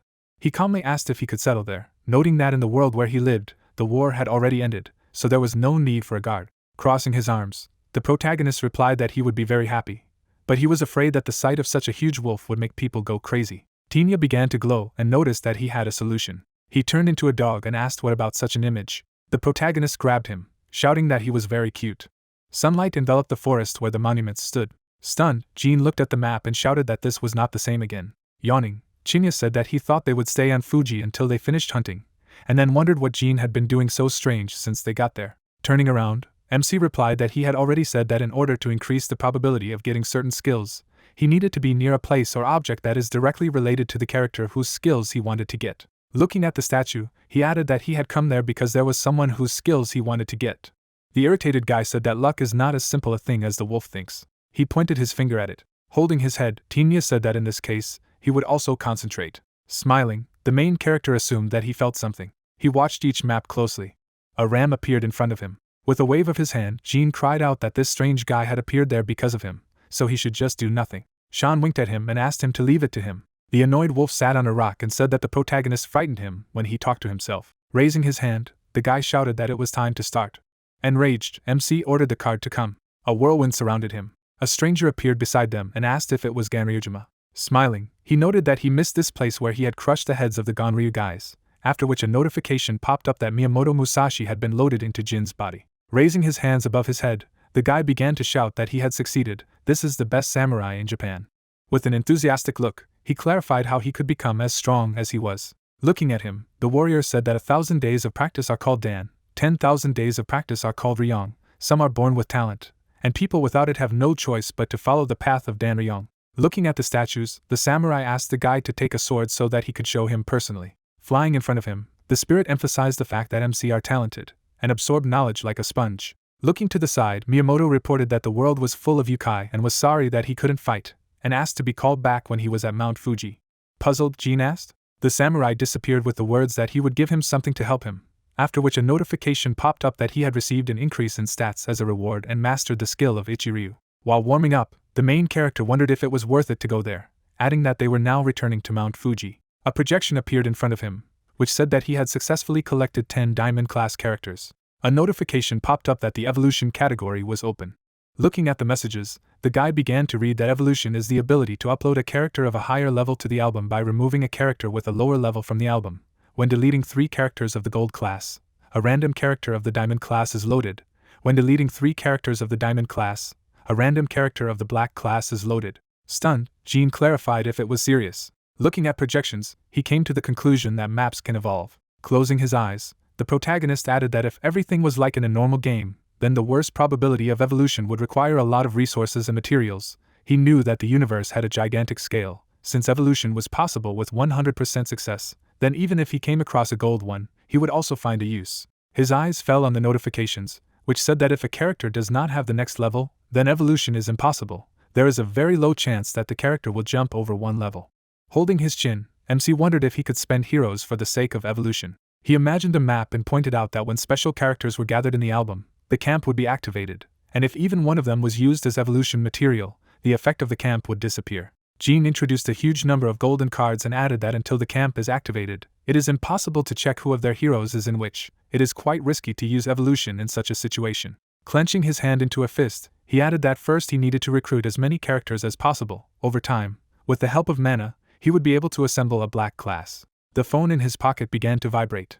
Kong said with a satisfied look that they had arrived in Japan. The joyful protagonist emphasized that they will meet at the place he told him about. Holding the suitcase in front of him, the guy said that the registration of the guild was completed, after which he clarified whether the entrance would be free for them. As Jean made his way through the woods, he heard that there were 4 people registered in the guild, and claimed that he had hired someone to help with the office work. The guys got into the car.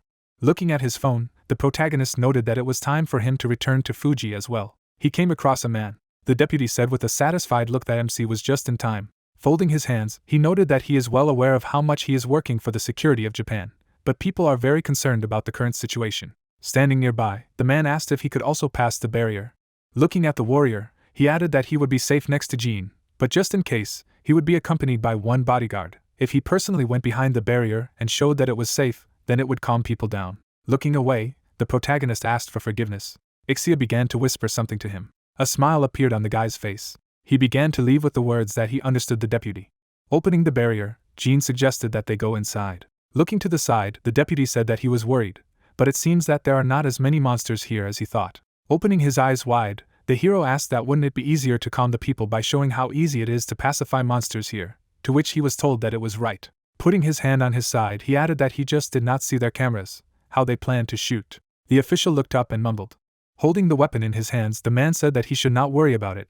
The dungeon camera was recording, to which he replied that it was definitely the dungeon camera. Smiling, the protagonist asked what it was. The man looked surprised to hear that unfortunately, due to the effects of the magnetic field, devices such as the dungeon chamber do not work here. Closing his eyes, the MC said that on the other hand, wouldn't it be enough if Mr. MP just told what he had seen personally, to which he was answered approvingly. Standing in front of him, the people heard that okay, and now he would use the skill to find the monsters, to which they replied approvingly. A pink glow appeared around them, and a notification appeared about the activation of the truth room. Stretching her hand forward, the girl grinned. Looking at the man, she asked that he was at one with karma. Wide-eyed, the official asked what she was talking about. His sword would not flinch if he had to go against karma. Looking down, Jean wondered if he was being used. Stretching his hand forward, the man asked what was the point of this question being asked so suddenly, to which he replied that in truth, the skill he had just used was not related to finding monsters. The person shuddered when he heard that this is a skill that helps determine whether the interlocutor is lying or not. Standing at attention, the hero said that, and for that matter, it was his turn, he also had nothing to do with karma. The bodyguard looked at him in amazement when he heard that if he didn't say anything in 3 seconds, he would subdue him. A pentagram appeared in front of the man's hand. The deputy's eyes lit up red. His gaze was filled with rage. Suddenly he rushed forward shouting. Raising his weapon, the protagonist said that it was the same as with the captain of the team. From this moment, he starts. The guard swung his weapon. MC gritted his teeth tightly and exclaimed. A sharp swing of the axe appeared. Jean deftly deflected the blow. Frowning, he shouted that what a freak, he had targeted him from the beginning. Smiling, the man replied that he didn't care if this pig died or not, but he was a different matter. Sticking out his tongue, he added that if the current deputy died after the princess, contacting him, how many people in Japan would listen to him? Red rays flew out of the man's body. He grabbed his throat and shouted what was why. Pulling out the weapon in front of him, the bodyguard shouted that he had put a self-destruct mark on the body of this pig. The hero froze when he heard that they should die together. Looking ahead, he said that the garbage remained like that until the very end. A message appeared about the research skill. The person was holding his throat. A notification appeared that the tag was recognized. Deactivation was taking place. The guard looked at me in amazement and asked how this was possible. The protagonist struck him sharply. The man gritted his teeth when he heard that they weren't even trying to find a way for humans to survive. Putting the weapon forward, the MC said no. Looking down, he added that it was worth finding their base and destroying it. Jean frowned and said that he would catch all of them. Not a single cockroach would be released. The man looked at him in fright and said that he couldn't do anything to him on his own. This guy was dangerous.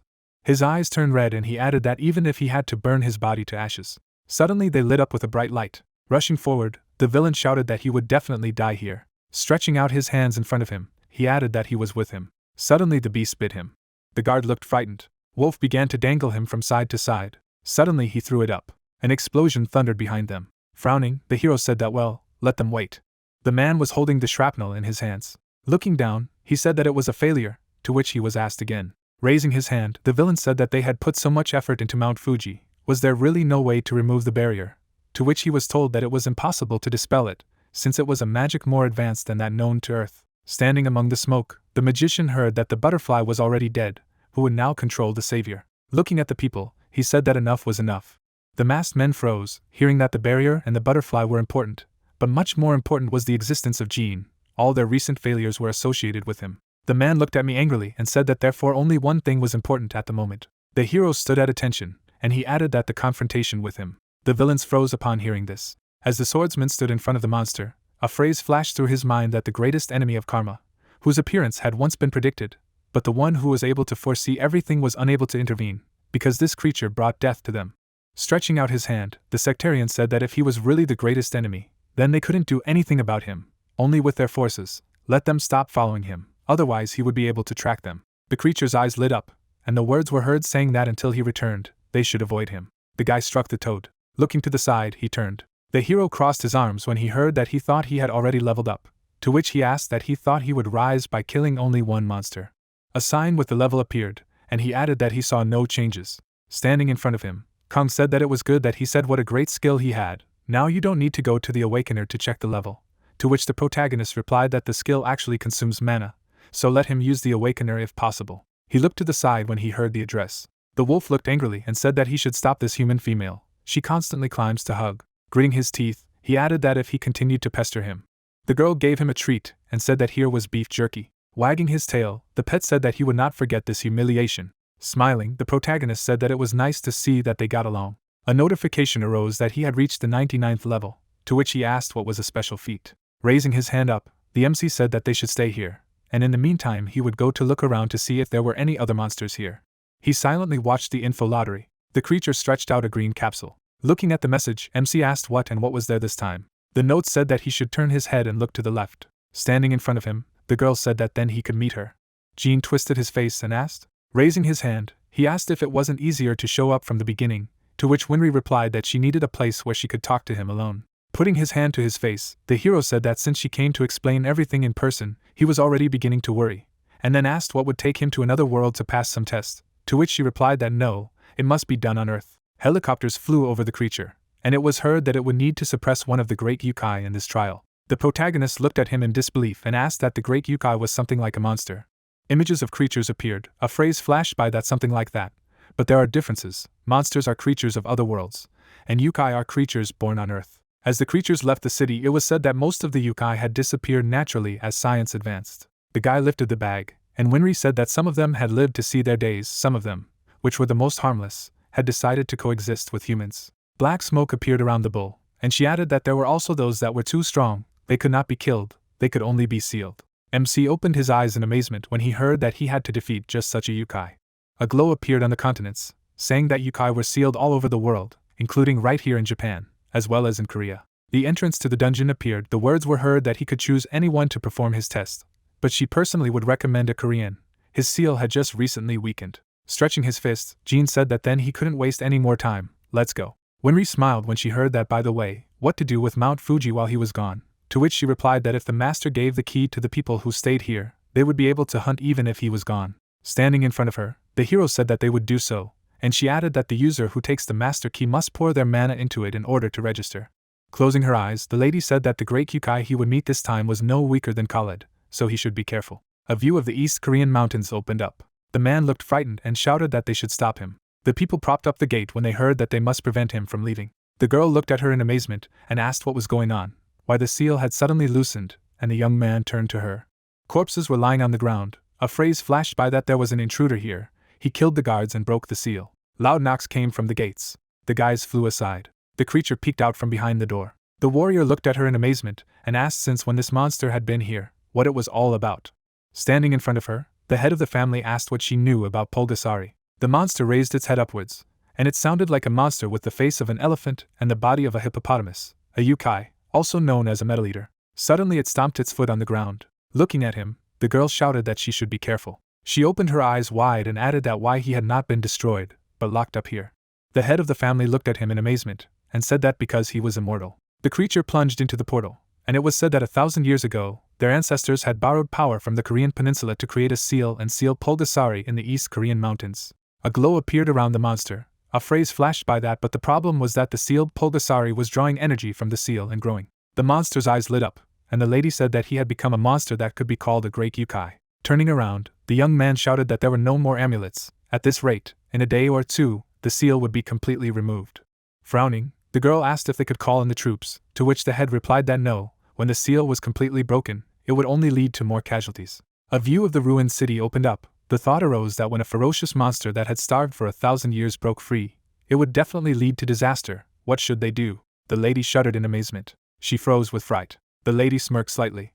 The warrior looked in surprise when she heard that a dear guest had come to the foot of the mountain, to which she asked who she was talking about. Looking away, the head said that someone who would resolve the current situation had come to them, to which she was asked. The hero stood at attention. Smiling, he asked how strong the great yukai was. Looking at the gate, the protagonist said that he understood. He just needed to defeat the great yukai. Standing behind him, the lady said that they did not even know what monster Pulgasari had been reborn into. Holding out the artifact, the MC said that if things went wrong, let him put this amulet around his neck and run. He would seal it for at least 100 years. Smiling, he added that let them rely on him. He would definitely not disappoint them. Suddenly the gates opened.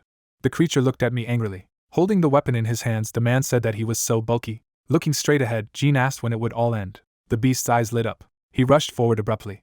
The hero rushed in his direction. Frowning, the guy shouted that he needed to climb on his back, to which he replied approvingly. The protagonist jumped up sharply. He swung his weapon. MC struck the monster.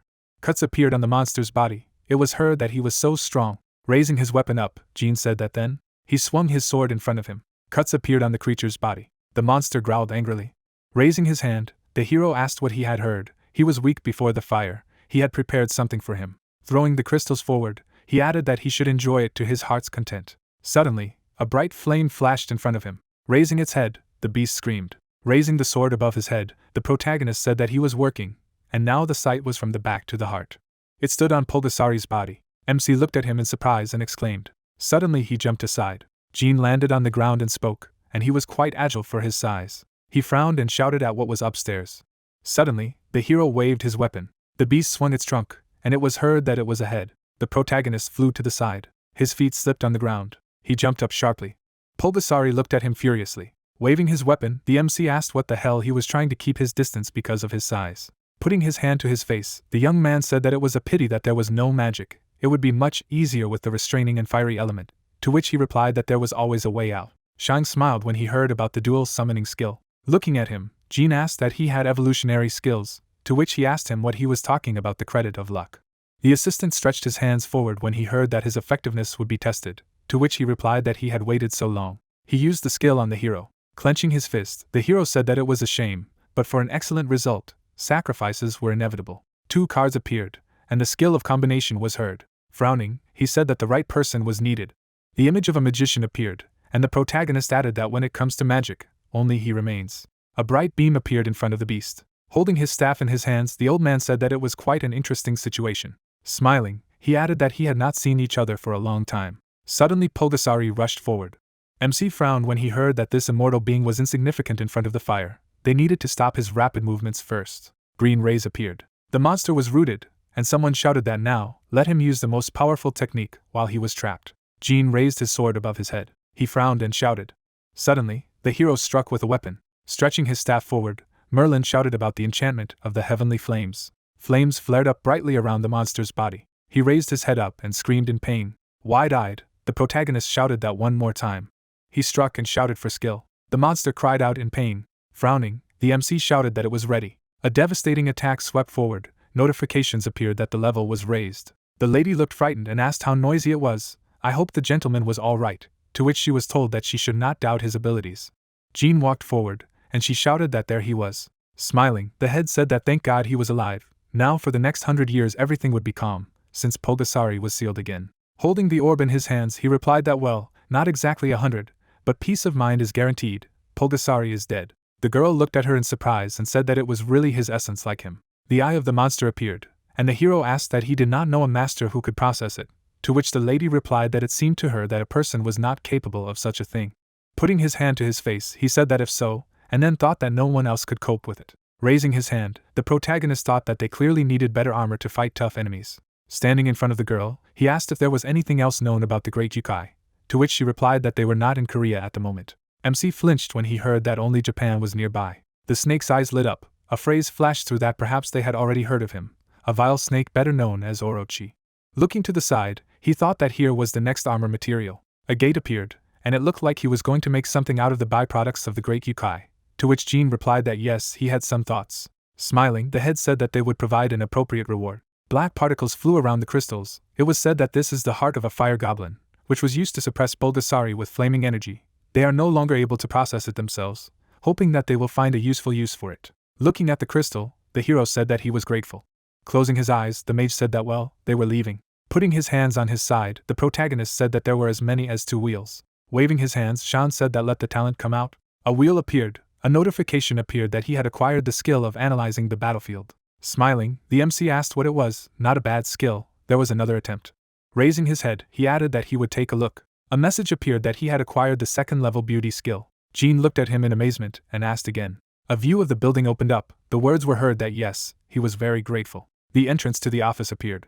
Holding the phone in his hands, the hero said that there is no better place to create things. Smiling broadly, the girl said that she was welcome. She had been waiting for him. She looked to the side after hearing that they had met again, to which she replied that it meant that he had become even stronger. Looking at her, the protagonist heard that she was feeling proud for the first time since she had her own ego, to which he asked again. Winry clapped her hands and said that she had prepared a corresponding reward. Cards flew into the air. A white ticket appeared. Smiling, the MC said that first black, and now white. There was a notification that white draft tickets had been issued. Images of people appeared. A phrase flashed by that with him he would be able to summon creatures called gods. Jean looked up when he heard something else. An extra ticket appeared. Wide-eyed, he asked what and what it was. Stretching her hands forward, Winry replied that these tickets are different from the existing system. If you summon a character with an exclusive rank, you can get a lot of features, although the chances are very low. After all, they are special. Looking at her, the hero asked what was so special about them. They were even called gods. He looked at him in amazement when he heard that since he was so curious. Let him play the lottery and find out.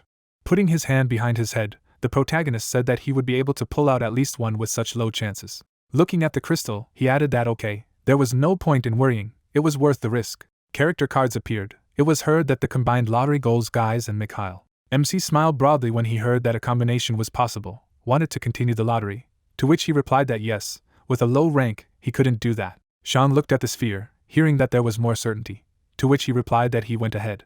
Jean opened his eyes wide and said he would take a look. He fell to his knees and spoke about his status. Looking down, the hero said that there was no need to boast about the last successful lottery. Sitting on the floor, he added that mental anguish disappears, happiness comes in the absence of desires, to which the assistant replied that he should not be frightened. The cards flew up. Smiling, the protagonist asked what to do. He would take everything for granted. Clenching his fists, he shouted that it was great, it worked. Dengue closed his eyes when he heard that he was glad to meet him. How were he doing? MC looked away. Hearing what he was talking about, he was seeing it for the first time. There was a gap between the universes, and he asked that all the characters came from the real universe. After looking at the sphere, the character said that he had an interesting thing. Black particles were flying around the eye, and he added that it was still alive, just weak, and had the properties of a mineral, to which Jean asked what it meant, unprocessable. Smiling broadly, the man said that he should consider himself lucky. It would be more difficult with other dwarves, but he was a gnome of harmony, he could do it. The anvil stood near the stove, and it was heard that he should grab the hammer and get down to business. The hero frowned and exclaimed in surprise. The flaming armor of immortality appeared. Crossing his arms, Dengue said that it was a shame that they did not complete, but at least they gave shape, to which he thought that this was not all her capabilities. Lightning flew behind the dwarves. A phrase flashed by that he should find 2 such materials. He would feel it from his world and come to finish it. Clenching his fist, the protagonist shouted that it was great. Then he went to Japan for Orochi. Suddenly wheels appeared in front of him. They began to spin, to which the MC asked that there are 2 lotteries, is there 2 awards for a white ticket? He frowned when he heard that he could only choose one of the 2 rewards, to which he replied approvingly. There were 2 notifications, to which Jean said that it was a talent and a skill. Stretching his hand forward, Sean asked what about harmony. The word itself fits so beautifully into the entire universe. The fairy looked at him angrily and shouted that no, this time let him choose to ignore compatibility. He couldn't blindly choose a talent just because he didn't know how to use a skill. to which he replied that she was talking to him. Everything was for his good. Clicking on the message, the hero said that well, ignoring compatibility. Falling to the floor, the assistant spoke of his talent, to which he asked that he did not find it a little selfish. A view of Mount Fuji opened up. The protagonist smiled when he heard that the armor was excellent. It was not for nothing that he went to Korea, to which he replied that he was glad to hear. The guy closed his eyes when he heard the question that their skills had also improved, to which he replied that he was still far from him. Looking at him, the MC heard that his strength was bulging out of him when he was around, to which he replied that it was because of his talent. A notification appeared that the stable work of the talent of the third-level leadership was completed, to which he replied that it was finally done. Sean began to cry, asking that he would no longer be needed in battle. Suddenly, the monster jumped up. Frowning, the girl shouted that she should take care of herself. Suddenly, there were 2 reports that a different guide was currently being applied, communication overshadowing the effect of talent. Wide-eyed, Jean said that she had blocked it. The girl struck a blow to the creature, and there was a notification that the abilities of the allies were increasing. She looked at me in surprise and asked what it was. Looking at the assistant, the hero said that he would be glad to continue cooperation, to which Sean replied that when it would be. Holding the weapon in his hands, he added that they had done a great job for today. He would look around here for a moment, so let them go, to which the young man replied that it was good, let him take care of himself. The protagonist, looking at the pet, said that he should do a favor. Standing in front of him, he asked if he could find a creature that emitted energy similar to that of this armor. Purple particles flew in the air. A phrase flashed by that he definitely felt something, a creature somewhere out there. Rushing forward, Tinya said that he should follow him. A view of the entrance to the cave opened. Stopping, the wolf said that he was here. A purple glow flew around the bowl. Frowning, the MC said that it was impossible to breathe. What kind of poison? Standing next to him, the pet replied that given how many signs of damage there were, he wouldn't be surprised if the seal broke at any moment. Swinging his spear, he said that it would be better to let the one who could stop it go ahead if the seal broke, to which the wolf asked what kind of smug face it was. The spear rushed forward. Cracks appeared on the bowl. A hole in the vessel appeared. Suddenly, the eye of a monster appeared from it. The thought arose that it was finally. Jean caught the spear and said that he didn't understand. An earthquake. Pink particles appeared in the air. The hero looked in amazement when he heard that the cave was about to collapse. They came out. The wreckage began to fly up. They ran out of the cave. Gray smoke suddenly appeared from the mountain. A huge serpent began to crawl out. Looking at him, the protagonist said that he was crazy. He turned out to be much bigger. The monster's eyes lit up and he shouted that the seal had finally been removed. He opened his mouth wide and added that damn them, lock him in this narrow jar for 1,000 years. A view of the city opened up. A phrase flashed by that they would not see mercy. He would destroy everyone. He would kill every insect, leaving not even a bone after them. The serpent froze in bewilderment when he heard that anyone could do that, judging by his words. Holding out a spear in front of him, the MC said that he would not be able to crawl away from here. Looking at him, Orochi said that who he sees, he is the culprit of all the events. He needs something from him, since he broke his seal. Let him speak. Jean looked up, listening to the fact that money or maybe land. The monster's eyes lit up red and he said that he should swear that he would serve him and break the barrier, then the whole world would be at his feet. Standing in front of him, the hero replied that he did not need all this. It would be better if he was. Frowning, he asked what his Neden was. Orochi exclaimed in amazement when he heard that if not him, then bones or scales, poison glands would also do. The creature rushed forward, shouting that it was an arrogant human. A purple glow appeared around him. The monster opened its mouth wide. The protagonist swung his weapon sharply. The serpent rushed in his direction. MC jumped up. He looked angrily and exclaimed. Swinging his spear, Jean shouted about the Moon River Sword technique. Looking at him, Orochi asked that as a human being could have such skills, he was definitely human. Standing in front of him, the hero asked why his 8 heads had not yet been caught. Pulling out his weapon in front of him, he added that there was a difference between the two.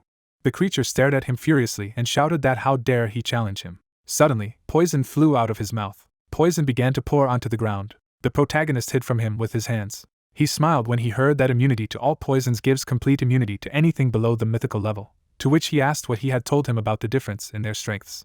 The monster's head trembled, and he exclaimed. Stamping his foot, the MC said that it was too early to be surprised. The chains wrapped around Orochi, to which he asked what they were. Looking ahead, Jean asked what he thought. He just lured him here. This is the best trap for him made with Jung's technology. Clenching the chains between his teeth, the serpent shouted that these chains were complete nonsense. Suddenly, the hero swung his weapon at him. He slashed the blade to the head. A notification appeared that the Dragon Slayer sword technique was detecting the opponent's weak dragon blood. The protagonist gritted his teeth upon hearing that all abilities were doubled, to which he shouted that he was super. Rushing over the serpent's body, he added that it was right in the heart. Frowning, the MC shouted loudly. Looking ahead, Orochi shouted that it must be dangerous. He began to wag his tails and shouted for separation. The monster looked away. Jean swung his sword above his head. He struck several blows with his blade. Gritting his teeth tightly, the hero shouted that he was getting stronger. Could it be that his sealed power was returning? Sean frowned when he heard that he needed to finish him off quickly. Cards were flying in the air, and the skill of drawing fate was heard. Holding the fan in his hands, the man asked if the monster from the mythical era had been resurrected. Smirking, he added that he could handle it. It was the duty of the spellcasters. The creature looked furiously and shouted that yes, he would tear it apart. The monster rushed in his direction. Orochi looked at the roots in surprise. The trees looked at him as they heard how dare they stand in his way. The monster threw them up and shouted that they should get out of here. Poison flew out of the monster's mouth. He flew right through the trees. Smiling, the hero said that there were so many trees around. Grabbing the trees in his jaw, the monster shouted that he should not be. The protagonist stretched out his hand when he heard that the preparation was complete, to which he replied that it was great, they would see what he was capable of. Fire spheres began to fall on the monster. It began to burn with a bright flame. The serpent looked furiously and shouted that they were freaks, he would not die from this. Standing behind the hero, Saimai said that it was a pity that they did not have talismans now, they could hold him for a while, but they needed to find another way to attack. Looking at the black business card, the MC asked that he could take advantage of it. He looked away when he heard that he should come here, to which he asked. Jean looked at the glow when he heard what was here. He smiled when he heard that he thought it was time to continue, to which he replied approvingly. The hero stretched the fan to the side. Bright particles appeared in the air, to which the monster asked that he wanted to escape. He stuck out his tongue and added that yes, he would never succeed. A glow appeared on the icon. A notification appeared that the blessing is activated. It prevents the search skill. The protagonist rushed forward, to which the creature shouted that he should show himself. He looked into the cave when he heard that it was here. A statue appeared, and an unknown person said that perhaps they had already guessed. Her name was Susano. MC looked at him in amazement and said that he didn't know, and the fairy added that it was true. Suddenly, the statue split in two. A blue glow appeared around the weapon. A phrase flashed by that to seal Orochi with this sword for her. Closing his eyes, Saimai said that it was surprising that if the divine sword and the skills of the caster were combined, it would be possible to seal it away again forever. Looking at the weapon, Jean said no. Smiling broadly, he added that this sword could be used for a better purpose. Raising his heads up, the serpent shouted that let the little man appear. The wolf gritted his teeth and asked what he was doing. Soon there would be no living place here, he would have to stall for time. Holding the weapon in his hands, the hero turned. Looking at him, the creature said that he did not run away. After all, he had a lot of courage, but he barely came here on his own. Putting his hand to his chest, the spellcaster asked that he planned to destroy him with this sword. It was too dangerous. Raising his sword in front of him, the protagonist said that if the catalyst was perfect, it was almost like a ticket. Cards flew around the monster's head, and there was a double call to pull out fate. With wide eyes, the monster mumbled. The man crossed his arms and said that how absurd situations happen in life. Orochi rushed forward, shouting that this is a disgusting bastard. MC waved his fan sharply. Particles were flying around the creature. Wide-eyed, the caster shouted for a grip. The serpent suddenly froze and shouted that he was a freak. Holding the sword in his hands, Jean said that now he would not split up and run away. Looking ahead, the monster heard that he was about to relieve him of his resentment. Suddenly, the hero struck directly at his head. He gritted his teeth and asked again. Looking at him, the monster shouted that he thought he had been inactive for 1,000 years. His power no longer worked against him. His body had long since become resistant to it. The creature looked at him maliciously and said that it would be better if he used the yin-yang technique. The resulting god power would turn into poison. Raising his eyebrows, Susano said that the situation had reached an impasse. Standing in front of him, the protagonist asked what he trusted him, to which he replied approvingly. Smiling broadly, he said that if so, then let him give him his power, he would definitely hit the bullseye. Stretching his hand forward, the man replied that let him hold it. The serpent rushed forward, shouting that he didn't even know how to answer, although it was still useless. Approaching the hero, he added that he should die. MC furrowed his brows. Suddenly the monster froze in bewilderment. Waving his weapon, Jean spoke about the skill of ignoring compatibility. The creature's heads fell to the ground, and a notification appeared that it completely nullifies the enemy's resistance skills. Lying on the ground, Orochi said that it was impossible like him. The monster collapsed to the ground and asked that as a mere little man, there were reports that the level had been raised. Standing on the helicopter, the correspondent said that it was sensational news. People exclaimed with joy when they heard the news that the giant monster that caused earthquakes in the vicinity of Mount Fuji and terrified all of Japan by its mere appearance had been defeated by Jean from the Republic of Korea. Standing in the street, residents listened to citizens taking to the streets, applauding and shouting his name. The hero looked up when he heard that for those watching the broadcast, they had witnessed the birth of the world's first SSS-Class hunter. Holding the microphone in his hands, the man asked that he had become an SSS-Class hunter, what his feelings were, and the other added that it was true that he had received an offer of asylum from the Japanese government. The protagonist began to leave when he heard that he should say just one word. Frowning, he shouted that they should leave, begging them, they were also busy exterminating the remaining monsters on Mount Fuji. Standing in front of him, the correspondent asked what it meant that he was faithful to his duty, regardless of his location. Smiling broadly, the girl said that he was now a world celebrity. Putting his hands on his side, the MC said that well, for today the hunt is over, it's time to go back to Korea, to which the guy replied that already, and it was so much fun. He put his hand to his temple when he heard that their level-up rate was not the same as before, he still had a job in Korea, to which he replied that they understood him, they would try harder. Waving his hand, Jean said that they were in charge of hunting, and he would scout the surroundings, to which he was told that it was good, they were waiting for him. A view of the hill opened up. Looking ahead, the hero said that he didn't even have time to look around properly, to which Ixia said that she felt the energy that was left here. A chest appeared against the wall, and it was heard that he should take a look. The protagonist opened the box. Looking at the objects, he said that it was the same. MC took the book in his hands. A notification appeared confirming that he had a first-class skill. There were reports that he had acquired the skill of 5 rings. Attacks could be given the properties of water, wind, earth, and fire. As his skill increased, he would be able to grant a hidden distinguishing trait. Lowering his head, he asked why Miyamoto asked to be called when he went to Mount Fuji. Anyway, it was good that he understood how important attribute damage was. Turning around, Jean said that well, it's time to go to Korea. Waving her arms, the fairy shouted that it was all because of Orochi, it hadn't been digested yet. Wiping tears from his eyes, the hero said that it was funny, when he returned, he should not forget about one important business. Objects appeared, and he added that since they had collected the necessary materials. Lowering his gaze, the protagonist said that it was time to seriously start strengthening the items. The artifacts were on paper. Putting his hand to his face, he said that so, Orochi's pupils and fangs are on a mythical level, it's because of the poison glands. Raising her hand, Ixia asked that the tail was not so mythical, was there any benefit in it, she would eat it, let him just give it to her. Holding the tail in his hands, the MC replied that what nonsense, the real treasure is the tail. After making an incision with a knife, he added that according to Japanese mythology, there was a treasure hidden in its tail. Jin's eyes widened and exclaimed. Flames appeared around the weapon. Holding it in his hands, he said that he already had a king of weapons. Did he need this thing? A sword capable of killing even a god. The hero looked sharply to the side. Standing in front of the lightning, he shouted that it was a dungeon. A portal appeared. A notification appeared that this was a dungeon of dwarven treasures. Walking forward, the protagonist said that the road does not change at all. Smiling, he added that he had barely made it out of the impasse that time. MC paused in front of the dark passage and said that it was strange that he hadn't noticed this radiating energy earlier. Putting his hand on the wall, he added that it was so huge. Swinging his fist, Jean asked if he would destroy it. Suddenly a door appeared in front of him, and someone shouted that he should stop.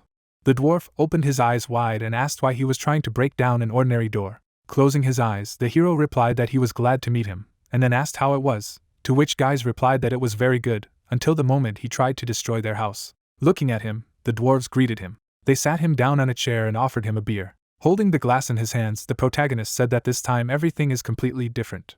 Smiling, the blacksmith replied that well, they found him, now let him turn out the pockets with materials. Raising his hand, he replied approvingly. Sitting at the table, the dwarves talked about how they were about 5,000 years old, that this sword contained divine power.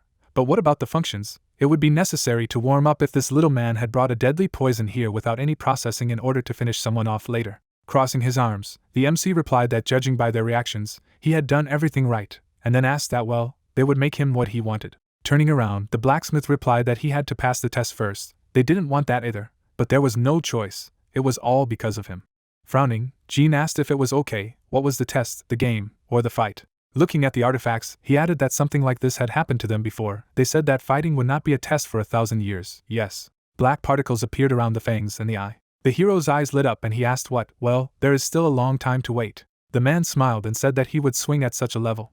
Stretching out his hand to the side, the blacksmith asked that he had forgotten about the defeat. They had trained a lot to take revenge. Pointing back, he added that behind him, this test is also a game. The joysticks were lying on the game console. Looking at the gnome, the hero thought that they had indeed improved their skills. He took the controller in his hands and added that if so.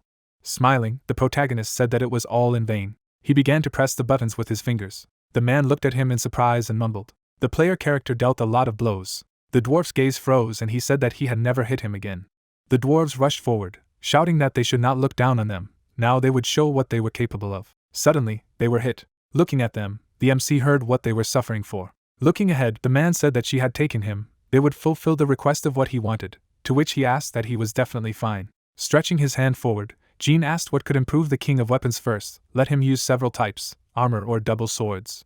Holding the artifact in his hands, the blacksmith said that since he had climbed up, he thought he could handle this level of tension, but not all the materials would be needed to improve the king of weapons. Looking at the armor, the hero said that he should use this thing. A way out of the forge appeared, a phrase flashed by that a high-quality thing. It was immediately obvious. It was easy to improve. Everyone went to the workshop. They would finish as soon as possible. Frowning, Denge asked what it was. It couldn't be. Standing behind him, the protagonist asked what the problem was, to which he replied that it wasn't really a problem.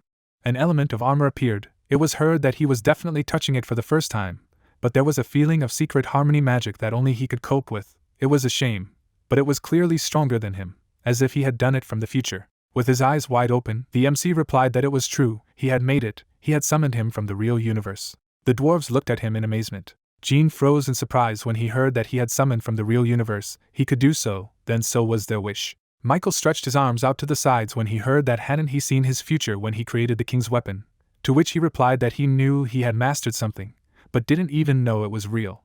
Standing in front of the hero, guys said that they had a request. Wide-eyed, he shouted that he could summon them to the real universe. They couldn't tell him the reason, but they promised he would be rewarded with a great reward. Arrayed around him, the dwarves shouted what they were asking for, at least once. Raising his hands, the hero said that but this requires a lot of mana. His limit is 3 times, he thinks it will not work. Pointing to the elixir, the dwarf replied that yes, let him forget. Taking the potion in his hands, the blacksmith said that these were elven tears that instantly restored mana. Such a thing could not even be bought for a fortune, but if they could meet themselves in the real universe, he would not regret anything. The protagonist looked in amazement as he listened to the fact that they also had elixirs and equipment that increased luck, followed by the use of his skills, and behind them the provision of all materials. Smiling, he replied that okay, they would try once, and then thought that he should choose an assistant. Stretching his hand forward, MC called for a lottery. Looking at the notification, he asked what was possible. Pressing the button, Jean said that if that were the case, it would be interesting. Looking at him, the man said that something had appeared there, and the other added that this thing could indeed summon them to the real universe. Raising his eyebrows, the hero said that they would now place bets. The dwarves, looking at him, heard that the desired results can only be achieved with white business cards, but if there are other business cards, then that's it, failure. Closing his eyes, he shouted that they were starting. The dwarves looked angrily and exclaimed. Potions were lying on the floor. The blue ticket was falling down, and someone said that it was wrong again. Stretching his hands forward, the blacksmith asked that it was not strange that people were so unlucky. Hitting him in the face, the old man shouted that he should shut up. The protagonist froze, hearing that yes, how dare he doubt their savior. Nothing will work if you find fault with him in vain, it's his fault. Holding the bottle in his hands, the man asked what was strange. Where had all the elven tears gone? To which the MC thought that it was a sight. Standing beside him, Guys asked if there was a more effective way. Not that he doubted, he just thought that perhaps it was time to go the other way. Looking at him, Jean replied that there is a skill that instantly increases luck, but if you use it, it will forever deprive you of status, as you don't want to abuse it. Frowning, the blacksmith said that it should have been said earlier about this. Let them drag all the elixir from the warehouse. A view of the room opened, the words were heard that let him use as much as necessary. And what is it? The hero opened his eyes in surprise when he heard that this is a status elixir for 1 bottle. 1 bottle is so valuable that it can buy an entire castle. Closing his eyes, the dwarf asked that it was definitely possible, to which the man added that yes, what if he used up all the elixir, but nothing would work. Raising his finger up, the protagonist said that they should wait. Imagine that they were digging a tunnel in search of treasure. People were moving forward, and he added that they were suddenly exhausted and decided to return. The dwarves froze in amazement, hearing that those who had surrendered did not know that there was only one step, only a step, and then, smiling, the MC said that they would have a lot of treasure, to which the old man shouted that it was a pity. Stretching out his hand, he asked if they were going to give up the treasures that were one step away from them. Raising their hands up, the blacksmith shouted that they would not give up, they would believe the man to the end. Jean began to drink the elixir, thinking that he couldn't miss the chance to enjoy the lottery to his heart's content.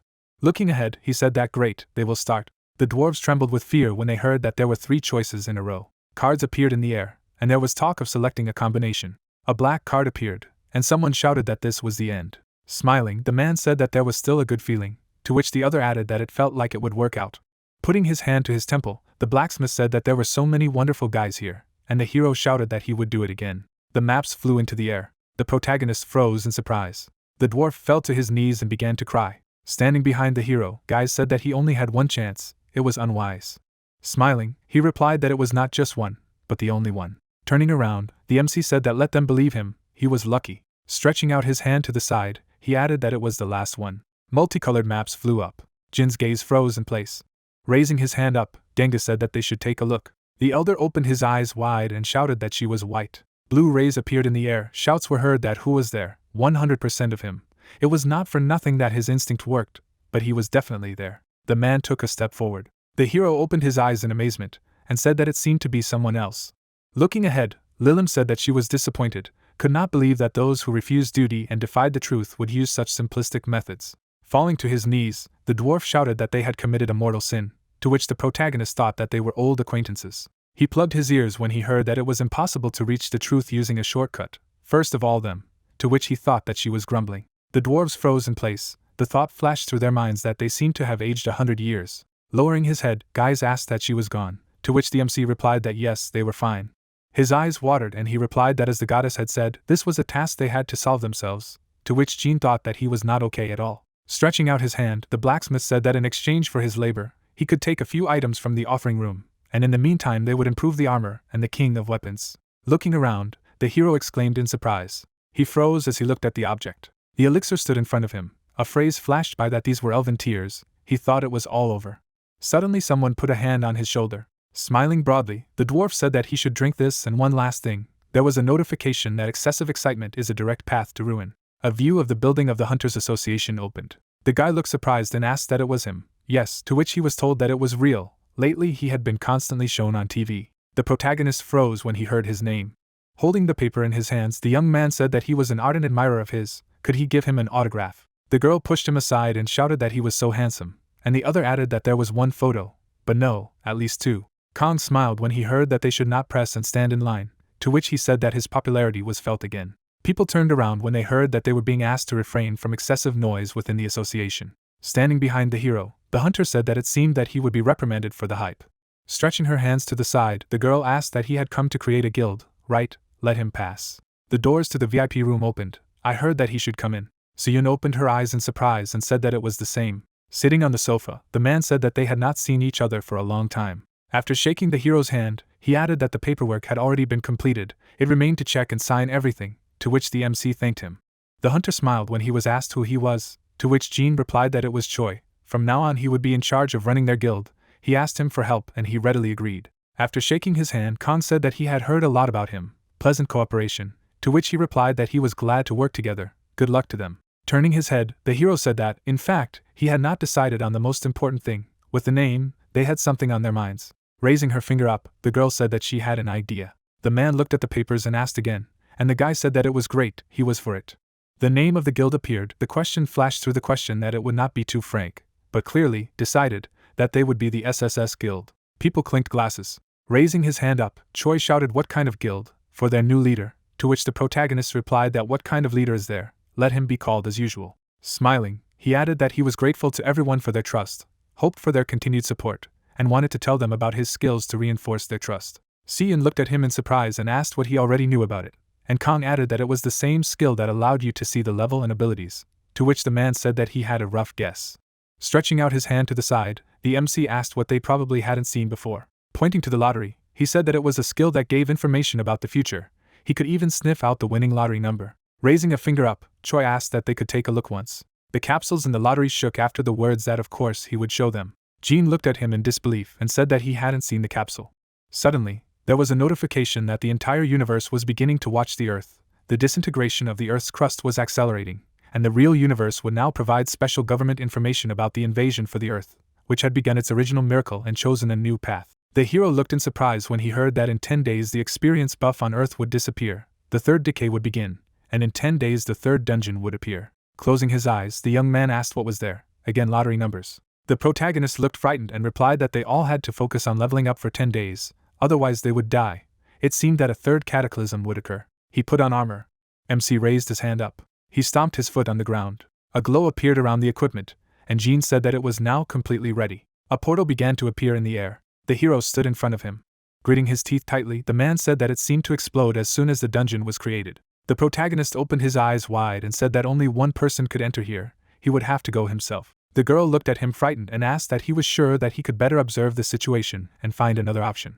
A view of the destroyed city opened up. A phrase flashed by that after the explosion of the dungeon, more than one city would fall. Closing his eyes, the MC said that let them trust him. He would soon return safe and sound.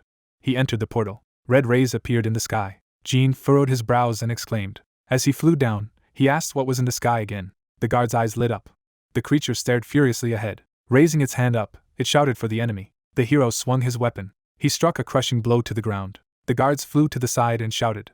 A grey puff of smoke rose up. The protagonist pulled his weapon to the side. Looking straight ahead, he said it was unbelievable. A huge army stood in front of him, and the question was heard how many of them there were in general. Suddenly, the monsters rushed forward with a scream. Swinging his spear, the MC shouted that they should come here. A powerful explosion occurs in the ranks of monsters, and the commander gives the order not to dare to retreat and kill the main character. The warriors scatter in different directions. Jean with glowing eyes destroys the enemy. He holds the axe tightly in his hands and says that there is no end to the monsters, and adds that he assumed that the fight would not be easy since this was an SSS-class dungeon, and that it was a lost cause to deal with everyone at once. Soldiers with glowing eyes stand in front of the protagonist. The player fixes his gaze on the enemy ranks and says that it would be better to defeat their boss as soon as possible, and that this is the only way to clear the dungeon. The young man quickly puts his hand back and invites Gacha to make some noise. Select buttons appear on the screen. The player decides that it will be a random progression. The robot sticks out its tongue and offers to place the materials of progress. Jean puts down 3 diamond cards. Gacha swallows them. He is surrounded by streams of magical mana. The young man resolutely moves forward. As a reward for the first completion of random progress, a character of the highest level is chosen, and he is happy with it. The robot emits clouds of smoke. It envelopes the soldiers. Smoke envelopes everything around. The main character brings out a golden glow in the air with an axe. He attacks the attacking monster. A huge magical flow divides the demon army into 2 parts. The rays fill the entire space, and the soldier says that the owner would pass out from such a sight. Jean looks furiously at the enemy's ranks, and Jangdu says that the master grants love even to monsters, and that it is their duty to give the lost lamb to him. The man in the crown raises his hands to heaven and calls on the Lord, and proclaims that the lambs will soon arrive. The protagonist's axe slices through the air, and the warriors back away. They fly apart. A young man furiously brandishes his weapon, surrounded by magical mana. He looks confidently at the ranks of the enemy. The soldier flies away from a strong blow. The leader grabs the warrior by the head. An enraged Ramon throws the soldier to the ground. He stands in front of the army. The guy shifts his gaze and says that he came late. The commander of the demon army looks at the enemy with fury and says that he thought that some idiot had stirred up the dungeon, and that it was a player. The eyes of the main character shine, and he thinks that the enemy is strong, and that even in this scenario there is a chance to win the duel. The man holds a red-hot sword and asks that the young man is the guardian of the universe. He violently attacks the protagonist. The main character repels the attack of the warrior, and he says that the guy is hot-tempered and this likes him even more. The opponent bares his teeth and suggests that if Jean is not a guardian, then maybe he will enter the demon world, and that with his skills, he will make him a direct servant. The player opens his mouth in surprise. He points his axe at his opponent and declares that he somehow did not think of obeying someone weaker than him, and that he should try to defeat him, and adds that if he loses, he will join the monsters. The monster commander puts his hand on his head and says that the guy is good at capturing the essence of their world, and that neither will refuse a duel, and adds that he will refuse. His eyes are blazing. The young man stands in a stance in front of the enemy, and he says that he came not for the sake of a duel, but for the sake of war. Rows of soldiers stand with glowing eyes, and their leader asks what he needs to risk with such overwhelming force. He raises his hand and declares that he doesn't know about the other commanders, but he is cold-blooded, and that it is foolish when in war the commander-in-chief leads an attack or fights in battle. Jangdu clenches his fist and states that this is nonsense, and that as a leader, Ramon should take the initiative to boost the morale of the soldiers, and adds that such a leader is a coward who doesn't know what monsters are capable of. The leader of the demons confidently raises his hand with a sword and commands that it is necessary to kill the enemy. Jean looks confidently at the advancing soldiers and decides that it will not be easy. The enemies encircled the young man. Streams of golden magic surround the soldiers and they have a bad feeling. Golden rays throw back warriors. Straight rows of riders in iridescent armor stand in front of the protagonist. He used the skill of summoning a crusader. A golden sanctuary appears. The skills of holiness, clarity, and kindness are given. Monsters cover themselves with their hands from the divergent magic mana. The main character looks forward, enthusiastically calls on the crusaders to attack. Horsemen, shrouded in golden streams, gallop at the enemy. A battle triangle of warriors crashes into the soldiers of darkness. The warriors fly in different directions. A young man fearlessly rides a horse and shouts that now it is his turn. The animal rushes at full speed. A guy shrouded in red streams approaches the enemy. The speed is activated, and the stats are doubled. The axe flies into the air. The young man hits his opponents with his weapon. The crusaders gallop after the commander-in-chief. They are rapidly attacking the enemy. Jean resolutely points his hand forward and commands the soldiers to break the triangle with him in the center. The leadership activated. Horsemen fearlessly rush at the enemy. A young man at the head of his army approaches the enemy and calls for battle. He furiously commands no one to retreat and lets out a cry to attack. Enraged soldiers with red eye sockets retreat back. The horse of the commander-in-chief rears up in front of the enemy. The main character's army catches up with the enemy. The soldiers chaotically scatter to the sides. The axe of the main character, enveloping everything in mana, hits the enemy. The soldier quickly puts an axe in front of him and shouts for the guy to die. The main character deflects the demon's attack with an explosion of magic. Everything around is enveloped in green poisonous lava. The warriors begin to melt from the poison of the orochi. A young man on horseback ruthlessly destroys his opponent. Ramon sits on a rock, and the soldier asks what to do with the young man, and continues that the full-fledged invasion has not even begun yet, and the troops have already been wounded, and that nothing can be heard from above either. The commander of the demon army, pondering, looks ahead and agrees with the soldier. The soldier stands in front of his leader and asks that he plans to stop the protagonist with his own hands, and the man says that something like that, but he himself will not go there. The commander-in-chief envelopes himself in red and black magic. He dodges the young man's blow with lightning speed. Soldiers of the two armies mercilessly destroy each other. A powerful explosion is heard in the thick of the battle. The man stares at the blast wave and asks that he killed someone, and the soldier replies that he hit the bullseye. The protagonist's golden magic consumes all space. The blast wave knocks back the demon leader. The young man resolutely attacks the enemy with a battle cry. Ramon furiously raises his weapon and exclaims that the guy can't die so easily. The Crusader army continues the offensive in even rows. The main character shifts his concentrated gaze to the enemy. He deflects the enemy's magic arrow with his shield. The enraged monster commander stands behind his warriors and asks that the young man block the arrow with his shield, and adds that since he is so brave, he should try to break through his shields. Jean resolutely leads his army to attack. His horse soars into the air over the enemy ranks. The main character throws up his axe, and the enemy says that he is playing with fire. The leader of the monsters furiously throws his sword forward, meeting the enemy. The strongest streams of enemy magic collide. The Crusaders mercilessly destroy the enemy. Magic mana flashes everywhere. The leaders of the troops clashed in a fierce battle. The young man fearlessly repels the enemy's attack. The warrior points to the leaders and exclaims that the little man is next to the corps commander.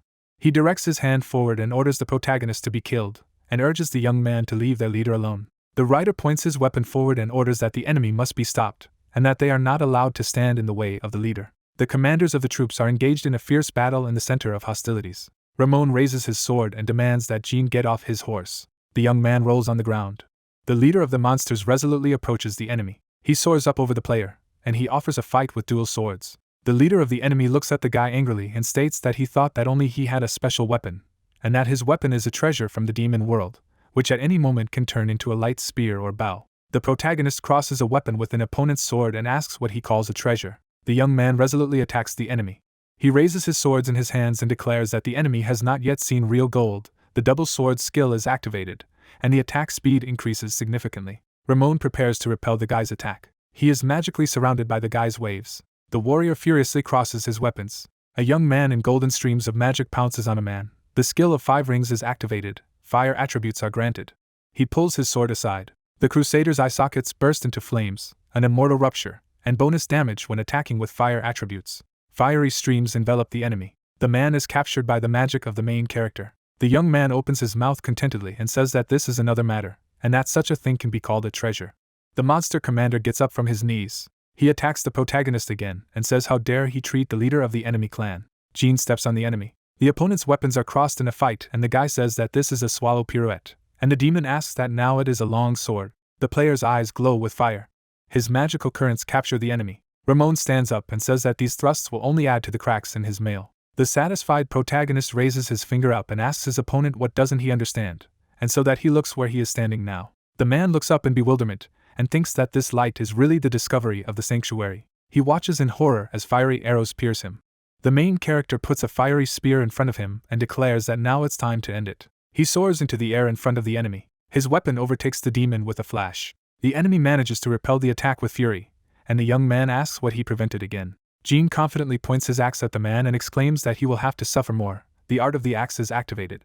Streams of fire throw the warrior up. It is rapidly falling down. The player resolutely withdraws the axe for a blow and says goodbye to the opponent. A flash of fire lifts Ramon up. He bares his teeth and pronounces curses. Shrapnel flies in his face, and he shouts that this is a dead end. Clouds of gray smoke take over the space. The young man looks up and Jiangdu says that there is not a bone left of the enemy. Jean replies that there is more to come, and that the level-up window has not appeared. The leader of the enemy rises from the red lava. Jin's little assistant sits on his shoulder, and voices the idea that something is wrong here. The monster's eye sockets are blazing with fire. A magic ball surrounds a winged enemy. The guy tries to concentrate on the screen and wonders what this uniform is, and what this is the second stage. Ramon rebels in the second essence, and the protagonist says that this cannot be. The demon opens his mouth and growls at the guy that he is a bastard. He looks at the hands blazing with purple magic and says that he cannot believe that he is wasting an entity that is sealed in a spiritual vein. The opponent throws his arms to the sides. His magic takes over the space and he orders everyone to retreat. The young man looks forward and does not believe that the enemy is retreating. The soldier stands in front of the young man and says that he won, and that he lost because he used the devil's essence to save himself. He spreads his arms to the sides and declares that they will meet during the next invasion. The guy clenches his fists and exclaims that this can't be. The enemy's eyes fill with rage and fire, and he declares that the world of monsters never loses sight of its prey, and adds that Jin Jongdu's skill was worthy of Mr. Khaled's attention. The protagonist looks away from the second and remembers that Khaled is that demon, and assures himself that he thought there was a connection with this guy. The player clutches a fire axe and says that if Ramon plans to return, then now it is worth reducing the number of goals. The leader of the monsters looks furiously at the scattering army. Jin fixed his gaze on him. The enemy soars up. He attacks the guy with hatred. He turns his head to his army and roars for them to retreat, and he will hold the enemy. The soldiers stand in bewilderment. A man approaches a young man. The guy raises his weapon in front of him and asks that it is necessary to take into account the numerical superiority. The monster helplessly spreads its arms. In exchange for ignoring the rules of measurement and the discovery of the essence, the containment of the universe is introduced, and if the opening is not stopped, the body will continue to collapse. Jin belligerently raises his axe and says that it was worth it, and that it's definitely the end. An enemy warrior directs a ball of purple magic at the young man and asks his leader to step aside. The soldier raises his hand and says that everyone has retreated, and calls on the commander to return, that the gates will soon close. Ramon quickly retreats and promises that the main character will definitely pay for the humiliation. The young man furiously raises his axe and turns to his opponent that since he has something to say, then let him not run away. He sends a magical wave after the enemy. She catches up with the demon and he screams that this is a curse. A magical wave crashes into the ground. The young man is enveloped in a cloud of smoke. He looks at a crack in the ground and says that the enemy has escaped.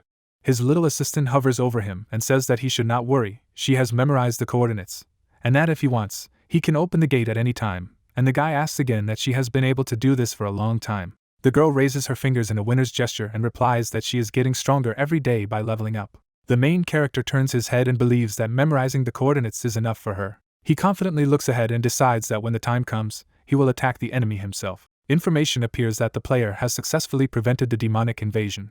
The main character steps on the ground. The blue-haired girl raises her hands and asks in amazement if the guy is injured, and the man exclaims that Jean needs to go to the hospital for a full examination. The young man raises his hand and enthusiastically says that he has noticed that everyone is happy to see him, and there is no need to worry, and he thinks that they are so worried as if they had not seen each other for several days. The remnants of mana are hovering above the ground, and a dark-haired man tells the protagonist that 5 days have passed, and the guy asks in surprise that if it really has been that long. Jean looks down thoughtfully and muses that among the dungeons there were those with which there is a time gap from reality, and ends that he did not expect that such a long gap was possible. The main character grabs the interlocutor's hands and asks what, something happened without him. The knight stands with his sword raised, and the dark-haired man says that immediately after he left, a dungeon appeared and since there were many victims during the second cataclysm, now everyone approached with caution, and adds that recently there have been more hunters, so they are gradually clearing dungeons with a high survival rate. June looks up and says he's glad he is, and thinks there's probably another dungeon-like place missing. The monsters are marching in a column, and the protagonist says that those who have been there said that the monsters move systematically, like an army. The monster looks ahead with glowing eyes, and the main character continues to say that some have seen demons there that look like monsters.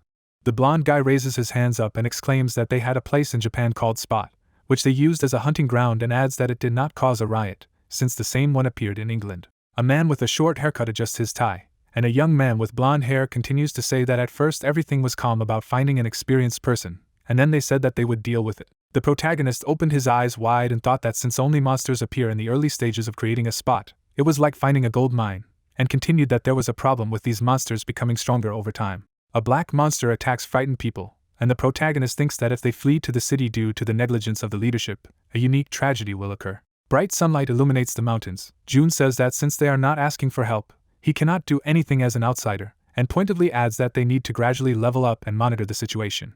Multi-story buildings rise above the city. Dim light falls on the streets. The protagonist sits sprawled on the sofa and says that he has just arrived at an excellent house and has not yet unpacked at all, and adds that he does not understand when he will get his hands on it. The fan hangs from the ceiling, and the guy continues to think about someone helping him unpack. The blonde girl leans over Jean and asks if she can help him in any way.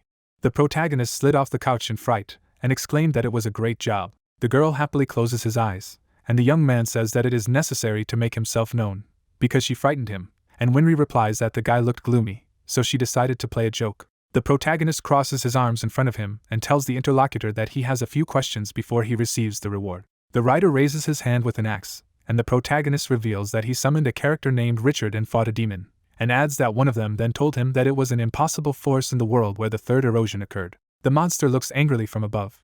The king points his finger at the young man, and the main character ends inquiringly that people from the past, it turns out, were stronger. The blonde girl snaps her fingers loudly and says that in answer to this question, we can say that the ground level has not dropped compared to the past. 2 planets are in outer space. Winry continues to narrate that there is a difference between a real and a copy of the universe, and the character he summoned is realized based on information from the real universe. The main character does not understand what it is about. Jean looks ahead in confusion, and the other person says that she will explain with the projector, and continues that if the picture inside this device is the real universe, then on the wall is a copy of the universe in which he lives. The image from the projector is displayed on the wall. Galaxies rotate in space. The girl continues to say that the distance between the 2 universes is so great that it goes beyond not only space, but also time, and adds that only by overcoming this distance, the real universe can create a copy. The protagonist looks at the interlocutor in surprise and asks what, then why is she creating it? Because it's the same thing. The projector emits a bright light, and Winry says that if you take those inconspicuous, small dust particles that fly in the air as a phenomenon in the universe, then even this dust will become a variable for the universe. The young lady turns her gaze to the interlocutor, and says that the real universe is watching the copy to trace the changes. The guy turns his head and the young lady says that the small opportunity that results from this change and the miracle that will blossom from that opportunity is to recreate the same initial miracle as him. The beams pierce the darkness and Winry says that she knows what he is looking for, but if he can give a reason, Jean replies that he is not ready to name yet. The man with the crown on his head raised his hands. The young lady continues to narrate that the biggest difference between the 2 universes is the concentration of mana, and in the copy universe, it is much lower, and adds that because of this, the characters in the real universe are much stronger. The warrior stands in front of the demons. The protagonist asks what factors determine the second and third erosions. The girl replies that she determines the amount of mana that the main creatures possess, and as the erosion increases, other universes open the universe of erosion, and as a result, a monster dungeon appears. The protagonist holds out his hand and asks in amazement what if everything is as she says, why is the land not currently being destroyed more slowly than the real land? And adds that the information he received from the lottery can be considered accurate. The man looks down. He directs the mana with his hands, and the blonde girl says that the entity about which there is no clear information, and Veil caused the primary erosion of the earth by force. The young lady looks ahead and says that it is completely unknown why and for what purpose he accelerated the erosion, and how the first gate was created, and Jean is surprised that it cannot be that even she does not know about this creature. A girl with blonde hair shifts her gaze to the main character and replies that it is only known that this creature contains a miracle of the beginning. The light enters the room through the windows, and Winry says that she will try to find out more, so the guy should not worry. The young lady drops her hands and asks if he has memorized the coordinates of the demon world this time, and the protagonist replies that he has memorized and should prepare a little and attack when the time comes. The interlocutor's eyes open wide and say that now is the right moment. The monster looks down, and Winry states that the invasion between universes with a large difference in level is limited, but the demon world broke the rules and began the invasion, so they are not happy now. The main character raises his hand up and exclaims that the attack should be done immediately, and thanks the interlocutor. The girl looks after the guy leaving and asks that by chance he did not forget anything. The protagonist jumps enthusiastically and shouts that, in fact, they chatted and he forgot the rewards. The blonde girl raises her hands and happily says that she is also carried away by the conversation and this is a great power of communication, and adds that perhaps this is not the point. Jean gives a thumbs up and says questioningly that he has an idea, and if she can combine and use skills to reinforce them or come up with a use for them, the girl replies that she will do her best. Signs with combinations and the return of skills appear. Jean looks up thoughtfully and says that he understands the combination, but that he doesn't understand the return. The interlocutor replies that they have a system in front of them that turns unused skills into guaranteed tickets. The guy quickly raises his head, and the interlocutor continues that he needs to pay attention to the fact that the higher the skill level, the greater the chance of buying a high-level ticket, and the protagonist emotionally expresses that this is not certainty, but luck. The main character closes his eyes and shouts that he will not do this, because it is safer to use a combination of skills. A table of combat events appears in an information window that says that if a character is currently using a skill return, the probability of getting a black ticket will increase. The young man grits his teeth. The robot holds a sign that says that one additional ticket is granted when using skills. Jean violently presses his finger on the screen and shouts that he can't take it anymore and needs to try. The dark-haired guy smiles, his mouth wide open. Ixia circles around the protagonist and says that she thinks the guy is in a good mood. The protagonist confirms. The young man clutches his head and reveals that at first he could only get 1 ticket, but thanks to his shrewdness and perseverance, he managed to get 2. The flag flutters in the wind, and the protagonist goes on to say that he has managed to advance the plan to invade the demon world. Jean points his finger forward and asks his interlocutor to open up their world. A girl with pink hair directs the flow of energy forward. An explosion lights up everything around her, and Ixia says that she did everything. The guy rushes to the gate, and exclaims that the demons are going to get it, and adds that it's their turn to suffer. The protagonist looks through the bars in surprise. A dim light illuminates the corridor, and the main character wonders where he is. He taps his finger on the bars and says that he thought there would be a red sky or hellfire, but in fact it was some kind of prison. Gacha flies down the corridor, and the young man exclaims that in this situation, information is the most important thing. The green capsule falls to the floor. The monster looks angrily ahead. Signs appear with information that this place has been colonized by the invasion of the demon world and it is necessary to free scale. Compensation will be provided as an achievement for damage. Later achievement points can be exchanged for rewards. A demon holding a scepter in his hands shouts at the frightened elves. Signs appear that say that the colonized inhabitants of Scale have a strong antipathy to the world of monsters and call for cooperation with the inhabitants and building friendships, for which special compensation will be provided. The main character holds a weapon in his hands and inquiringly pronounces that it means that he can interfere to his heart's content. The protagonist picks up a stick and exclaims that first you need to get out of this prison. Jean stares in amazement at the wall flying from the opposite side. A guy with gray hair holds a sword in his hand and commands to find His Majesty. A resistance group breaks into the prison building, and the leader shouts that it is necessary to drive away these dirty demonic bastards, and orders that everyone they see be destroyed. The main character grabs the bars with his hand and happily says that it's good that the natives themselves came for him. Bulova hits the ground. The monster goes to meet the villagers and says that these restless weaklings have come again, and adds questioningly that when will it come to them. The young man puts his spear in front of him and furiously shouts for the demons to come out, and continues that they will not give up, because they must find His Majesty. The monster with horns lowers his head and says that in accordance with the order of Mr. Kelsad, it is forbidden to kill everyone. The monster with a sledgehammer moves towards the opponents, and says in bewilderment that it is much better for them to finish off all of them at once. The main character straightens up and says that their idea would be difficult to implement, and adds that he still has things to do on the other side. The demon with twisted horns turns his head, and says with surprise that the prisoner has completely lost his fear. Jean slices the monster in half with his spear. The opponent falls to the floor with a crash, and his colleague does not understand who the person in front of them is. The protagonist cuts off the head of the second one. A young man stands near the defeated enemies. The villagers point to the guy and ask him who he is. The protagonist holds his chin and thinks that it would be strange if he told them that he came from another world to save them. Clouds of dust envelop the corridor of the prison. The main character introduces himself and says that he lost consciousness, and when he woke up, he was in prison, and then he wanted to escape. The young man with the brown hair looked at his surprised comrade. The protagonist stands in front of the kneeling members of the resistance group, and they sincerely ask that he borrow his powerful power. The gray-haired youth raises his head and says that their resistance group is opposed to the demon world and advocates for Scale's independence, and adds that they are willing to pay for his help. Jean takes the other person's hand and says that no payment is required. The main character stands in front of the young man and says that he understands the anger and sadness that they feel better than others, because his ancestors also suffered from the same thing as them. Jean pounds his chest and emotionally expresses that he promises to be their strength. A guy with gray hair raises his hands up and happily shouts that he is their hero, who descended from heaven to save them. A sign appears with information about the increased gratitude of indigenous peoples. The protagonist abruptly shifts his gaze to the approaching demons.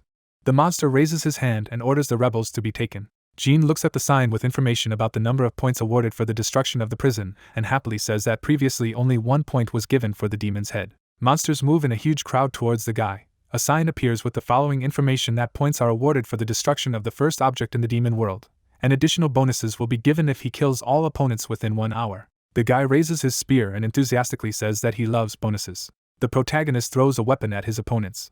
The spear strikes the enemy, and the leader of the demons orders his subordinates to attack. The monster shifts his gaze to his defeated brother-in-arms. The main character snidely asks his opponent if everything is going according to their plan. The leader of the demons puts his hand forward and commands his warriors not to retreat, as they will have an advantage against the throwing spear at close range. The protagonist opens his eyes wide. Jean swings his sword, and his opponents wonder where he got it from.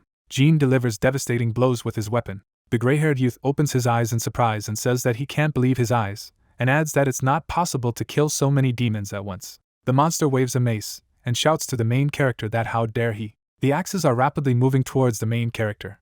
The protagonist counterattacks. The enemy flies back. A sign appears with information that 30 points have been awarded for completing the elimination of the warden. A member of the resistance group looks at the protagonist in amazement, and reflects that he assumed they were in a hopeless situation, but they made it. Jean clenches his fist, and the young man with gray hair continues to muse that the liberation of Scala was made possible by this man, and the protagonist says that now it is time to find His Majesty. An explosion occurred on the stone walls of the fortress. The main character walked with his hand on his chest and noted the simplicity of this situation. The information window reported that the prison was completely destroyed. The stone buildings were shrouded in smoke from the fire. He added that it was somehow strange that in the prison with prisoners the guards were too weak. 2 warriors walked behind him, one greeting him. The protagonist turned to him and asked if they had managed to get the hostages out. He replied that everything worked out thanks to him. The guy desperately lowered his head down and noted that His Majesty, unfortunately, was not there. This indicates that the information was incorrect. He pointed to the rhinoceros and said that first they would return to the shelter, and they would see him off. Jean stroked the animal and noticed that rhinos were used as transport here. The 3 riding rhinos went forward. The young man exclaimed that they were coming. Besides, today was a celebration in honor of the new warrior. On the back of one soldier sat a spider. The spider clung firmly to his clothes. The demon stood in front of the table with the sphere and reported that the tracking bug was turned on. It transmitted the location in real time. A vein swelled on the demon leader's face, and he resented that these freaks would dare to stab them in the back, despite the fact that Mr. Kelsad had pardoned them. He rose from his throne and ordered the entire army to be sent to their hideout to destroy all life on Earth. The guy covered his forehead with his hand and noted the monstrous size of the canyon. A warrior walking behind said that this deep canyon had become a fortress that the demons could not find. He turned his head back and agreed that such a fortress was indeed not easy to find. There were huge buildings on the slopes of the canyon. The soldier reported that they had arrived. He approached the elder and said that thanks to the benefactor who was next to them, they were able to free the prisoners. Together with him, they would not only be able to find His Majesty, but also escape from the demon world. The old man poked at him with a stick and shouted that he was a fool. He held a stick in front of him and said that he had told him that rash decisions could lead to disaster. He was alive only because he was lucky enough to meet this man. The main character crossed his arms over his chest. He added that he should turn on his brain and take care of himself. The warrior objected that as much as possible. He did not know what humiliation His Majesty was experiencing now. The protagonist leaned his hands on his belt and thought that in this case, he should go alone. Everyone in the room turned their heads to the young man who had just entered, who said that they had a problem, namely that the enemies were advancing. An army of demons stood in the distance. Their eyes burned with red fire. The warrior could not determine how many demons there were. Rosnell sat on the floor, saddened. He averted his eyes to the side and noted that they had set a trap to discover their base and destroy everyone at once. The eldest exclaimed that they should hurry up, because they needed to evacuate children and women. Jean gritted his teeth in displeasure and determined for himself why there were few of them, and they were weak. He looked out the window and replied that it was not necessary. The old man clarified what he was talking about. The guy climbed on the window and noted that he would settle everything himself. He said that it was dangerous. Let him come back. Stunned, the soldier and the elder stared out the empty window. The young man looked out of it. A drop of sweat slid down his cheek. The main character was riding a horse. He was perplexed that he was running from a high slope. The protagonist and his horse were enveloped in a red aura. The information window reported that the race skill was activated. The characteristics of the vehicle were doubled. The demon pointed his finger in the direction and asked everyone to look there, and asked again that the little man was doing acrobatics. The other noted the strangeness of the situation, because there was a horse here. Sinal bared his teeth and said that it seemed that there were still useful warriors in the fortress. Probably their goal was to buy time so that those who remained could escape. He commanded them to run forward and cut off his head. A group of rhinoceros riders moved forward to attack. The protagonist on horseback rushed towards them. The demon shouted that if he wanted to die quickly, then let him stretch out his head. He looked at him and noted that it was time to use it. The enemy swung his axe at him. The swings of the sword left traces in the air. Jean instantly cut off the heads of your enemies. Their leader looked at him with displeasure. A vein on his face was swollen. He clarified who he was. The guy straightened his chest and shoulders. He soared into the sky on his horse. The information window reported the Azure Dragon's skill. Sinal looked at his subordinate and asked who he was. A rider on a horse flew over the huge formation of soldiers. A man who instilled fear. They say he was one of the strongest generals of the Wei dynasty. Zag left 100,000 army of the Wu dynasty with only 800 soldiers. The young man grabbed the spear with both hands. The demon commander grabbed the hilt of his sword and noted that it was unorthodox because it was different from the warriors he had killed before.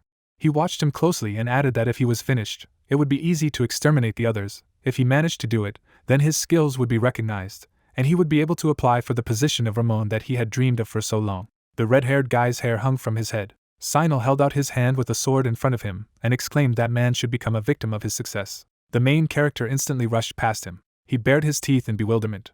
The protagonist swung his spear. The demon's body fell to the ground. The guy asked what he was mumbling just now, The fighting spirit replied that there was a lot of noise, but little sense. The information window said that the high demon had been eliminated. One of the soldiers put out his hand with an axe in front of him and ordered the others to surround him. It was necessary to avenge the captain. Jin swung his spear. In the excitement of the battle, he bared his teeth. John noted, they were like moths flying towards the fire. The demon's eyes burned red. He shouted that they were already in the fire pit. A dozen demons flew into the air from Jin's attack. The warrior looked at the elder and clarified why they were inactive. They needed to help Jin in battle. He looked out the window and replied that he thought they should not leave the fortress. Birds flew over the battlefield. The old man asked him to take a look. It seemed that everything had already been decided. Sean materialized in front of the main character. He said that it was finally his turn. He put his fist to his face and asked what was the matter. Where were all the monsters? The guy replied that he wanted to get rid of them as soon as possible. The Wheel of Fortune was hovering in the sky. The assistant of the main character noted that okay, it means that he has worked hard, why he is moving further and further away from him. The Wheel of Fortune stopped on the sector with the number 2. Stunned, Sean and Jean looked at him. The information window reported that he had acquired a talent, sword wielding. Their eyes widened in surprise.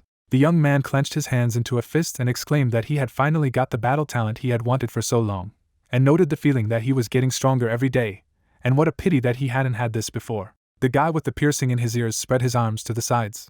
The main character's weapons were shrouded in a multicolored aura. He added that he could now use his magic sword skills. The protagonist showed a gesture on his right hand and said that it would take time to consolidate the talent, but he would be able to use much more strategies. The elder and the soldier ran up to him, who appreciated his excellent work and told him to pass, and they would take care of him. The main character wiped the sweat from his face and clarified that the two of them would no longer quarrel. He replied that of course not. There were huge buildings on the slopes of the canyon. The guy noted that great. Then let them call a meeting of leaders. He has an idea how to get out of this situation. People were standing at the table. At the head of them sat Jean. He thought it was a little burdensome. The soldier explained that if he had something to say, let him not be shy. They would trust him unconditionally. He unfolded the map and said that first he had to look at it. The main character looked at the map. The information window said that the skill dungeon map and scales map were activated. He stood in front of the table and noted to himself that fortunately, the square of Scala is not so large. Thanks to this, it is possible to find out the location of the cities and their geographical features. The protagonist asked if all the members of the resistance organization were here. The elder put his right hand on his left hand and replied that there were quite a few other forces. The guy folded his hands and asked if it was possible to unite everyone. Everyone sitting at the table looked at him in bewilderment. One asked if he really planned to start an all-out war. The old man said that although he was a benefactor, it was reckless. The guy put his hand out in front of him and replied that they should not worry.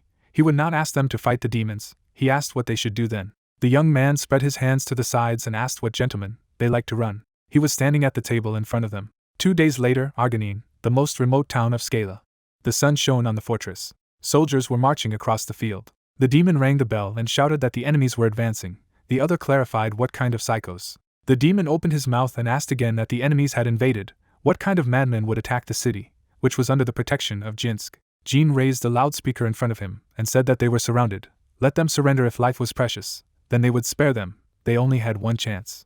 The demon commander peeked out from behind the wall and remarked, "These are bastards, but they used to hide in holes, saving their skins." He opened his mouth and shouted, "How dare they poke here?" The soldiers looked at him in fright. He turned to his soldiers and ordered them to open the gate and prepare the horses. Let them not slow down, then they would destroy them all. The gates to the fortress opened.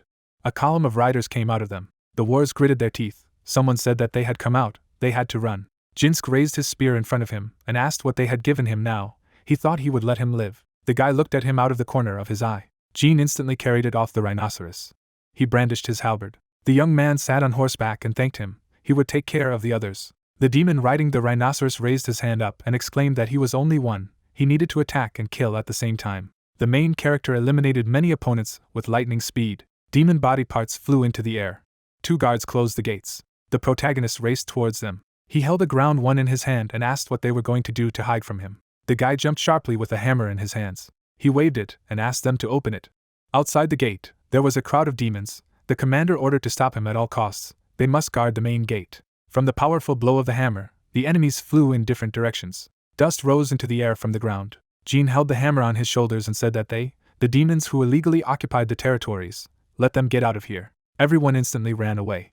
The soldier approached the guy and noted that they had won. He replied, "Not yet, this is just the beginning." He stretched out his hand and ordered to gather the people, and as soon as they liquidated the remnants, let them immediately move on to the next operation. The demon raised a bugle above him. A large army marched forward. Soldiers were standing on the wall of the fortress. One exclaimed that they had arrived, the other asked how many of them were there. They had mobilized all the troops. Kelsad raised his hand and told them that they, inferior bastards, had shown them mercy, and they had stabbed them in the back. He sat astride a unicorn and added that it was time to stifle their pride. Steel balls broke the walls of the fortress. A hole formed in the wall. The commander ordered to destroy their entire army, not to leave anyone alive. Demons have entered the fortress.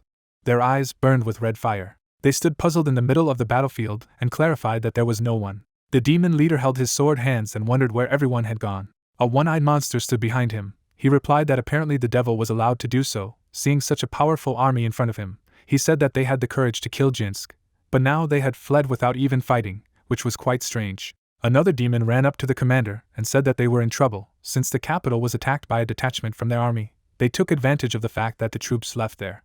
Discouraged, the demons looked at him. One of them reasoned about what kind of damage it was, and asked how many people were in their squad, if there were so many of them that they were able to gather for the army. The monster stood in front of him, and replied that they said there was only one person in the squad. Jean brandished his weapon. Kilsa pressed the hilt of his sword in his hand and said that there must be a smart guy among them, a subordinate asking what they would do. He bared his teeth and replied that they were staying here, following the trail of the joined army and destroying it, and he was returning to the capital to see that crazy loner.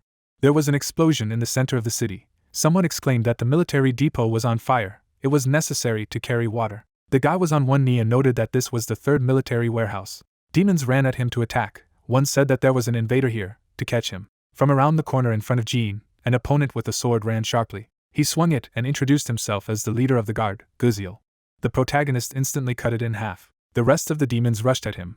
One shouted how dare he raise a sword at him. The main character knocked down all the enemies with lightning speed. He raised his head and noted, he had finally found the castle. There should be a commander-in-chief here, worth 10,000 points. He should destroy it as soon as possible. While most of them were busy extinguishing the fire in the factory, in the middle of the city stood a huge fortress.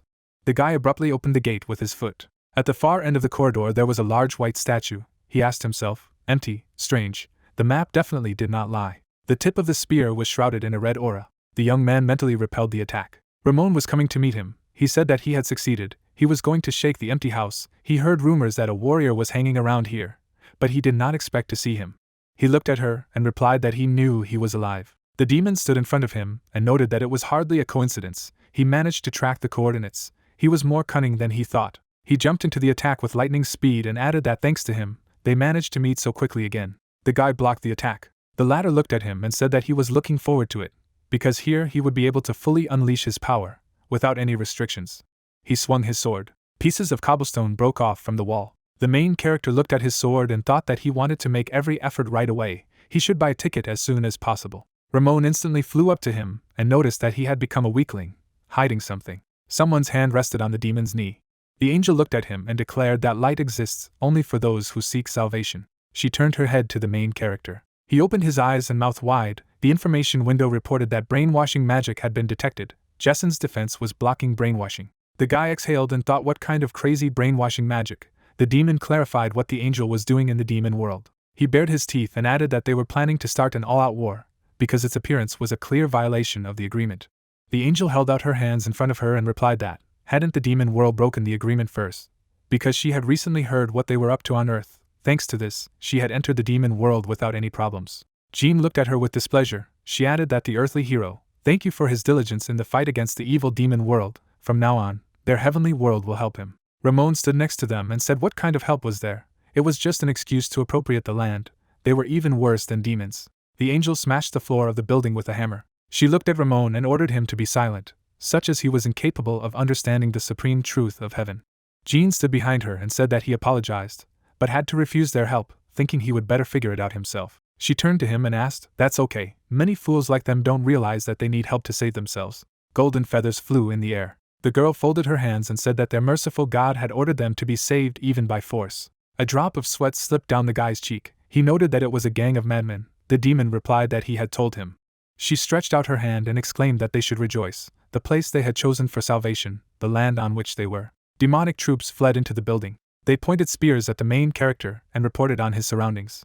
The angel looked at him and said that his only way to survive was to reunite with the heavenly world. The information window said that the angel Rainal of the heavenly realm offered to recruit him to heaven. If he accepted the offer, he would belong to heaven. Kelsad stood in front of the guy and said that he would give him a chance if he joined their ranks. In return, he would appoint him a general so that he could tear apart these celestial creatures. He held out his hand in front of him. The information window announced that Kelsad, the lord of the demon world, had offered to recruit him to the demon world. If he accepted the offer, he would belong to the demon world. There were 2 windows hanging in front of the young man. The demon ordered him to choose between heaven and the demon world. He stretched out his hand in front of them and replied that he chose either. The guy cut both windows sharply. He picked up a map.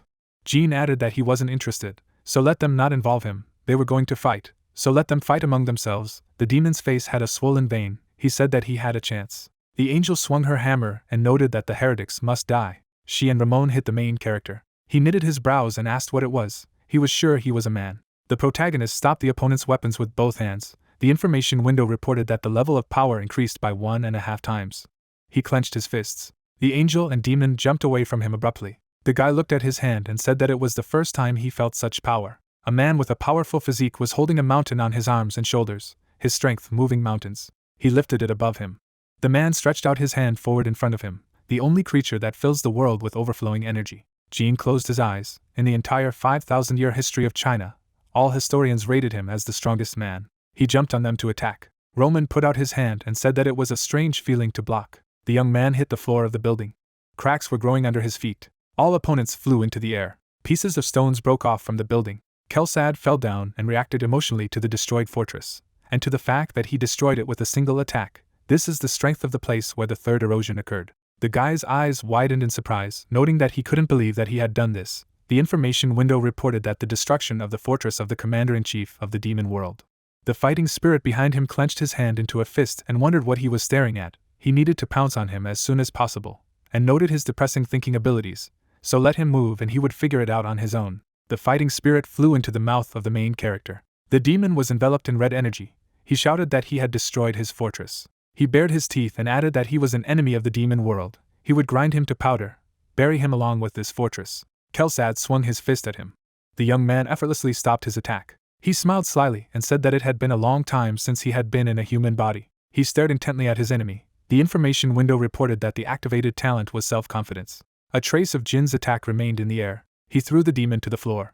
He opened his mouth wide in pain and asked what had become of his skills. The guy fell on it. The information window said that the uploaded character makes his own decisions and acts against his will. He kicked the monster and exclaimed, "Who will stop him now? No one can compare to him." They both fell down. A youth in spiritual form flew over his body and asked what he was doing, why he was using his body without permission.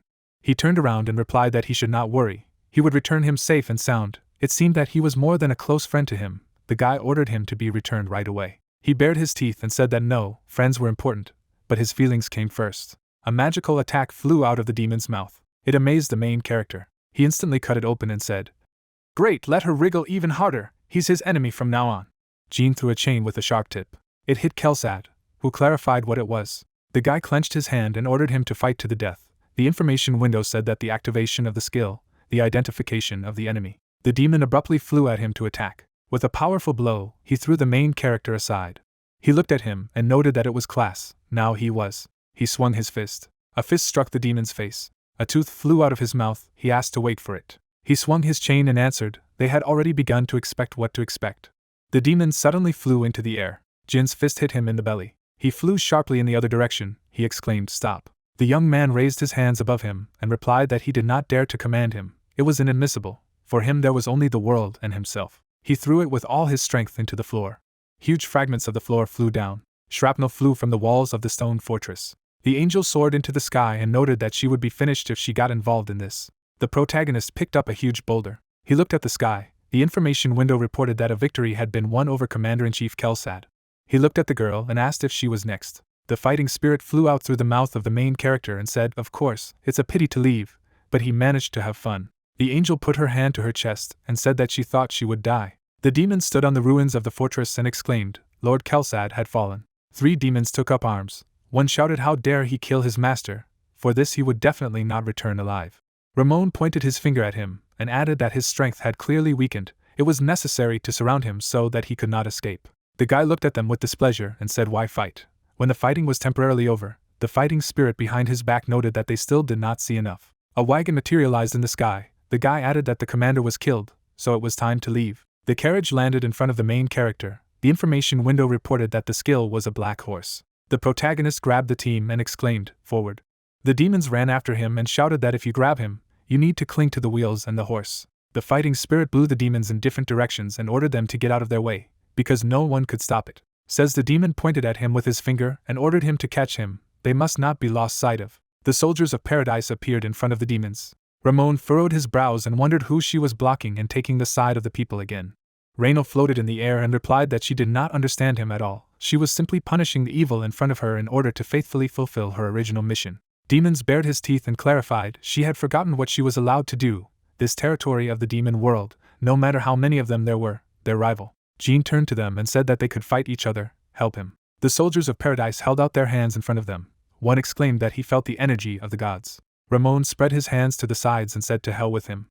A fairy hovered in front of the main character. He ordered her to transfer him to a secret hideout. A portal to another place appeared in front of the cart. The wagon flew into the portal, which added that they should fight each other to the death, idiots. The carriage stepped on the ground. In the middle of the desert there was a military camp. The protagonist said that it was not too late, since they were fine. The fighting spirit folded his hands on his chest and noted that he was bored. If only he could still rage, he would see each other next time. The information window said that 10 points had been added to the man of value, and 10 points had also been added to all characteristics. 2 wheels of fortune materialized in the air. The young man noted that he had 2 spins. Sean appeared in front of him. He noted that his mouth was already watering. Jean looked at him and clarified that he could also take his body. He twisted his face and replied that it was impossible, because the very thought that he could go against his will terrified him, although he was certainly very pleased with such attention. But who would want to take his body without permission? A drop of sweat slipped down the cheek of the main character. He thought that he was alone here. Well, yes, not all strong people are crazy. It would be necessary to find a way to prepare for this in the future. He put his fingers to his chin, and the servant noticed that enough was enough. An image of icons of 2 skills appeared. Information windows reported that the skill summoning a black horse, the skill identifying the enemy. The main character poked at the screen hovering in front of him and said that he would choose the definition of the enemy. Since there was a red hair horse for the race, the information board said that he had acquired the skill of identifying the enemy. His subordinates ran to meet him. They stood in front of him. One noted that thank God that he was safe. The other asked how the operation went. Jean put his hand to his chest and replied that successfully. Kelsad had been defeated. The soldiers said they knew so. The 2 warriors embraced. He added that it was too early to rejoice. The protagonist looked at them and asked where the demon army that was chasing them was. One of the soldiers replied that not far from here, in the forest at a halt. Intelligence had informed them that there was currently unrest within the unit. There were signs of an imminent retreat. Demons carried supply crates.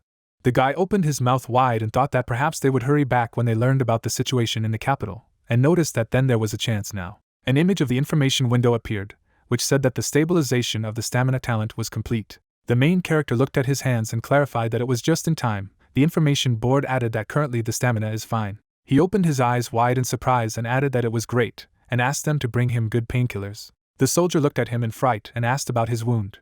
There were tents in the middle of the canyon. He replied that not yet, but he felt that he would soon be in trouble. There were bottles of liquid in the box.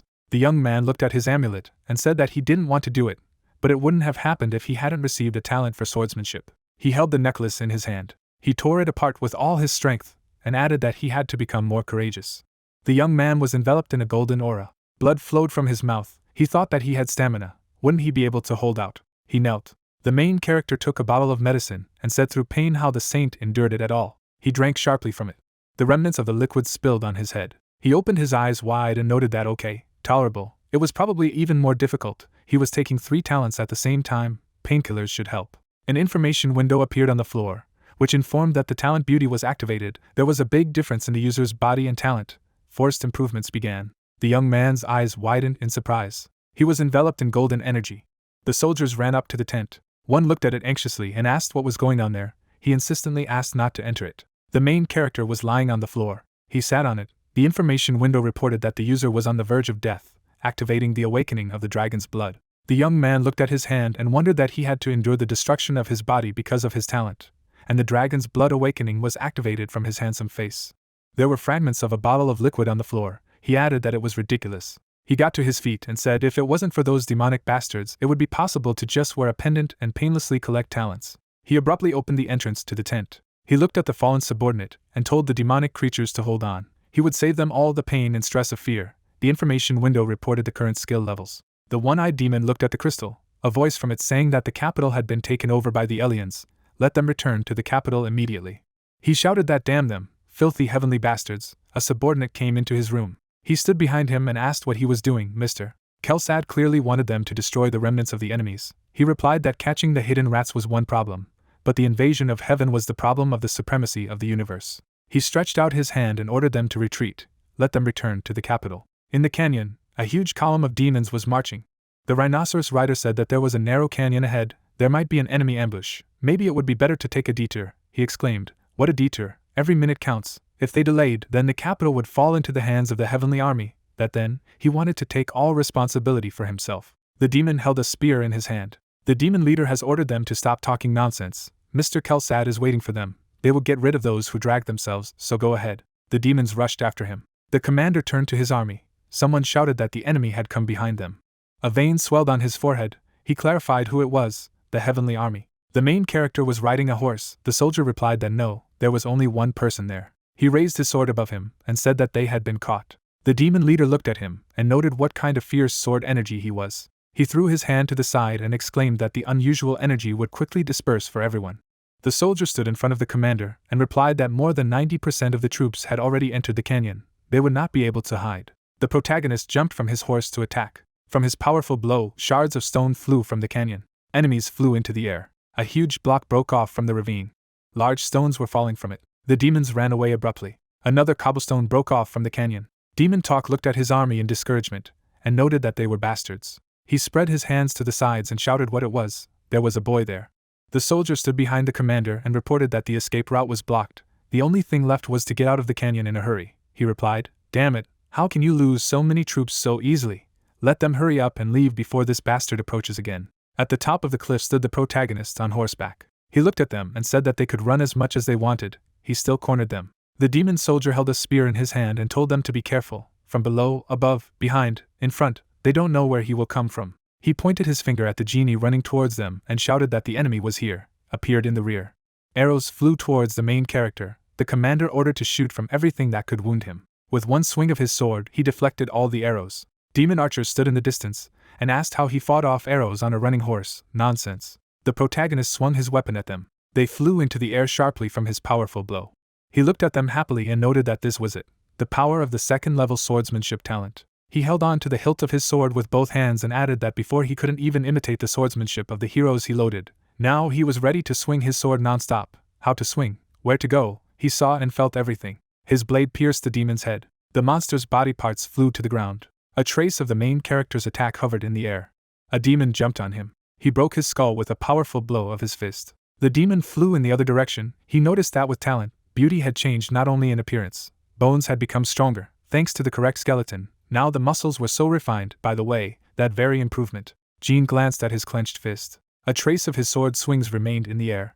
With the swings of his sword, the demons flew in different directions. An image of the protagonist's weapon appeared. He noted all the talents that he could master, namely spear, archery, the art of combat, and added that there were still so many talents that he could learn. He could become stronger. He looked at his opponents. Demons ran towards him. One exclaimed, no matter how strong the bastard was, he was alone. Let them use their brothers' corpses as shields and pounce. He wouldn't be able to use this technique for a long time. Let them attack all at once. Several demons jumped on the main character.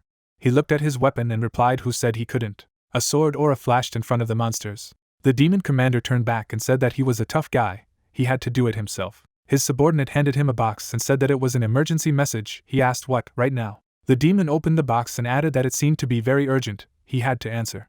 The commander took the box in his hands and said that Fantanon was listening. Ramon opened his mouth and replied that it was him. He thanked him for his work, eternal loyalty to him. He held a sword in his hand and said that Kelsad was dead. Let them leave scale, everyone retreat. The commander of the troops looked into the distance in discouragement and muttered what had become of the master. He was sitting on his horse in front of his squad and exclaimed that the little man had gone too far. The gates of retreat were open. Red energy flashed behind him. His veins were swollen. He swore that in the name of the devil, he would tear him apart the next time they met. The guy looked at him and noted how he had spoken while fleeing. He swung his sword and wondered if he was too weak to tear it apart now that he was so confident. Fantanon stretched out his hand in his direction and answered, "Here, little man." His subordinate asked him to save himself. He shouted to let him go. He must kill him. An explosion occurred in the canyon. The main character stood with his hands down. A fairy was hovering next to him. He said that he had missed it again, and ordered her to give him the coordinates. She put her hand to her forehead and replied that it was now. The protagonist glanced at the information window that appeared, which reported that the demons had been completely exorcised from Spile. An image of a new information board appeared, which stated that the hidden mission had been completed, 20,000 points had been received. He clarified if there was such a thing. He walked forward and said that they would return to the capital. Now they could confidently enter the main gate. The soldiers looked at the ruined palace in discouragement. One shouted that they didn't even have enough, the other added that how could they be so cruel, couldn't believe that there was nothing left of the imperial palace. They were worse than animals. A drop of sweat slid down Jin's cheek. The elder took the stone in his hands and said that now was the time to lament about the destroyed buildings. Let them hurry up and do everything possible to find His Majesty. Warriors took the cobblestones in their hands. Rosnell commanded, "Go ahead, let them bring a stretcher, concentrate on this place." A red-haired guy stood near the gate and said that he had found His Majesty's energies here. The other asked what he had found. The main character and the soldier looked there. He noted, "Here are evil demons. His Majesty was locked in a dungeon." The young man asked what was the matter. Maybe they would go down and open it. There was a seal hanging on the grate. Someone's voice said that there was a legendary barrier spell at the entrance to this dungeon. It could only be unlocked by a legendary level wizard. The guy turned back and said that he had to go down after all. He looked at the seal. The seal shattered into many pieces. The information window reported that the magic of the legendary level, the ultimate mirage, had been solved, a successful release. The main character stretched out his hand towards the aisle and said that it was open. Let them come in. A girl was sitting on the floor, chained. The soldiers exclaimed, "His Majesty." She looked up at them and noted that these voices. The elder approached her. She asked how they got here. The old man replied that they had come to save him. The blue-haired girl looked at them in shock. He added that Scale was freed. All the demons had escaped. Her eyes flashed with a blue dim fire. She noticed that she seemed to guess that it was all thanks to that warrior. In the distance stood the main character. The soldier picked her up, and she asked her to leave them. She would like to talk to him alone. The door to the cell closed. The guy said that he was ready. He stood next to her, saying that Mr. Hero was not a word for someone who came from another world. A drop of sweat slid down his cheek. He replied that how she talked about it. She spread her arms to her sides and told her that she felt that his mana structure was different from theirs. Despite this, he was the greatest wizard in this world. She looked into the bundle of energy that appeared and added that she wanted to give something to their savior. They, the Scale Imperial family, had been able to use subspace magic for generations. The reason why the demons kept her alive was because of the royal treasures in subspace. There were chains hanging on the wall, and he noticed that this was how it was. She handed him the box and explained that it was a national treasure passed down from generation to generation by their Scale Imperial family, and asked him to accept it. He put out his hands in front of her and asked again, a national treasure, if he could take it. She said that there was a legend that was also passed down from generation to generation along with this. An image of a knight in a flying chariot appeared. Her Majesty explained that one day, when the world was stained with evil, a savior would appear from heaven. He would cast out all evil, and then suddenly leave. The girl held the box in her hands and added that at first she believed that it was just a legend, and now when she sees it, she realizes that it is true. According to legend, the object should be given to the savior. He is the real owner of it. Jean took the box in his hands. He looked at her and thought, so this is the special reward for helping and befriending the natives. An information window appeared that said that by building friendships with the people of Scale, he could receive rewards that were not available for points. He scratched his head and asked if he could open it here, and she replied that of course it was his. The guy opened the box. Rays of light from the treasure burst out of the box. There was a large sphere inside. He clarified that it was a bead. He picked it up and added that he would find out what kind of thing it was. He looked at her in shock and noted that he failed. How come? This skill easily overcomes the magic of protecting mythical items, which means that the bead is much higher than the mythic level. The sphere was enveloped in pink energy.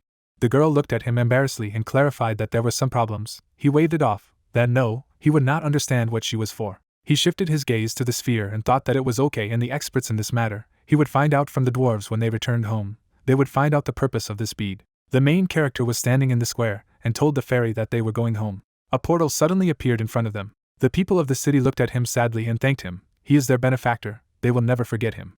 The guy waved them goodbye. They waved back. The main character left the portal. He rubbed his palms and asked himself how many points he had earned. There were trees in the distance, and he wondered where he was, if he hadn't established the coordinates of his room.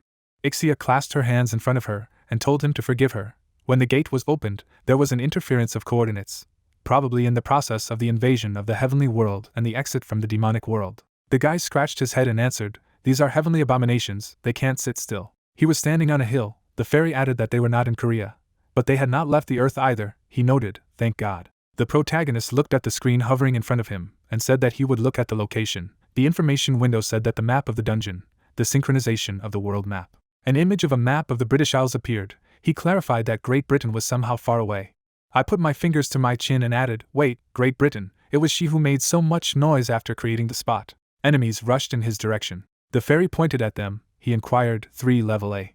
The soldiers surrounded him and ordered him not to move. He would resist, they would attack. He had invaded a state-forbidden area, hands above his head. The young man raised his hands and said that it seemed that it would not be so easy for him to return to Korea. The soldier looked at him and said that it felt like he had already seen him.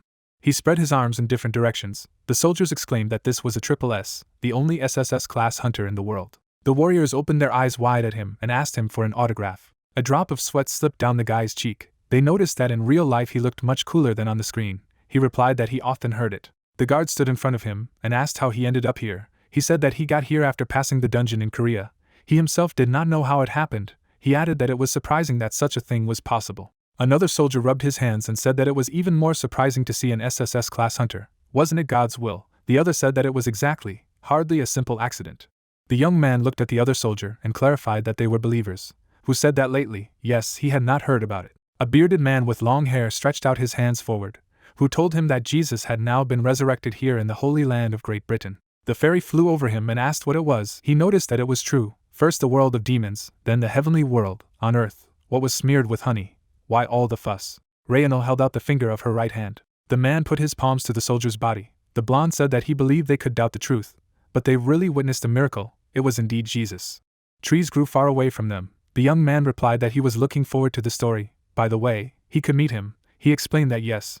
But now it is difficult. Jesus secluded himself to create the Holy Grail. He said that if he had the Holy Grail, then he would be able to protect humanity from monsters. The guy looked out of the corner of his eye at the fairy on his shoulder. She sat on the shoulder of the main character and said that the object is with blood. She still feels her energy. The soldier looked at the protagonist and revealed that the members of their guild had gone to look for materials for the Holy Grail. He scratched his head. He asked if St. Joan of Arc was not here. He said that she entered the UK, but then disappeared, so they were looking for her. A drop of sweat slipped down the cheek of the main character. He asked again that the saint was missing. The warrior put his hand out and said that he thought they were tired on the road. Let them take them to rest. He noted that he would be grateful. The guy raised his hand in front of him. Someone wished him a pleasant rest. He looked around the room and called Winry. A girl materialized in the air and congratulated him on his safe return. He stretched out his hand to her and asked that he had questions. She would answer them. She replied that she would tell everything she knew. She gestured and added that, however, she could not provide information without a fee that only benefited one side of the universe. The protagonist looked at her and replied, with a fee, he uses the points he earned. She pointed to the screen and said that it was not a bad idea. She would make a list of things that could be bought with them. He looked at him and said that he thought he had enough. The tears of the elves, the elixirs, the armor, the weapons, everything was in place. An image from the screen appeared. He clarified that the price corresponds to the quality. He asked how many glasses he needed to ask about the heavenly world. The girl pointed her fingers and gesture and replied that it was 20,000. The main character twisted his face and thought that it was too expensive. He fell to his knees and said that he wanted to sell all the elven tears for information. But the Earth was following a different path from the real universe, so it would be difficult to get the information he wanted. The young man lowered his head and said that he would ask. She replied that she was ready to answer one question. Jean put his hands out and asked her to tell her about the Holy Grail. He looked at her and thought that Ixia had sensed a sinister energy. The information should definitely be worthwhile. Winry stood across from him and said she would answer him. A monster flew out of the portal. She said that the Holy Grail is a distraction device that allows beings from the upper universe to enter the lower universe with impunity. Blood flowed from her hands. She continued that the Holy Grail is created by mixing half of a person's blood from heaven and half of a person's blood from the universe that heaven is trying to invade. Mixing blood means permissible, but it requires special conditions. The natures of the two beings mixing blood must be similar. The mana potential must be excellent. The most suitable person for this is St. Joan of Arc. There were sofas on the floor. The guy opened his mouth in surprise. He clenched his fist in anger and said that it was not by chance that she disappeared in the UK. He put his hand to his temple and added how he could find it. With the help of what? Winry put her fist to her face. She pointed out of the corner of her eye at the one standing behind her. Screen. An image from the screen appeared. He clarified what skill enhancement potion he could do with it. A second image from the screen appeared. The fairy came to his ear and asked if she could try it. He opened his eyes wide in surprise and noted that it was an idea. He put out his right hand with a protruding finger and thanked the girl. He would buy two at once. Winry held out her hands to him and said that it was a wise decision and wished him good luck. The information window said that 6,000 points had been spent. Stars were burning in the sky. Clouds flew across the sky. The moon shone high on the villages. The girl ran through the bushes. Someone shouted that she ran here. The soldier drew the string of his bow. Another soldier with a sword jumped at her and exclaimed that she had been caught. The girl instantly repelled the attack with a magical shield. She jumped down into the ravine. Jeanne d'Arc landed on the ground. The knight held out his sword in front of her, and she wondered why the knights of the Round Table were attacking her. She grabbed her hand. The man apologized for their rudeness. She looked at him in shock. He added that this was a secret meeting. Jesus spread his hands to the sides and stated that the earth was currently in danger, but with its help they would be able to save it. He held out his hand to her and said that with his help from her heart, they would stop the devil. The soldier took off his helmet from his head and exclaimed, "Let him wait." What did he mean? He thought that only a little blood was needed. The long-haired man held out his hand in front of him and replied that unfortunately, the demon had become so strong that a drop of blood would be useless. He looked at the warrior and added that it was God's will, so their role was to silently follow the decrees. A girl with huge wings waved her sword. Jesus ordered her heart to be brought. Jeanne d'Arc clasped her hands together. A picture of the sky appeared, and she thought of Mr. Jeanne. Sail swung at her. The moon shone high in the sky. The main character abruptly ran out in front of the girl. She exclaimed where he came from. He looked at her and replied that he was glad that he was not late. He felt her calling him. The protagonist leaned his hand on his waist. He tapped the screen. The information window said that the strengthening of the summoning skill could only be found by the one who directly established a connection with him. Jesus reached out and said that he did not know who he was, but that they would not sit idly by while he bothered them. Enemies stood in front of the main character. Information windows reported on the characteristics of his opponents. He held out a sword in front of him and thought that the levels were high, but having penalties gave him a chance to win. A man with long hair looked at him menacingly and ordered him to disappear. Beams of energy flew out of the seal in the direction of the protagonist.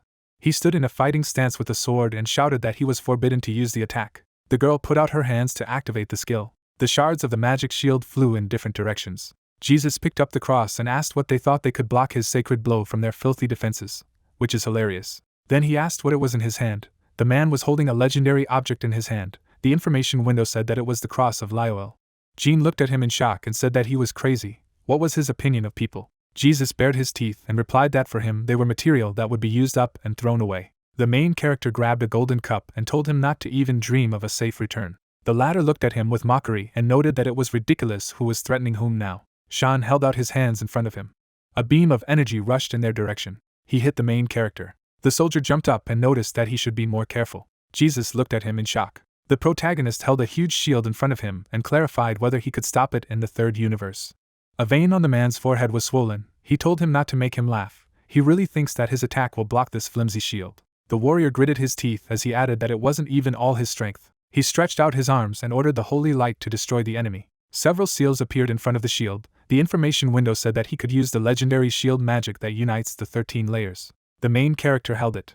Jesus put out his hand and ordered him to die. The energy beam struck several seals. The fighting spirit stood behind the protagonist, asking to trust him. His shield would never be broken. Jeanne leaned firmly on the ground. Jesus stretched out his hand in his direction and asked him how he continued to move forward, taking his attacks.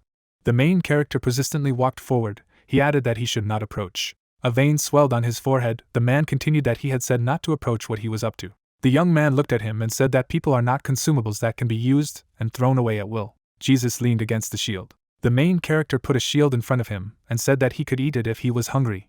The man flew in the opposite direction. The two sky warriors surrounded the boy as well and reported that they considered him a dangerous person to the heavens. He should be eliminated. He grabbed the hilt of his sword. He instantly swung it, and parts of the soldiers' bodies fell to the ground. Jesus put his hand to his face and asked again that the left angel with one swing of his sword. An old man in a robe held a staff on his shoulder. Once a sage appreciated Galahad. Behind the head character was a fighting spirit. Everything he did was nothing short of a miracle. He looked at his master, therefore, no person on earth would be able to defeat him. The man looked at him anxiously and noted that he had an extraordinary divine power. He needed to stall for time. He pointed his finger at his opponent and ordered him to be killed. The soldier held out his sword and asked if he thought they were his subordinates. Everything he had done to the saint and to the rest of the lives made him suspicious. He looked at him with a sneer and replied that they wanted to say they didn't care what happened to her. He knew that without him he would not be able to save her life. A vein on the warrior's forehead was swollen. Soldiers stood with axes in front of the main character. He looked at their commander, who said that somehow everything turned out this way. A bead of sweat slid down his cheek, and he added that if he walked away, he swore on his honor as a knight that he would definitely protect the saint's life. The young man gritted his teeth and said that good knights, they call chivalry something that caused so much trouble in the capture of a woman. He has a suggestion. Let them leave immediately, then he will save their lives. A fighting spirit hovered above the protagonist. The leader of the knights looked at him dumbfounded, and said that it was a curse. He didn't think he would end up like this. A heavenly soldier crawled to Jesus and asked to heal him. He smiled at him and noted that he was alive. The man instantly pierced him with a weapon. Blood gushed from the warrior's mouth. He asked why. He bared his teeth and replied that he was just expendable. Let him die honorably for him. Rays of light burst out of the holy warrior. The blonde soldier turned away from the powerful glow. Jean gritted his teeth and said that he was already getting tired of it. Didn't their species have a sense of camaraderie? At least the demons were trying to save their subordinates. Someone's foot stepped on the ground. Lowell stood with his hands down and asked again, comradeship, if people consider dogs bred for hunting to be their companions. He gritted his teeth. The information window said that it was an earthly angel. The soldiers stood with spears and noted that he was a monster. He stretched out his hand and replied that they had not made too much noise. He opened his mouth slightly and ordered him to disappear. Jean instantly took off. The energy beams hit the seal of the shield. The soldier looked at the main character. He stood behind him and said that they were pointing at his sword. Why was he protecting them? He opened his eyes wide and told because human life is not so simple that it can be easily disposed of. He is different from these monsters. His opponent opened his mouth wide. He stretched out his hands in front of him and exclaimed that all his grandiose plans had failed because of him. He, like him, could not be left alive. His eyes flashed with red fire. Energy rays rushed towards the main character. Under their onslaught, he held them back. A huge beam of energy rushed into the shield. Parts of the seal flew in different directions. He gritted his teeth and thought that there were only a few defensive spells left, whether he would be able to withstand the destruction of his body. A fighting spirit hovered behind him and told him to throw it away. He looked at the enemy and added that when he had little defensive energy left, let him kick the shield and direct it at the enemy. Sometimes attacking is the best defense. Jean jumped sharply. With his feet, he pushed the shield away from him. He rushed at the enemy. Lowell held his hands in front of him. He opened his arms wide in shock. The shield struck him. Teeth flew out of his mouth. Dust rose in the air from a powerful blow. The plume from the impact stretched for several hundred meters. The fighting spirit stood behind the protagonist and noted that he was still alive. Let him catch up with him and make a firm decision. He turned to the soldiers and said that if they touched the saint with even a finger, they would have a hard time. A vein on his cheek was swollen, and they replied that they would sacrifice their lives for her. The enemy lay prostrate on the ground. Blood gushed out of his mouth. He noted the curse, how to throw a shield at him, idiocy. Jean walked up to him and said that was it. He looked at her and replied that he knew he was strong. He stretched out his hand and added that therefore let him catch. Wei got back on his feet and declared that victory would be his if he could withstand it. A drop of sweat slid down the guy's face. He clarified that he was several times larger than the existing magic circle. Trying to concentrate all the power in one point, he couldn't even use the shield. A shield lay on the ground. The young man pursed his lips and realized that then he had to strike first. He jumped sharply at his enemy. The latter grinned at him and remarked that he would take a look. The fairy hovered near the main character and explained that this is not attacking magic, this is the magic of change. The man spread his hands in different directions. He looked at his opponent and said that this was a magnificent destruction. Let him see how he took revenge on him. He swung his sword and said that he had missed the curse. Clouds flew in the sky. Clouds were flying over the city. A portal appeared not far from the urban area. Jesus landed on earth and said that he could not return to paradise in such a form. What a humiliation. His hair hung from his forehead. He looked around the city and remembered that it was said that there was another saint. He spread his hands in different directions and added that he would complete the creation of the Holy Grail and summon the heavenly army to tear these people to pieces. Someone appeared behind him and replied that it would be difficult, because his role was over, because now was not the time. He looked at him out of the corner of his eye and asked who he was. He instantly waved his weapon.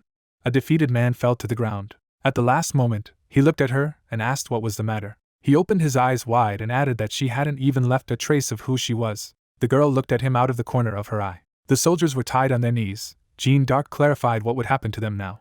She put her hand to her chest and noted that they were not to blame. They had all been brainwashed except Arthur. She looked at him and wondered if his wife had been taken hostage, right? He looked down and replied that Elena was suffering from an unknown disease. He did not even know its name. The guy folded his arms over his chest and asked if that fake Jesus said he would cure her. Yes, he answered in the affirmative. The soldier looked down and said that he would accept any punishment.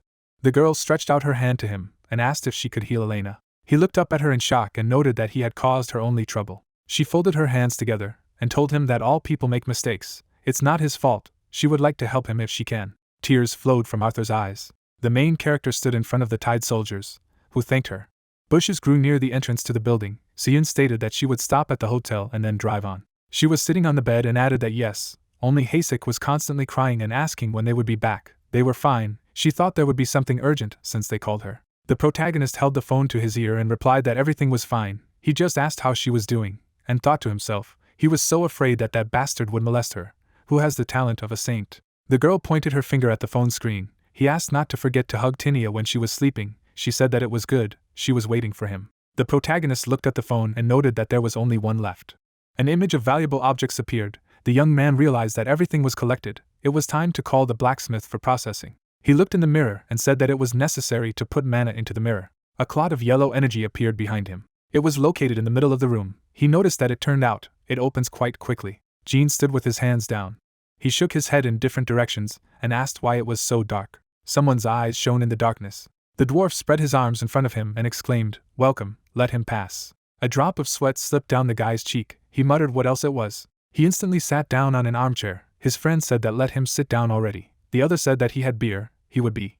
The main character drank a little from the mug and thought that it was suspicious somehow. He added that his shoulders were so tense, it seemed that he tried well. The blacksmith stood in front of him and asked if the mana had increased. He jumped up from his chair abruptly and exclaimed, "They were in their minds," again offering him to hold the lottery. The dwarf pointed at him with his finger and asked if it was possible to get addicted to such a thing, and then quit.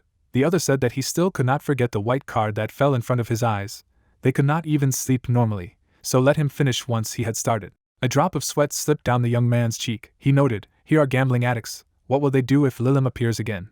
The dwarves looked at him in shock. They looked at each other and whispered that it was true. She had clearly told them not to deceive, in case they got caught again. The dwarf spread his arms to the sides and declared that everything was in a bunch, until they were caught. The other put out his hands and replied that exactly, "You need to be careful, he is a genius or something, and if she does appear again." Jean folded his arms over his chest and said that they were definitely finished.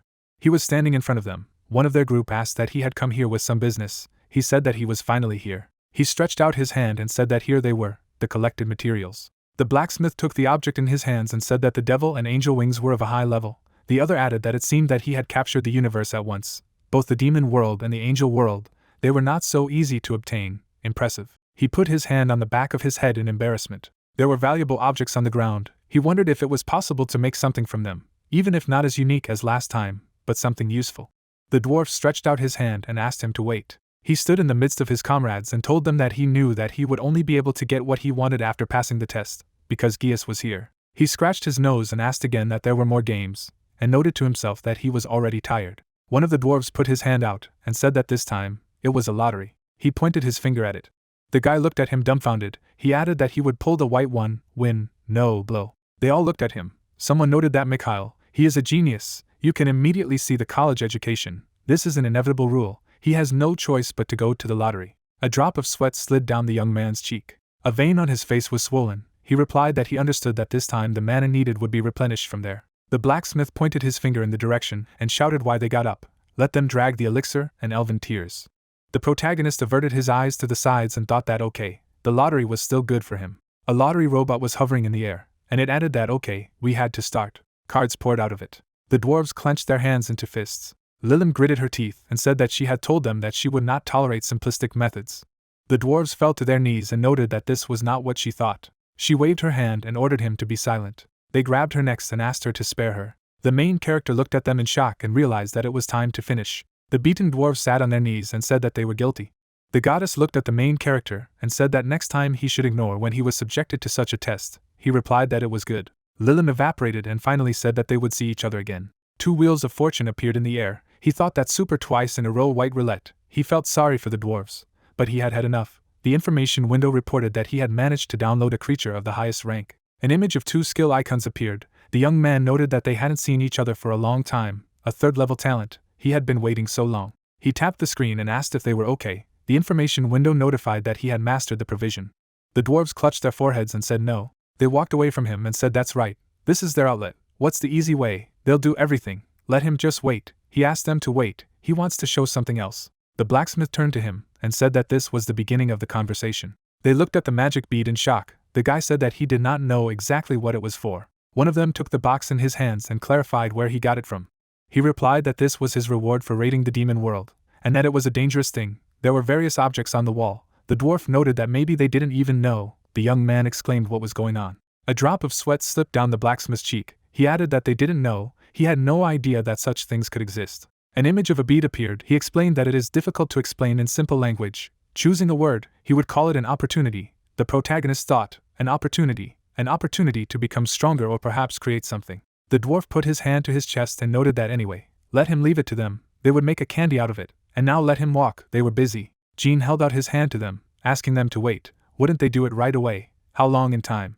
The dwarf turned to him and replied that he did not know, let him come when he saw fit. The main character pouted his lips and muttered that it was urgent. As soon as they received the order, it was immediately not needed. Images of information windows appeared that reported that he had managed to strengthen his white level, and the rewards had been issued. The guy stunned his hands to the sides and asked if this was what it was. He covered himself with his hands and asked to wait. What kind of nonsense was this? He stretched out his arms in the direction of the powerful flash. The young man opened his eyes slightly. A golden card hovered in the air in front of him. The information window announced that he would receive a guaranteed ticket for the route as a reward. He reached out and said that the white level was much better than the lottery of probability, but he didn't expect it to appear. An image of a golden card appeared. He added that extra means additional, special. Given that it opened at the same time as the white level, it is unlikely that this level is higher than it. He put his fingers to his chin and thought, I wonder how the characters differ from the existing rank system, that they already have such a level.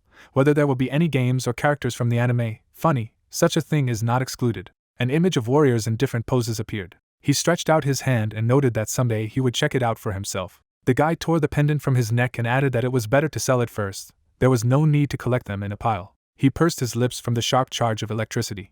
Indoors, an aura spread in the air. An image of the information window appeared, which reported that he had received a grant. An SUV was driving off-road. A drop of sweat slid down Arthur's cheek. The main character sat opposite him. He asked why he went with him, even refused to fly to Korea. The protagonist pointed his finger at himself and said that he has pretty cool recovery skills. Perhaps this will help cure his wife. The latter jumped up in front of him and asked him again what it was true. The young man closed his eyes and thought that, to be honest, his goal was to find the missing Lael. If he was hiding, it was clearly somewhere in Britain. The man squeezed the main character's hand and noted that SS, he is an amazing guy. He immediately understood it. Jana looked at them and said that Arthur had always been like that, exclaiming that Korea, the #1 country, loved kimchi. The SUV was passing by the house. He noticed that it was here. He put out his hand and asked to get acquainted. It was his wife. The red-haired woman was lying on the bed. He said that since there were no signs of improvement, they brought her to the village hospital room, which she liked very much. The girl folded her hands together and asked him to move away. She stretched out her arms towards the woman lying on the bed. Jean and Arthur looked at her. She pursed her lips with her eyes closed. A drop of sweat slipped down the girl's cheek. The guy did not ask. It seemed that she felt worse. She replied that it could not be. He opened his eye wide and added that he would try. The woman clutched a blanket in her hands. The information window said that at the present time, she was in an eternal sleep. Because of the curse of the earthly angel, he thought that he knew that it was his doing. Another information board said that it was found that its level is higher than mythical. Wants to curse the angel. He looked at the screen in surprise. The fighting spirit held a sword and shield in his hands. He noted that this was the reward he had chosen after defeating Gallus. The guy said that it seemed that he could cure her. Arthur looked at him in surprise and asked him again if it was true. He grabbed his hand and said that he asked him, my friend, that he would do anything if he could help her. The protagonist closed his eyes slightly. He pointed his finger at Arthur's sword and said that then, he would ask for the item he was wearing on his belt. He took hold of its handle and said that it was an item of national fortune, even if he wanted to give it away. The young man closed his eyes and replied that no, he just asked to show it to him. He asked him again. The man was holding on to the hilt of his sword. He thought that this was why Arthur had not been brainwashed, unlike everyone else. He said that this was King Arthur's scabbard, a legendary thing that protected the owner from all pests. Jean held a sword in his hand. He clapped his hands and noted that it was excellent. He opened his mouth wide and said that they should start the treatment. Let them bring him all the potions that restore mana. Arthur replied that it was fine. He was already running. Let him be patient. A red-haired woman on the bed pursed her lips. The protagonist looked at her and told her that he would soon free her from her pain. The information window informed her that the curse cleansing skill was activated. Lightning comes from the hands of the protagonist. The system says that the cleansing of the curse is activated. The amount of mana consumed by this skill increases in proportion to the level of the curse. Jean opened his mouth and declared that with the Galahad skill, he would definitely get rid of the curse. The dark aura leaves the body under the effect of the hero's purification skill. The spirit of the curse, like death, bursts out of the woman's body. A dark stream of energy hit the guy's face. The glass breaks from what is happening in the room. Jean turned around and asked if there were any potions there, as his mana was running out. A box full of magic potions fell to the floor. The protagonist opened one of the flasks with his teeth. The blue liquid enters the student's body. The guy, resisting the curse, shouts that the potion tastes like shit. The purple silhouette is curved under the influence of the hero's magic. An aura of curse envelopes the girl. Black whips envelop the victim's neck. She begins to scream from suffocation. Jean gritted his teeth and thought that he would have to use his power for the rest of the ritual. It would become more difficult if he didn't get rid of it at once. A yellow glow comes from the palms. A girl in a white robe, putting her hands to the hero, says that she added her strength. The guy's eyes lit up. He thanked the saint for this. The spirit of an ancient warrior rises above the protagonist's head. The knight's owner has stated that he will then use all his power without a doubt. A red-haired girl lies on the bed. An ancient warrior glowing with a blue aura swings his sword in the spirit of the curse. The woman on the bed twitched in pain. The black remnants of the curse leave the room. Elena opened her eyes. Her eye is directed forward. The blonde man reached out to his wife, who asked Arthur if it was. He hugged her. The hero, looking at the window of the system, understands that the mana energy, when used for purification, has a slight positive effect on both sides. The blue screen has changed its description. It informs that the additional effect of the skill, purification, is activated. A man in rags, standing against the background of the guardian of the curse. The system notifies that after the cleansing of the curse, surveillance begins on the one who imposed it. The protagonist is hovering on such details. An image of a map appeared in front of him, with a note that the link talent checks the skill of the card. From now on, curse casters will be displayed on the dungeon map. Jean smiled and said that such an improvement would save him the trouble of looking for the caster himself, and he ordered the tracking function to be activated. An image of a human spellcaster appeared in the room. The system informs that the curse mage is the earth angel Lioel. The guy's gaze was directed forward. A bearded man dodges the blow. The protagonist discusses that although the caster's body is in the process of decaying, he is a level 300 monster. But who is capable of such a thing? The student in the blue shirt put his hand to his face and thought that maybe there was another race that had come to Earth or Karma, and another miracle had begun. Veil. Jean scratched his hair and concluded that given that an unknown variable was involved in this incident, it would definitely be a headache. Elena, getting out of bed, said that she understood everything. She sincerely apologizes for the harm that Arthur caused while she was not around. A young man with short hair approached the girl and asked what she planned to do. She opened her mouth and said that she needed to close the dungeon spot. The angel stretches out his hands to the people. Elena explains that a creature calling himself Jesus appeared in the dungeon. By putting her to sleep, he brainwashed the guild members. Originally, people could not control things like spot. She looked at the guy and asked if he knew how to close the spot. Jean, beating his chest, betrayed that he was ready to cooperate. He just had something to do in that place too. Arthur, approaching his wife, asked if she could walk. She replied that she could and they needed to start preparing. The red-haired woman, warming up, said that she felt rested and cheerful, as if she had woken up after a great sleep. Her husband, scratching his head, agreed that his wife would not let him go alone. The knights crossed their pikes near the entrance. A warrior in red armor, turning to the sorceress, says that Arthur and his wife saw the monster stay in one place. The man replied that he saw such a thing during the search. The ruler of the kingdom pressed against the stone, feeling fury and superiority with the strength of the dungeon monster. He explained that he felt such a strong energy that he couldn't move, and then he saw the monster standing in place as if protecting something. The protagonist, pointing his finger at the place in front of him, said that the monster from Arthur's stories is the keeper of the spot core. If you defeat it, the spot will close.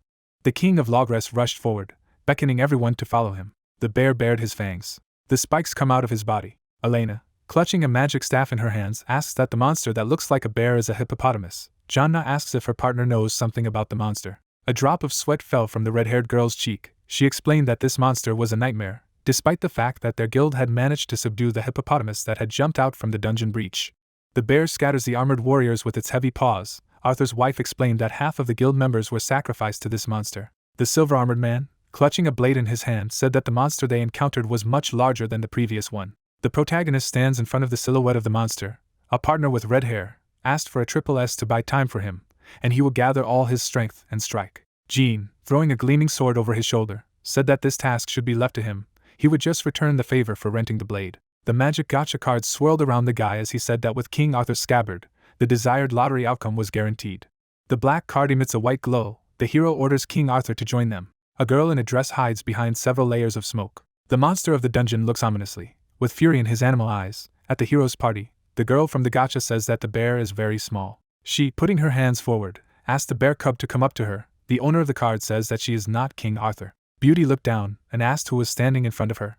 The blonde warrior jumps into the air and asks everyone to disperse. He swings his sword to attack the bear, and he claims that his sword is called Excalibur. The dungeon monster raises its paw up to strike. Arthur blocks a shot from the side. The monster towers over the king, who says that the wound is shallow. He is not prepared enough. Jonna and Elena stand behind the armored man, who shouted for everyone to run away while he was playing for time. The hero, grinning, said that Arthur's speech was cool. He said that the protagonist should run away faster. Jean snapped his fingers and explained that he would take care of everything. Flames are approaching the bear. A fiery tornado burns the monster to ashes.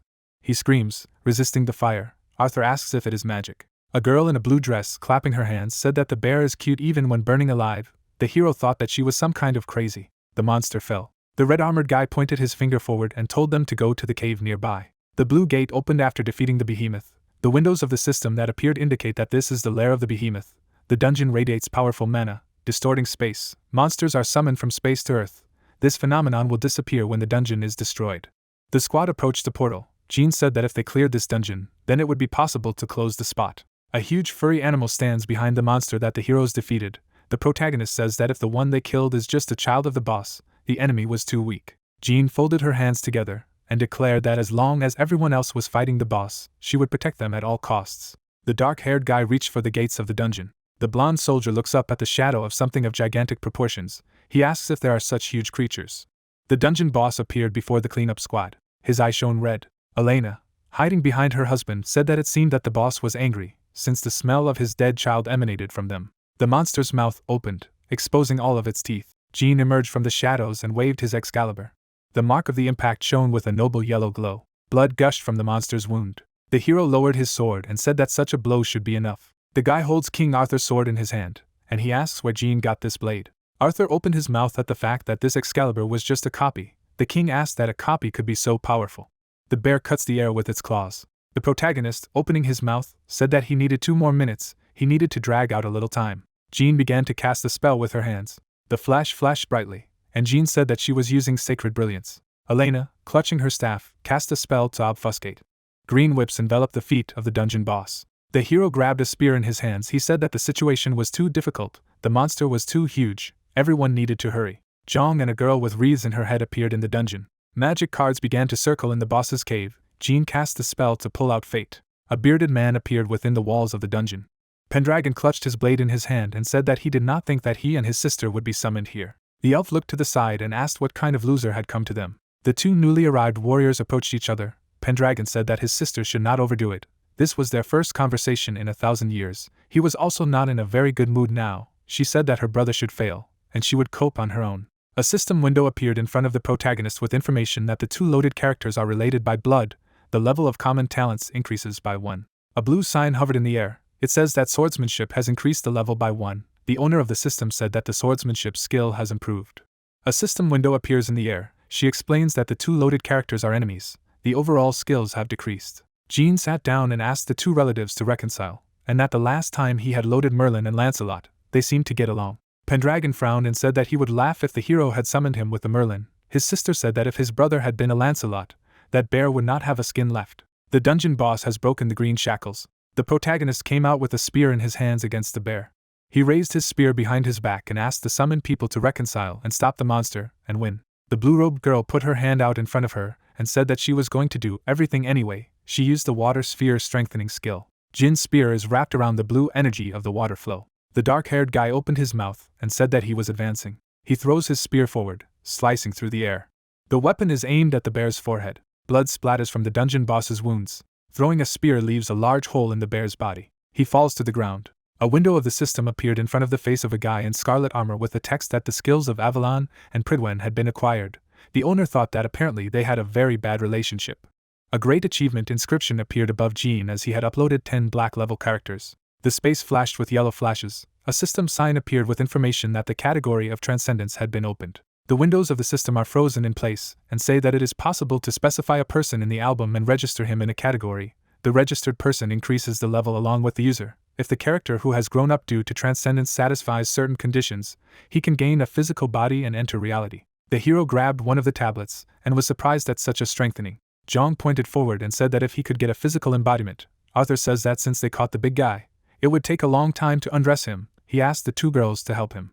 The eyes of the second Emperor Shang sparkled with joy, said that he would be able to gain a body and walk on the earth. The hero recalls the depiction of the skill of Transcendence. He explained that certain conditions must be met, but he does not know the exact details. The long-haired man replied to the master that he thinks he knows how to do it. Jong held up a thumbs up. He spread his hands to the sides and said that a +10 bonus could help. Jean, frozen in place, thought about this statement. His partner said that this was a 10-fold amplification if there was another such difficult achievement. The Emperor bent down slightly, asked if the hero wasn't saying that it was only because he had 7 power-ups, and if he wanted the ruler to believe that it was true. The guy replied that it wasn't. The red-armored youth stood in the spot. The Gacha spirit said that if it strengthened, then the master's abilities would increase. They would kill 2 birds with 1 stone. How about taking advantage of the lucky borrowing lotteries for the first time in a long time? The guy replied that Young was thinking well. If they were aiming for strengthening, then they needed to draw ordinary cards, so it was better not to use borrow luck. The interlocutor agreed with this. The protagonist clicked on the system window labeled Binding Lottery, and said that they should try it. The cards spun in front of Jin's eyes. Young said with a hint of hope in his voice that his heart was about to break. He felt like he could already feel his toes. The guy replied that maybe the spirit of the emperor was exaggerating too much. The blue card glowed with a bright light. A man in a red kimono, opening his mouth, said that this was an ordinary card. The hero thought that it was right to rejoice at this. Jong looked at his palm and asked why there was no reaction. Several colors appeared in place of the lottery card. A girl in a pink dress appeared in front of the guy and the emperor. He said that it was a great honor for her to meet them. She raised her eyebrows and said that her name was Yoo Seoyoon, a level 3 beauty talent, no skills. The hero's face turned red. He wondered if the beauty they summoned had a level 3 beauty. Yoo Seoyoon strolling down the catwalk, dazzling everyone with her presence. Jin concluded that from her voice to her appearance, this is a beauty that no celebrity compares to. The protagonist turned back and asked what benefit he would have from having Young have a body. Tears poured from the emperor's eyes. The guy said that it would be more profitable if Yoo Seoyoon received the body. The emperor was indignant. Several system cards have appeared with the image of summoned partners. The windows indicate that there is no penalty for changing the character registered in Transcendence. Registration and changes are possible at any time.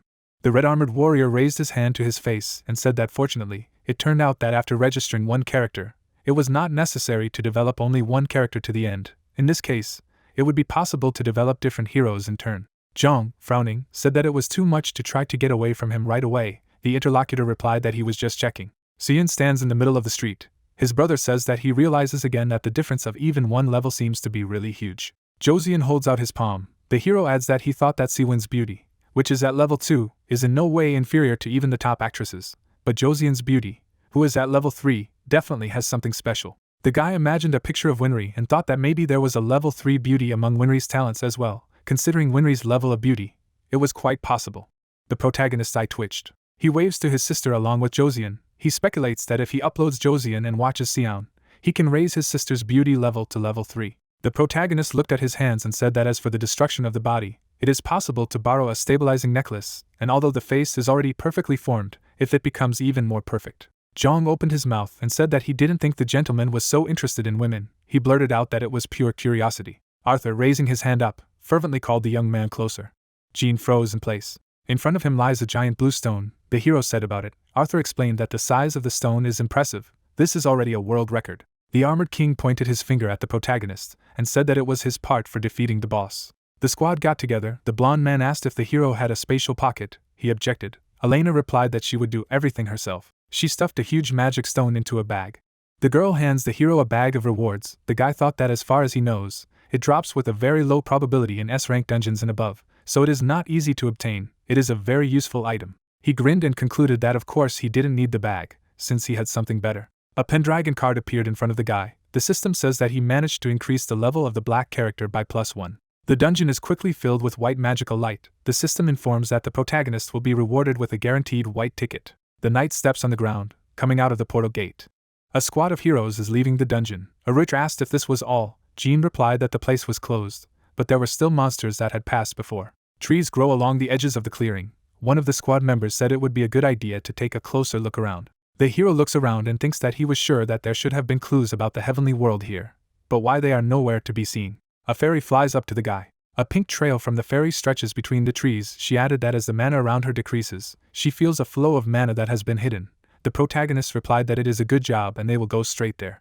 The hero rushed forward to the green grove. He confronted the team with the fact that he would only inspect the place and return. The horizon is replaced by a large number of trees, the Ixia saying that he feels the amount of mana rapidly decreasing. They came to the place with a blue glow. The partner said that they had arrived. The blue gate disappears. The hero reached for the portal. The passage to the dungeon collapsed. Jean froze in place and asked if that mean they wouldn't be able to find clues about the celestial world anymore. Ixia closed one eye and said that the clue was short and not perfect, but she remembered. The protagonist shook hands with Ixia, who asked that they would then be able to open a new gate and invade the celestial world. The fairy, opening her mouth, said that there was a problem. The protagonist is standing on a piece of land among the same layers of earth. Ixia explains that when it came to the demon world, they had the exact coordinates called sky, but since they are moving towards the place where the celestial beings are, following the dissipating weak mana, There is no guarantee that this place is indeed the heavenly world. This place could be the earth or even the demon world. Who is at war with the heavenly world? The dark-haired guy, folding his hands on his belt, said that in any case, this meant that they could go to where the Celestials were. The partner agreed. Steam is coming out of the ground. The protagonist has ordered the Ixia to memorize the coordinates.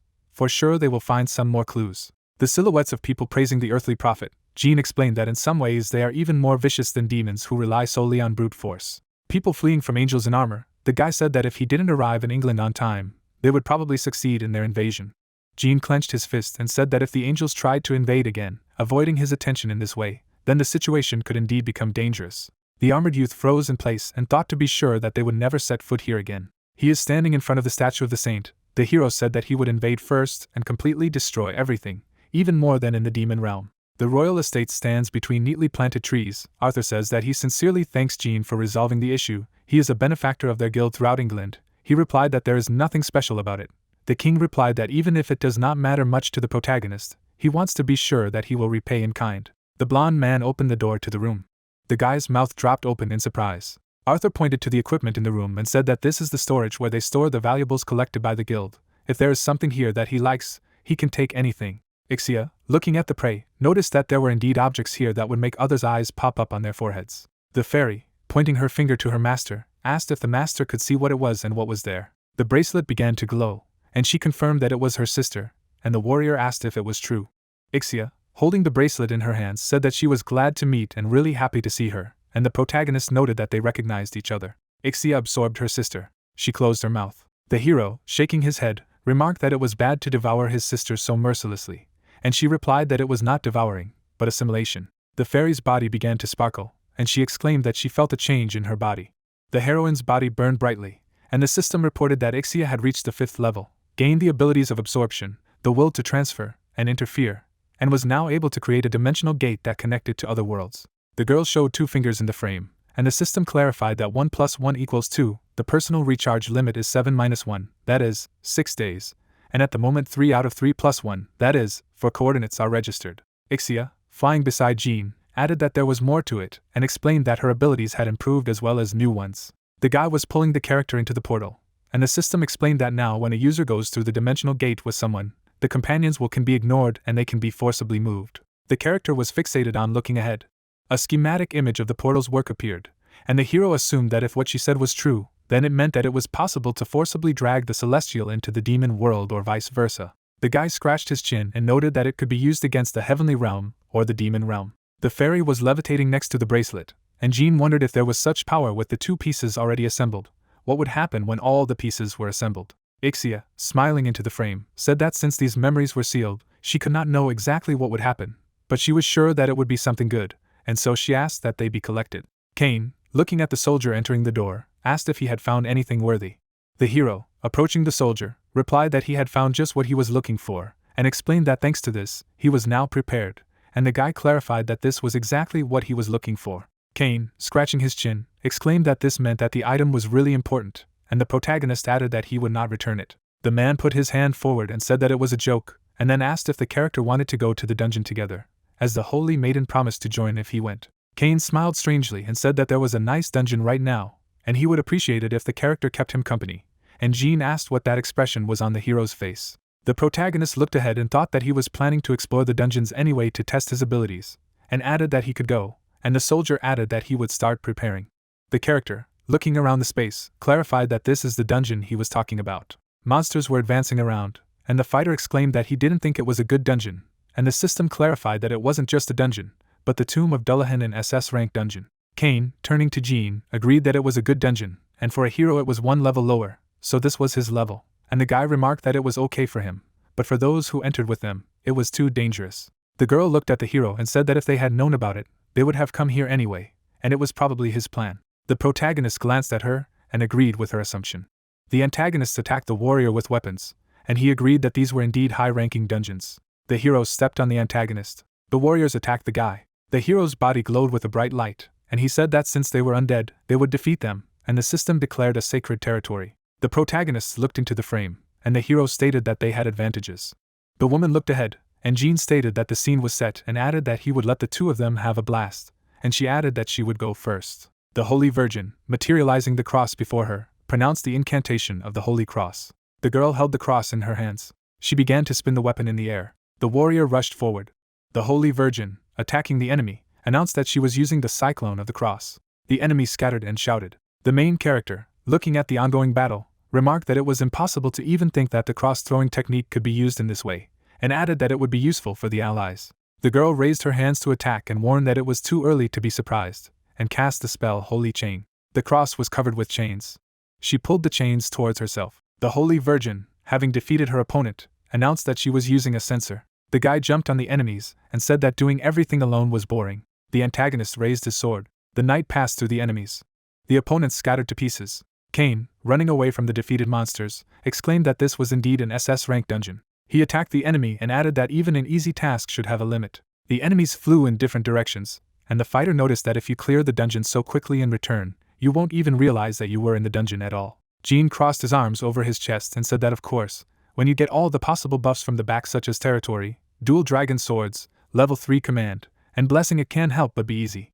The enemy was rushing at the protagonists. The girl turned her head in puzzlement. The Lord flew at the warriors, and the heroine announced that they needed to be careful. As a boss monster appeared Lord Dullahan. Dullahan, opening his jaw, declared that he would lead them to the afterlife. He rushed forward, and the protagonist replied that he did not need it, and added the spell Sacred Territory. The skeleton looked ahead and admitted that the light was strong, but it wasn't enough to stop it. The fighter swung at the enemy. The monster's horse threw its hooves forward. The enemy's body crept away, and he grunted. The head of the skeleton fell to the floor, and the hero reported that the monster was defeated.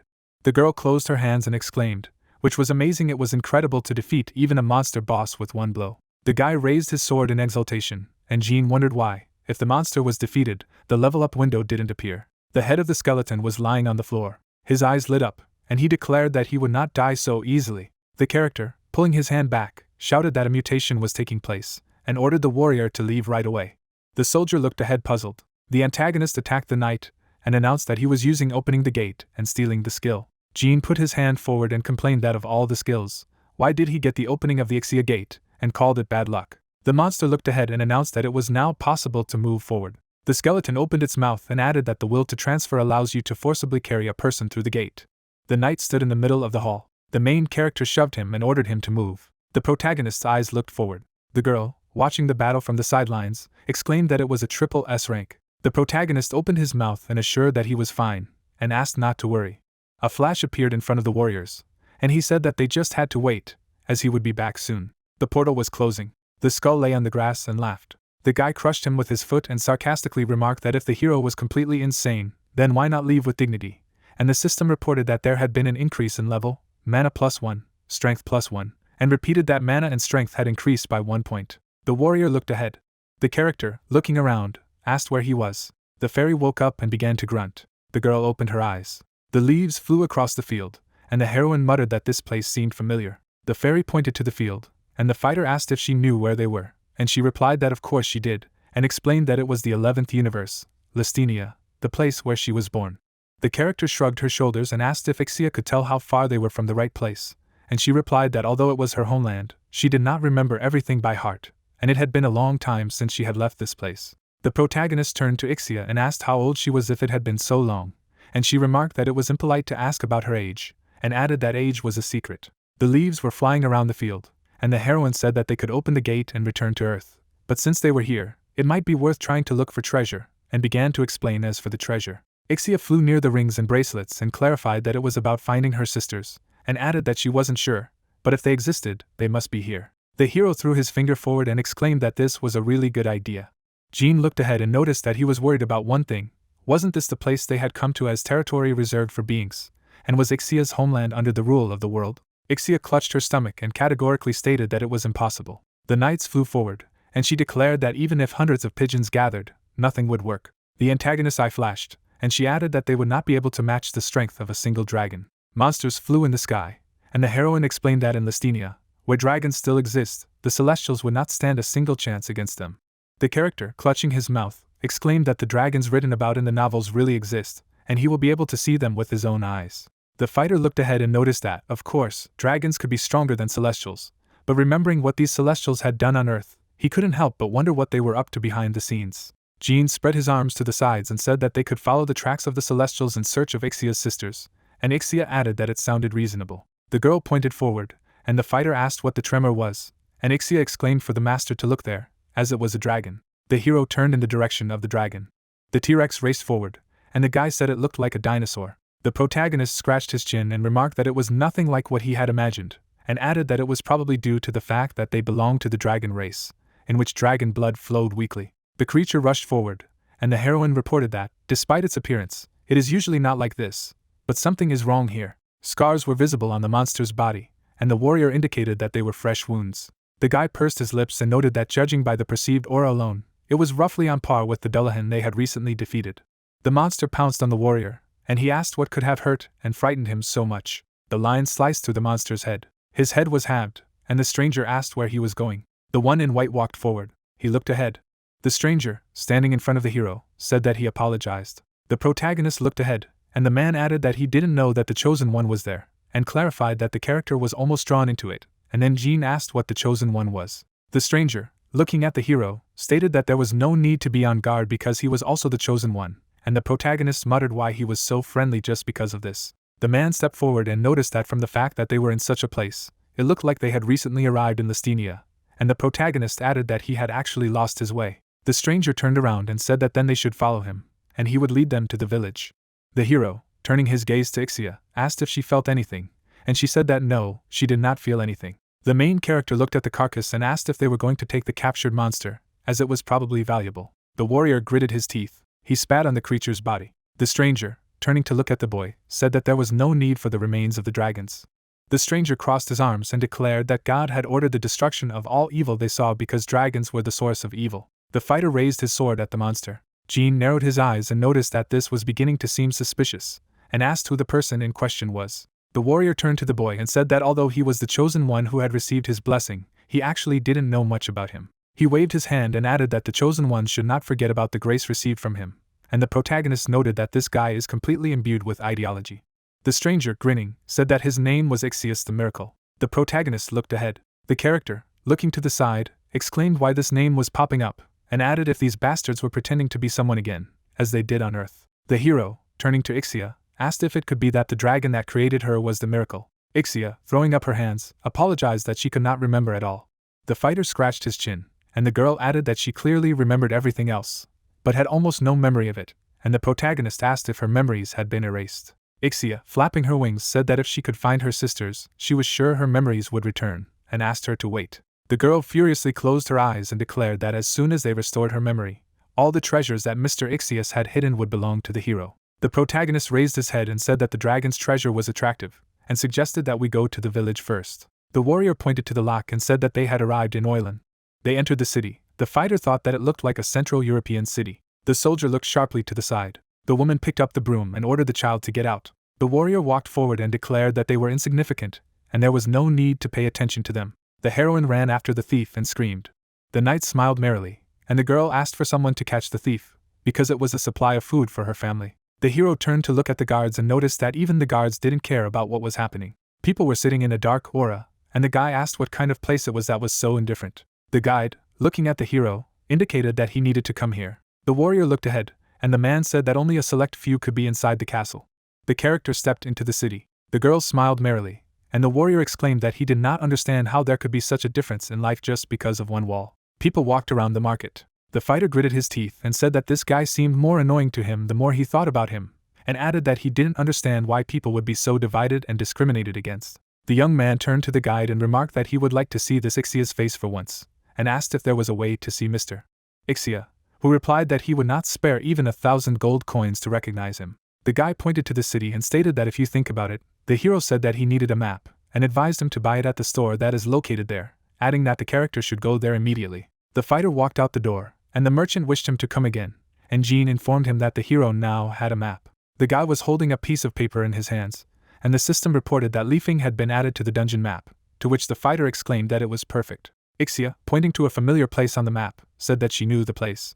The girl pointed her finger at the mountain and clarified that these were the Brendy Mountains, the place where Ixia's lair was located. The girl put her finger to her lips, and the protagonist asked if it was true that her memories had returned, to which she replied that it was true, and added that it was strange, but when she looked at the map, she only remembered the location of the lair. The character, squeezing the map, said that it was great, and noted that they now had a destination where her sisters or the dragon's treasure would probably be. The soldier smiled and noticed that her heart began to beat faster. The princess clenched her palms, and the protagonist exclaimed that they were going to the dragon's lair, and wondered what story awaited him there.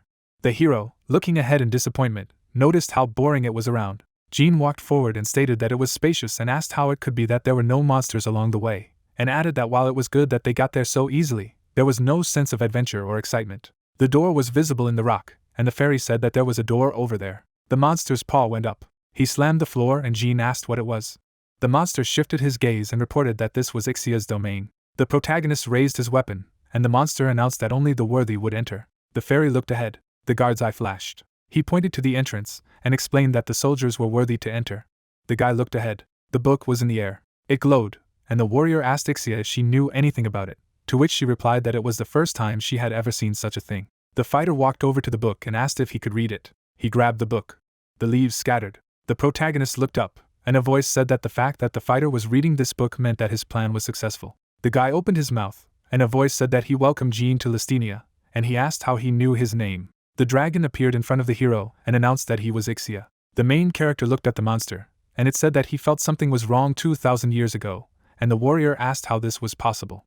The dragon repelled the attacks of the enemies and explained that many had set their sights on his country, and he repulsed it. The monster looked ahead and said that his life was not eternal and that he would be able to see the future of Listinia after death. The corpses lay on the grass, and the dragon explained that 100 years after his return to nature, his country would be destroyed. The protagonist looked ahead and thought that since the country still existed, less than 100 years had passed since his death. Ixius, levitating in the air, said that he could not accept such a fate, so he directed all his efforts to change the future. The man raised his hands, and the monster added that he had even taught people magic. Dragons were flying, and he noted that he was also trying to increase the number of dragons. The enemy smiled, and Ixius admitted that he had not been able to change the future that had been destroyed by the group. The dragon flew around the room and clarified that although he could not change the outcome, he managed to delay it, and reported that he had looked into the future thousands of times, trying to find a way to avoid the destruction of Listinia. Ixius, looking at the flash, exclaimed that when he managed to delay the destruction by almost 2,000 years, it was a real achievement.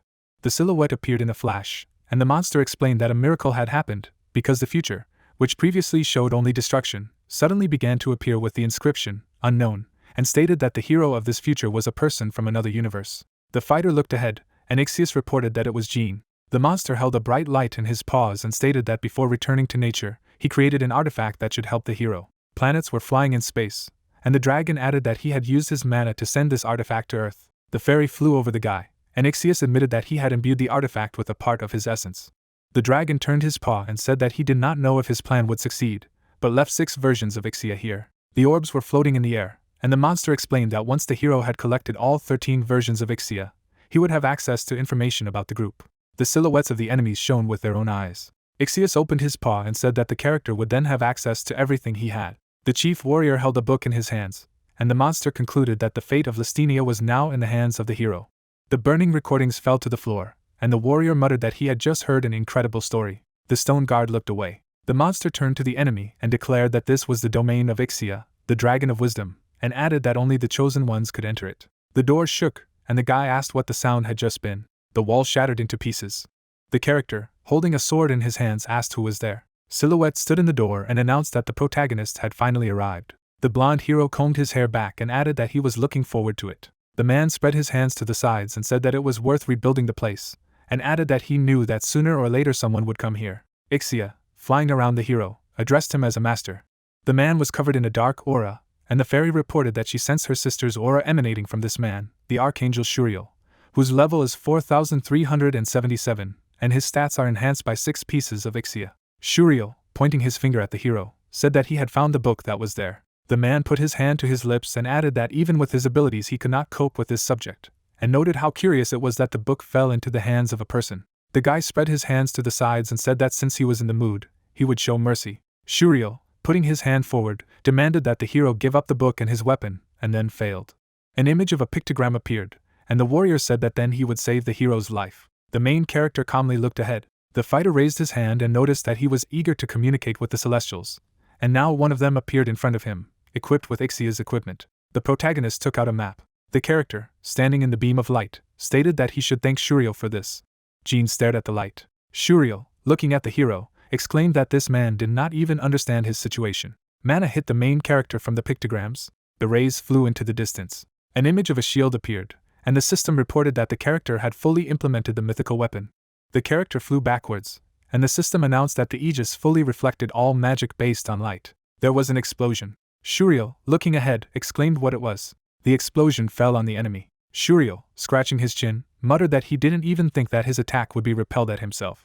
The sword appeared in the air. The weapon flew into the back of the antagonist's head, and the fighter reported that he had been caught, and the system reported that the harp cancelled the enemy's immortality property. The protagonist stabbed. The hero, looking ahead, noted with regret that it was a pity that Shuriel could not be finished off with one blow, as he did with the jellyfish, and remembered how Perseus defeated her. The guy stood in the smoke and said that there would be another chance. Shuriel, clenching his fist, exclaimed that he was a murderer, and asked how he dared to attack on the sly. He began to conjure with his hand and added, "Does the hero really think that hiding in a cloud of dust will go unnoticed?" Shuriel threw magic at the protagonist and stated that he would not be able to find the hero. The character came out of the smoke, and the enemy exclaimed that they had found him. The antagonist counterattacked the enemy in battle and ordered him to die. Jean, holding his shield in his hands, noticed that Shuriel was not learning anything. The attack fell on the enemy. The man looked ahead and reported that one moment he was using a sword, the next a shield, and added that the more he saw the opponent's weapon, the more he wanted to get it. He headed forward. Shuriel reached for the weapon and stated that the hero should give it to him because it would put it to good use. The main character clenched his fist and admitted that the hero has a taste for quality things. He attacked the enemy with his sword and added that a scumbag like him shouldn't even think about it. Shuriel, looking at the hero, ordered him not to come closer. An amulet burned brightly around his neck, and he added that Jin's will didn't matter to him. An axe appeared in the hands of the enemy. The hero, declaring his intentions, said that if he wanted to use a weapon, he would use it. The antagonist parried the blows and said that if he got tired of the weapon, he would simply throw it away. He raised his gun and asked if the fighter knew why he could do this. The antagonist pounced on the guy and asked if he knew why all the valuable treasures in this world were only for people like him. The warrior fell to the ground. Dust rushed from the door. The explosion burst to the surface. The antagonist stood in the middle of the rubble and exclaimed that he should have kept the weapon intact, but he couldn't control his power. The main character attacked from behind, and the enemy asked how he was still alive. Jean held a weapon in his hands and replied that Shuriel's movements were so blurry that it was easy to dodge, and asked what the thing was. The soldier recaptured the weapon from the enemy. The pictogram hung on the ceiling, and the soldier exclaimed that it was a Hamura. Shuriel turned and shouted that she wasn't. The antagonist emitted a discharge of energy. Shuriel, looking at the hero, exclaimed what strength this man possessed. The antagonist threw out his hand to the side and shouted that it was a thing received from a god. Jean gestured and remarked that Shuriel, who had no powers, knew nothing but to rely on equipment, and added that was all he was capable of. The character looked at the enemy and said that he was no one without equipment. The antagonist gritted his teeth, and the fighter added that he couldn't even swing his sword. The man raised his weapon and asked the hero if he was praying for death.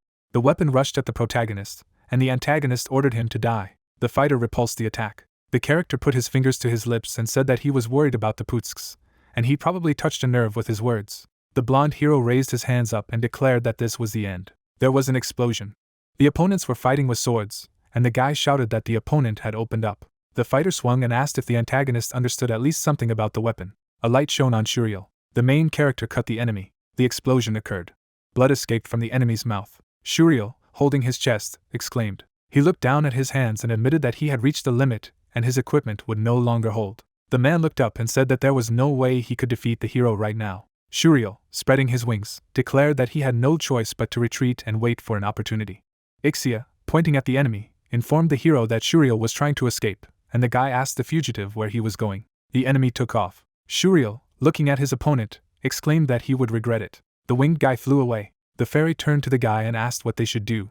The hero raised his finger and told her not to worry. He waved his hands and realized that there was a way to catch up. Talaria's wings appeared on the hero's legs, and he suggested that they try it. The enemy flew into the sky and thought that he could relax. He grinned and promised that he would mobilize the army and destroy him.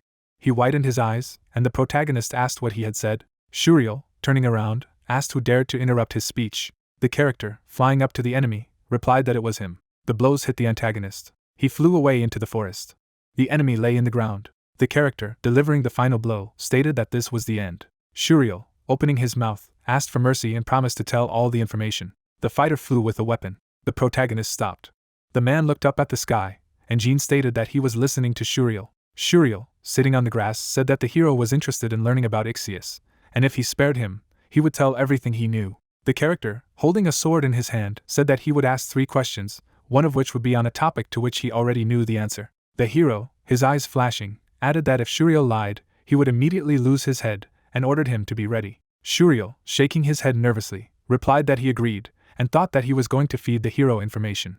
The guy pointed at the enemy with his sword and asked how many celestials of a rank above the Seraphim were in Listenia at the moment. An image of 2 men appeared, and the character stated that there were 3 of them in total. The sun was shining, and the antagonist explained that one of them was in the capital, and the other was missing. The fighter pointed at him with his sword, and the enemy asked if he would kill him after answering. The protagonist asked what he meant. He held out the artifact and told the character to put his hand and swear an oath, as he needed a guarantee of safety. The guy in the frame was pierced, and the antagonist threatened that if the hero did not obey, the artifact would tear his heart apart, and ordered to put his hand on him. The character, approaching the artifact, said that he needed to get a little closer. The fighter knocked the artifact out of his hands. The warrior cut the antagonist. The body fell on the grass, and Jean asked why he should trust him, and the system announced that the hero's level was increased and repeated this several times. The guy looked at the fairy and said that now it was Ixia's turn. The fairy conjured with her hands and ordered everyone to gather around. Rings and bracelets glowed brightly. The fairy's body lit up.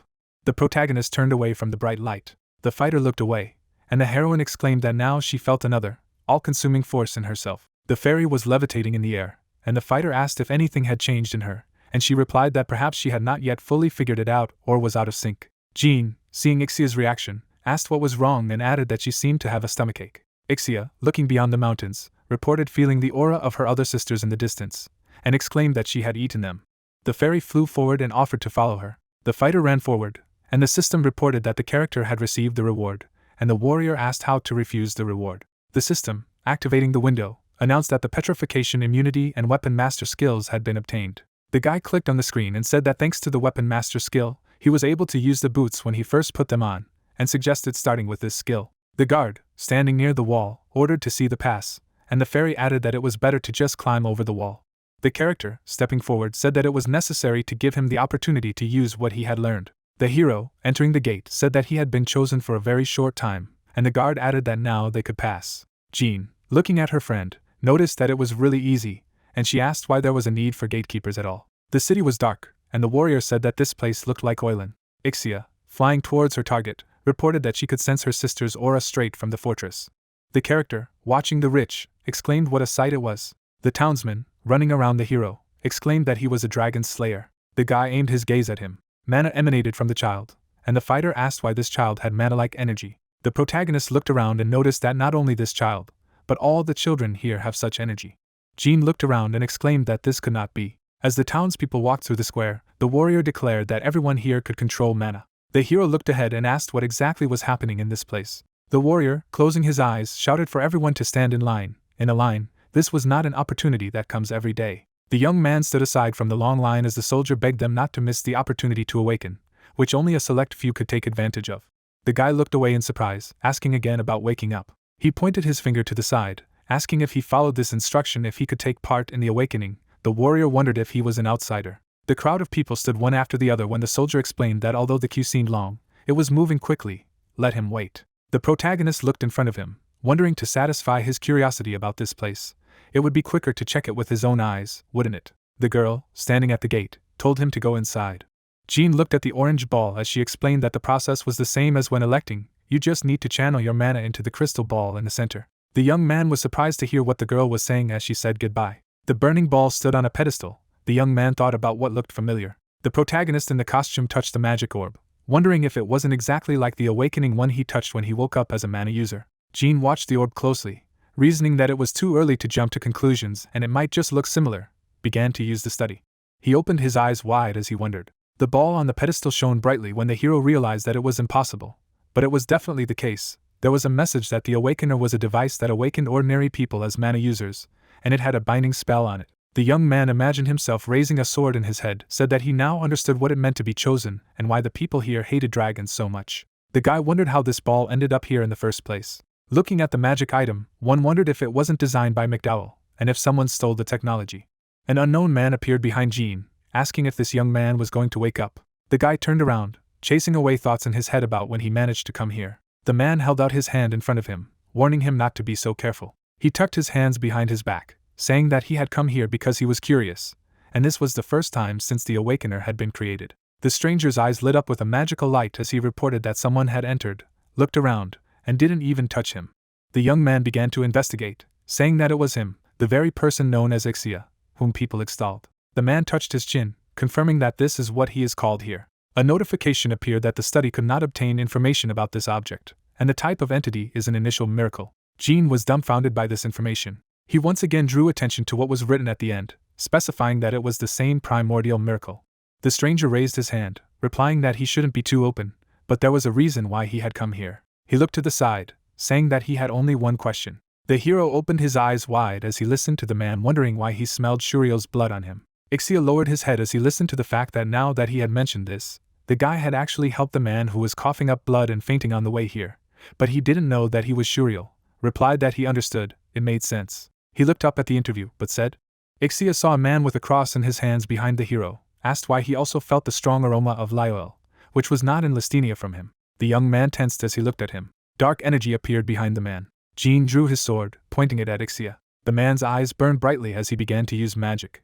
The pedestal for the ball was destroyed when the two energies collided. The man stood motionless, saying that he would ask him again. Ixia looked at the young man, wondering where Shuriel was. Jean clenched his teeth, noting that he had smelled his blood, and wasn't it obvious from the fact that he was still alive? There was a magic ball under his foot when the man added that the value of this child was far beyond anything he could imagine, and it made his entire long-term plan meaningless. The hero looked away in surprise, wondering if he planned to take revenge. Ixia swung his leg sharply. He struck, attacking, explained that he intended to kill the enemy. Jean held his sword in his trembling hands, asking if this was something he could state with his bare hands. The rivals clashed in battle. The man dodged a blow with a sword. The young man held a weapon filled with energy in front of him. The man waved his hand using magic, found it strange. He lowered his eyes, wondering even if Shuriel wasn't fully prepared, how could he lose to someone like him, and how much the standard had dropped in the time he was gone. The main character carried out an attack, shouting for him to shut up. Ixia managed to raise his hand, dodging the blow. His hand glowed brightly as he announced that he would only take his hand for the time being. The guy hit the man's hand with a swing. He looked at his hand dumbfounded. Behind the young man, an unknown person appeared from the card when the question was asked that he was hiding his power. One of the monster's eyes was larger than the other. Roland looked up, rejoicing in the battle, saying that it was a holiday. Jean lowered his head, reflecting on how he was the leader of the paladins and a role model for all knights. But his condition seemed strange. The guy put his fist with his sword forward, saying that if this was Roland, who had both destructive power and protection, then this fight. A level 3 berserker notification has appeared. The monster was in anticipation, voicing that he wanted to fight this old man when the guy was against it. Roland laughed out loud when a message popped up that the uploaded character was now out of the user's control. His eyes turned bright red as he shouted to the old man to fight him. The man put his hands behind his back, hearing that the monster was strong. He stared straight ahead, wondering if he was suddenly acting strangely, if he had gone mad. Roland swung his weapon as he went on the offensive. Ixia clenched his fist, enveloped in energy. The man hit the opponent's body directly, exclaiming that he was just like an open book. The monster flew far to the side. Pieces of concrete were scattered from the explosion. Roland laughed as he looked at his opponent. A light flashed in his hand as he clarified that it didn't hurt at all. The young man shouted that it hurt. The old man spread his hands to the sides, noticing that it was fun, realizing that he was not an ordinary person. Ixia's eyes lit up with magic as he offered to see how long he could entertain him. The monster laughed as the shards scattered around from the battle. The man dodged away from Roland. The monster was smiling as he fought Ixia. The man's hand glowed with a bright light during the attack. Roland was concerned about what was happening, smiling. He sent his fist on the offensive, asking what he called a blow.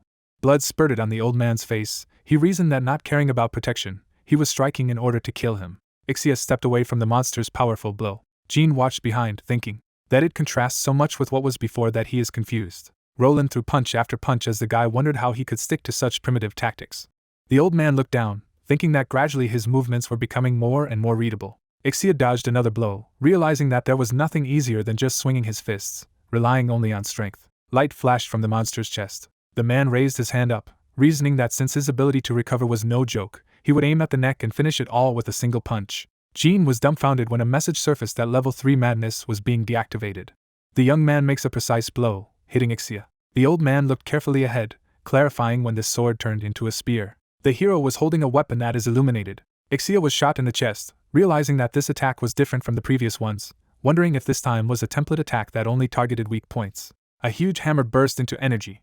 Jean dealt a crushing blow to his opponent. Pieces of concrete flew apart. The man tried to stand on one leg, holding his head. Blood gushed from his head as he reasoned that who would have thought there was such a strange tactic. Roland clutched his head, and regretfully asked his master for forgiveness, saying that he was suffering from a great deal of madness.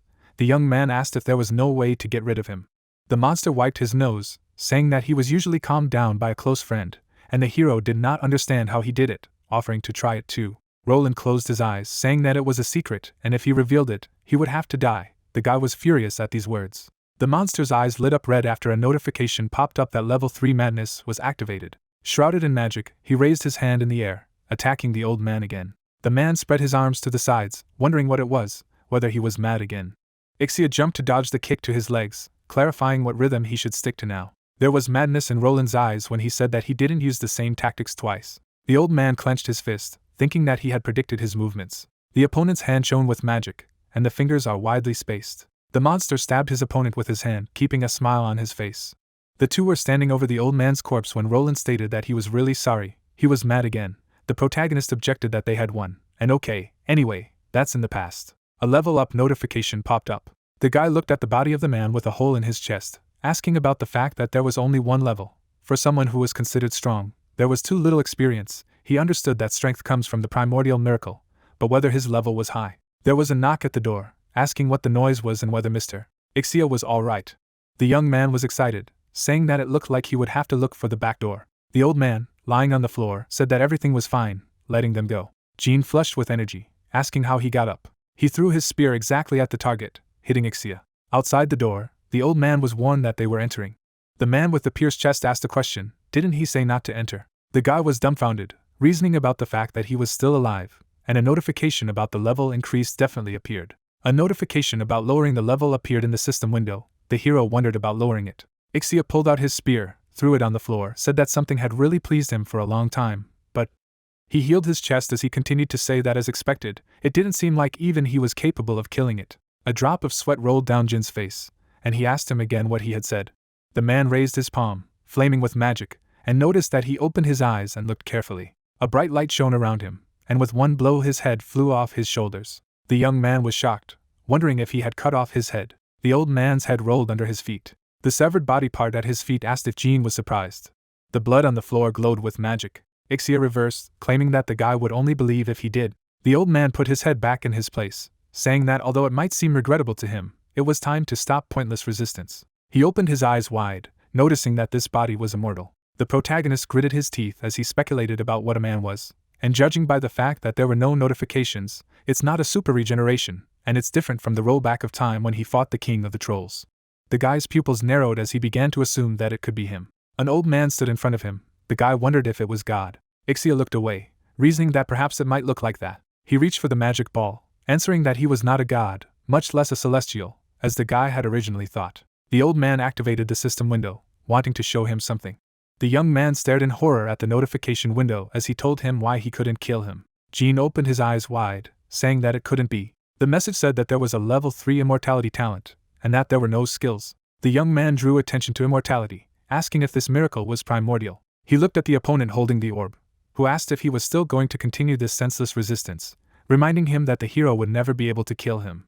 Jean took the sword in both hands, talking about immortality, and whether it was really possible, thought it would be better to gather more information, and wondered how old he was. The man touched his chin with his finger, saying that it had been too long since he had given importance to the concept. He pointed his finger at the hero, saying that this is why he envies such talented people as the young man. Ixia placed his hand on his chest, noticing that at his level earlier, despite spending eternity, this was the limit he had been able to reach. The message of level 125 popped up. The man took a step forward, adding that since he couldn't level up, he couldn't raise his stats. The man stood against the wall he was hitting and said that only after thousands, tens of thousands of punches he was able to gradually increase his stats. The message spoke of an increase in strength. The young man silently looked at the interlocutor, thinking that he had heard about it. They say that there is a way to increase stats through training that literally grinds down the bones. He reflected on what he had heard. This method is so complex that even after 10 years of training, it is not known if there will be a result, so no one chooses it. The man put his hands behind his back, remarking that it was irrational, but for him it was the only way. Ixia raised his palms up, thinking of objects and people, reasoning he was not particularly interested in anything, and believed that it was possible to develop in a different direction.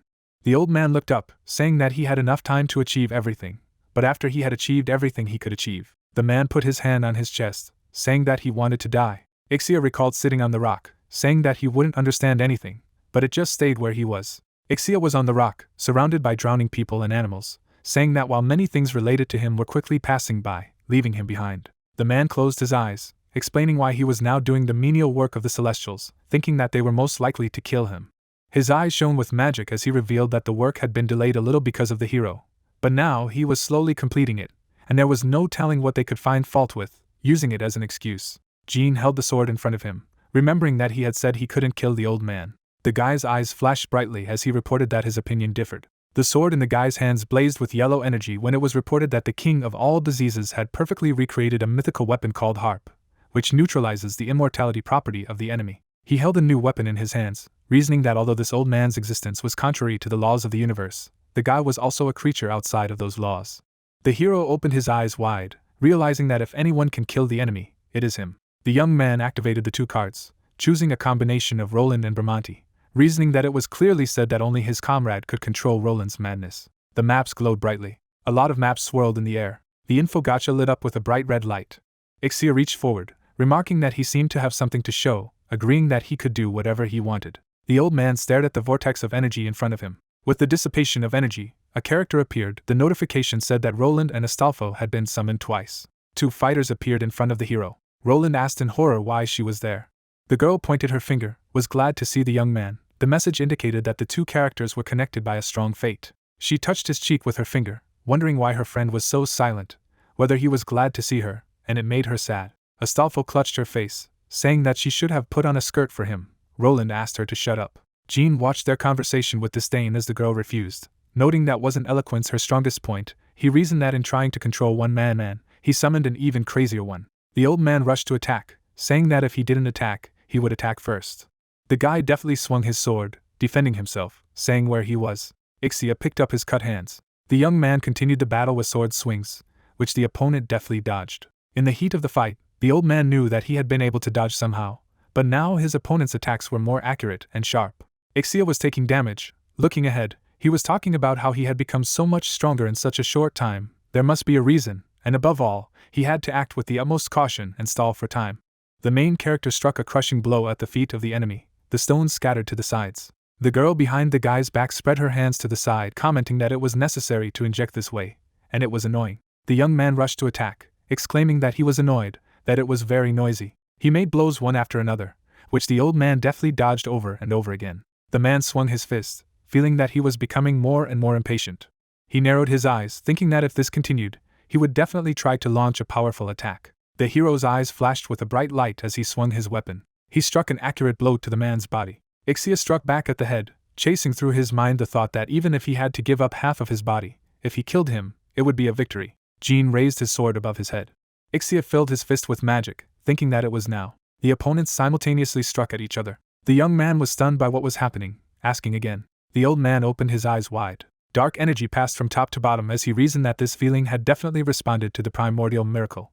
The blow went from top to bottom of the enemy. Ixia was cut in half. It was said that harp nullified the attribute of the enemy's immortality. Jean looked at the slash. A notification popped up about an increase in mana and strength. He looked at his trembling hands, not understanding why suddenly there was communication. The old man was going piece by piece. The message said about a decrease in strength and mana. The guy turned around, brandished his weapon, asked why he was still alive. The young man carried out another attack on the enemy. The point came up to Ixia's head. The hero wondered why he had such an expression. It seemed that he was completely speechless. Pieces of concrete flew to the sides from the impact. Jean looked away when he heard about Takujin. The dust was clearing. The unknown asked if it was his role to enjoy such games. The man was excited, asking about what Takujin was doing now. He looked at the old man, wondering if he had gone mad. The man grabbed his face. The elf threw him aside. Someone approached the protagonist, asking him to explain who he was if he was fighting Takujin. Jean held out his sword in front of him, realizing that it was the last remaining celestial. He reasoned about how that strong, double summoning time was gradually coming to an end, not knowing if everything would be alright. The elf was annoyed, stating that not only had the guy made a complete mess here, but he was also pointing his sword at him. The celestial activated the magic, kicking up the dust. He clenched his teeth, twisting the fireball in his hand, saying that this sin could not be atoned for by his insignificant life alone. Jean gritted his teeth as he reasoned that he felt a strong energy that he couldn't feel before, asked if he should use an EX class ticket. The scoundrel frowned, wishing him dead. Ixia grabbed Cyriel's arm, saying that it was difficult. The Celestial was agitated, urging Takujin not to do anything that was beyond his authority. The old man closed his eyes, laughing, hearing that if he continued to annoy him, then the desire he craved so much would be postponed more and more. Ixia frowned, wondering what his nose was for decoration, if he could smell that thick smell of blood. The scoundrel was dumbfounded, asking again about the smell of blood. He looked inquiringly, smelling something. The young man waved his hand when he realized it was Shuriel. Serial clenched his teeth in anger, shouting that he was a pathetic little man. The wings behind the Celestial opened as he shouted that he had killed him, Shuriel, the possessor of noble blood. The three dragons emitted flames when it was said that the process of conquering Lestinia, guarded by a powerful dragon clan, was by no means easy. A hooded man was hiding behind the bushes. The plot told that he barely managed to get in, avoiding the eyes of the dragon clan. A man stood on a hill in front of a bowed man. It was narrated that to establish contact with people, endowing them with power. The Celestial crucified a man on magical symbols, holding the ball in his hand, when it was said that Serial used infinite life force as raw material, imbuing the powerful artifact with his magic. The red-eyed warriors carried out the attack, and it was explained that he had instilled in the people who had gained the power of intense hostility towards the dragon race. Tall wooden structures were built. It was said that the speed of development of mankind and their strong ability to reproduce exceeded all expectations. The sword was in the skull of the dragon. It was said that the reduction in the number of the dragon race was only a matter of time. 3 men stood behind the fence from the poor. It was said that by creating a system of discrimination, they prevented people from uniting among themselves in advance. Jean looked at the enraged Celestial, thinking that such a perfect plan was about to bear fruit, who asked if Shuriel was dead. Serial looked at the hand reaching out from the sky, reasoning that this was not just a matter of conquering one world. If this continued, they would undoubtedly incur the wrath of the heavenly gods. The Celestial gritted his teeth, reasoning that in order to save at least his life, he needed to drag the main culprit of this sin and put him before God. The silhouette was visible under the pillar of powerful energy. The man explained that then the divine punishment would fall on the guy instead of him. The Celestial turned to the old man, noticing that it was a good idea. This time he would turn a blind eye to what had happened, ordering him to help him quickly. He needed to capture this person. Ixia was calm when he told Serial that he misunderstood something. When he said that it was difficult, he did not mean it. The Celestial got angry, not understanding why he was talking some incomprehensible nonsense from the very beginning. The old man pierced Serial through with his hand. He stood behind him, asking if he understood now. The scoundrel conjured a fireball, saying that he was a bastard. He struck a blow at the man who dodged. Serial was bleeding, making sounds. He fell to his knees, clutching his chest, asked if he really cared about his own desires. Ixia's hand flashed with magic as he wondered how this was possible. The main character silently watched what was happening, listening to the fact that the old man had just discovered a higher probability, that's all. Serial gritted his teeth, calling Takujin a bastard. The Celestial flew to attack, shrouded in powerful energy. The man looked up, announcing that their cooperation was over. Ixia sliced his opponent into pieces with a wave of his hand. The hero was surprised, asking what kind of trick it was. The old man walked forward, wondering if he hadn't felt something when he hit him, meaning that sudden sensation. The young man was flying into the attack with a sword when he explained that although it only lasted a moment, at this moment, he really thought that he might die. Ixia stared at the boy in silence. He lowered his eyes, regretting that it was not yet completed. The man pressed his foot on the magic ball, destroying it, saying that he was sorry. Jean held out his weapon in front of him, asking what he was going to do this time. The old man threw the object up, stood up, said that it was not worth straining. Behind the back of the hero who was looking at the object was a fairy. He was looking at the artifact when the man explained that it was his sister. Ixia stretched out his hand, explaining that it was a thing needed to awaken people, but it didn't seem to be needed anymore, so let him take it for himself. Jean pulled him closer, wondering why he was suddenly giving it to him. The old man opened his eyes wide, explaining that he wanted him to become stronger. A hole in the wall was shown where a man stated that he would like to follow him and train him, but it would probably be too uncomfortable for him. Ixia walked away into the darkness, saying that he would return someday. The young man looked after him, listening to the request not to die until he died. The fairy turned to the gentleman, who was looking away. Eyes fell on the door when she announced that there were no more of her sisters in Lestinia. The hero offered to return. Objects appeared near it when the guy reasoned that they had achieved unexpected results here, found as many as 7 treasures of Ixia, and even thwarted the plan of the Celestials to capture Lestinia. The young man knew that something was bothering him. A magic ball stood on the pedestal as he reasoned that the Awakener, which was so similar to the earthly one. Serial and the old man were shown. The guy said that this is an object that even that man, the original miracle, could not create alone. The girl was adjusting her glasses as she stood by the ball, and Jean wondered how Ellie had invented this in the first place. The guy looked away, saying that when he returned, he would need to meet her. A notification popped up about Roland and Astolfo's loading rewards. Jean put both hands to his head in the shower. He closed his eyes and noted that he hadn't taken a hot shower in a long time, and the feeling that he had finally returned home. Water was dripping from his feet, he added how good. The main character was wiping his hair with a towel and thought that maybe it was worth ordering the delivery of food that he had not eaten for a long time. Messages were displayed on the phone screen. The protagonist held the phone in his hand and read new messages. He put the phone on the table and realized that he didn't even have time to rest a little. The guy kept his hands in his pockets next to Sean. He showed him the thumb of his right hand raised up and asked what he was saying, that this luxurious palace belonged to him. He replied that somehow it happened. The young man looked at him and told him that the path from head of sales to guild master could indeed be called a success. He went into the lobby of the building. The girl at the reception folded her hands and greeted him, and also asked how she could help him. He put his hand out in front of him and replied that during the time that they had not seen each other, they had a significant increase in the number of employees. She stretched out her hands and recognized the main character. Noting that she had heard that he would visit them today, she would take him to the top floor. He bowed and thanked everyone for working so hard. He walked away from the crowd. Some wondered that even in front of ordinary employees like them, he bowed so low. Another said that they say that the higher a person's rank, the greater their arrogance. But their master, despite being the only SSS rank in the world, is always polite and full of dignity. The girl from the reception pointed in the direction with her hand. He thanked her. The two men clenched their hands into fists and noted that they would give their lives for such a guild. On the screen in the elevator, the floor number glowed. The doors opened in front of the protagonist. His comrades immediately flew out to meet him. The guild leader was interested in what he, the so-called master, was doing in general. Seoyoon was worried about his condition. The pet asked why he was so late, and asked to take him with her. Jean walked in front of everyone and noticed that it seemed that they all worked hard here while he was away. He replied that of course, he could not even imagine what a commotion there was while they were trying to find him. The guy noted that when he was in the dungeon, this could happen. The girl looked at him and said that everyone was very worried about him. She was also worried that he would be swallowed up by the dungeon. The young man stood not far from her and asked if he was too. That is, she meant that someone had been swallowed up by the dungeon. All of the company sadly lowered their heads down. The blonde guy looked at the floor and said that his brother could not return from the dungeon for 25 days. The main character anxiously put his hand out and clarified what rank the dungeon was. Jong turned his head back. His brother added that although it was an S-rank dungeon, they had fully prepared and even sent 2 SS-rank people. One of them was Jong and the other was Ellie. The two of them entered the dungeon. The protagonist looked somewhere ahead with glassy eyes. He was standing in the middle of his comrades. The girl asked that the two of them could clear the dungeon. The guy noted how depressing it all was. Because outside the dungeon they could not do anything, it would be good to at least make sure that they were alive. Jean closed his eyes.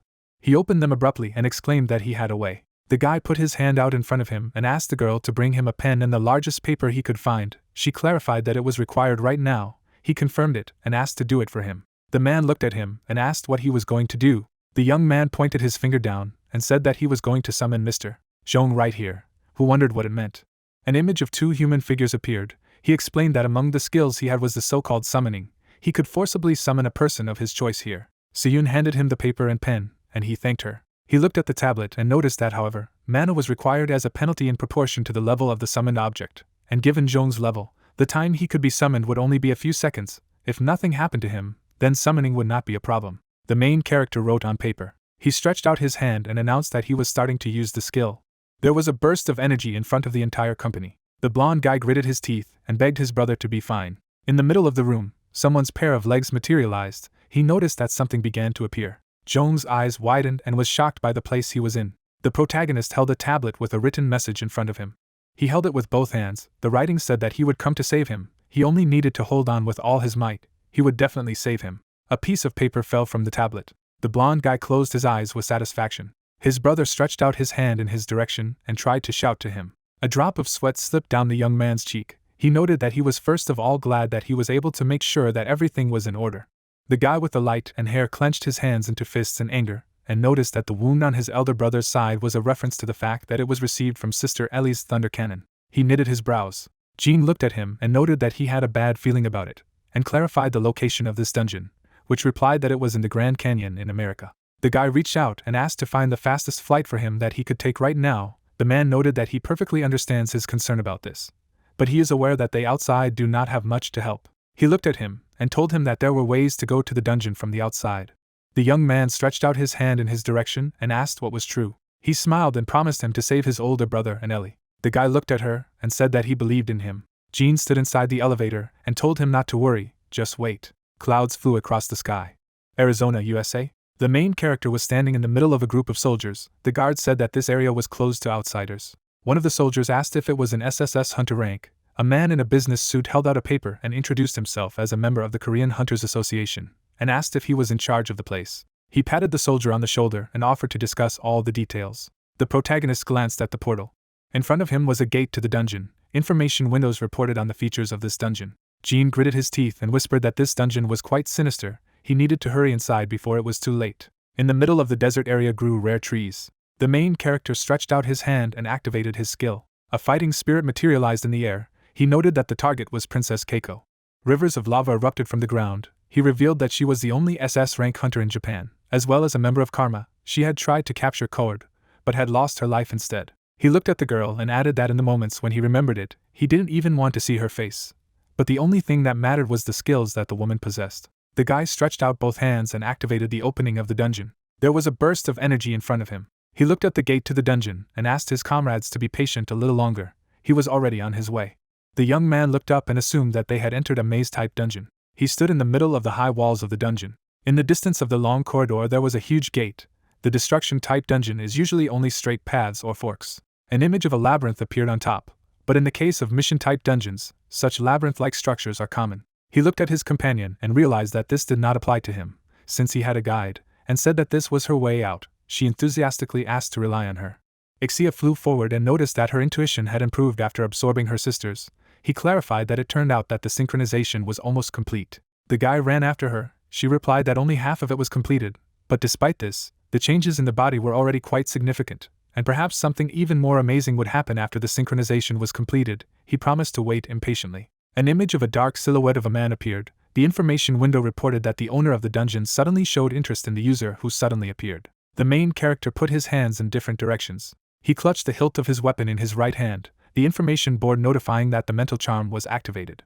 An image of a man with wide eyes appeared. The system screen stated that the images of other people were embodied in the form of personal traumas in the mind. The young man looked ahead and noted to himself that this was the reason. It turned out that this was the reason why Ellie attacked Jong. He spread his hands in different directions. The information windows reported that the protection of the Gashuna was activated. The mental impact was neutralized.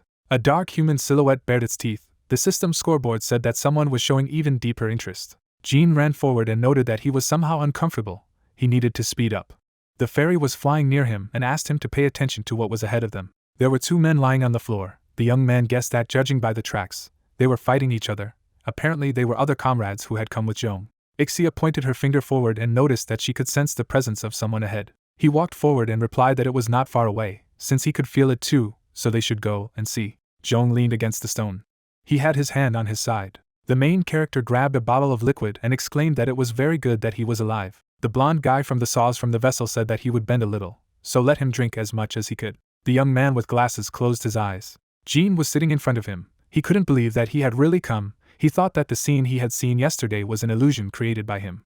The three men clutched their heads, and he replied that while they were looking for a way through the labyrinth, one by one his comrade began to go mad. He opened his mouth wide in pain and continued that the moment he thought he wouldn't be able to resist this powerful magic. Thanks to the artifact of mental resistance that Ellie had given him, he had been able to maintain his sanity. The girl handed him the artifact. Jong gritted his teeth. His glasses flew off his head.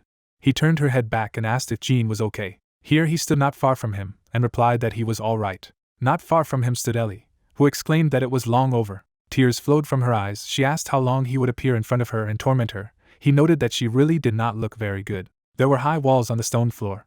The main character stood with his hands down, and clarified that the terrain was changing. The blonde guy got to his feet and said that although he tried to avoid conflict with the girl as much as possible by hiding and seek in the labyrinth, it ended up being useless, since the terrain changes periodically. Living people inevitably met each other, as if the labyrinth pushes them to fight.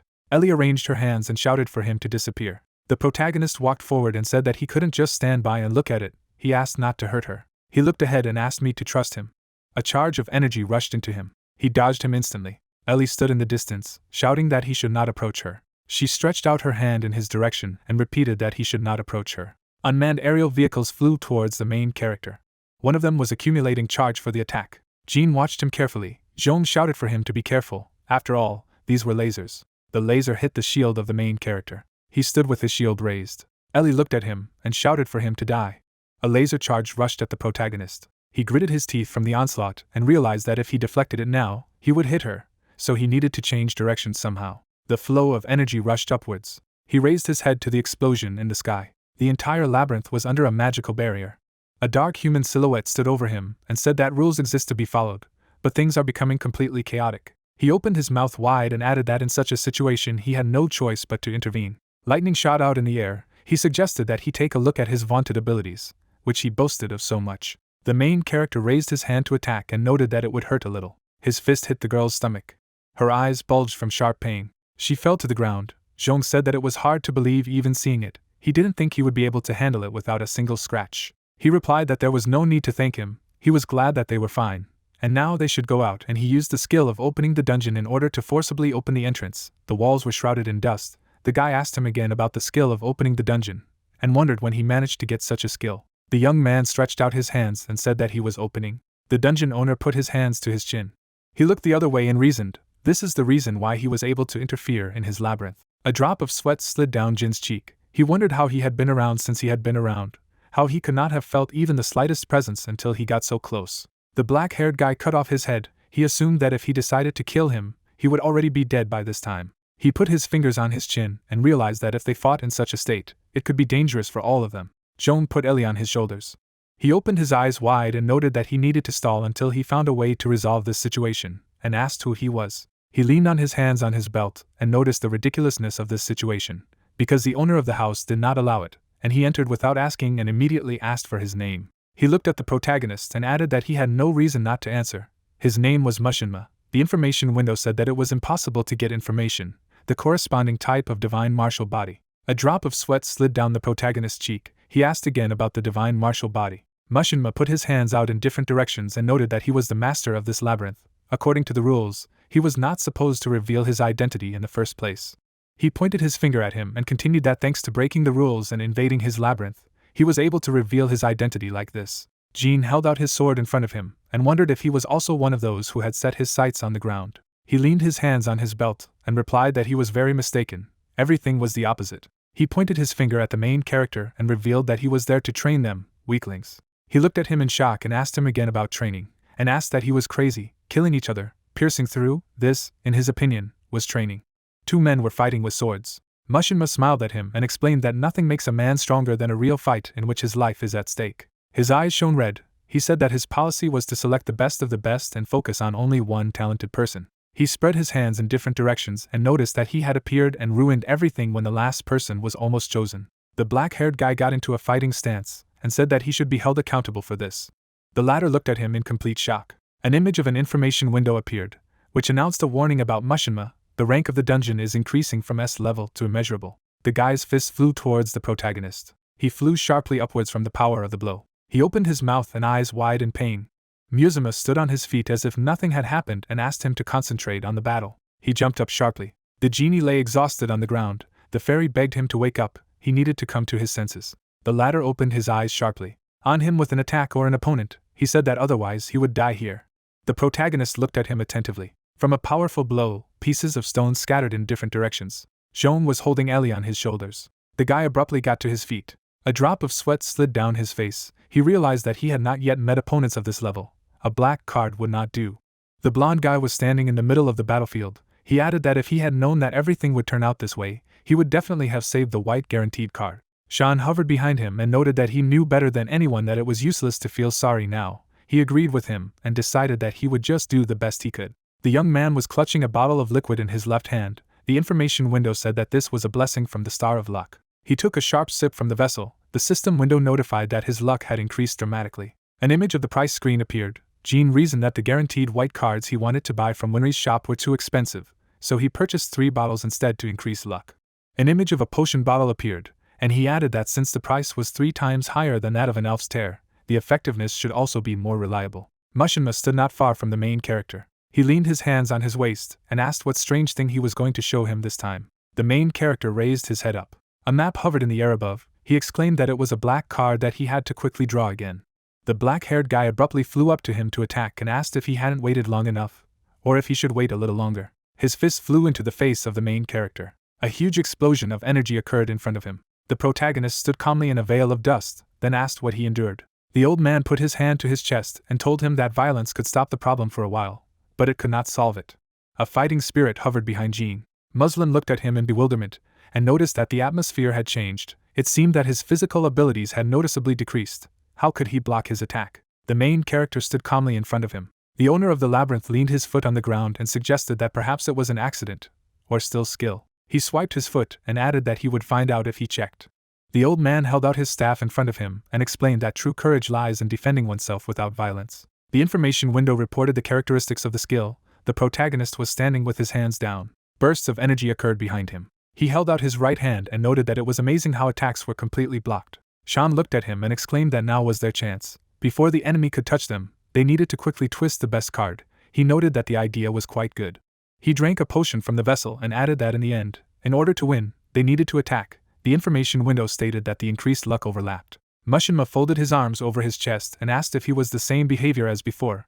Maybe he had something else interesting that he hadn't shown before. The servant of the main character threw his hands in different directions and said that this time, the feelings were completely different. If he looked at him, he agreed with him that he felt it too. He stretched his hand up and assumed that something big was coming.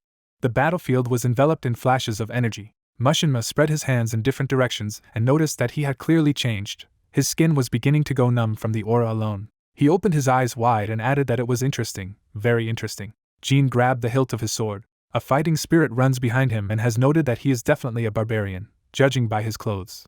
He clutched the hilt of his weapon in his hands and continued that since he had already caught his eye, he would give up the empty hope of saving his life. Mushinma looked at him dumbfounded, wondering what the murderous aura was. He swung his sword and declared that what would determine his fate was this sword. Fragments of stones flew into the air. The black-haired guy covered his face with his hands. A powerful charge of energy rushed straight into him. He opened his eyes and mouth wide and exclaimed that it was just fine. He didn't know what kind of magic it was, but he liked it. Now he was starting to really get a taste of real combat. The master of the labyrinth spread his hands in different directions.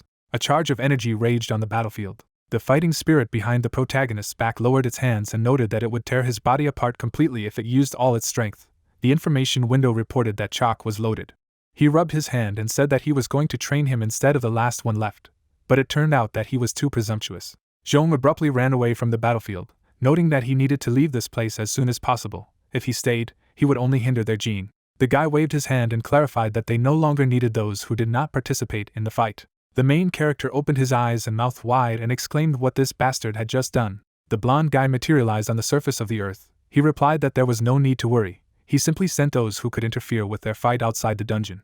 The man jumped up sharply and said that from now on, the fight to the death would be only between them. He swung his fist at him. Traces of their attacks remained in the air. Huge pieces of cobblestone flew up. Jean cut through the wall of the labyrinth.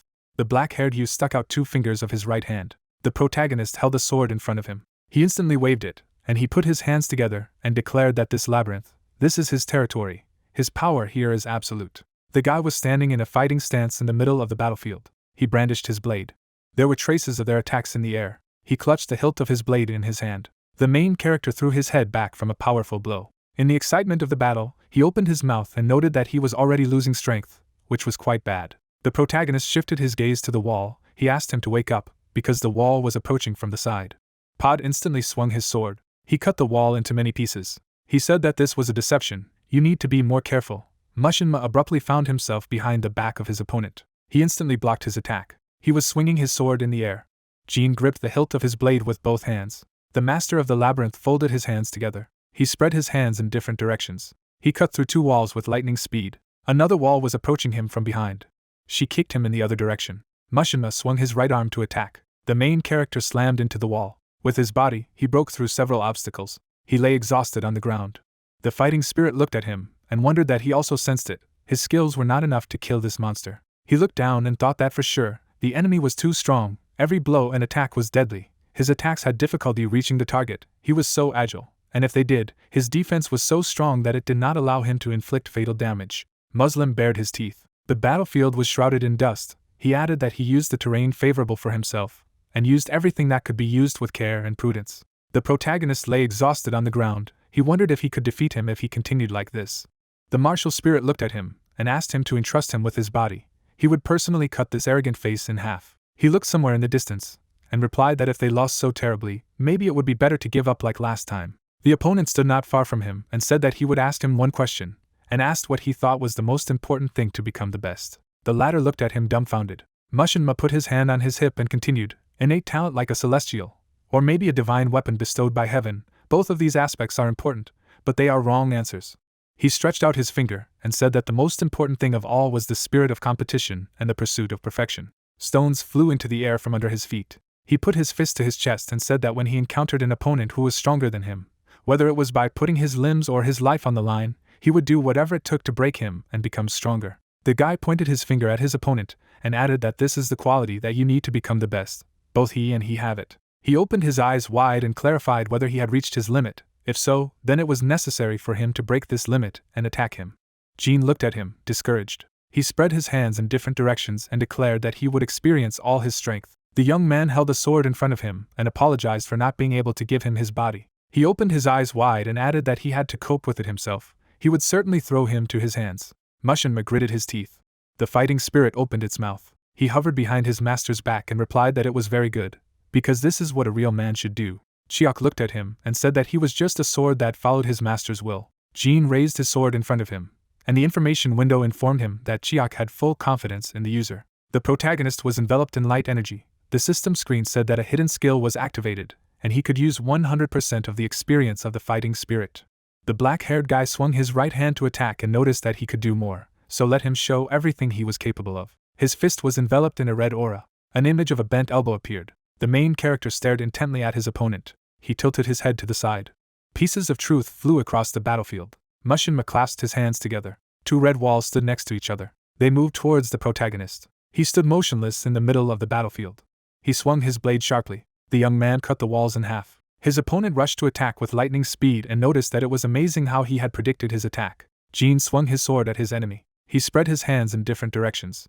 He jumped at Jean. The guy watched the movement of his hand intently. He said that what was invisible is now visible, and what was inaudible is now heard. He instantly caved into the attack. The young man clutched the hilt of his blade with both hands. His opponent repelled the attack and noted that this was the white level, the world as Chok saw it. His eyes and mouth were wide open. Blood was flowing from his robes. The guy stood not far from his opponent, and said that it was excellent. He was really able to fulfill all his expectations, and ended up surprising him again. His feet were covered in dust from the floor. He continued that he should thank him for showing him something good. He abruptly threw his fist in front of him. The main character spread his hands in different directions and clarified whether this was a frontal attack. He bent with lightning speed from his opponent's attack. The young man closed one eye and wondered how an attack from this angle was possible. The man looked at him and said that it would be very different from what it had been until now. In the air there are traces of their attacks. The guy was falling down. The fighting spirit asked him to wake up. If he lost consciousness now, then there was a chance that he would lose his life. His eyes widened. He spread his hands in different directions to activate the skill. His opponent was instantly behind him, and was surprised that he was able to recover in an instant from the bloody mass to such a state. He waved his own sharply. He shielded one eye from the strain. Pieces flew into the sky. Manhwa landed on the ground and stated that he didn't expect this to be used in a real-world situation, and that he had an expression on his face that he didn't understand, probably surprised. Jean stood with his hands down. He leaned his hands on his belt and told him that there had been something since childhood that he could not understand. Why martial arts were limited to formalities, why it was necessary to follow established techniques, because if you continued to adhere to such established formalities, it would eventually become predictable.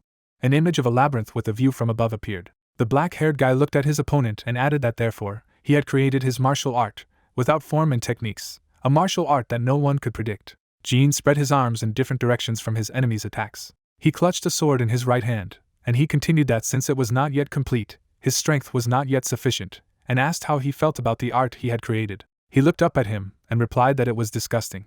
The latter looked at him frightened and asked him again. The guy opened his eyes wide at him and remarked that isn't this a technique that is actually empty and deceptive? Didn't the sages know this principle, and so created the shapes, investigated the initial movements? His ignorance only notices the trees, but doesn't pay attention to the whole forest. The warriors held swords in front of them. Manhwa stared at his opponent. He swung his sword and added that although there was a risk that the forms could be misinterpreted, they were created because there was something in them that could lead to the ultimate truth. He was holding the sword directly in front of him. He opened his eyes wide and exclaimed that this was all complete nonsense, because in order to reach the highest point of the martial art, one had to free oneself from forms, otherwise how could limited human technology contain infinity? He clenched his hands in a fist of anger. Manhwa opened his mouth and continued that if he was so sure of it, then let him demonstrate it. Explosions of energy erupted in the air. Across from him stood Jean. He raised his hands to attack with his sword. There was a trace of his attack in the air. The information window reported that the state of fusion with a white level character was 100%. A hidden skill was activated. The image of abstract geometric shapes appeared. The black-haired guy held out his hand in front of him with a clenched fist. He opened his eyes wide in shock at the situation. There were traces of magical attacks in the air. The system's scoreboard notified that it was a simple cutting blow. A man in a business suit stood in front of another man in a suit and exclaimed that he could no longer just look. He asked him to wait, because the master was still inside. Rays of energy burst out of the gates to the dungeon. He wondered what it was. They looked at the portal. One of them couldn't believe that the dungeon had shattered.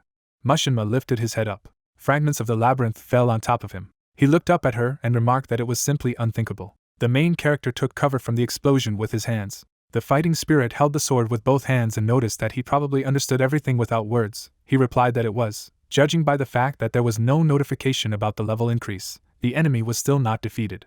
A small shard of stone rolled down. The black-haired guy rushed to attack. The protagonist opened his eyes wide and realized that these were his last desperate attempts. He only needed to hold out, and victory would be his.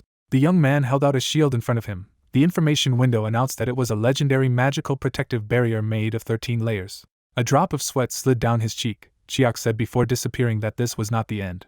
The owner of the labyrinth waved his hand for a blow, and snidely asked if he was really afraid of him, whose one arm was probably all tense. Red energy enveloped him. He opened his eyes wide and said that he would return this power to him twice. Jean looked at him and asked him again. He held a shield in front of his opponent.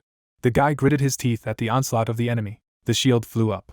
Manhwa instantly jumped to attack him. He opened his eyes wide and realized that he had been caught. If he could avoid instant death, he would be able to counterattack. He held out his hand in front of him.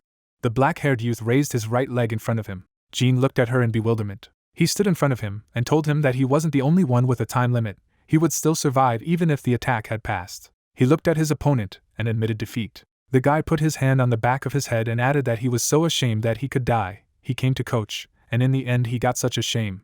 He looked at his opponent out of the corner of his eye and clarified his name. A drop of sweat slid down his cheek, and he introduced himself as Jean. The latter stood with his back to him and congratulated him.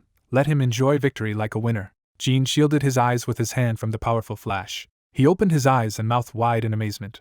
3 podiums with awards materialized in front of him, information windows notifying that a hidden event had been completed. The guy picked up one of the items and said that it looked like the last survivor could get 1 bounty. He held his prize in his hand. The system screen said that it was pure blue jade. He asked again that the effect was increased by 1.5 times. The young man raised his head up and remembered that it was time for the reward for Chiak to appear. 2 wheels of fortune materialized in the air. The information message announced the choice of the reward. He chose the skill Celestial Body. He poked at the screen and added that while skill power is good, it's important for him to get stronger himself. Jean stood in front of the podiums with awards. The information window notified that the talent was recognized. The reward was strengthened. He rubbed the book and asked what it was. A book of skills. System messages gave away the characteristics of this item. He picked up another object. The information board reported the characteristics of the object. The main character looked at his award and asked what the martial arts world meant, that it was possible to enter a space full of martial artists. 4 men were fighting in the sky. Sean looked at his master and said that it seemed that someone had a desire to go there. He put the object in front of him and noted that although it was interesting, he needed to deal with more urgent matters first. He took the pendant in his hands and clarified that he must always carry painkillers with him. The guy tore off the necklace. The information window reported the regulation on skills. His eyes widened. Sean folded his arms over his chest and said that at such moments, he was really glad that he didn't have a physical body. The system messages notified of the current skills situation. The protagonist put his hands on the ground. Clouds flew over the hospital building. Jean noted that he was entering. Zhong stood next to his companion and said that Ellie wanted to ask a question. The blonde girl looked at the guy in shock. She put her fingers on her chin and could not understand why his name seemed familiar to her. The young man exclaimed that it was Mr. Jean who had saved their lives. She clarified that he had undergone plastic surgery. She was lying on the bed and apologized for not recognizing him. He just looked different. And she also heard that he entered the dungeon and saved their lives. If he had any questions for her, then let him ask anything. She would tell him everything. He looked at her and replied that he would go straight to the heart of the matter. The guy was standing near the hospital bed and asked that she had indeed created the awakening ball on her own. He looked at his interlocutor and said that during this expedition he had seen an object very similar to an awakening one, and also found out that it is very difficult to create such a thing on a human level. If she knows something about it, then let her tell it. He will be grateful. She looked at Joan. The girl put her hands on the blanket. A drop of sweat slipped down her cheek, and she agreed to tell everything. The woman said that she did not remember anything, because then she was very small. A girl with a collar around her neck was lying on the floor and asked who he was. A man in armor held out a glowing object. Ellie told how one day someone came to her and handed her an awakening stone. The golden stone glowed. She added that after that, the skill of creating an awakening ball appeared. The protagonist opened his eyes wide from hearing and remembered that when he first observed Ellie, such a skill did not exist. The only ability that could not be seen was the original abilities or the body of a celestial warrior. He put his finger to his chin and added that it could only mean that the awakener's creation skill was most likely affected by the primordial miracle's hand. The blonde girl leaned over and noted that it was not surprising that he seemed familiar to her. She stuck out her index finger and confirmed that his face now looked very much like the face of the man who had handed her the stone. Jean stood in front of her, stunned. A bead of sweat slid down his cheek. He reasoned that if this person who looked exactly like him and supposedly possessed a primordial miracle, then it was just himself. The guy asked to tell more about this person. The girl grabbed her head and said that it happened so quickly. The mysterious man walked away from her. Tara said that he had simply disappeared, leaving only the stone for her, while saying that only she could use it. He looked at her out of the corner of his eye. She pointed her finger at the genie and asked if he had an older brother, who replied that he was the only child in the family. Ellie looked up and told her what she had thought. Maybe they were really similar, but at the same time strangely different. In any case, if he had an older brother, it would look like that. He put his fingers to his chin and thought that this was indeed an improbable hypothesis. The armored man clutched a sword in his left hand. He remarked that he had done it from the true universe. Jean stood with his hands down. I mused that, however, he was from the true universe who did not have communication, and Winry said that he was the only one in the universe who had it. The mysterious guy lowered his sword, who added that if his theory was correct, then he from the true universe possessed a primordial miracle, except for the communication skill. His eyes widened in shock. The humanoid creature stretched its arms upwards. Jean realized that the owner of the primordial miracle and who had escaped Winry's gaze, as well as hastened the first invasion, was the Veil. He was enveloped in red energy. A drop of sweat slid down the young man's cheek. He couldn't believe that the true essence of the Veil could be the real one. A crowd of people fled from the monsters. The protagonist remembered that when he accelerated the great changes on Earth, he did so with the idea that he was destroying the planet. However, by giving Ellie the skill of creating an awakener, he actually showed her a way to overcome the disaster. The warriors stood in front of monsters. The main character looked down and tried to understand what the true goal was, whether the real one really wanted to return to the past and change the lost world. The armored man surveyed the ruined city. An image of galaxies in space appeared. Jean reasoned that this was impossible, because the copy of the universe simply follows the history of the true universe. These two universes are clearly separate worlds, and even if the history of the copy of the universe changes, it will not have any effect on the true universe. He clutched his head and thought that the more he thought about it, the more his head hurt. A lamp on the ceiling illuminated the room. He noted that it was still just a hypothesis. It could be that it was a double who looked like him, or maybe someone's strategy that imitated him. He opened his eyes wide and added that it was not worth jumping to conclusions until he collected reliable information. He shook hands with the girl and thanked her for her help. She said that it was nothing compared to how he saved their lives. There was a door in the wall. He wished her a speedy recovery. The girl said that she would definitely contact him when she got out, and they would definitely have lunch together. The main character slammed the door to the ward. He stood with his back to her. The guy looked ahead and turned to Winry. He had a question. The girl materialized in front of him and said that she was waiting for him to call her. She stuck out the index finger of her right hand and added that he could ask anything, but it might be difficult for her to respond to information that could unilaterally harm another universe. The young man put his hand to his chest and said that he would ask directly if he had a primordial miracle in another universe. The girl folded her hands around her waist and replied that this was just a guess, but such a possibility was very high. He clarified what she meant by a proposal. The girl soared up. She revealed that after confirming that he had communication, she returned to the true universe to investigate the connection with the genie from the true universe, and immediately headed to Earth. There were traces of Winry's flight in the air. She shook her head anxiously. The protagonist's girlfriend walked around the room and noted that she could not find Jean. He completely disappeared from her sight. He looked at her and asked if it was related to the primordial miracle. She replied that it was. The only power capable of using methods that she didn't know about was the primordial miracle. However, one thing was for sure, he didn't possess any talents as a human. Then he probably acquired talents after becoming a god. Jean swung his sword. He was standing on a mountain of corpses with a flag in his hand. The young man stood in front of her and asked if it was possible to acquire talents. Moreover, primordial miracle level talents, after birth. He added why this was happening. Winry looked at him anxiously. She assumed that this was a special case. But was it completely impossible? He put his hand on the back of his head and asked if it was so. He stood in front of her and asked if she had acquired talents in the same way as him. She remarked that it was impossible, since he was able to acquire talents through communication, and added that she actually suspected what the original miracle was. She pointed to the screen and said that all known primordial miracles had been recorded so far. He stuck out the index finger of his right hand and clarified the meaning of the numbers in front of these talents. She explained that this is a rating compiled depending on the difference in status. A screen with a list floated in the air in front of them. He noted that this was quite unexpected, and to be honest, he thought that immortality was an excellent talent, but in the end, it turned out to be much lower than communication. The girl looked at him in horror. An image of human evolution appeared. She said that after living beings appeared in the universe and appeared, they began to communicate, and created the concept of community. Because communication is a talent that arose along with the birth of the universe, it is natural that its importance should be high. Winry stuck out the index finger of her right hand. She stood in front of the guy and advised him to be much more confident. He replied that he understood, he would be proud of himself, and asked, in her opinion, what talent came first. The girl pointed her finger at the screen.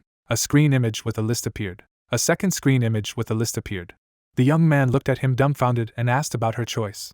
The armored man stretched out his hand in front of him.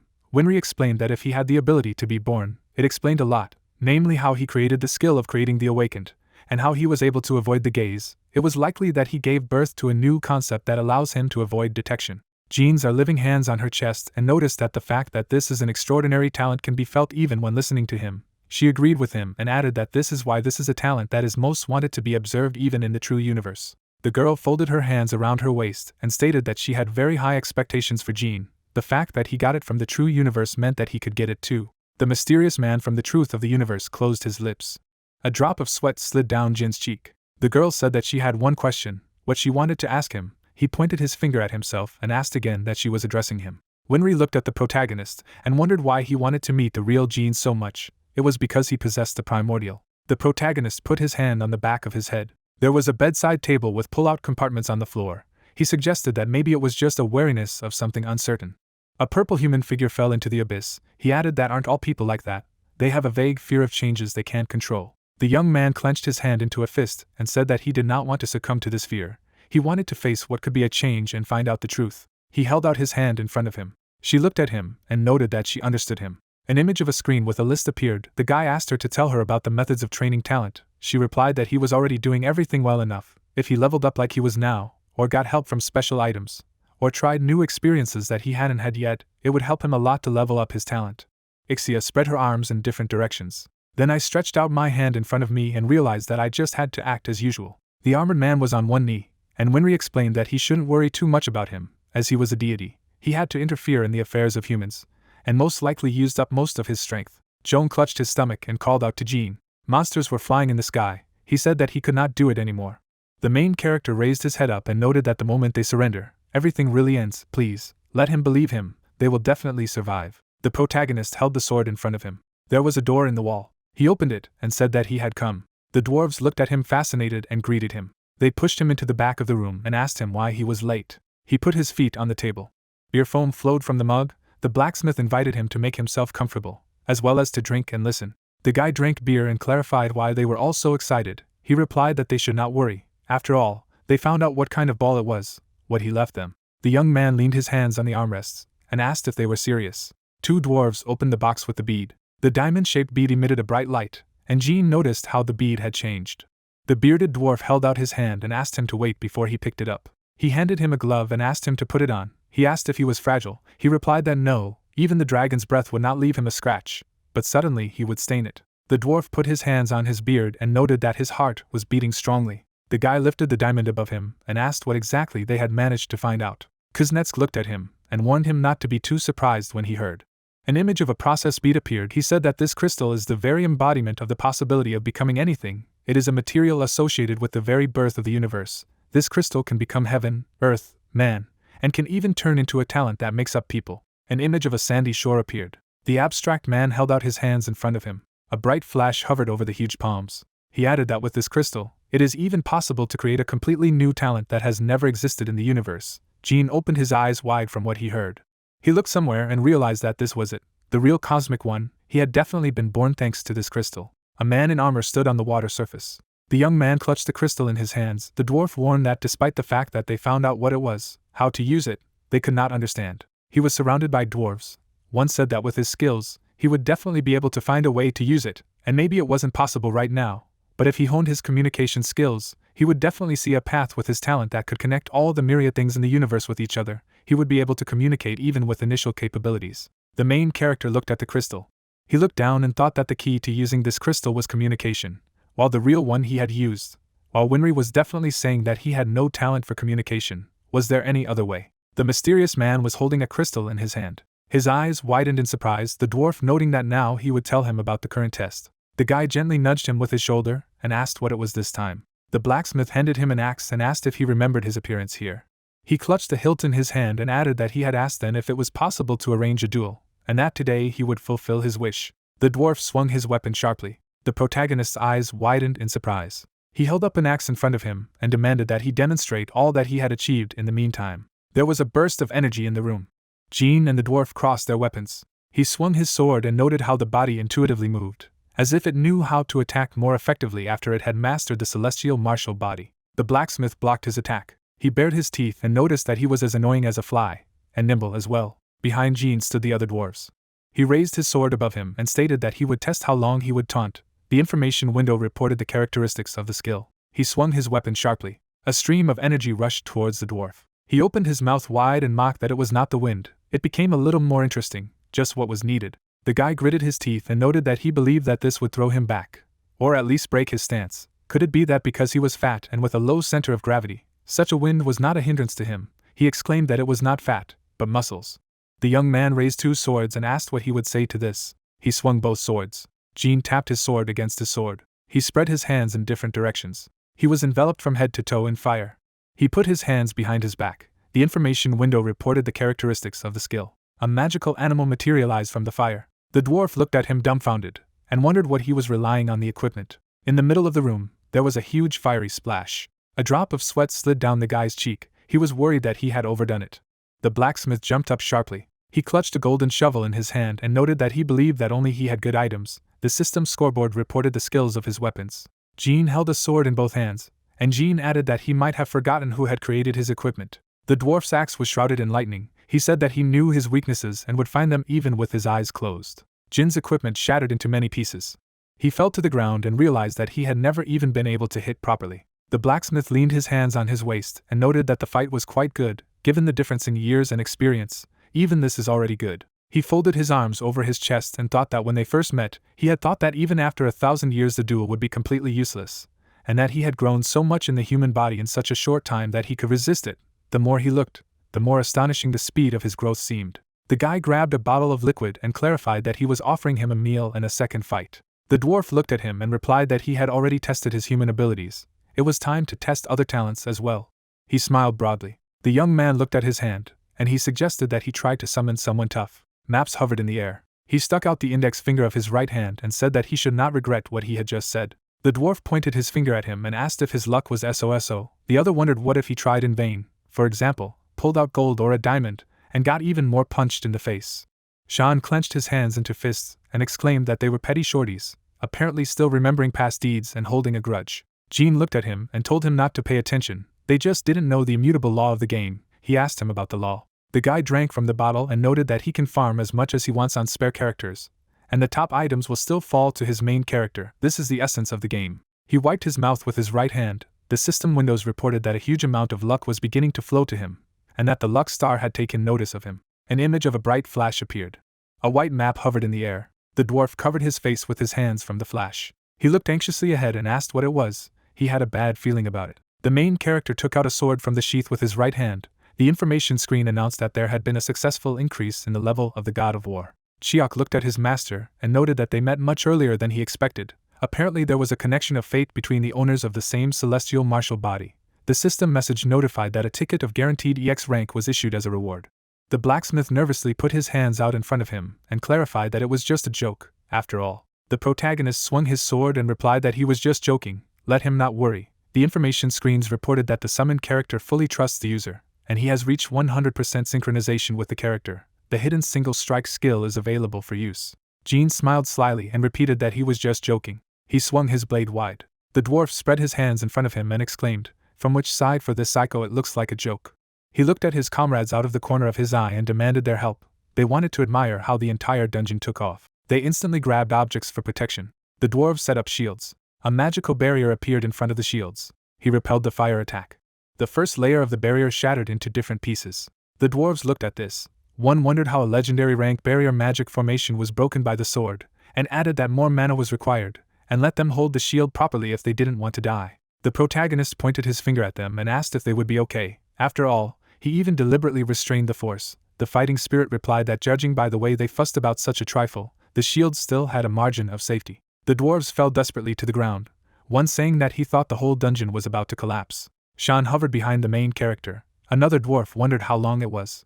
The guy put his hand to his forehead and wondered that it could be a glitch. 2 talent icons were displayed on the screen. He clarified that once again, a celestial martial body and a single slash fell out as a reward. The protagonist's servant looked at him and said that great, it turns out that if there is a celestial battle body, then this is a good opportunity to get a single slash. He put his fingers to his chin and noted that although it was so, what would happen if the celestial martial body was chosen again? The celestial martial body asked him again about his intention. An image of one of the sectors of the Wheel of Fortune appeared. He reasoned that the third-level talents themselves are extremely rare, and here the same talents are duplicated.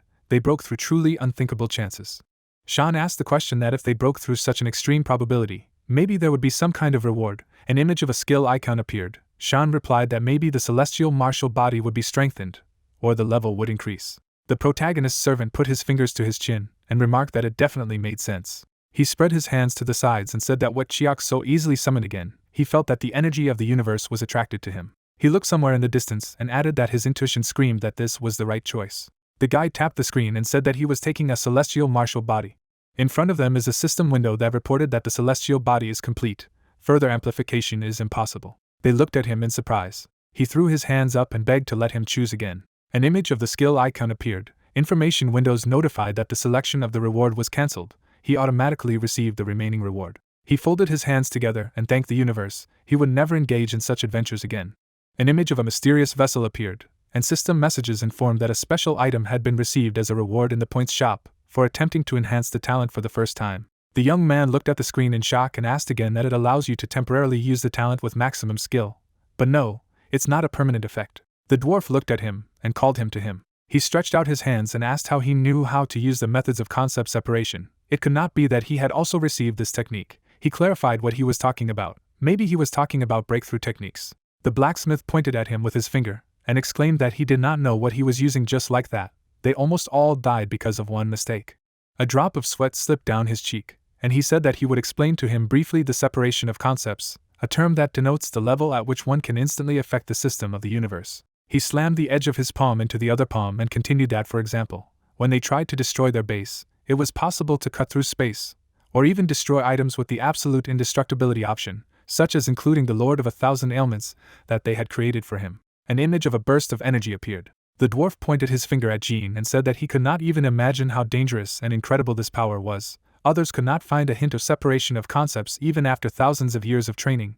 It was a force that made even the gods tremble with fear. The gray-haired warrior brandished his sword. The silhouettes of 3 people stood next to each other. The blacksmith stuck out the index finger of his right hand and added that it was a power that could resist the laws of the universe, concepts and systems that had existed for tens of thousands, or even hundreds of millions of years. Such a power he had so easily gained as a skill, and could use it when rank and level increased. Even cheating had to have its limits. The guy folded his hands together and thought that if he hadn't received this, a real disaster would have happened, thanks to the forces of the universe. He stood on the ground and asked that in any case, this test, he also passed. He shouted that he had passed even before the beginning. If he wanted to say something, let him say something. He would do it within reasonable limits. The young man handed him the object and asked him to look at it. The dwarf took it in his hands and asked if it wasn't a teleportation scroll, and noted that such a thing was not so easy to find. Something interesting had been appearing lately. The protagonist looked at him and asked if he knew about Mirim. The dwarf replied that he did, because he had been there more than once. The main character sat down next to it and asked what kind of place it was. In the middle of the battlefield, monsters and warriors fought. He said that this is a place where the strongest from all over the universe gather for the sole purpose of becoming even stronger. The world of Mirim. This is a place where war and violence, blood and lust for power rage endlessly. The young man held out his hands in front of him in fascination. The dwarf handed him the object and said that he could tear up this scroll, and he could go there right now, but let him get one piece of advice. He stared at him intently and added that he shouldn't go there. With his current strength, he would die 100%. The young man's eyes widened in surprise. Dark silhouettes of people walked forward. He reasoned that by his standards, if we talk about the level of that place, it can be considered that there are characters of the highest rank of the black class, who are standing on the threshold of the white class. The dwarf crossed his arms over his chest and noted that when he remembered those times, his hair stood on end. He only glanced at the entrance area and left. The protagonist looked at her and said that this is not possible now. Then for a while you need to focus only on leveling up. Another dwarf leaned his hands on his waist and said that this was what they were here for. He gestured with his fingers and continued that it would take exactly 3 weeks local time, and they would train him so much that he wouldn't die there, and let him not think of slacking off. They would make her train to a bloody sweat. A drop of sweat slipped down the protagonist's cheek. He asked them again. The dwarf poked him with his elbow and said that if he went there, he would definitely let him practice communication. He looked at him enthusiastically and added that he would then learn how to use the possibilities of the universe, a condition that he had to show them. The dwarves threw up their hands in the air, and he agreed with them and asked them to take care of him. Jean swung his pickaxe, and the dwarf told him that mining good ore requires physical strength and precision, as well as mining training. The protagonist raised the hammer above him. The blacksmith recommended that in order not to stop forging even in a red-hot furnace, patience and concentration, endurance training are necessary. The main character looked at the blackboard. The bald man noted that the next mental training. 3 dwarves beat the guy and reported that the next training was resistance to blows. 3 weeks later, the main character threw open the doors and notified that he had returned. The dwarf looked at him and remembered what he had said about coming out for a while. He stretched out his hand and replied that he was very busy, dealing with the backlog of affairs. Although he looked like that, he was the head of the guild. The rest of the gnome eyes looked at him and quipped what kind of head he was there. He was a nominal leader, and apparently, everything worked fine there without him. A vein swelled on Jin's cheek. He shouted how could he have nothing to do. He had so many things, training guild members, cheering them up, approving the accumulated documents. The blacksmith leaned his hands on his waist and said that in any case, let him listen carefully. He handed him the teleportation scroll and added that now the time had come. If he tore the scroll, fell into the forest of traps, and only after passing through it would he be able to enter the true martial arts world. He took it in his hands. The whole group looked at her and demanded that he come back even stronger. The young man smiled slightly. He tore up the scroll and noted that he would go and return, and then tell in detail how it was. In its place, there was a burst of energy. An energy beam struck the ground. The main character put a sword in front of him. His eyes widened in surprise. There was a cat-shaped gate in front of him, and he thought that no matter how you look at it, it doesn't look like a forest anyway. There was a door in the wall. The fairy flew past him and reported that he did not feel any particular threat. He noticed that all that remained was to go inside to check. He opened the door slightly. A black cat was sitting on the chair. She said that there had been no newcomers here for a long time. She stared at him. The cat jumped to him and explained that in this place she acts as a guide, which accompanies the newcomers. The main character put his hands to his face and thought that she was cute.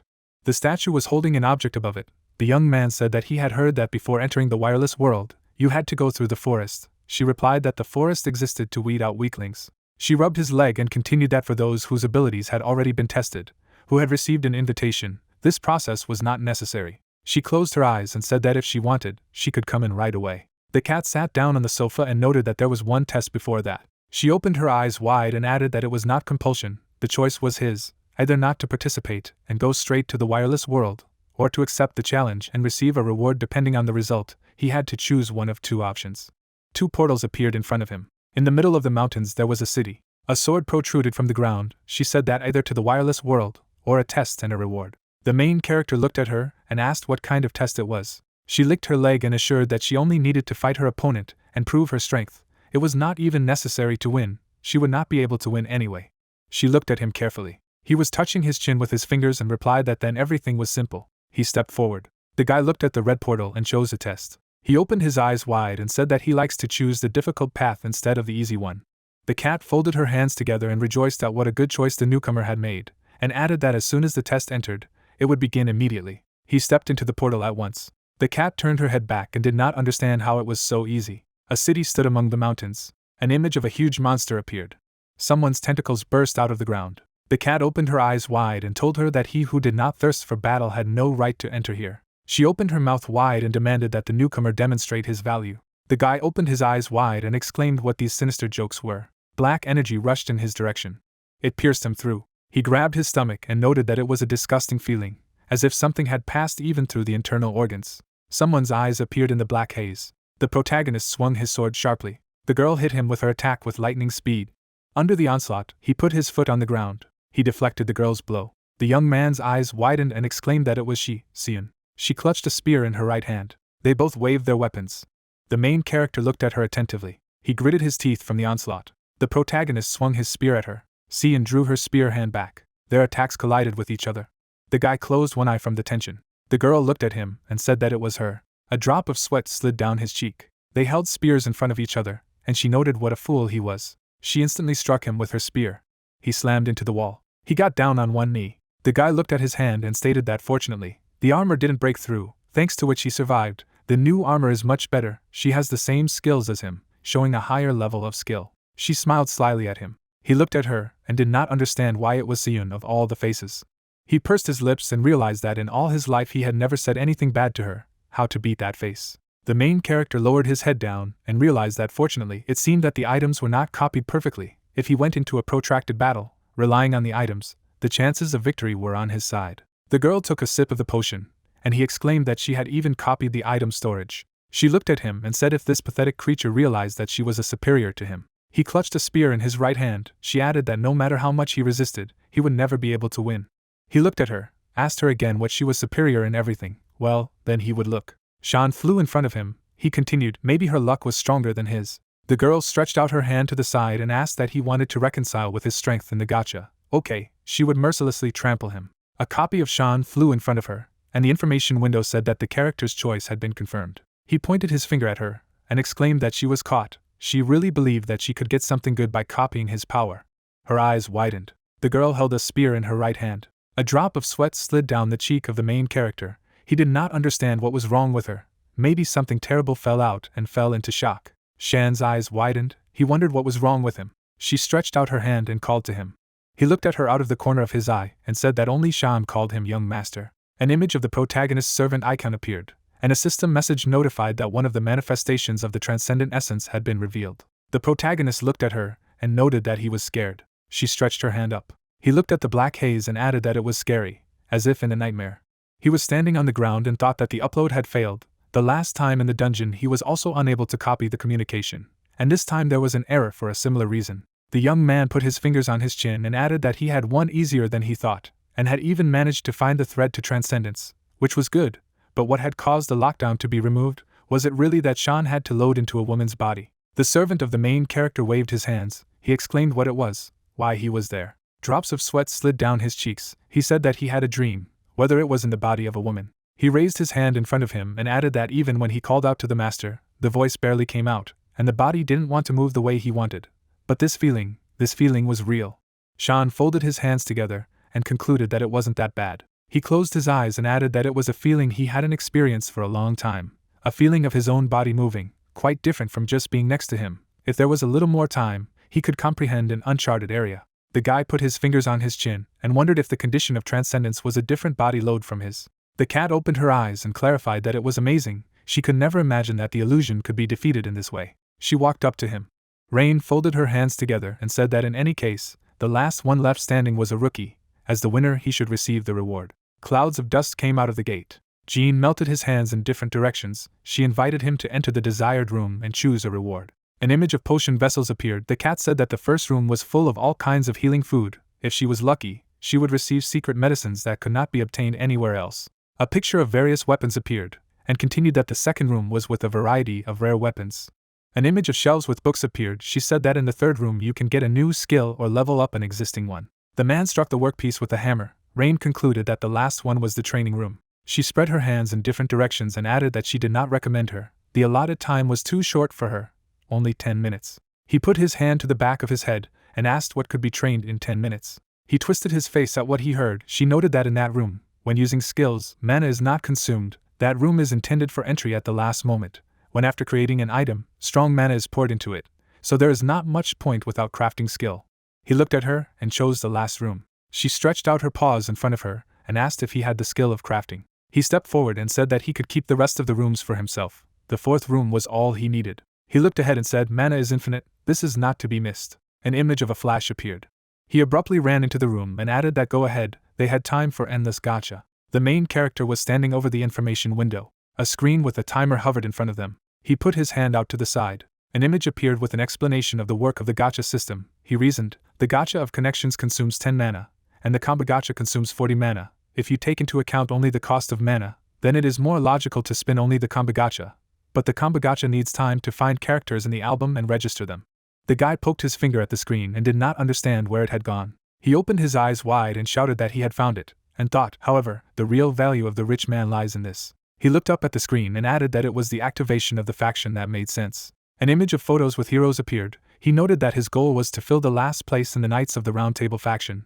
The information window notified that when activated, all parameters increased by 45 points. Sean put his hands out in front of him. He shouted that if the last place was filled, then the faction would be activated. An image of a gacha creature appeared. Pierce raised his head up. A golden card hovered over him. He was indignant that he had spent all his stats on just gold. The servant put her hand on his shoulder and asked him that he was upset. It was not a fact that the hero for the empty slot would not fall out of the golden card. A fighting spirit appeared in front of them and greeted them. The cards were spinning at a tremendous speed. Sean noted that it was necessary to try again as soon as possible. It was not the time for this. An image of a timer appeared. The young man raised his head to the map and shouted that it was again. There was a fighting spirit in the air and noted that they had not seen each other for a long time. The information window said that he had successfully strengthened Madrid. He thought that even in this case, it was not bad. His fingers slid across the screen. He decided to act on the wave of impulse. Cards were falling from the ceiling. A drop of sweat slipped down the cheek of the fighting spirit. He clarified that he was again. The information window reported a successful increase in stats. New cards rained down from above. The fighting spirit pointed his finger at him in displeasure and shouted that since they had already met, maybe it was worth saying hello. The system scoreboard again notified of the successful reinforcement. Sean looked at his master and said that it seemed that the same flow that he had described had come. He should not stop and continue. An image of a timer appeared. The fighting spirit clutched a bow in his hand. The information board reported a successful reinforcement. They joined hands and decided to go in the same vein. The main character desperately lowered his head down. He opened his eyes and mouth wide and exclaimed that it was just crazy to even get 9 common cards in a row in Kambagak. Sean waved him off and decided to move away from him alone at a safe distance. He added that he would see what came out on the 10th guaranteed. The fighting spirit held a hammer in his right hand. The servant looked at his master and asked if he was okay. He pursed his lips and replied that of course, he just threw off his bad luck, that's all. He can already smell the aroma of luck approaching. An image of a timer appeared, hoping that something good would definitely fall out now. He held out his hand with a protruding finger. A black map hovered in the air in front of them, and he exclaimed, "It was true, truly amazing." The young man put his hand on the roulette robot. He covers one eye and notes that he thought that the problem was with his car, almost disassembling it into pieces. The fighting spirit raised its sword above it and shouted where the foreign enemy was. As long as he lived, no one would be able to encroach on their homeland. He looked at his master. An image of the card collection appeared. The information window reported that the Knights of the Round Table faction was activated. All parameters were increased by 45 points, and a special skill was obtained. The guy closed his eyes and apologized, but he's in a bit of a hurry. An image of a timer appeared. He realized that he had reached the goal and activated the faction. Now the next one is coming. He poked his finger on the screen and exclaimed that there was an unlimited gacha connection. An image of a timer appeared. Another image of a timer appeared. Another image of a timer appeared. The two martial spirits were standing next to each other. The guy reasoned that, however, this was ambiguous. He did not draw a single white card, but he received 2 black cards. Along with the previous Zhang, he partially activated the faction of the 5 Generals Way, plus he drew gold and diamond cards quite well, and also received rewards through roulette, so we can say that the results are quite decent. In front of them, a screen with cards hovered in the air.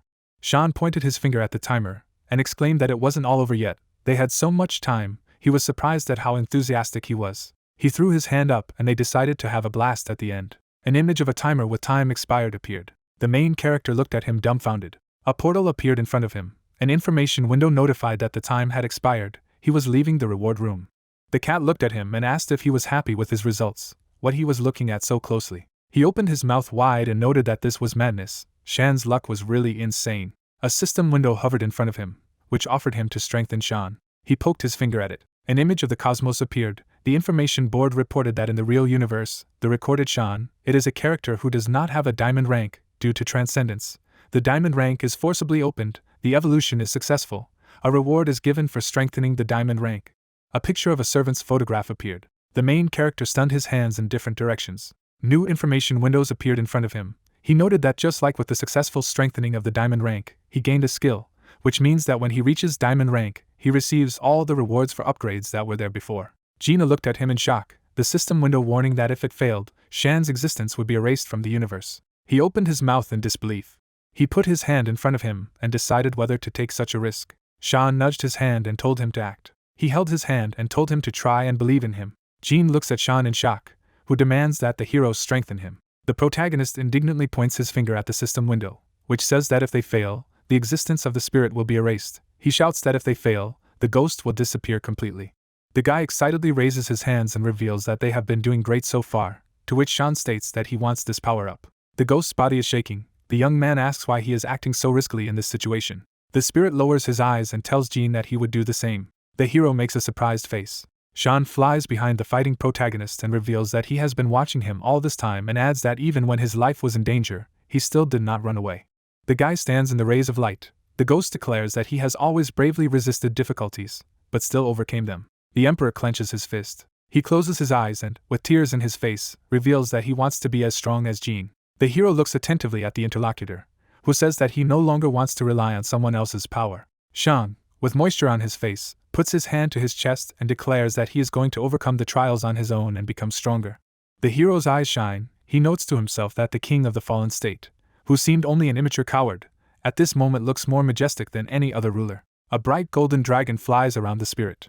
A shadow falls on the guy's face. He agrees. The ghost and the young man make a determined look and declare that they will definitely succeed. Jin's shaking finger reaches for a button on the system window, which asks if the rules he wants to try to buff. He, standing next to Step and Brushes, declares that he agrees. The hero's face is sweating. He mentally says that he drank all the potions on and used everything that increased luck. The protagonist frowns and continues to himself that in no case should he fail. The young man and his assistant stand in front of the red sign. The young man thinks that he will lose Sean forever. The king's spirit touches Jin's hand and says that if it's hard for him alone, it's better together. IXI also grabs the hero's palm and adds that she will help as well. The protagonist sighs. He opens his eyes abruptly with the words that it's time to start. The guy presses the button. A large slot machine appears. A window is displayed with an inscription that the boost begins. The opening of the device sucks in air. Sean sucks the card into the machine. Jean and his assistants watch the shaking machine. The hero and his partners fold their palms and begin to pray. One of the lamps of the slot machine is burning brightly. The king's ghost is consumed by a golden pillar, and the protagonist calls out to him in surprise. The guy turns to the device. A message with congratulations is displayed. Shan's card emits a silver light. A window appears stating that the buff was successful, and all the rewards received for it are combined. The spirit watches its glowing yellow body in shock. Golden lines move around the room, and a table is shown stating that Sean has obtained the Star of Fortune blessing skill. The Emperor holds a bright light above him. A golden star shines. The windows are illuminated, with a description of Sean's new skill. Jean tearfully looks at him and calls for his partner. The spirit weeps and calls him a young master. They hug and shout that they have coped. A white and blue wall is shown. A cat creates a blue portal with a wave of its paw. She points her paw at the passage and says that if Jean walks through it, he will be able to enter the main lands. Inside the teleporter, you can see the structures. The black cat says that you always need to be on your guard there, then adds that the concept of good and evil is blurred in that place, then adds that there are many people who cultivate only for their own purposes. The hero hits his chest with his fist and declares that he was ready for this. The protagonist goes to the portal with a smile and thanks the cat for receiving a reward thanks to her, as well as for a comfortable place to sleep and delicious food, to which she replies that this is a privilege for a special guest, so you should not thank her. The protagonist strokes the animal and repeats the words of gratitude, to which it gasps in surprise. The guy goes into the portal with a smile and says goodbye to Rain. He looks at the golden window that appears in surprise. He reads the message and is surprised aloud. It says that he has established a connection with the goddess of riddles and cats, and he receives a blessing. A sign is shown with a text that it will be easier for the guy to win the favor of others within 3 days. The young man disappears into the aisle and loudly asks the cat if she is really a goddess. A black animal on a chair scratches its head in front of the blue aisle. She looks at the portal and wishes Jean luck to get what he most desires. The hero opens his mouth in surprise. He looks around in the center of the crowd in amazement. The protagonist stands in the middle of a crowded street and asks if this is really the main land. The guy looks up at the houses and says that it looks more like an ordinary village. Someone's leg wrapped in bandages steps on the ground. The green monster looks around and says about the newcomer in surprise. A lot of people look at Jean and call him new. The hero is frightened to close himself off from the crowd of creatures who are interested in how much time has passed since the last newcomer. The protagonist nervously asks what they want. The gray creature points a finger at him and asks him where he comes from. Ixie flies over the guy's shoulder and explains that they want to know what universe he is from. The hooded monster looks back at the pigman because of the guy's words that he came from the ground. The creature in the dark asks what kind of universe it is, to which the pig replies that he heard about it somewhere. Jean makes a startled face. The pigman reveals that there is a strange guy living in an old house on the outskirts of the village, then notes aloud that he also said that he was from Earth. A bright red glow appears around the hero. The protagonist looks down in shock and wonders aloud what it is.